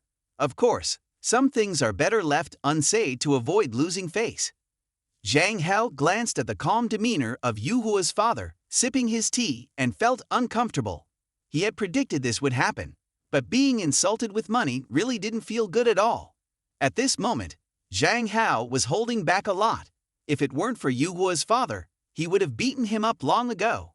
"Uncle, I think you misunderstood." Zhang Hao spoke up, explaining his thoughts when they first met. Yuhua was originally closed off and introverted, not interacting with anyone. However, after becoming close, he realized she was very gentle, but just didn't know how to express herself, which is why Zhang Hao became friends with Yuhua. Of course, it wasn't for money or anything else. Compared to the differences between the two families, it was indeed a huge gap. But Zhang Hao genuinely just wanted to be good friends. And as good friends, there's really no need to care about each other's family background, so please, uncle, take this card back. Zhang Hao pushed the card back to its original place. "Being young is really great." Yuhua's father laughed loudly and said, "I heard she brought you over for the night, and I thought you were just a kid." His words made Zhang Hao, who was drinking tea, spit it all out. Who would have thought that such sensitive information would reach his ears? After the meal, since he had to go on a business trip, Yuhua's father got in his car to leave. Of course, Zhang Hao and Yuhua also followed to see him off. At this point, her father promised to reschedule the family gathering and encouraged his daughter to make more friends, especially Zhang Hao. He reminded Yuhua to definitely cherish this friend. Before leaving, Yuhua's father wanted to confirm one important thing with Zhang Hao in front of his daughter. "Are you sure you will always only be friends with my daughter and never date her in your entire life?" The question left both Yuhua and Zhang Hao stunned, and they both fell silent, deep in thought. Zhang Hao vaguely understood what Yuhua's father meant, and he quickly promised to control himself well. Having received a satisfactory answer, Yuhua's father bid farewell to his daughter and got in his car. Of course, before leaving, he didn't forget to remind the butler to continue supervising Zhang Hao. After Yuhua's father left, Zhang Hao finally breathed a sigh of relief. Seeing this, Yuhua worriedly asked if her father's presence made him feel uncomfortable. "Not at all. I understand his concern and love for his daughter," Zhang Hao kindly replied. At this moment, he suddenly remembered that his phone had been on silent for quite a while, so he decided to check it. Immediately, countless missed calls from Weinan and Chan Qin appeared. "I'm dead," Zhang Hao thought. He then quickly said goodbye to Yuhua and rushed back home. As soon as he opened the door, he saw Chan Qin sitting there drinking alone with a very bored expression. When she saw Zhang Hao return, she asked why he hadn't answered the phone and why he had been going out late recently without notifying her, which had made Chan Qin very worried. Zhang Hao, realizing his mistake, hurriedly apologized, saying he didn't hear the phone ring, and advised her to stop drinking and just go to bed.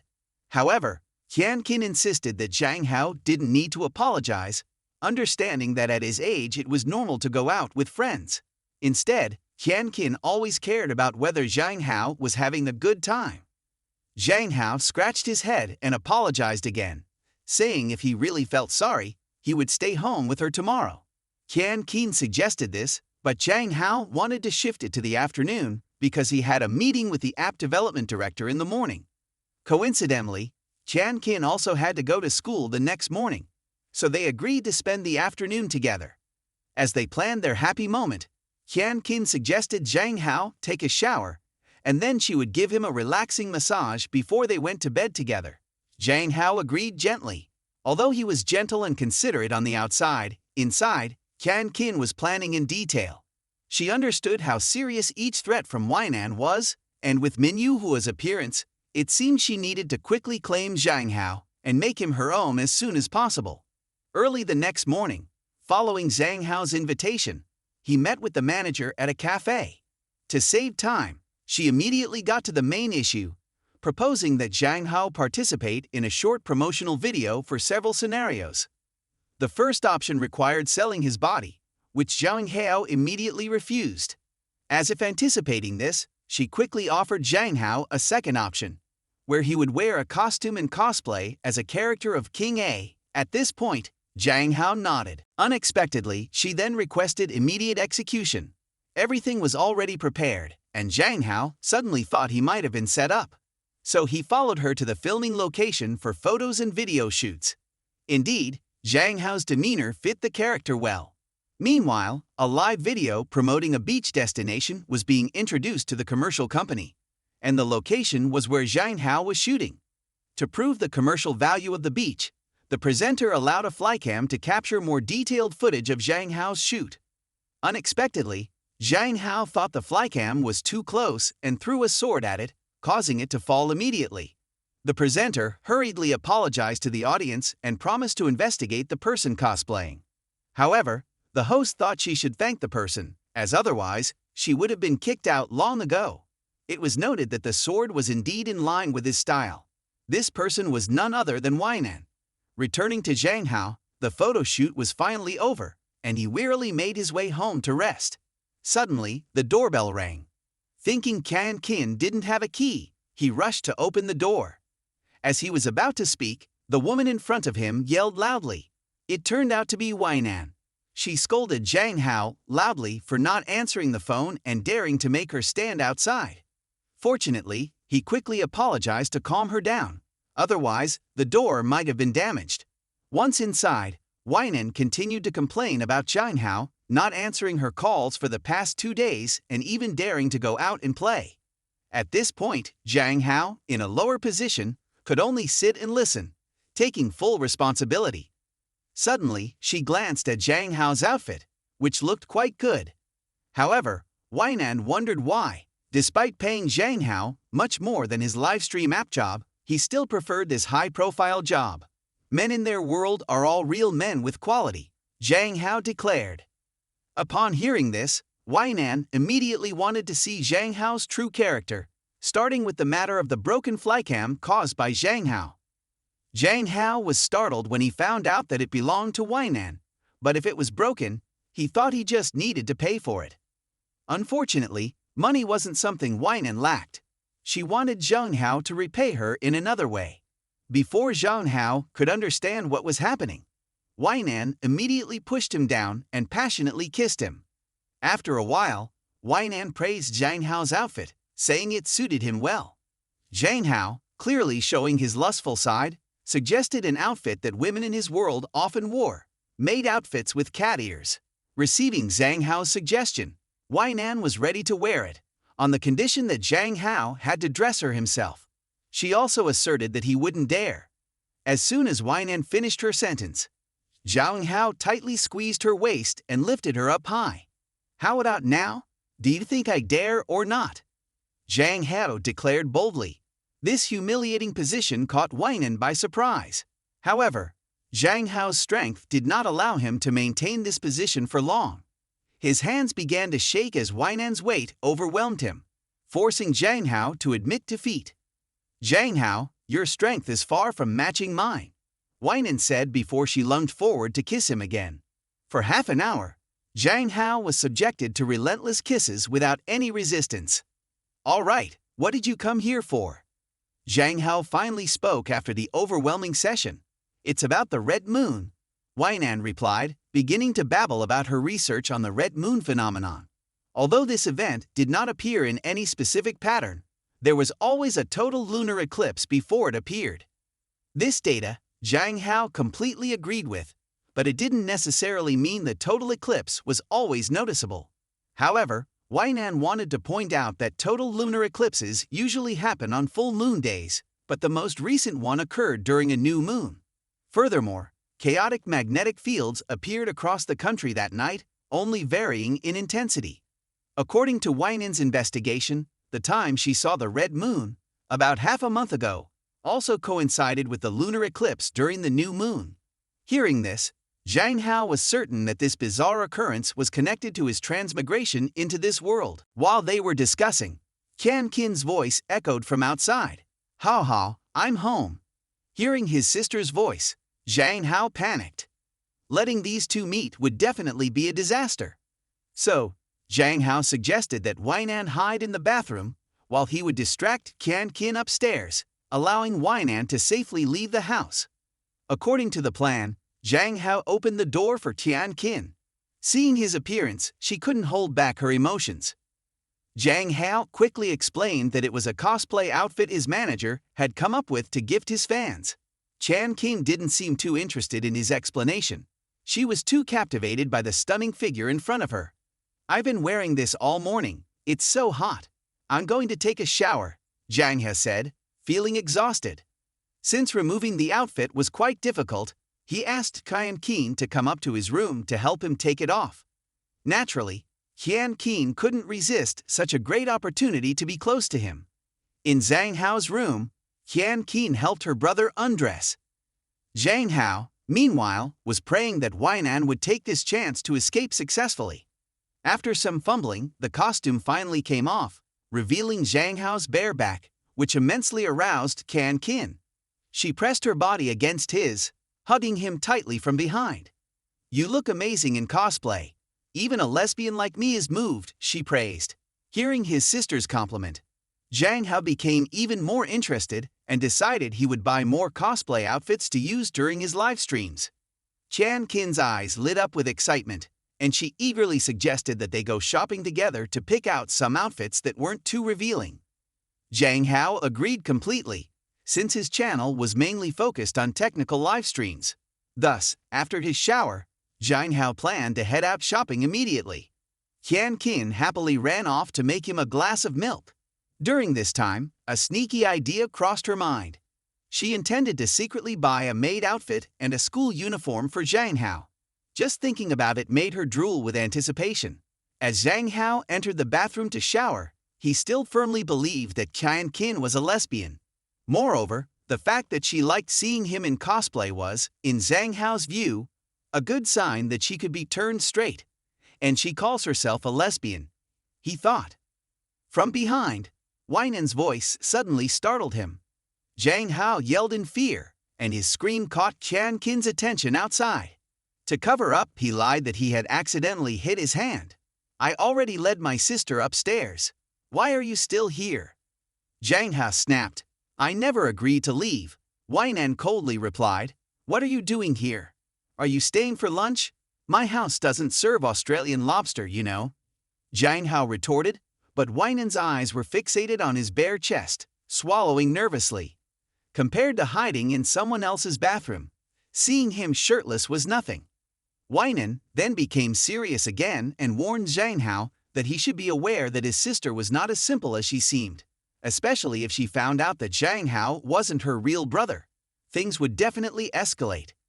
"You don't need to worry about that, Sister Weinan," Zhang Hao insisted. "Hao Hao, your milk is ready. After your shower, I'll give you a massage." Tian Qin's voice came from outside the bathroom. With no other options, Zhang Hao desperately pleaded with Weinan to leave his house and not interfere with his family matters. Weinan, recognizing Tian Qin's sinister intentions, understood that with Zhang Hao's personality, she couldn't force him. So, she decided to comply and opened the bathroom window, finding a way to climb out. Before leaving, she didn't forget to remind Zhang Hao of their meeting at noon tomorrow, firmly stating that she would continue to keep tabs on his household matters. "Tian Qin, I'll expose your fake facade to Zhang Hao," Weinan thought to herself. At Weinan's villa, she neatly tied her hair up as she sliced meat on the cutting board. Zhang Hao never imagined she could cook. Although Weinan didn't need help, Zhang Hao enthusiastically rolled up his sleeves, eager to assist her. He marveled at her knife skills, praising how impressive they were. "Weinan, weren't you born to be a CEO? But then again, cooking for the man you love is totally normal." Weinan smiled, praising him for being cute.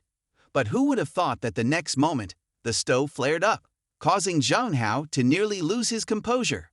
Weinan pulled him back, glaring at him in frustration.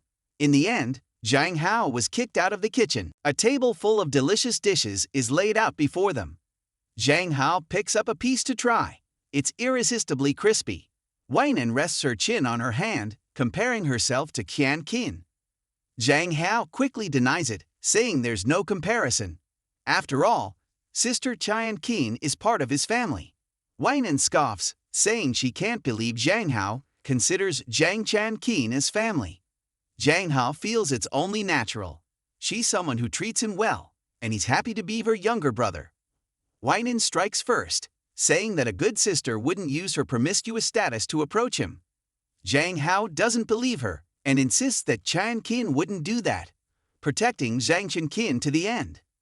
Weinan, dark-faced with jealousy, says nothing more, only urging him to eat. Zhang Hao genuinely doesn't know that Zhang Qin only sees him as a toy. What he considers as home is just a scam.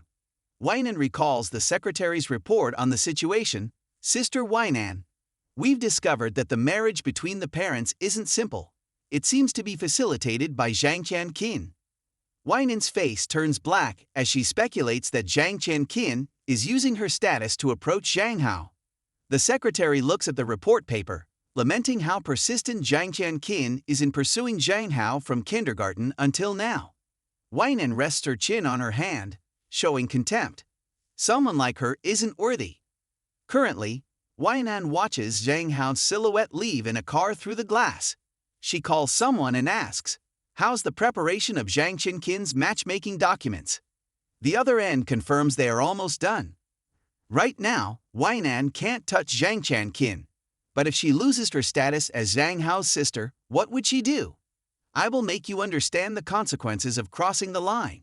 Meanwhile, Zhang Qin pulls the curtains aside and looks at the sky through the window. It's time. Zhang Qin hums while arranging flowers.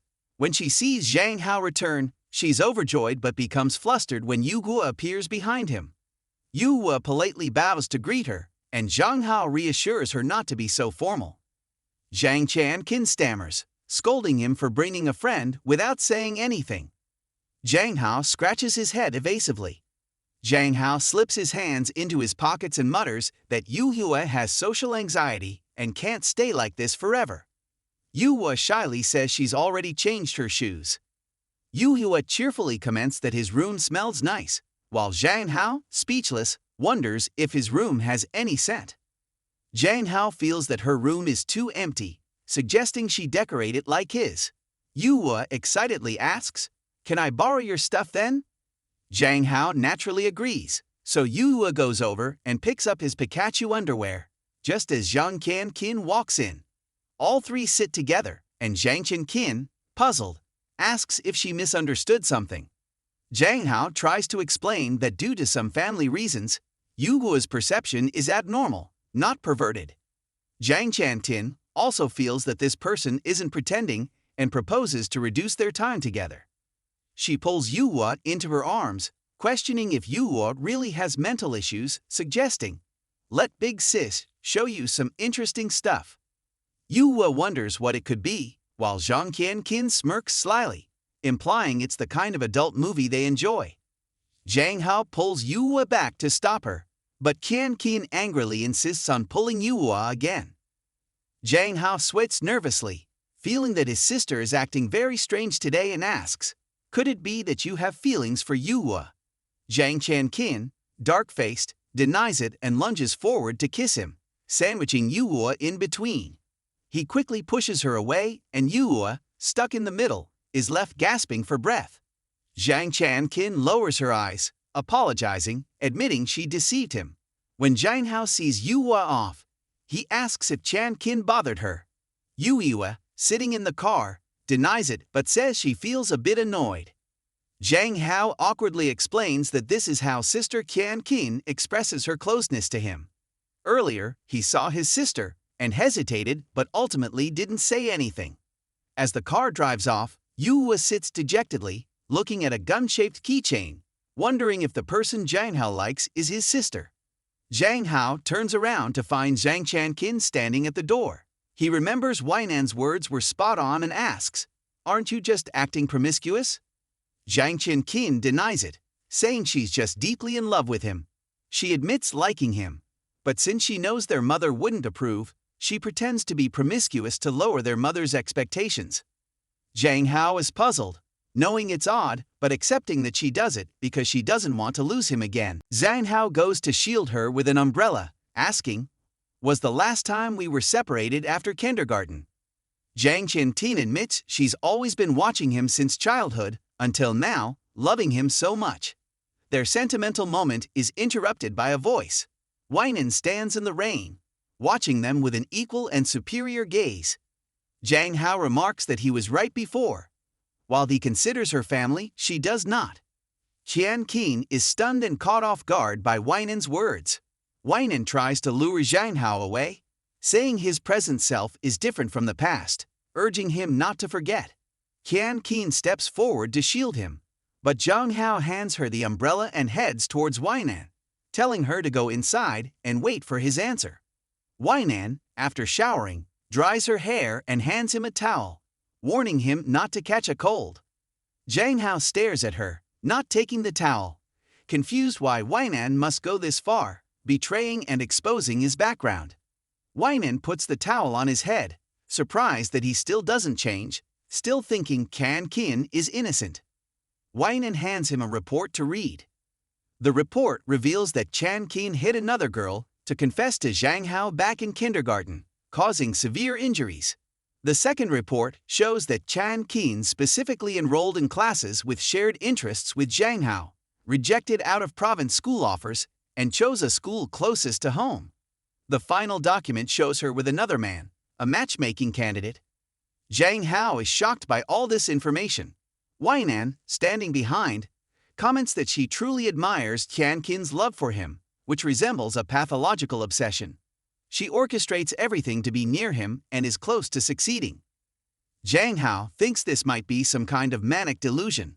Weinan says, precisely, and as the victim, it's normal not to comprehend the situation.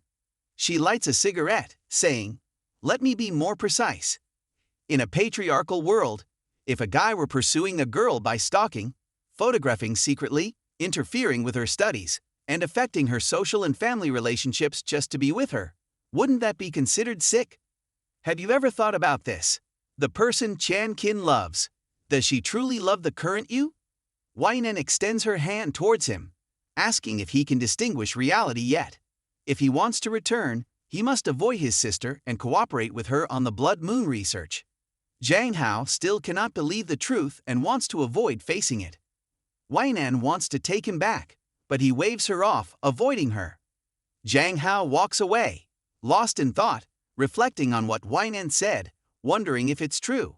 Although his sister Qian Qin is somewhat frightening, the deep memories he has tell him that she's not the person she seems to be. He wonders who Qian Qin truly likes and how his heart feels. These questions can only be answered directly. Zhang Hao sees Zhang Qin sitting despondently in the rain and goes over to shield her with an umbrella. He tells her, "Sister Qian Qin, I'm home." Zhang Qin smiles and welcomes him home. She goes into the kitchen to pour water for Zhang Hao, and while doing so, scolds him for running around in the rain. Seeing her so busy, Zhang Hao tells her not to fuss over him. Then, Zhang Hao wants to ask Zhang Qin something, and she asks him what he wants to know. Zhang Hao asks why Zhang Qin has always been by his side since childhood and questions if it's as simple as it seems.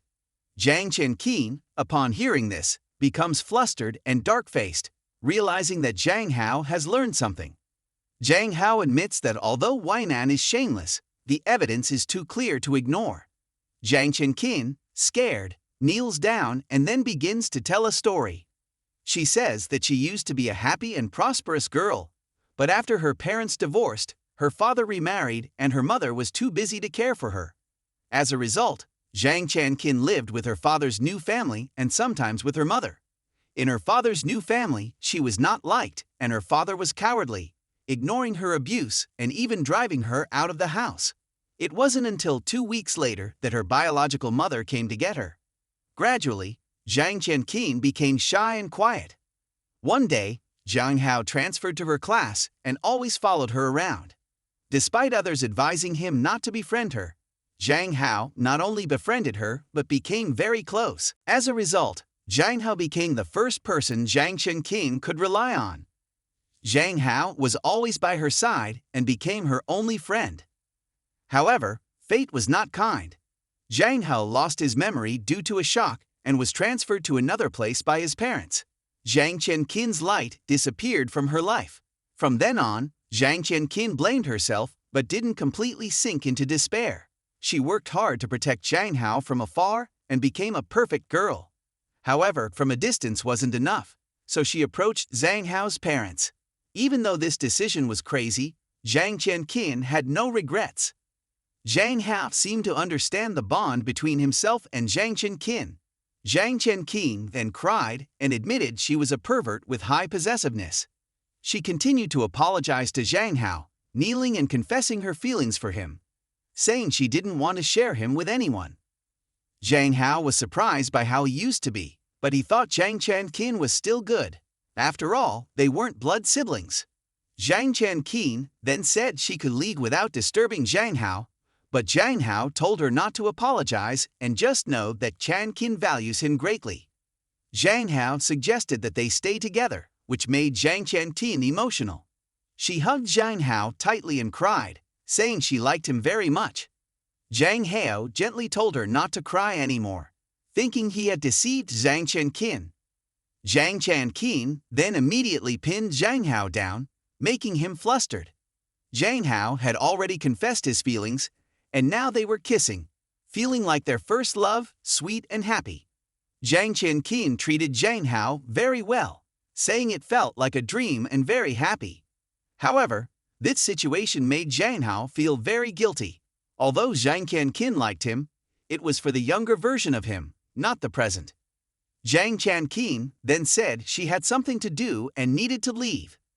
Zhang Hao felt that he had been too impulsive in agreeing with Zhang Qianqin and needed to clarify things, but was worried if being honest would make Zhang Qianqin accept him. Eventually, Zhang Hao called Zhang Qianqin.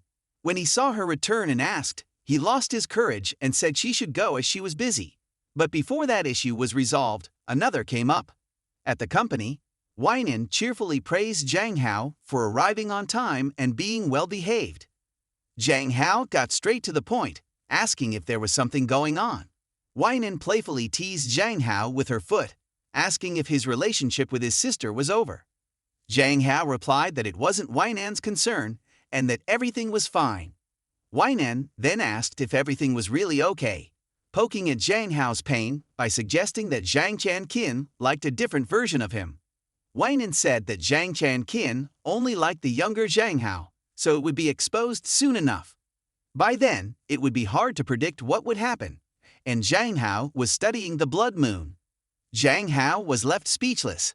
Weinan thought Zhang Hao's current mental state wasn't good, so pressuring him would be ineffective. She decided that if Zhang Hao fell into a quagmire, she would have to pull him out herself. Weinan then talked about Zhang Hao's career and live stream. Currently, Zhang Hao was a top 3 streamer in the GAP game area and had the most views. However, the limits for celebrities weren't high, while top-tier celebrities had extremely high status and always had their own businesses. Weinan warned not to underestimate the economic power of fans, noting that Zhang Hao's fans were trendy young people.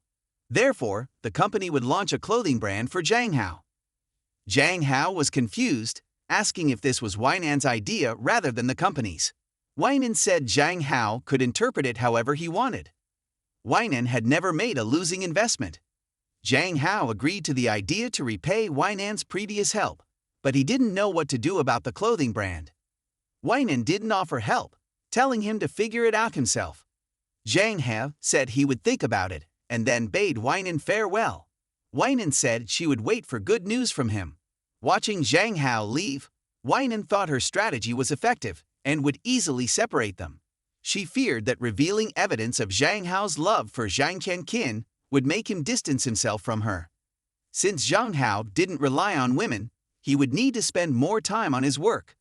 Weinan planned to use the Blood Moon card to drive a wedge between them, and would use her methods to reclaim him. Zhang Hao was playing a game when Zhang Qianqin suddenly asked what he was doing.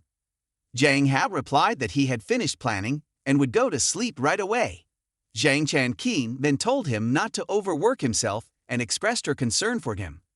Zhang Hao reassured her that it was fine because, thanks to the company, things would go faster and he would get used to the process and not feel tired anymore. Zhang Qianqin thought to herself that Zhang Hao's company was part of Weinan's conglomerate. She said she would support Zhang Hao financially so he wouldn't need to work. Just then, Zhang Hao's mother came into the room and told Zhang Qian to go back to her room, while Zhang Hao went to sleep. Zhang Qian agreed and went back to her room. Zhang Hao's mother thought that it was good that Zhang Qian and Zhang Hao were close as siblings, but it wasn't appropriate for them to be too close when sleeping. Zhang Qian reminded Zhang Hao to go to bed and then went to her room. Zhang Hao, while drinking milk, thought about how Zhang Qian had been overly concerned about him lately. Zhang Hao only had time for studying in the morning and live streaming at night, so he spent very little time with Zhang Qian. Despite this, Zhang Qian always made Zhang Hao happy. Zhang Hao wondered if his life would always be so happy. The school bell rang, and Zhang Hao lay down on the desk. Min Yue saw him and asked if something was wrong. Zhang Hao mentioned that he was about to promote some clothing products, but didn't have any models. This caught Min Yue's attention.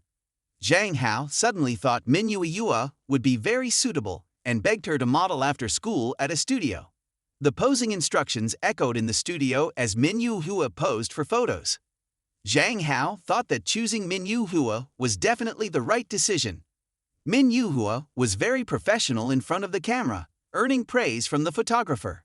At that moment, Zhang Qian arrived with food, telling Zhang Hao he had worked hard. Seeing Zhang Qian surprised Zhang Hao. Zhang Qian explained that she had brought food for Zhang Hao, and everyone praised Zhang Qian for being beautiful and considerate. At that point, Weinan also showed up, which displeased Zhang Qian. As soon as they met, Zhang Qian and Weinan were like fire and water. Weinan said he came as the investor, while Zhang Qian retorted that a capitalist like Weinan came to supervise because he didn't trust Zhang Hao. The two immediately started arguing. Zhang Hao, unable to intervene, asked Weinan and Zhang Qian to stop. Min Yue then mentioned that she was hungry and suggested they go eat. This made Weinan and Zhang Qian stop arguing as both focused on Min Yue. Zhang Hao asked if Min Yue was the model. Under pressure from both of them, Zhang Hao explained that Min Yue was invited due to the theme of the photo shoot. After that, Zhang Qian and Weinan started competing over the photo shoot. Zhang Hao, standing by, quietly observed. At one of Zhang Hao's studio rooms, Weinan unexpectedly signed up to be a model. Weinan didn't want Zhang Hao to photograph another girl without including him. The jealousy of women can be quite frightening. Zhang Qian, seeing the situation was not good, demanded Weinan respect boundaries between men and women, leading both to engage in a standoff with their eyes. Unlike the two, Min Yue, who was naive, just wanted to help Zhang Hao by modeling. After some mediation, all three began to get into a professional mode. The first to be photographed was Zhang Qian, with a figure suitable for a wife.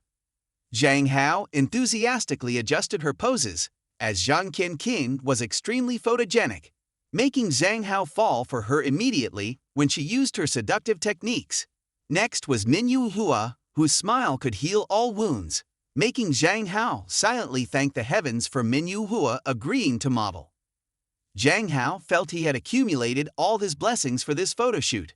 Finally, Weinan, exuding the aura of a CEO, was someone everyone, including Zhang Hao, wanted to rush towards.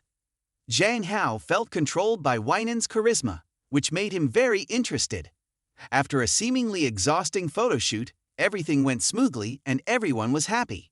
Only Min Yue felt a bit disheartened, staring at Weinan's assets. However, before leaving, Zhang Hao's two wives didn't forget to continue their competition. That night, Zhang Hao returned home and released the photos from the afternoon shoot along with a live broadcast. Contrary to expectations, the number of negative comments seemed prominent at first, but the male lead's brilliance, thanks to some behind-the-scenes promotion, drew people in to watch and buy. The clothes Zhang Hao launched sold like hotcakes, which surprised Zhang Hao as he didn't understand why people were so interested in that design. In the end, Zhang Hao sold 2,000 to 3,000 sets, a record he had never anticipated. After the live broadcast and the clothes selling out, the craze didn't die down even after a few days. People continued to use it as a stepping stone for profit. Some even sold the fashion items that Zhang Hao wore to gain some fame. However, Zhang Hao was not afraid of people taking his fame. Instead, he feared becoming too famous. Zhang Hao knew well that this fame was certainly due to Weinan, Zhang Qin, and Min Yuhua's support. The fact that he needed help from 3 women made Zhang Hao feel a bit melancholic, and he wanted to invite all 3 to dinner to thank them. While immersed in thoughts about how to properly thank them and handle the situation where Weinan, Zhang Qin, and Min Yuhua wouldn't fight with each other, Zhang Hao had a headache. Having multiple pursuers was truly challenging. Before he could finish his thoughts, Zhang Qin suddenly used her secret weapon, her bust, from behind Zhang Hao, making him blush with embarrassment. Zhang Qin's next move was to whisper and cheer him up to ease his current worries. After seeing Zhang Hao's anxiety subside, Zhang Qin stepped back for a moment, as she was the one feeling anxious now. Zhang Qin was worried that among the 3, Weinan was a domineering CEO with extreme tendencies, and Min Yuhua was a rich girl uncomfortable with social interaction. Therefore, if she revealed that she liked Zhang Hao, her chances of winning his heart would be higher. However, this might cause Zhang Hao, who was the #1 husband in Zhang Qin's heart, to face difficulties. Despite her nature of disliking competition, she still wanted to win. Zhang Qin firmly believed that after Zhang Hao graduated, she would be the first to win him over. This way, Zhang Hao would belong to Zhang Qin, a perfectly flawless plan, indescribable due to Zhang Qin's unique thinking.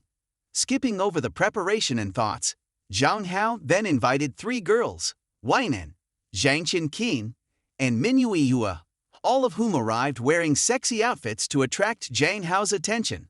Even before entering the dining room, the 3 began to compete with their glances. Once inside the dining room, they started to compete for the chance to serve Zhang Hao food. Although Zhang Hao enjoyed beauty, having 3 people vying for his attention made things a bit difficult. As it was a joyous occasion, Zhang Hao drank a bit too much, even though he was underage. After a while, Zhang Hao felt uncomfortable and ran outside to vomit. After showcasing his drinking skills, suddenly a hand appeared with a towel to help Zhang Hao clean his mouth. Before Zhang Hao could thank the person, he was startled to find that it was the goddess of the blood moon. Under the beautiful moonlight, her appearance was stunning and romantic. In contrast to the peaceful scene and the calm demeanor of the goddess of the blood moon, Zhang Hao was taken aback by her sudden appearance. He thought the goddess had come just to greet him, but she revealed that Zhang Hao had been integrated into this world. The world was filled with attention, but Zhang Hao was deceiving himself, thinking he wanted to return to his old world. The goddess of the blood moon also informed Zhang Hao that the soul frequencies would overlap, making him more fearful and urging him to find a way back. The goddess hinted that Zhang Hao already knew the way back, giving a hint that Zhang Hao was already familiar with it. After giving this hint, the goddess of the blood moon gradually disappeared, leaving Zhang Hao in doubt. Suddenly, Min Yuhua ran from afar to check on Zhang Hao, because she noticed he had been gone for too long. To prevent Min Yuhua from being suspicious, Zhang Hao had to steer the conversation in another direction. Zhang Hao asked about Weinan and Zhang Qin, and then invited Min Yuhua to go back inside. Seeing Zhang Hao's strange behavior made Min Yuhua even more concerned about the peculiar things she had heard earlier, such as the blood moon and the other world. She couldn't help but be troubled by Zhang Hao's strange words. But in the end, she attributed it to Zhang Hao being drunk. After some time, Zhang Hao's life returned to normal. His mundane life continued, revolving around his relationship with Zhang Qin. 2 months later, the season that always brings about a beautiful romance finally arrived. Right in front of the school gate, there was a girl with golden hair and a yellow outfit, indicating her love for the color yellow and disdain for deceit. She felt the weather was getting cold, but was immediately told by Zhang Hao's best friend that she was having a problem with her skills. After a while, Min Yuhua appeared from afar and ran over, so all 4 of them went into the classroom together. During the previous months, Zhang Hao thought he was experiencing dull days, but now he officially faced a major problem. The school was about to hold a founding anniversary celebration and wanted to have a dance performance to kick off the event. That wasn't the problem. The problem arose when the teacher asked Zhang Hao to be the team leader and find his own partner. All the female students in the class rushed to Zhang Hao, wanting to be his dance partner. Now Zhang Hao was like a delicious cake, inviting everyone to take a bite. Zhang Hao quickly escaped from the siege of the girls and hid in the bathroom to clear his mind. After some thought, Zhang Hao felt that the only person who could build a romantic relationship with him was Min Yu Hua. But he didn't want Min Yu Hua to destroy it before it even started. Later, Yu Hua explained to Zhang Hao that the reason was her mother did not want her to stand out. Zhang Hao, with his remarkable handsomeness and encouragement, persuaded Min Yu Hua in just a few words to agree to build the romantic tent with him. Finally, the day of practice arrived for Zhang Hao and Min Yu Hua, but it did not go smoothly. Min Yu Hua was extremely awkward, causing the teacher to constantly remind her. Seeing this, Zhang Hao encouraged Min Yu Hua to keep trying. After some struggle, the practice session ended. Zhang Hao and Min Yu Hua returned to the dressing room, but Min Yu Hua's locker was clogged with gum and could not be opened. Zhang Hao was furious and yelled, cursing, and called someone to unlock it. Zhang Hao felt that someone was deliberately bullying Min Yu Hua, so he became more vigilant and helped her. The next day, after gym class, Zhang Hao and Min Yu Hua went back to the room to change shoes. While Zhang Hao was talking with friends, he noticed something sharp in Min Yu Hua's shoes. When he stopped Min Yu Hua, small nails fell out onto the floor. Zhang Hao was horrified by the nails and yelled, demanding to know who was responsible, but no one confessed. The room was silent except for a few whispers, with some thinking Min Yu Hua was targeted because she was dancing with Zhang Hao. Zhang Hao decided to take responsibility for his mistakes, and not only took responsibility, but also secretly observed and protected Min Yu Hua's safety. After school, Zhang Hao was trying to find out if Min Yu Hua had offended anyone when a flower pot fell right where Min Yu Hua was standing. With the strength of the protagonist, Zhang Hao quickly shielded Min Yu Hua, but did not die. Min Yu Hua was too shocked to speak, so Zhang Hao hurriedly ran back into the school to catch the person who threw the flower pot. It seemed like a deliberate setup. Zhang Hao chased the mastermind, but found that the culprit did not flee. Instead, the mastermind cried, claiming that Min Yu Hua was trying to monopolize Zhang Hao. After Zhang Hao scolded Min Yu Hua thoroughly, the mastermind decided to commit suicide for causing Zhang Hao distress. Once again, Zhang Hao showed us the strength of the protagonist, narrowly catching the mastermind and throwing her back, intending not to let her die. Zhang Hao did not forget to declare that the choice of Min Yu Hua was Zhang Hao's own decision, which made Min Yu Hua feel deeply moved. It seemed like we might soon see a Hollywood-style scenario, but Zhang Hao then fainted from blood loss. As he was drifting into sleep, countless memories appeared, but Zhang Hao was unaware of their existence. When he opened his eyes, he saw a hospital scene. Zhang Hao was dazed, not knowing what the previous scenes meant, when Min Yu Hua's voice was heard. Min Yu Hua was crying with swollen eyes while Zhang Hao was still asleep. After crying, Min Yu Hua switched to revenge mode, wanting to avenge Zhang Hao. Fortunately, Zhang Hao stopped her. Otherwise, we might have witnessed a bloody case named Yua. To show what it means to be a real man, Zhang Hao quickly got out of bed, flexed his strong arm, and reaffirmed that he was a man worthy of standing alongside Min Yu Hua. He continued to perform a grand dance with Min Yu Hua. To help Min Yu Hua, Zhang Hao invited a professional dancer for instruction. Just as our ancestors said, "No teacher, you can't achieve success." Therefore, after switching to a professional dancer, Min Yu Hua's dancing skills improved rapidly like the rising price of gold. However, no story goes smoothly. Min Yu Hua's mother called, asking Min Yu Hua to stop participating in the performance because she was afraid Min Yu Hua would embarrass the family. Zhang Hao, who overheard this, was somewhat unacceptable and quickly took the phone from Min Yu Hua to talk. He persuaded Min Yu Hua's mother to let Min Yu Hua continue participating due to Min Yu Hua's efforts. Zhang Hao convinced Min Yu Hua's mother, but it was Min Yu Hua who was moved. This time, Min Yu Hua decided to listen to her boyfriend and disobey her mother to continue the performance. Her serious demeanor, ignoring her mother's criticism, made Zhang Hao fall for her even more. On the day of the performance, among the many guests, Weinan and Yuhua's mother were present. After a long wait, Zhang Hao and Min Yuhua finally took the stage. The audience was very excited to see tango performed by Zhang Hao. Zhang Hao did not forget to encourage Min Yuhua to make the performance even more perfect. Min Yuhua's mother was very surprised to see Min Yuhua dancing flawlessly, not expecting her daughter, whom she thought was always shy, to be so confident. Unlike Min Yuhua's mother, who was emotional for her daughter, Weinan was jealous when seeing Zhang Hao and Min Yuhua getting closer. However, while the two were enjoying dancing, the lights went out, leaving them stunned. The audience was confused. Some thought there was a special part, while others feared the performance would be cancelled. After the power was cut off by the neighbor, the entire hall became chaotic. Some people angrily demanded to see the male idol Zhang Hao, while others turned on their phone flashes to live-stream Fo. A mother from another part criticized the backstage team because she had to take time off work to watch her son's performance. This unexpected situation caused the security team's workflow to be completely disordered. Min Yuhua was silent, while Zhang Hao was sweating with anxiety. Meanwhile, the principal came to call Zhang Hao aside to discuss.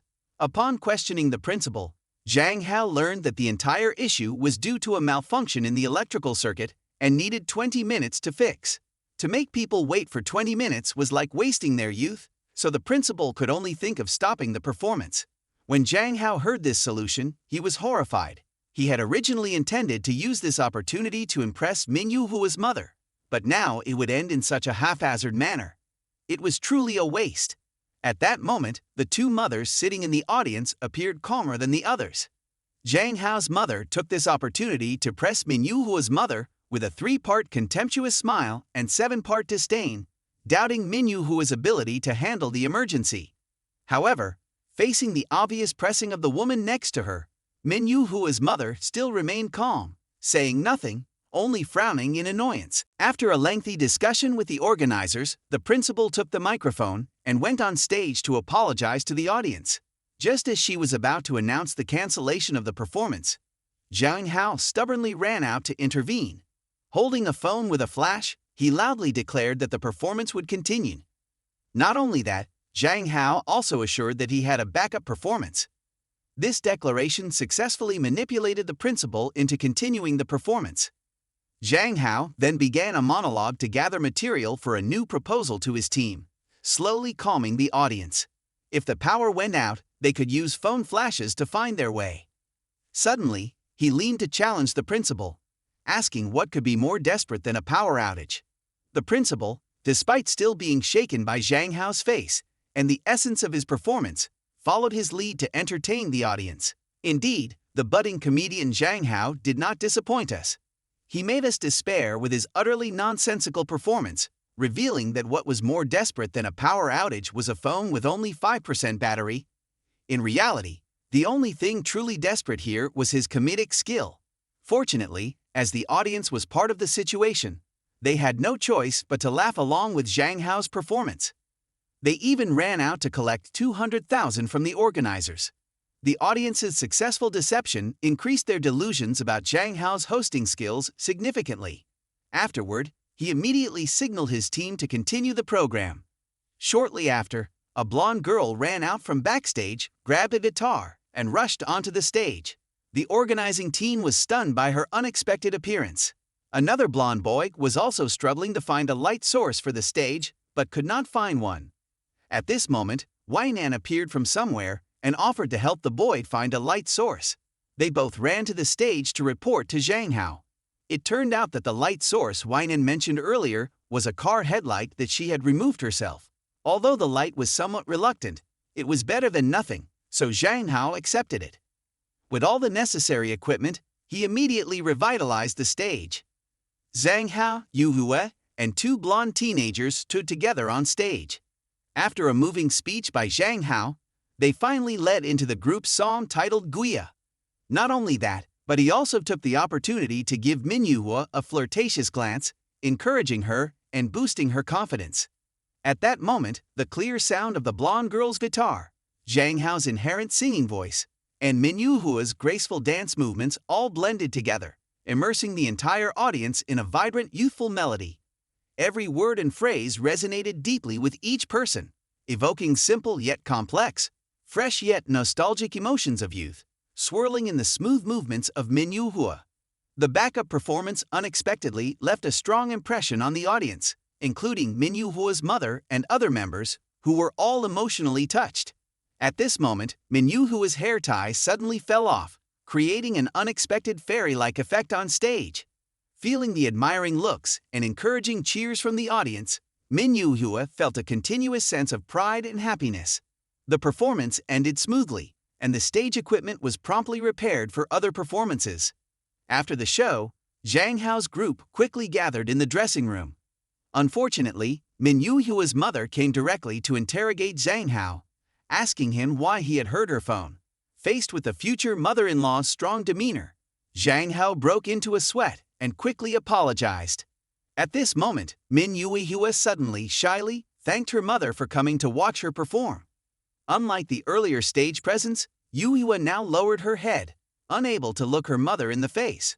Her mother stared at her in silence as if considering something, then slowly put her hand in her pocket. Just as Min Yu-hua thought she was about to receive a severe reprimand, her mother gently called her name and praised her. Although the praise was brief and concise, it was still filled with pride and confidence. Then, she allowed Min Yu-hua to invite Zhang Hao to their home as a guest. Although this mother seemed cold, she was actually very caring about her daughter. Seeing the two matched well together, she immediately enthusiastically supported their relationship. With such a good opportunity, Yu-hua immediately joyfully rushed to hug her mother in her surprise. The little daughter who once wore diapers now knew how to follow her mother's wishes and bring a boyfriend home, which was indeed a great surprise for Yu-hua's mother. Seeing this, Zhang Hao felt relieved and looked at the two of them with very affectionate eyes, secretly pleased with their developing relationship. Their happy interaction made Zhang Hao feel that his efforts were truly worthwhile. After the unstable performance, the students were all resting backstage. Zhang Hao, while drinking water, was silently glad that he had done a good job connecting Min Yu-hua and her mother. Although he was eccentric, his confidence made him self-satisfied as he held a can of water, admiring himself. Suddenly, a gentle hand tugged at his sleeve. Looking down, he saw his petite wife, Min Yu-hua, shyly asking for a bit of his time. Zhang Hao, though skeptical, chose to follow Yu-hua to the academy's gym. Thinking Min Yu-hua wanted to practice with him in the gym, he quickly declined because his head injury hadn't fully healed. However, she intentionally chose a private place to talk to Zhang Hao. She looked at him with a blushing face as if struck by a love bolt. The next moment, Yu-hua suddenly became serious, directly calling his name and admitting that the time spent practicing with him had been very enjoyable. These sudden confessions made Zhang Hao feel stiff and unresponsive. Despite Zhang Hao's reaction, Min Yu-hua continued her serious confession, her eyes growing more expectant. Her hands were tightly clenched, trying to maintain calmness inside, and her face gradually flushed with each heartfelt confession. Feeling Min Yu-hua's sincere feelings, Zhang Hao was no longer amazed but instead felt awkward. He listened attentively to her, and the strange emotions Zhang Hao felt for the first time were ignited in Min Yu-hua's heart, with jealousy and selfishness swirling in her love for him, making her feel as if it were all a nightmare. Saying this, she moved forward, holding Zhang Hao's flushed face tightly, and concluded with, "I like you. Can we be together?" After hearing this lengthy confession, Zhang Hao felt chaotic inside. Although her confession was sincere and Min Yu-hua was indeed an ideal wife, he already had feelings for Qian Qin. Therefore, accepting Min Yu-hua as well would be like cheating. For the honor of a man, Zhang Hao decided to reject Min Yu-hua. He thought she would be sad, cry, and run away. But instead, she threw herself into his arms and hugged him tightly. Despite feeling a bit regretful, Min Yu-hua continued to pursue Zhang Hao, whispering in his ear that she would always wait for him. They then shared a passionate kiss. Unbeknownst to them, Weinan was outside, having heard everything. She silently lit a cigarette, seemingly lost in thought. The scene shifted to the men's dressing room. Zhang Hao was still feeling lightheaded from Min Yu-hua's kiss. He couldn't believe he was viewed so divinely in her eyes, and escaping that shadow seemed difficult. After some random thinking, without finding a solution, he angrily threw his jacket on the floor and quickly changed clothes to go home. Just then, Weinan burst into the men's dressing room from somewhere, cutting through the wind. Seeing Zhang Hao exposed, she smirked, making him embarrassed and angry. He immediately began to lecture her, but before he could finish, Weinan quickly reached out and supported his head, then revealed the interesting things she had just heard. She frowned, saying she was quite satisfied with Zhang Hao's reaction to Manhwa. However, she was very uncomfortable with how the two danced together. Nevertheless, with her broad-heartedness like a wheelbarrow, Weinan generously removed the traffic light, helping them complete their performance.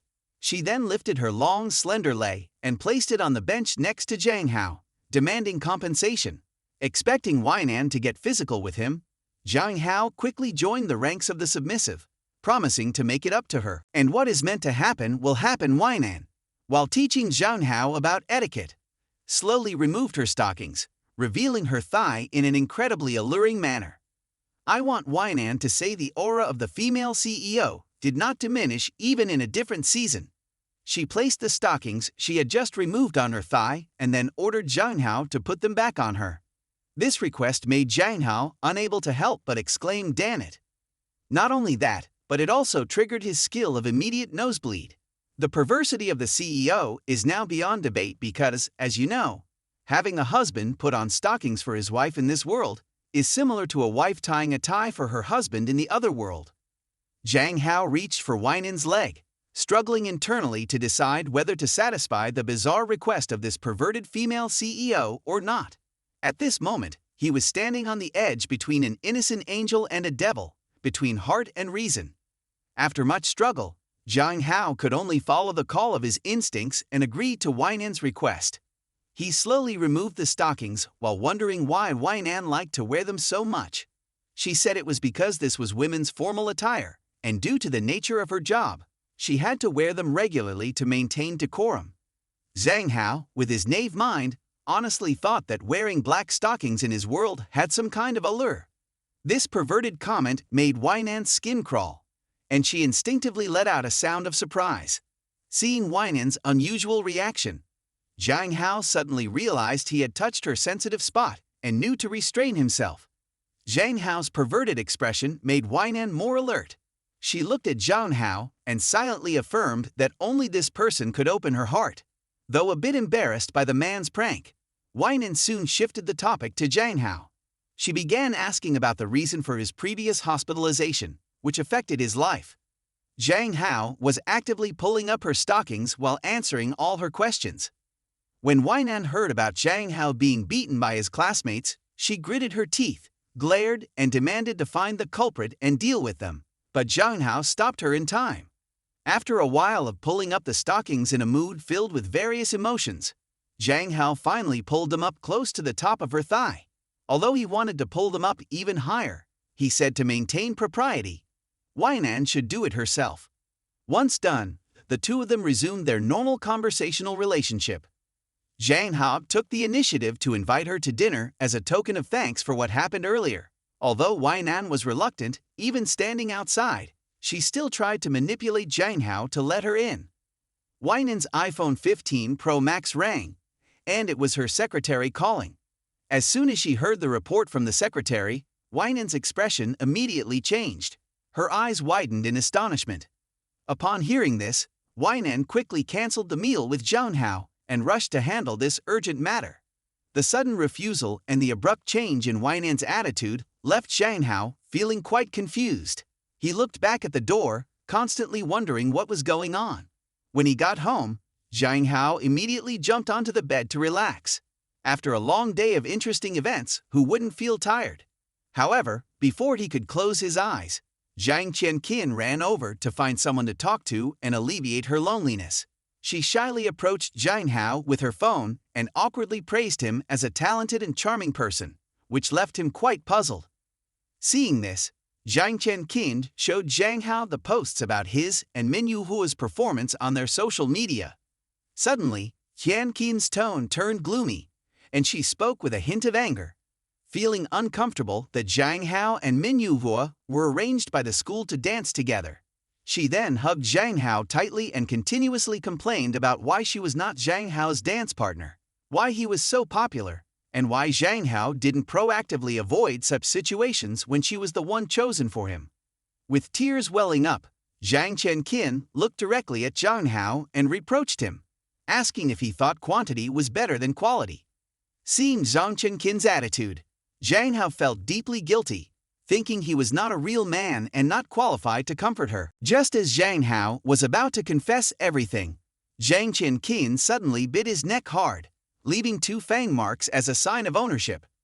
This impulsive act was unexpectedly caught by their father, who stood at the door with a very displeased look. While the 2 children were stunned into silence, seeing this awkward scene, their father immediately stared in shock and exclaimed in horror. Zhang Chenqin and Zhang Hao, caught off guard, were at a loss for words and couldn't explain properly. So they were given a ticket to a family dinner. The atmosphere at the dinner table was noticeably more tense than usual. Neither of them dared to say a word, only staring anxiously at their mother sitting across from them. Although she had tried hard to remain calm, her voice was full of hostility. In an attempt to soothe their mother, Zhang Chenqin proactively began explaining that it was just a playful act, even forcing a confident smile. However, the saying "the egg cannot be wiser than the duck" was true. Their mother, who was already very familiar with Chenqin's personality, immediately saw through her intentions. In her anger, she slammed her hand on the table, making everyone freeze in place. She shouted, "How can siblings play around so inappropriately?" Moreover, she repeatedly used the term siblings to warn them. This volcanic rage left them only able to bow their heads in silence, knowing that any further words might lead to punishment. Their mother continuously reminded them of their relationship, lecturing about the propriety between men and women, which made Zhang Chenqin's expression worsen. Seeing the situation seem dire, their father quickly intervened to calm their mother. However, he could not stop her from criticizing Chenqin as ungrateful and peculiar, regretting ever letting her live with the useless father. These excessive remarks made Chenqin's face contort with anger. She wanted to confess the situation between herself and Zhang Hao, but Zhang Hao immediately stopped her, lying to defuse the situation. Zhang Hao fabricated a story that Chenqin was helping him rehearse for a vampire play, which was why he had asked her to assist.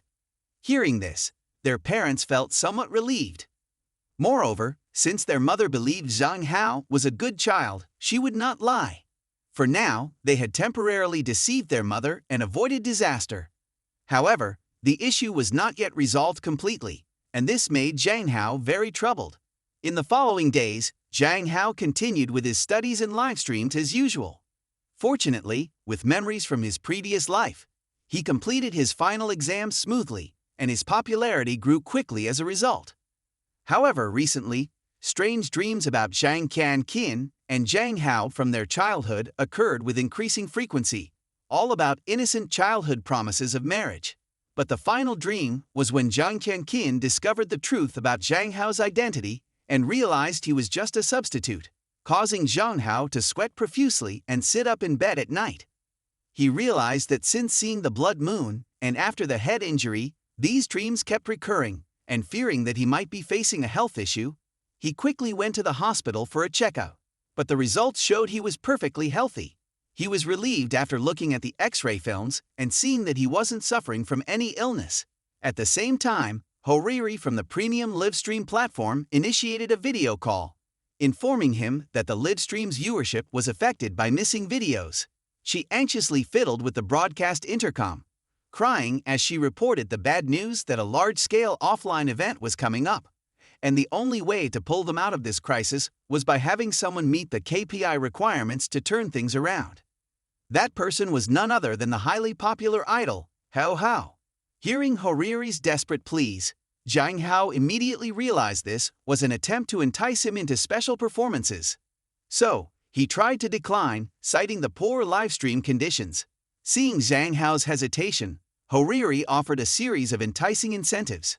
Upon hearing this, Zhang Hao's attitude changed like a whirlwind, and he quickly agreed to take on the task. This time, Horiri wants Zhang Hao to participate, but it turns out to be a reality show set on a beautiful beach. I thought this event would go smoothly, but unexpectedly Zhang Hao got entangled in a love triangle with Zhang Qian, Weinan, and Min Yuhua. They are currently trying to use all means to capture Zhang Hao's attention, putting him in a very awkward position. Zhang Hao, holding the script in one hand and carrying a bag on his shoulder with the other, finds that the theme of this reality show is 7 days survival on a deserted island with celebrities. As soon as Zhang Hao read the name, he had a premonition that this trip would not be simple. Even Sister Chan Qin, worried about her little brother, had to personally come to manage him. Zhang Hao glanced at Zhang Chan Qin's alluring and graceful swimsuit and silently admired it. Here, it's even possible to wear swimsuits in winter. Suddenly, a few soap bubbles floated across Zhang Hao's face. Turning around, he saw Min Yuhua in a cute floral swimsuit, shyly blowing bubbles to cheer him on. After hearing that Zhang Hao would be filming here, she used her social connections to come for a vacation with her family. At the same time, Weinan, in a swimsuit that was both elegant and sexy, also came to join Zhang Hao's group. As soon as Zhang Qian and Weinan saw each other, they immediately began to clash like two top fighting cocks. Just as a major confrontation was about to erupt, fortunately, Horiri arrived in time to save Zhang Hao. She cheerfully ran over to inform Weinan and Zhang Hao about the meeting in the production room. Josie, the host, started the introduction with a brief overview of the show's name and the key contributors from the production team. He finally moved on to the main content of the show. Essentially, the 8 participants will be divided into 4 teams to participate in various challenges. After each round, the winning team will be recognized as the strongest streamer.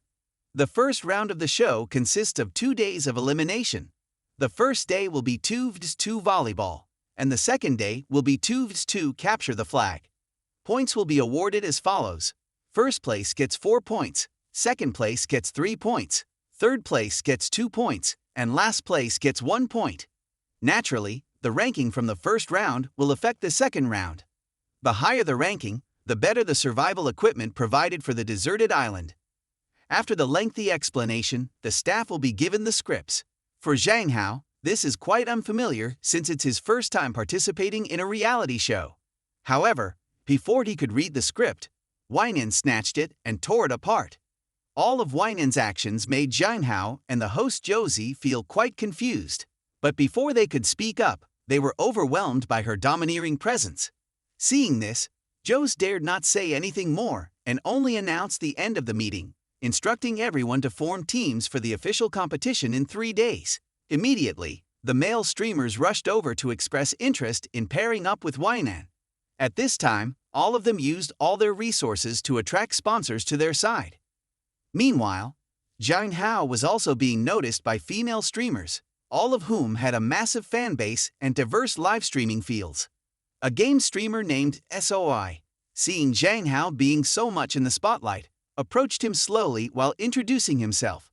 Seeing that the person in front wanted to chat, Zhang Hao politely greeted him. However, Soi then ridiculed Zhang Hao, saying he became famous by selling himself and that he was just a darling of the platform. With such obvious jabs, it wasn't hard for Zhang Hao to realize that this person was here to take revenge for his juniors. Soi, more reckless than rational, then challenged Zhang Hao to a bet where the loser would have to write, "I am the loser" at the beginning of each live stream. Moreover, Soi thought Weinan would team up with him, so he tried to provoke Zhang Hao even more. At that moment, Weinan stepped up and called Zhang Hao her teammate, which made Soi feel humiliated. Not only that, but she also criticized him for using cheap clothes and likened him to a Shopee package. Seeing Weinan being so friendly with Zhang Hao, Soi felt even more embarrassed, wishing he could find a hole to hide in. Zhang Hao, still puzzled as to how Weinan became a streamer so quickly, was hit with a painful remark from her. "My family is rich, so I have power. But a man's dignity does not allow you to rely on women like this." Zhang Hao intended to lecture Weinan more, but she informed him of something very important, that she had found someone from another world who also saw the blood moon like him. Upon hearing this, Zhang Hao was left dumbfounded. He truly couldn't process this information quickly. The verbal duel between Weinan and Zhang Qian still hadn't reached a conclusion. Zhang Hao stared in disbelief at Weinan. Weinan told him that the person was also from the same world as Zhang Hao and had also seen the blood moon. Weinan patted Zhang Hao on the head, telling him to trust what the person said and she would verify it carefully. After all, she remembered Zhang Hao's story very clearly. Just as Zhang Hao was still tangled in the mystery of the blood moon and crossing worlds, Zhang Qian arrived and interrupted the two.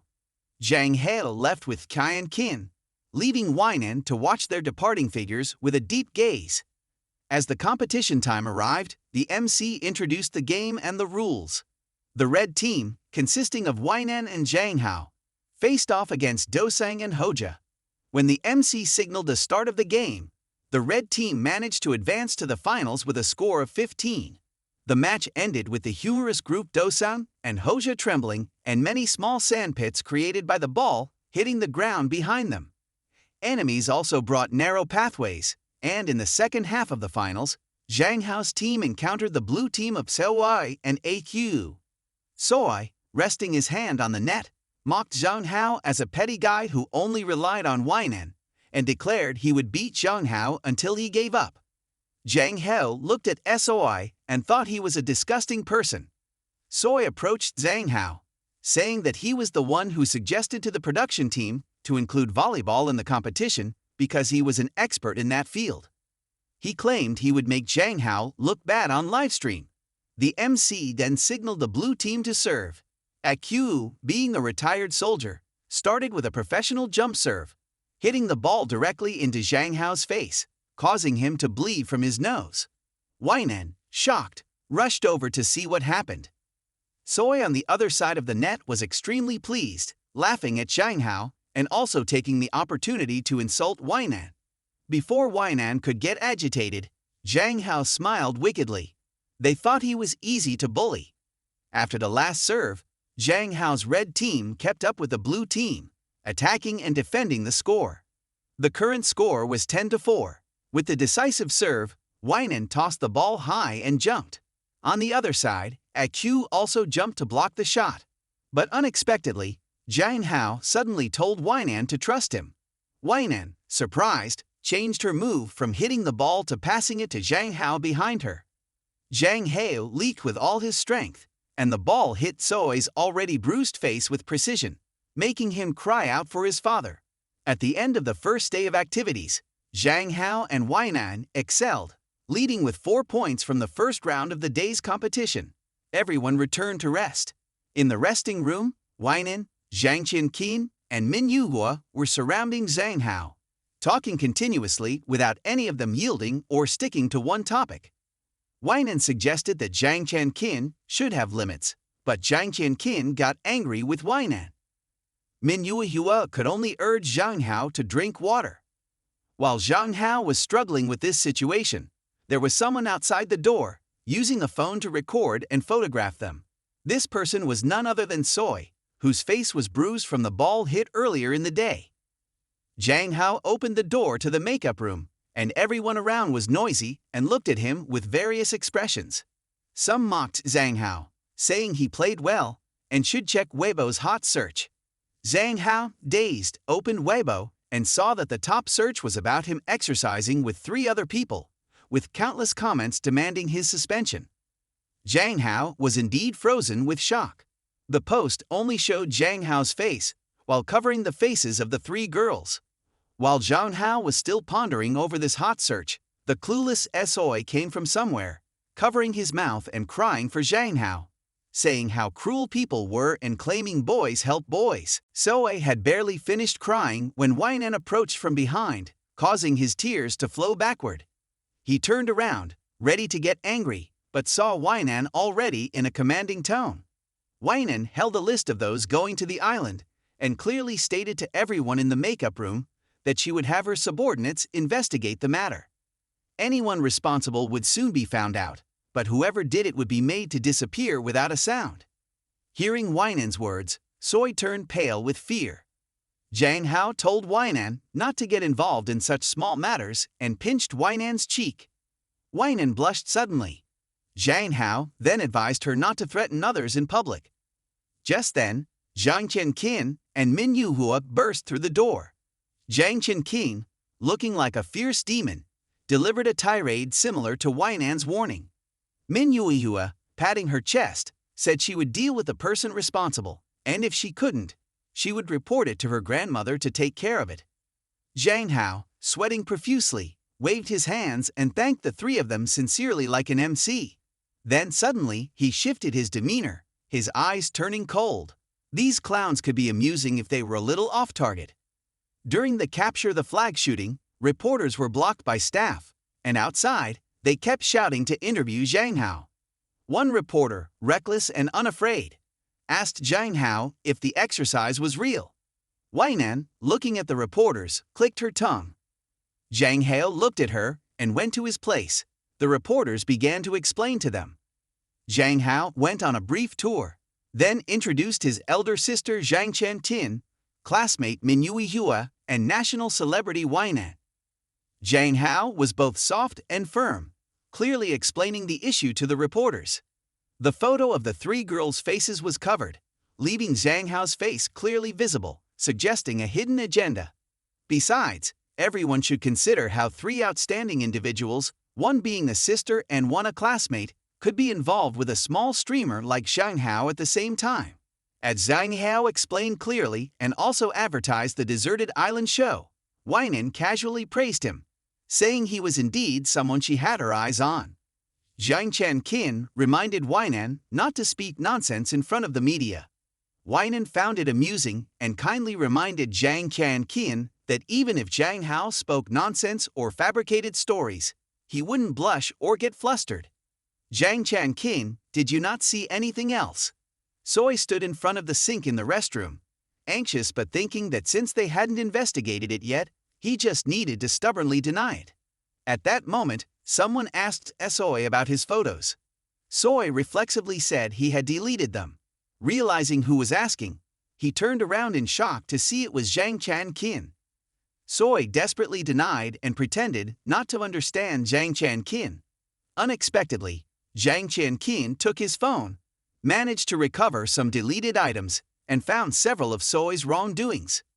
Before Zhang Qian could finish mentioning the bad things, Soy hurriedly interrupted, asking what he needed to do to be spared. In his mind, Soy furiously cursed the useless assistant. Zhang Qian told Soy calmly that she wanted him to disappear, with no other demands.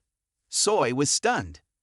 Zhang Qian grabbed Soy by the collar, and he began shouting about the rule of law, tears and sweat streaming down his face without knowing what was what. Despite Soy's appearance, Zhang Qian easily lifted him off the ground. Zhang Qian told him to know what he needed to do.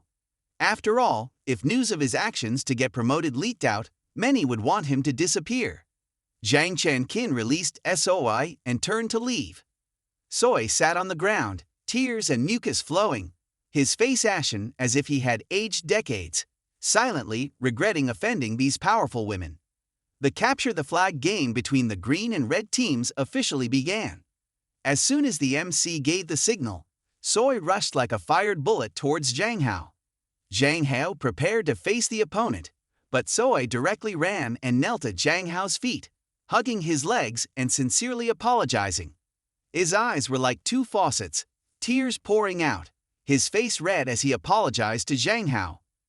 Soy said he would forfeit the competition, that he didn't care about anything anymore, and just begged Zhang Hao to forgive him. The MC shouted that the live stream had started, but Soy, as if turning into another person, or rather, like glue, clung to Zhang Hao's legs. Zhang Hao couldn't push him away or remove him. Soy kept holding on to Zhang Hao's legs, begging for forgiveness. At the same time, Soy confessed live that he was the one spreading rumors, buying people, and manipulating hot searches to slander Zhang Hao. He cried, saying he wanted to go home. In the end, Zhang Hao's red team succeeded in advancing because the green team forfeited. Zhang Hao, full of questions about Soy's behavior, returned to his room.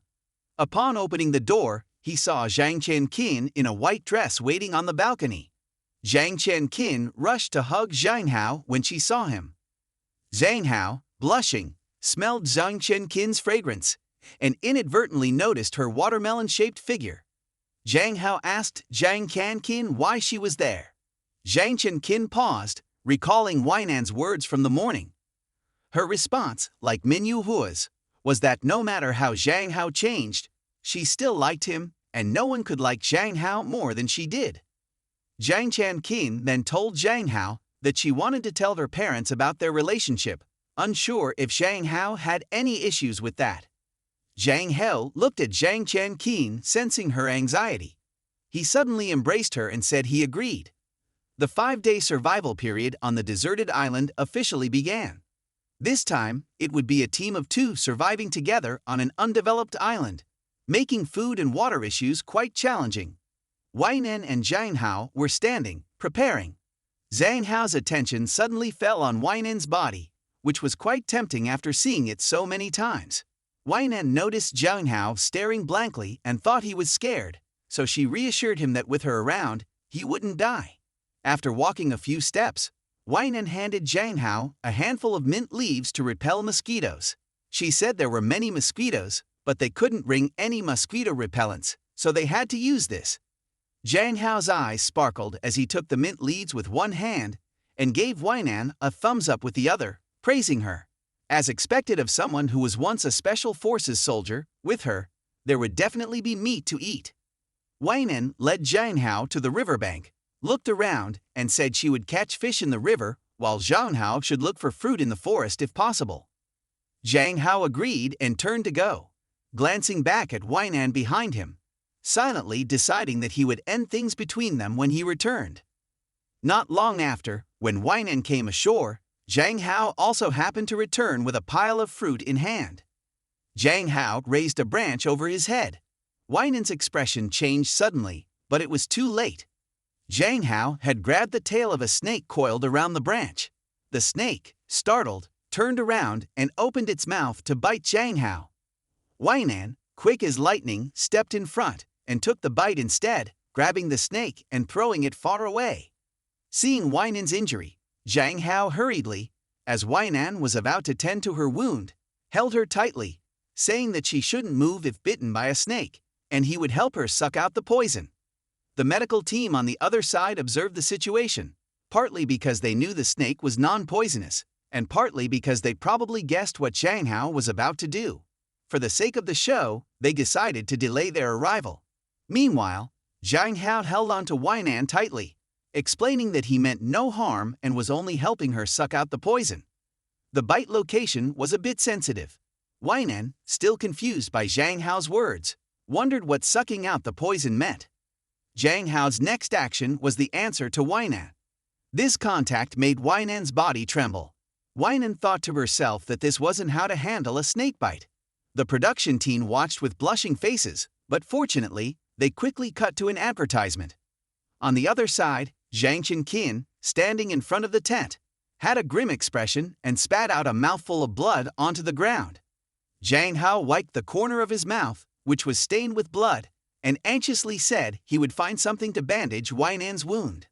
Weinan breathed heavily, leaning against a tree, and asked Zhang Hao where he learned to treat snake bites in this manner. It was fortunate the snake was non-poisonous. Otherwise, Zhang Hao might have logged out of this server and logged into a new one before the victim. Weinan told Zhang Hao not to panic. The snake was non-poisonous, and they should go to the riverbank to find clean water to wash and rest. Zhang Hao, sounding like a student who had been taught, replied with 2 oaths and followed Weinan. Meanwhile, the medical team was assigning someone to go to Zhang Hao and Weinan's location. Zhang Chenkin approached and said she wanted to go along. Coincidentally, the staff assigned was a fan of Zhang Chenkin and agreed to let her come along. At night, under the clear moon and gentle breeze, Weinan and Zhang Hao were huddled together in a small cave, sitting by a fire. Zhang Hao complained that Weinan had scared him all day. Before Weinan could respond, Zhang Hao changed the topic, asking if it was okay that the cameras had stopped recording during the show. Weinan coldly replied that as long as she, Weinan, wanted it, it was fine. Weinan suddenly moved closer to Zhang Hao, saying that the next content was also not suitable for airing. Zhang Hao, blushing and stammering, asked why Weinan was suddenly getting close. Weinan simply replied with a word, "Want." Zhang Hao yelled, "Damn it, want what? Be clear." Before Zhang Hao could finish, Weinan tackled him, giving Zhang Hao a romantic kiss. Zhang Hao, unable to resist Weinan's strength, was overwhelmed. Weinan's kisses made Zhang Hao's face turn red, and he pulled his collar down deeper. The scene shifted to Zhang Qian and the medical staff, who were still searching for the two. Zhang Qian suddenly heard rustling in the bushes next to her. She quickly shone her flashlight and saw Min Yuhua. Min Yuhua told Zhang Qian that she knew where Zhang Hao and Weinan were. Zhang Qian asked Min Yuhua how she knew their location. Min Yuhua calmly replied that she had been following them. Zhang Qian was surprised by Min Yuhua's boldness, but reminded her that although Min Yuhua liked Zhang Hao would not be with her. It would be a waste of effort. However, Min Yuhua remained calm, saying that she only needed to be with Zhang Hao. She didn't care who Zhang Hao was with. Any woman who dared to hurt Zhang Hao would face her wrath. Inside the cave, Weinan's shirt, which she had taken off, was used to tie Zhang Hao's hands. Zhang Hao lay on the ground with his shirt pulled up to his neck, and Weinan, with a flushed face and drenched in sweat, was determined not to let Zhang Hao go. Zhang Hao was like a fish on the ground, about to be dealt with by Weinan. Outside, Zhang Qian and Min Yuhua's voices could be heard. Weinan clicked her tongue, thinking these two were like restless spirits. Whenever something good happened, they were sure to mess it up. Weinan and Zhang Hao went out to meet Zhang Qian and Min Yuhua.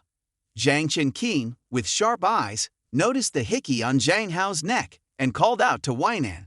Weinan, unfazed, wanted to dismiss them, saying this was a competition area where outsiders were not allowed. Zhang Qian threw a punch at Weinan. Weinan, indifferent, responded that if Zhang Qian wanted to train, she would oblige. Weinan punched Zhang Qian in the stomach, causing Zhang Qian to sit down. Weinan looked down from above, saying that even if she mistreated Zhang Hao, Zhang Qian had no right to hit her. As soon as she finished speaking, Min Yuhua lunged at Weinan, attacking her. Min Yuhua had only one principle: she would hit anyone who bullied Zhang Hao. Weinan was pushed back but clenched her fists, ready to fight. Zhang Qian, holding her stomach, stood up, surprised by Weinan's lack of decorum and shamelessness. Weinan scolded Zhang Qian to be quiet, but Zhang Qian continued to criticize Weinan, calling her disgusting and a predator. Before Zhang Qian could finish, Weinan slapped her hard, leaving Zhang Qian's face askew. Zhang Hao, who had been stunned, was jolted awake by the slap. He hurried over to apologize to Weinan. Weinan called Zhang Qian crazy and questioned why Zhang Hao was defending her. Zhang Qian, with every step, plotted against Zhang Hao to satisfy her vindictive desires. Zhang Qian fell to the ground, coughing and claiming Zhang Hao didn't need to apologize. The fault was Weinan's for forcing Zhang Hao. As Weinan continued to deal with Zhang Qian, Zhang Hao stopped her, revealing that he had been dating Zhang Qian. This revelation shocked both Min Yuhua and Weinan, while Zhang Qian sat on the ground, secretly smiling triumphantly. Zhang Hao declared that he liked Zhang Qian. Two medical staff realized Zhang Qian was missing and rushed to search for her. They saw the cave's fire and were unsure if it was from the burning wood or Weinan's inner fire. Zhang Hao and Weinan were arguing, with Weinan still wanting to beat Zhang Qian. Zhang Hao told Weinan not to interfere in his matter with Zhang Qian, saying that forcing it would not make it sweet.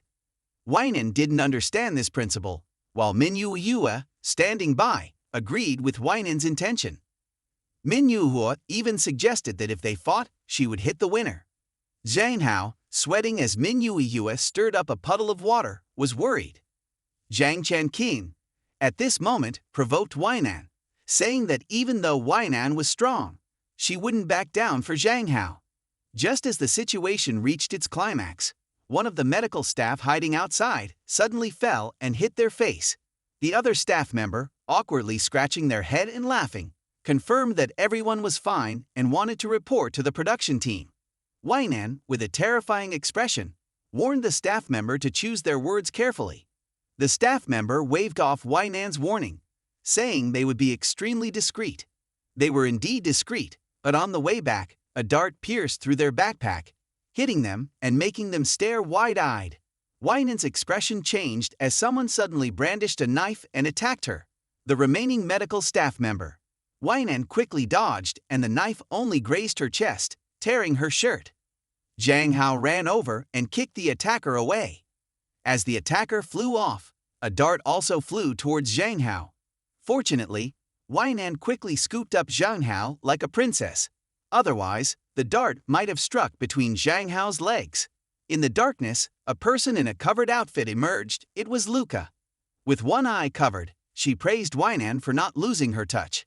Weinan, surprised, realized Luca was still alive.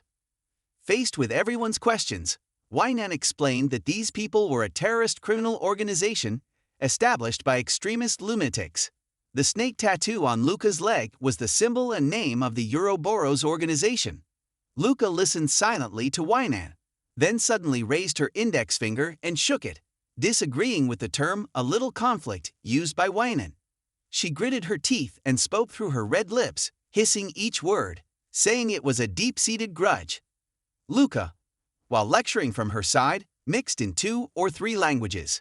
Weinan coldly looked at her. At this moment, Zhang Qianqin raised both hands in surrender, wanting to keep Zhang Hao safe. She raised her hands in surrender, stating that this matter had nothing to do with them. If Luca's group wanted to settle scores with Weinan, they could do so. Zhang Qianqin and Zhang Hao should be allowed to leave. Zhang Qianqin also promised that upon returning, she would consider the incident as if it never happened and would also transfer a sum of money to them. Hearing this, Luca smiled and praised Zhang Qianqin, calling her perceptive and smart. She remarked that their group was professional and their actions would leave no traces, so they could rest assured. They would see Zhang Qianqin and the others off comfortably. Weinan said that these people were not easy to negotiate with. She arranged for Zhang Qianqin and Min Yuhua to take Zhang Hao and escape while she would stay behind to fight the rest. Unfortunately, these people had no intention of letting anyone escape. Luca raised her hand and ordered the execution of 4 people to rush towards Weinan's group. Zhang Hao frowned. There were 4 people in front, but it was clear they had come prepared. Who knew if they had set up an ambush? Zhang Qianqin wanted to drag Zhang Hao away, but the disguised medical staff member from earlier struck with a knife. Zhang Hao quickly pulled Zhang Qianqin back and threw a punch at the attacker. Zhang Qianqin stared in amazement at Zhang Hao's swift and decisive moves. Meanwhile, Luca had also noticed Zhang Hao. While Weinan's side was tense, the production team was off eating and shopping, dreaming of top viewership numbers. Zhang Hao, Weinan, Zhang Qianqin, and Min Yuhua had retreated close to the entrance of the cave. Zhang Hao suggested that everyone go back into the cave. Earlier, he felt like there was a draft inside, so it was very likely there was another exit. After all, it was better to take a chance than to sit and wait for death. Weinan agreed and said that Zhang Hao and his team should go in first. The cave was narrow, and they had to go up one by one. Weinan could handle it. Luca heard Weinan's arrogant words and said to her team that Weinan's group was now at full strength. They should go and teach Weinan a lesson not to be so arrogant. One person from Luca's group rushed at Weinan with a knife. Zhang Hao hesitated for a moment and then quickly turned around and ran into the cave. He saw that the fire from earlier had gone out and also found another passage. Zhang Hao turned back and told Zhang Qianqin and Min Yuhua to take the supplies out and find a way to contact the rescuers. He would return to support Weinan. Zhang Qianqin hesitated. It would be very dangerous for Zhang Hao to go back alone. Zhang Hao was very determined. Even though he usually had disagreements with Weinan, he could not abandon her now. Zhang Hao said and then went back to the previous path. Zhang Qianqin was silent. Why had Zhang Hao become so distant? The woman with green hair who had jumped at Weinan earlier was now being strangled by Weinan until her tongue was hanging out and drooling. Weinan's face was dark and gloomy. Weinan warned Luca's people that if they wanted to die, they could follow her. At the same time, Weinan also agreed with Luca's words that as long as there were no deaths among them, this matter would never end.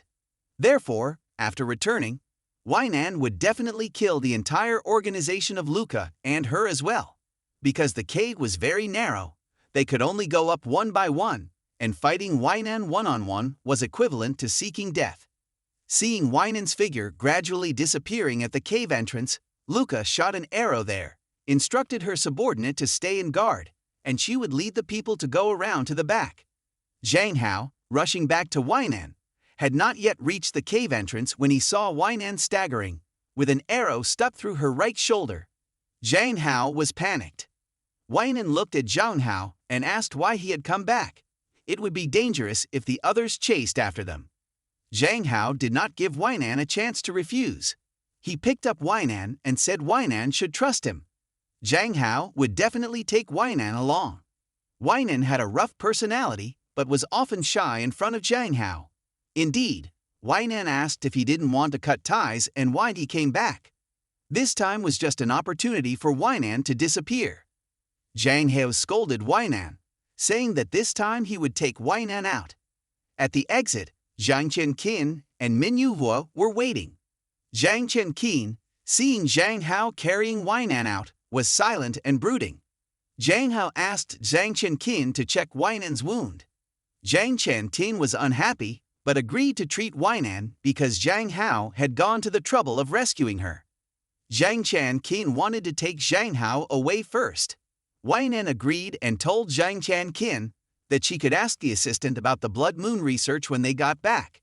The assistant would inform Zhang Qian. But Zhang Hao felt he could not leave Weinan behind. Weinan was still injured and could not move.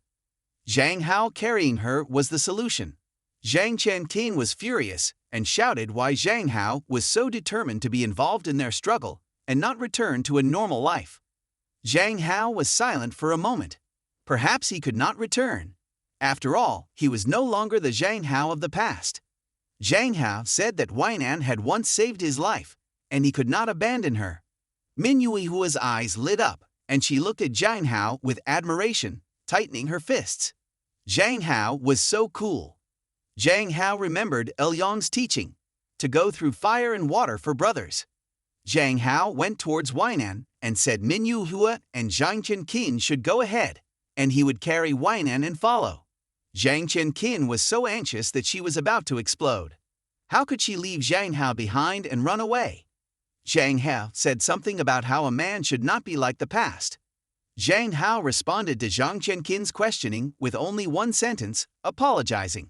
He was no longer the Zhang Hao that Zhang Qian used to know. Zhang Hao bent down and picked up Weinan, then turned to Zhang Qian, saying he would explain later when there was time.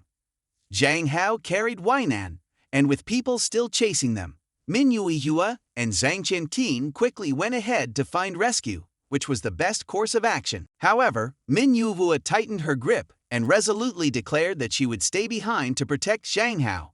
Min Yuihua also wanted to be a heroic man because it was so cool. After saying this, she felt something was wrong and thought it should be a heroic woman instead. But what exactly is a heroic woman? Zhang Hao was speechless, crying without tears, and shouted at Min Yuihua to accept her good intentions, but to please go ahead and find rescue first. If the assassins arrive, they will take everyone out. However, both Zhang Qian and Man Yuhua did not want to leave. The assassins had already been watching romantic films for a while, not just watching but also mocking. Zhang Hao turned pale as Luca led too many people. This time, it's really over. The director, who was sleeping in the tent, was awakened by the noise. He crawled out of the tent to see helicopters flying in formation overhead. Oh my, Zhang Hao was lying under Luca's feet. Luca looked at Zhang Hao with a sneer and asked, "Do all three of you like him?" If it weren't for being in a hurry, she would have wanted to test him. Luca took out a knife from her side, raised it, and decisively stabbed downward. Zhang Hao was lying underneath, and the knife was only a bit away from piercing Zhang Hao's neck. Luca looked up at Weinan with an expression worth admiring. Luca asked Weinan if she wanted to see her expression now, which was not normal. Weinan always appeared to be in control, but now she was in a terrible state. This vigilance was perhaps because of Zhang Hao. Weinan trembled and begged Luca to spare Zhang Hao, promising to agree to all her demands. Luca laughed heartily, asking if all demands were really acceptable.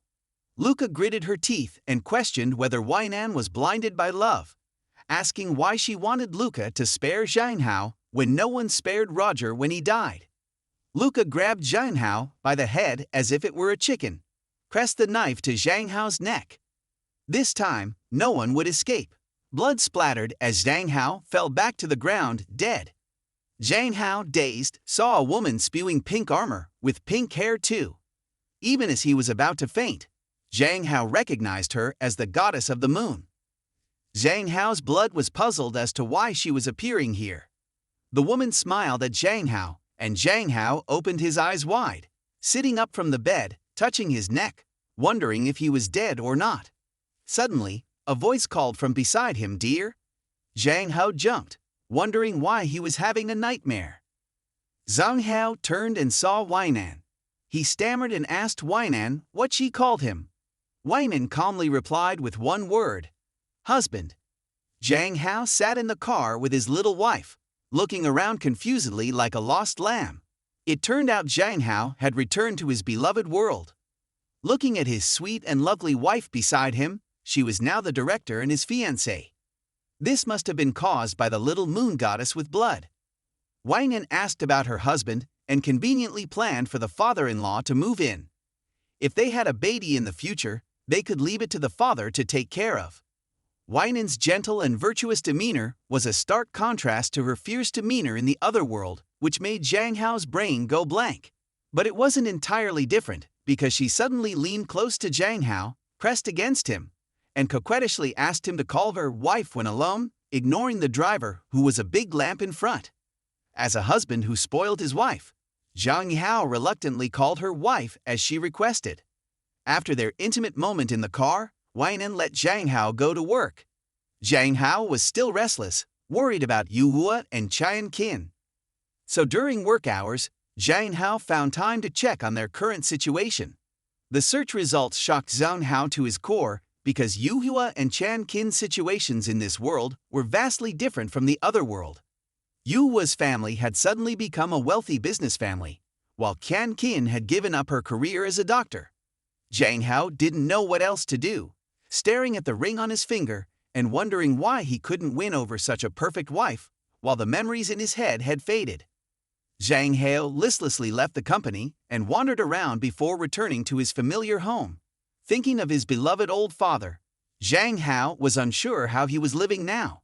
Unexpectedly, Zhang Hao reunited with Weinan, who was curious about why Zhang Hao came back so early and revealed that she was still preparing gifts and a sumptuous meal for him. Zhang Hao was dazed and couldn't remember his own birthday. Noticing Zhang Hao's strangeness, Weinan showed concern but was met with a cold splash of water from her husband. Unable to adapt to her gentle demeanor, Zhang Hao pondered the relationship between himself and Weinan. He suddenly asked how someone as perfect as Weinan could fall into a love trap with Zhang Hao. Although she didn't answer this question, Weinan, like a trustworthy leader, assured that she would take responsibility for Zhang Hao. He could rest assured and marry her. Then she gave him a sweet kiss on the cheek. From now on, he was to recognize her as the love of his life. Weinan reminded Zhang Hao to go inside because dear father was waiting. They could talk more in the evening, and she extended her hand in a very slay manner. Zhang Hao sat despondently, watching the old man savoring his tea. Zhang Hao asked him if his wife would be staying at their home tonight. The old man calmly replied that it would definitely be so. Zhang Hao turned pale with fear and said he would give his room to Weinan and sleep in a spare room. The great father, being a man himself, advised his son to be honest and not to avoid his sweet wife, as that would be odd. Indeed, the old man was full of experience. Zhang Hao got up and went to the room, locking the door to give the newlyweds some space. The old man didn't forget to wish his beloved son a happy birthday. Zhang Hao felt helpless. After all, he was still a young man. The responsible husband, Zhang Hao, also went to the kitchen to help his beloved wife. Little did he know, Weinan overheard the conversation between the men and shyly mentioned that she was still vigorous the previous day but now had run away. Perhaps Weinan's high demand had exhausted Zhang Hao. Hearing this, the young man was shocked, not expecting that he and his sweet wife had come to this. The fruits were plentiful, but not eating them would be a waste. It was just a pity that he didn't remember anything about it. Weinan then mentioned their first meeting when she was just a director. She had been forced by an old bald client to drink alcohol laced with drugs. Zhang Hao appeared like a deity, saying that he was Weinan's fiancé and would drink in her place. In the astonished and dumbfounded state of the old man, Zhang Hao drank half a glass of wine and then collapsed, foaming at the mouth, saying the glass of wine was a candy. In the end, the old man was exposed for putting aphrodisiacs in the wine. After the police captured him, Weinan inquired about Zhang Hao. "You act better than an actor," Weinan said. He wondered how Zhang Hao knew the wine glass was unsafe. Zhang Hao explained that he had been watching that old man for a long time, so it was easy to tell that the fruit plate was suspicious. Zhang Hao was pressured by Weian's questions. Naturally, caring about her was a minor reason. The main reason was to be a righteous person. Superheroes help out a bit, so what's wrong with a future wife? However, when Weinan asked if Zhang Hao liked her, he hesitated. He simply said that he was a superhero and was just saving people. Weinan enjoyed teasing him and asked if Zhang Hao had a crush. Zhang Hao, a young man, knew what love was. Weinan recounted their first meeting, where Zhang Hao's face turned red. Zhang Hao, a responsible husband, hugged his wife from behind. Although he didn't remember much, even retelling it, Zhang Hao seemed cool. Unexpectedly, thanks to that, he now had a loving and obedient wife, which was happiness. Zhang Hao suddenly wondered if it was so good to have a wife who sold pomelos in this world. He asked Weinan if she believed in parallel worlds. Zhang Hao's sudden question about parallel worlds surprised her. Zhang Hao still held his small wife with the large fruit plate.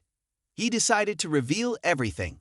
He dreamed of or perhaps really experienced a parallel world. Zhang Hao said that in that world, there was also a lovely wife who pursued him. She was extremely beautiful, but still not in a relationship, only a good friend. Zhang Hao felt guilty recounting that in that world, there were still two important people to him. It was true that one handsome guy was too few. Zhang Hao also confessed to his wife that the two beautiful women also sacrificed for him, and Zhang Hao, being responsible, had made mistakes, deceiving those who trusted him the most, and still had not confessed his crimes. He found his words unreasonable. Zhang Hao just wanted to find his beloved wife to talk late at night. Weinan, knowing this, teased her husband, asking if he wouldn't tell the roof of the house. If Zhang Hao regretted wanting to leave, his beloved wife would willingly sacrifice for him to go. Then, a red light appeared behind Weinan, startling Zhang Hao. Weinan didn't give her husband a chance to speak or kiss him. No matter where he was, his sweet wife would find him. In any world, Zhang Hao turned from a predator into a lamb. Seeing the blood moonlight, he didn't understand what was happening. Soon, he fell asleep and disappeared before Weinan. Then, as expected, a blood moon fairy appeared, teasing the beloved wife. If Weinan kept Zhang Hao in this world, she could let him stay in bed, love him until old age, and live peacefully without competition. But Weinan knew that the beautiful sister was not foolish. This was the best choice. Besides, the beautiful sister wasn't afraid of competing with anyone. Winning meant being the king. Losing was impossible. Even as a fairy, she had to stay silent. Weinan was too cool. Before leaving, the Blood Moon Fairy told Weinan to look at this place one last time. After all, this wooden house was where the newlyweds had intimate moments. Weinan regretted only the wedding ring on her hand. The main reason was the memory, and the secondary reason was that it was expensive. Weinan then disappeared. Zhang Hao on this side still missed his wife, opening his eyes and calling her first. Indeed, a wife reincarnated was not enough. At this moment, Zhang Hao was lying on the ground with his hand out, which Yu Hua grabbed, leaving him bewildered. Zhang Hao's hand was right on a large pomelo. Yu officially accused Zhang Hao of being a pervert, making the growing boy like him panic. After Zhang Hao's dazed reaction, he realized that the person sitting on him and pinching his face while scolding was Yu. Yu quickly recognized the young man from that year and apologized to the police for the misunderstanding. Taking the opportunity, Zhang Hao checked the time in this world. Zhang Hao was still being toyed with by the Blood Moon Fairy, who clearly wanted to see him humiliated by meeting each girl he admired one by one.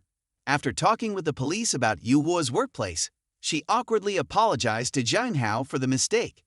Since she had already arrested him, Zhang Hao had to get into Yuhua's 1000th motorcycle to go back to the station. Zhang Hao found Yuhua adorable. In this world, she seemed different, quite open-minded. Maturity meant the second most charming woman was better than no one else. Arriving at the station, Yuhua bowed 90 degrees, apologizing profusely to the captain for the inconvenience caused by the arrest. Unexpectedly, the captain said that Yuhua's abilities were limited and that she liked to show off, speaking harshly to such a lovely girl. The old man was likely jealous of his wife. Other police officers also discussed that Yuhua was only interning because of her connections, probably due to jealousy of her beauty, talent, and connections. It was time for the hero to save the beauty. Zhang Hao spoke to the captain about Yuhua's passion and desire to protect the people, and also mentioned that Zhang Hao could handle the case. Zhang Hao said that Yuhua would conquer the virtual world, and she could handle a few cases. He believed that Yuhua could manage. Finally, he didn't forget to ask for a chance for Yuhua. As a commoner, the captain agreed. At Yuhua's house, Zhang Hao was sitting, reviewing materials about a case of stolen underwear and secretly taken photos of female students in City X. Yuhua learned that the perpetrator often committed crimes in the western subway area and was about 25 years old. Yuhua continued to monitor and suddenly saw Zhang Hao standing in a daze, so she brought him to the station. Yuhua, being adorable, apologized for mistakenly arresting Zhang Hao, causing him harm. Zhang Hao, having just seen his wife disappear, was now arrested for being a pervert. It was 1,000 pains. But Zhang Hao still patted Yuhua's head, saying it was okay, and that he didn't hold a grudge. They understood each other, but Zhang Hao almost exposed this. Zhang Hao criticized Yuhua's case-solving methods, suggesting he could sneakily investigate while wearing plain clothes and riding his motorcycle. If Yuhua was there and the perpetrator still committed crimes, it would only be an idiot or a lunatic. Yuhua just passively waited, wasting time. Zhang Hao suggested baiting the fish. He advised Yuhua to join a website or group with unusual content that banned children. He was skilled and used to be a VIP member of such groups. Zhang Hao mixed in to lure the suspects to a subway station the next afternoon. Zhang Hao couldn't bear to let his little wife be the bait. So he dressed as a girl to lure Yuhua. She had arrived at the station as Zhang Hao's deception suggested, with a beautiful sausage and wearing a mask, waiting for the suspects. Zhang Hao, though embarrassed as a man doing this for the first time, was determined as a real man. What was there he wouldn't dare to do? Suddenly, Yuhua draped her arm around Zhang Hao, calling her sister affectionately, and asked if she had any ice cream. Seeing Yuhua call Zhang Hao's sister made him quite annoyed, feeling teased. Zhang Hao remembered the obedient Yuhua more, and the two beautiful sisters, one fake and one real, boarded the train. On the train, Yuhua's presence radiated a murderous aura, prompting Zhang Hao's sister to remind her to tone it down so that the perpetrator wouldn't dare act. Zhang Hao was also extremely anxious, scanning around for suspicious individuals among high school students, stock market staff, and an old man, but found no one suspicious. Zhang Hao thought the trap was too obvious to lure the perpetrator in. Seeing this, Yuhua patted his head to comfort him, saying failure is part of the learning process and encouraging him to try again next time. Suddenly, the train jolted, causing Yuhua to fall into Zhang Hao's fake grapefruit, attracting attention from those around them. Yuhua then naturally praised Zhang Hao, making him feel extremely embarrassed. The train was announced to stop temporarily, which made the passengers extremely angry. Meanwhile, Zhang Hao was touched inappropriately by the perpetrator, realizing the trap had been set. He calmly looked at his skirt and saw an old man holding a bag with a hidden camera. Zhang Hao decisively stomped on the pervert's foot, causing him to scream in pain and curse, but Zhang Hao knew it all too well. He insulted the pervert, who was left with no beard, and realized the so-called beautiful sister was actually a man and a professional pervert. The pervert cursed Zhang Hao, calling him a pervert pretending to be a girl during the day, but Zhang Hao retorted, demanding the pervert hand over the bag to the train staff to check who the real pervert was. Hearing this, the culprit trembled with fear, and, lacking reason, cursed a few more times. Yuhua then grabbed the pervert and knocked him down, and the perpetrator shouted, accusing Yuhua of touching him, but he was mistaken. Yuhua revealed she was a police officer and was acting according to the law. Yuhua even added that the pervert was him, not Zhang Hao. At the police station, Zhang Hao received a certificate for being a female friend, with everyone recognizing Yuhua's abilities, bringing joy to their home. At the pub, Zhang Hao was still upset about the fake girl photos being published in the news. Yuhua, who was drunk, said Zhang Hao wasn't ugly and thanked him profusely. Yuhua said she couldn't do without Zhang Hao, making him awkward. Despite having so many interactions with girls, Zhang Hao was still shy. He comforted Yuhua, saying that while being a bit foolish in work could be learned, he pretended not to understand or genuinely didn't understand. Yuhua didn't want to talk about work and embraced Zhang Hao with a flushed face. The fruit was plentiful and large. Yuhua, while drunk, spoke incoherently and pressed her body against Zhang Hao, causing him to blush. Yuhua hesitated, saying she couldn't do without Zhang Hao. Zhang Hao knew this lovely girl was very drunk, but she still persisted. Yuhua also lamented feeling very lonely. She entered the police academy for her abilities, but everyone thought it was due to connections, and her family urged her to find a partner. Despite this, Yuhua was determined to stay with him for life, rejecting all other relationships as unmatched by the academy. Yuhua, drunk and stammering, spoke of her feelings, while Zhang Hao was unsure of his and Yuhua's status in this world. Yuhua suddenly leaned against Zhang Hao and called his name, resulting in her making a mess. Zhang Hao then shouted and took Yuhua away, but the boss insisted Zhang Hao compensate. Zhang Hao carried Yuhua on his back, walking by the beach at night. Gradually, Yuhua sobered up, and Zhang Hao gently released her, pressing points on her feet, causing her discomfort.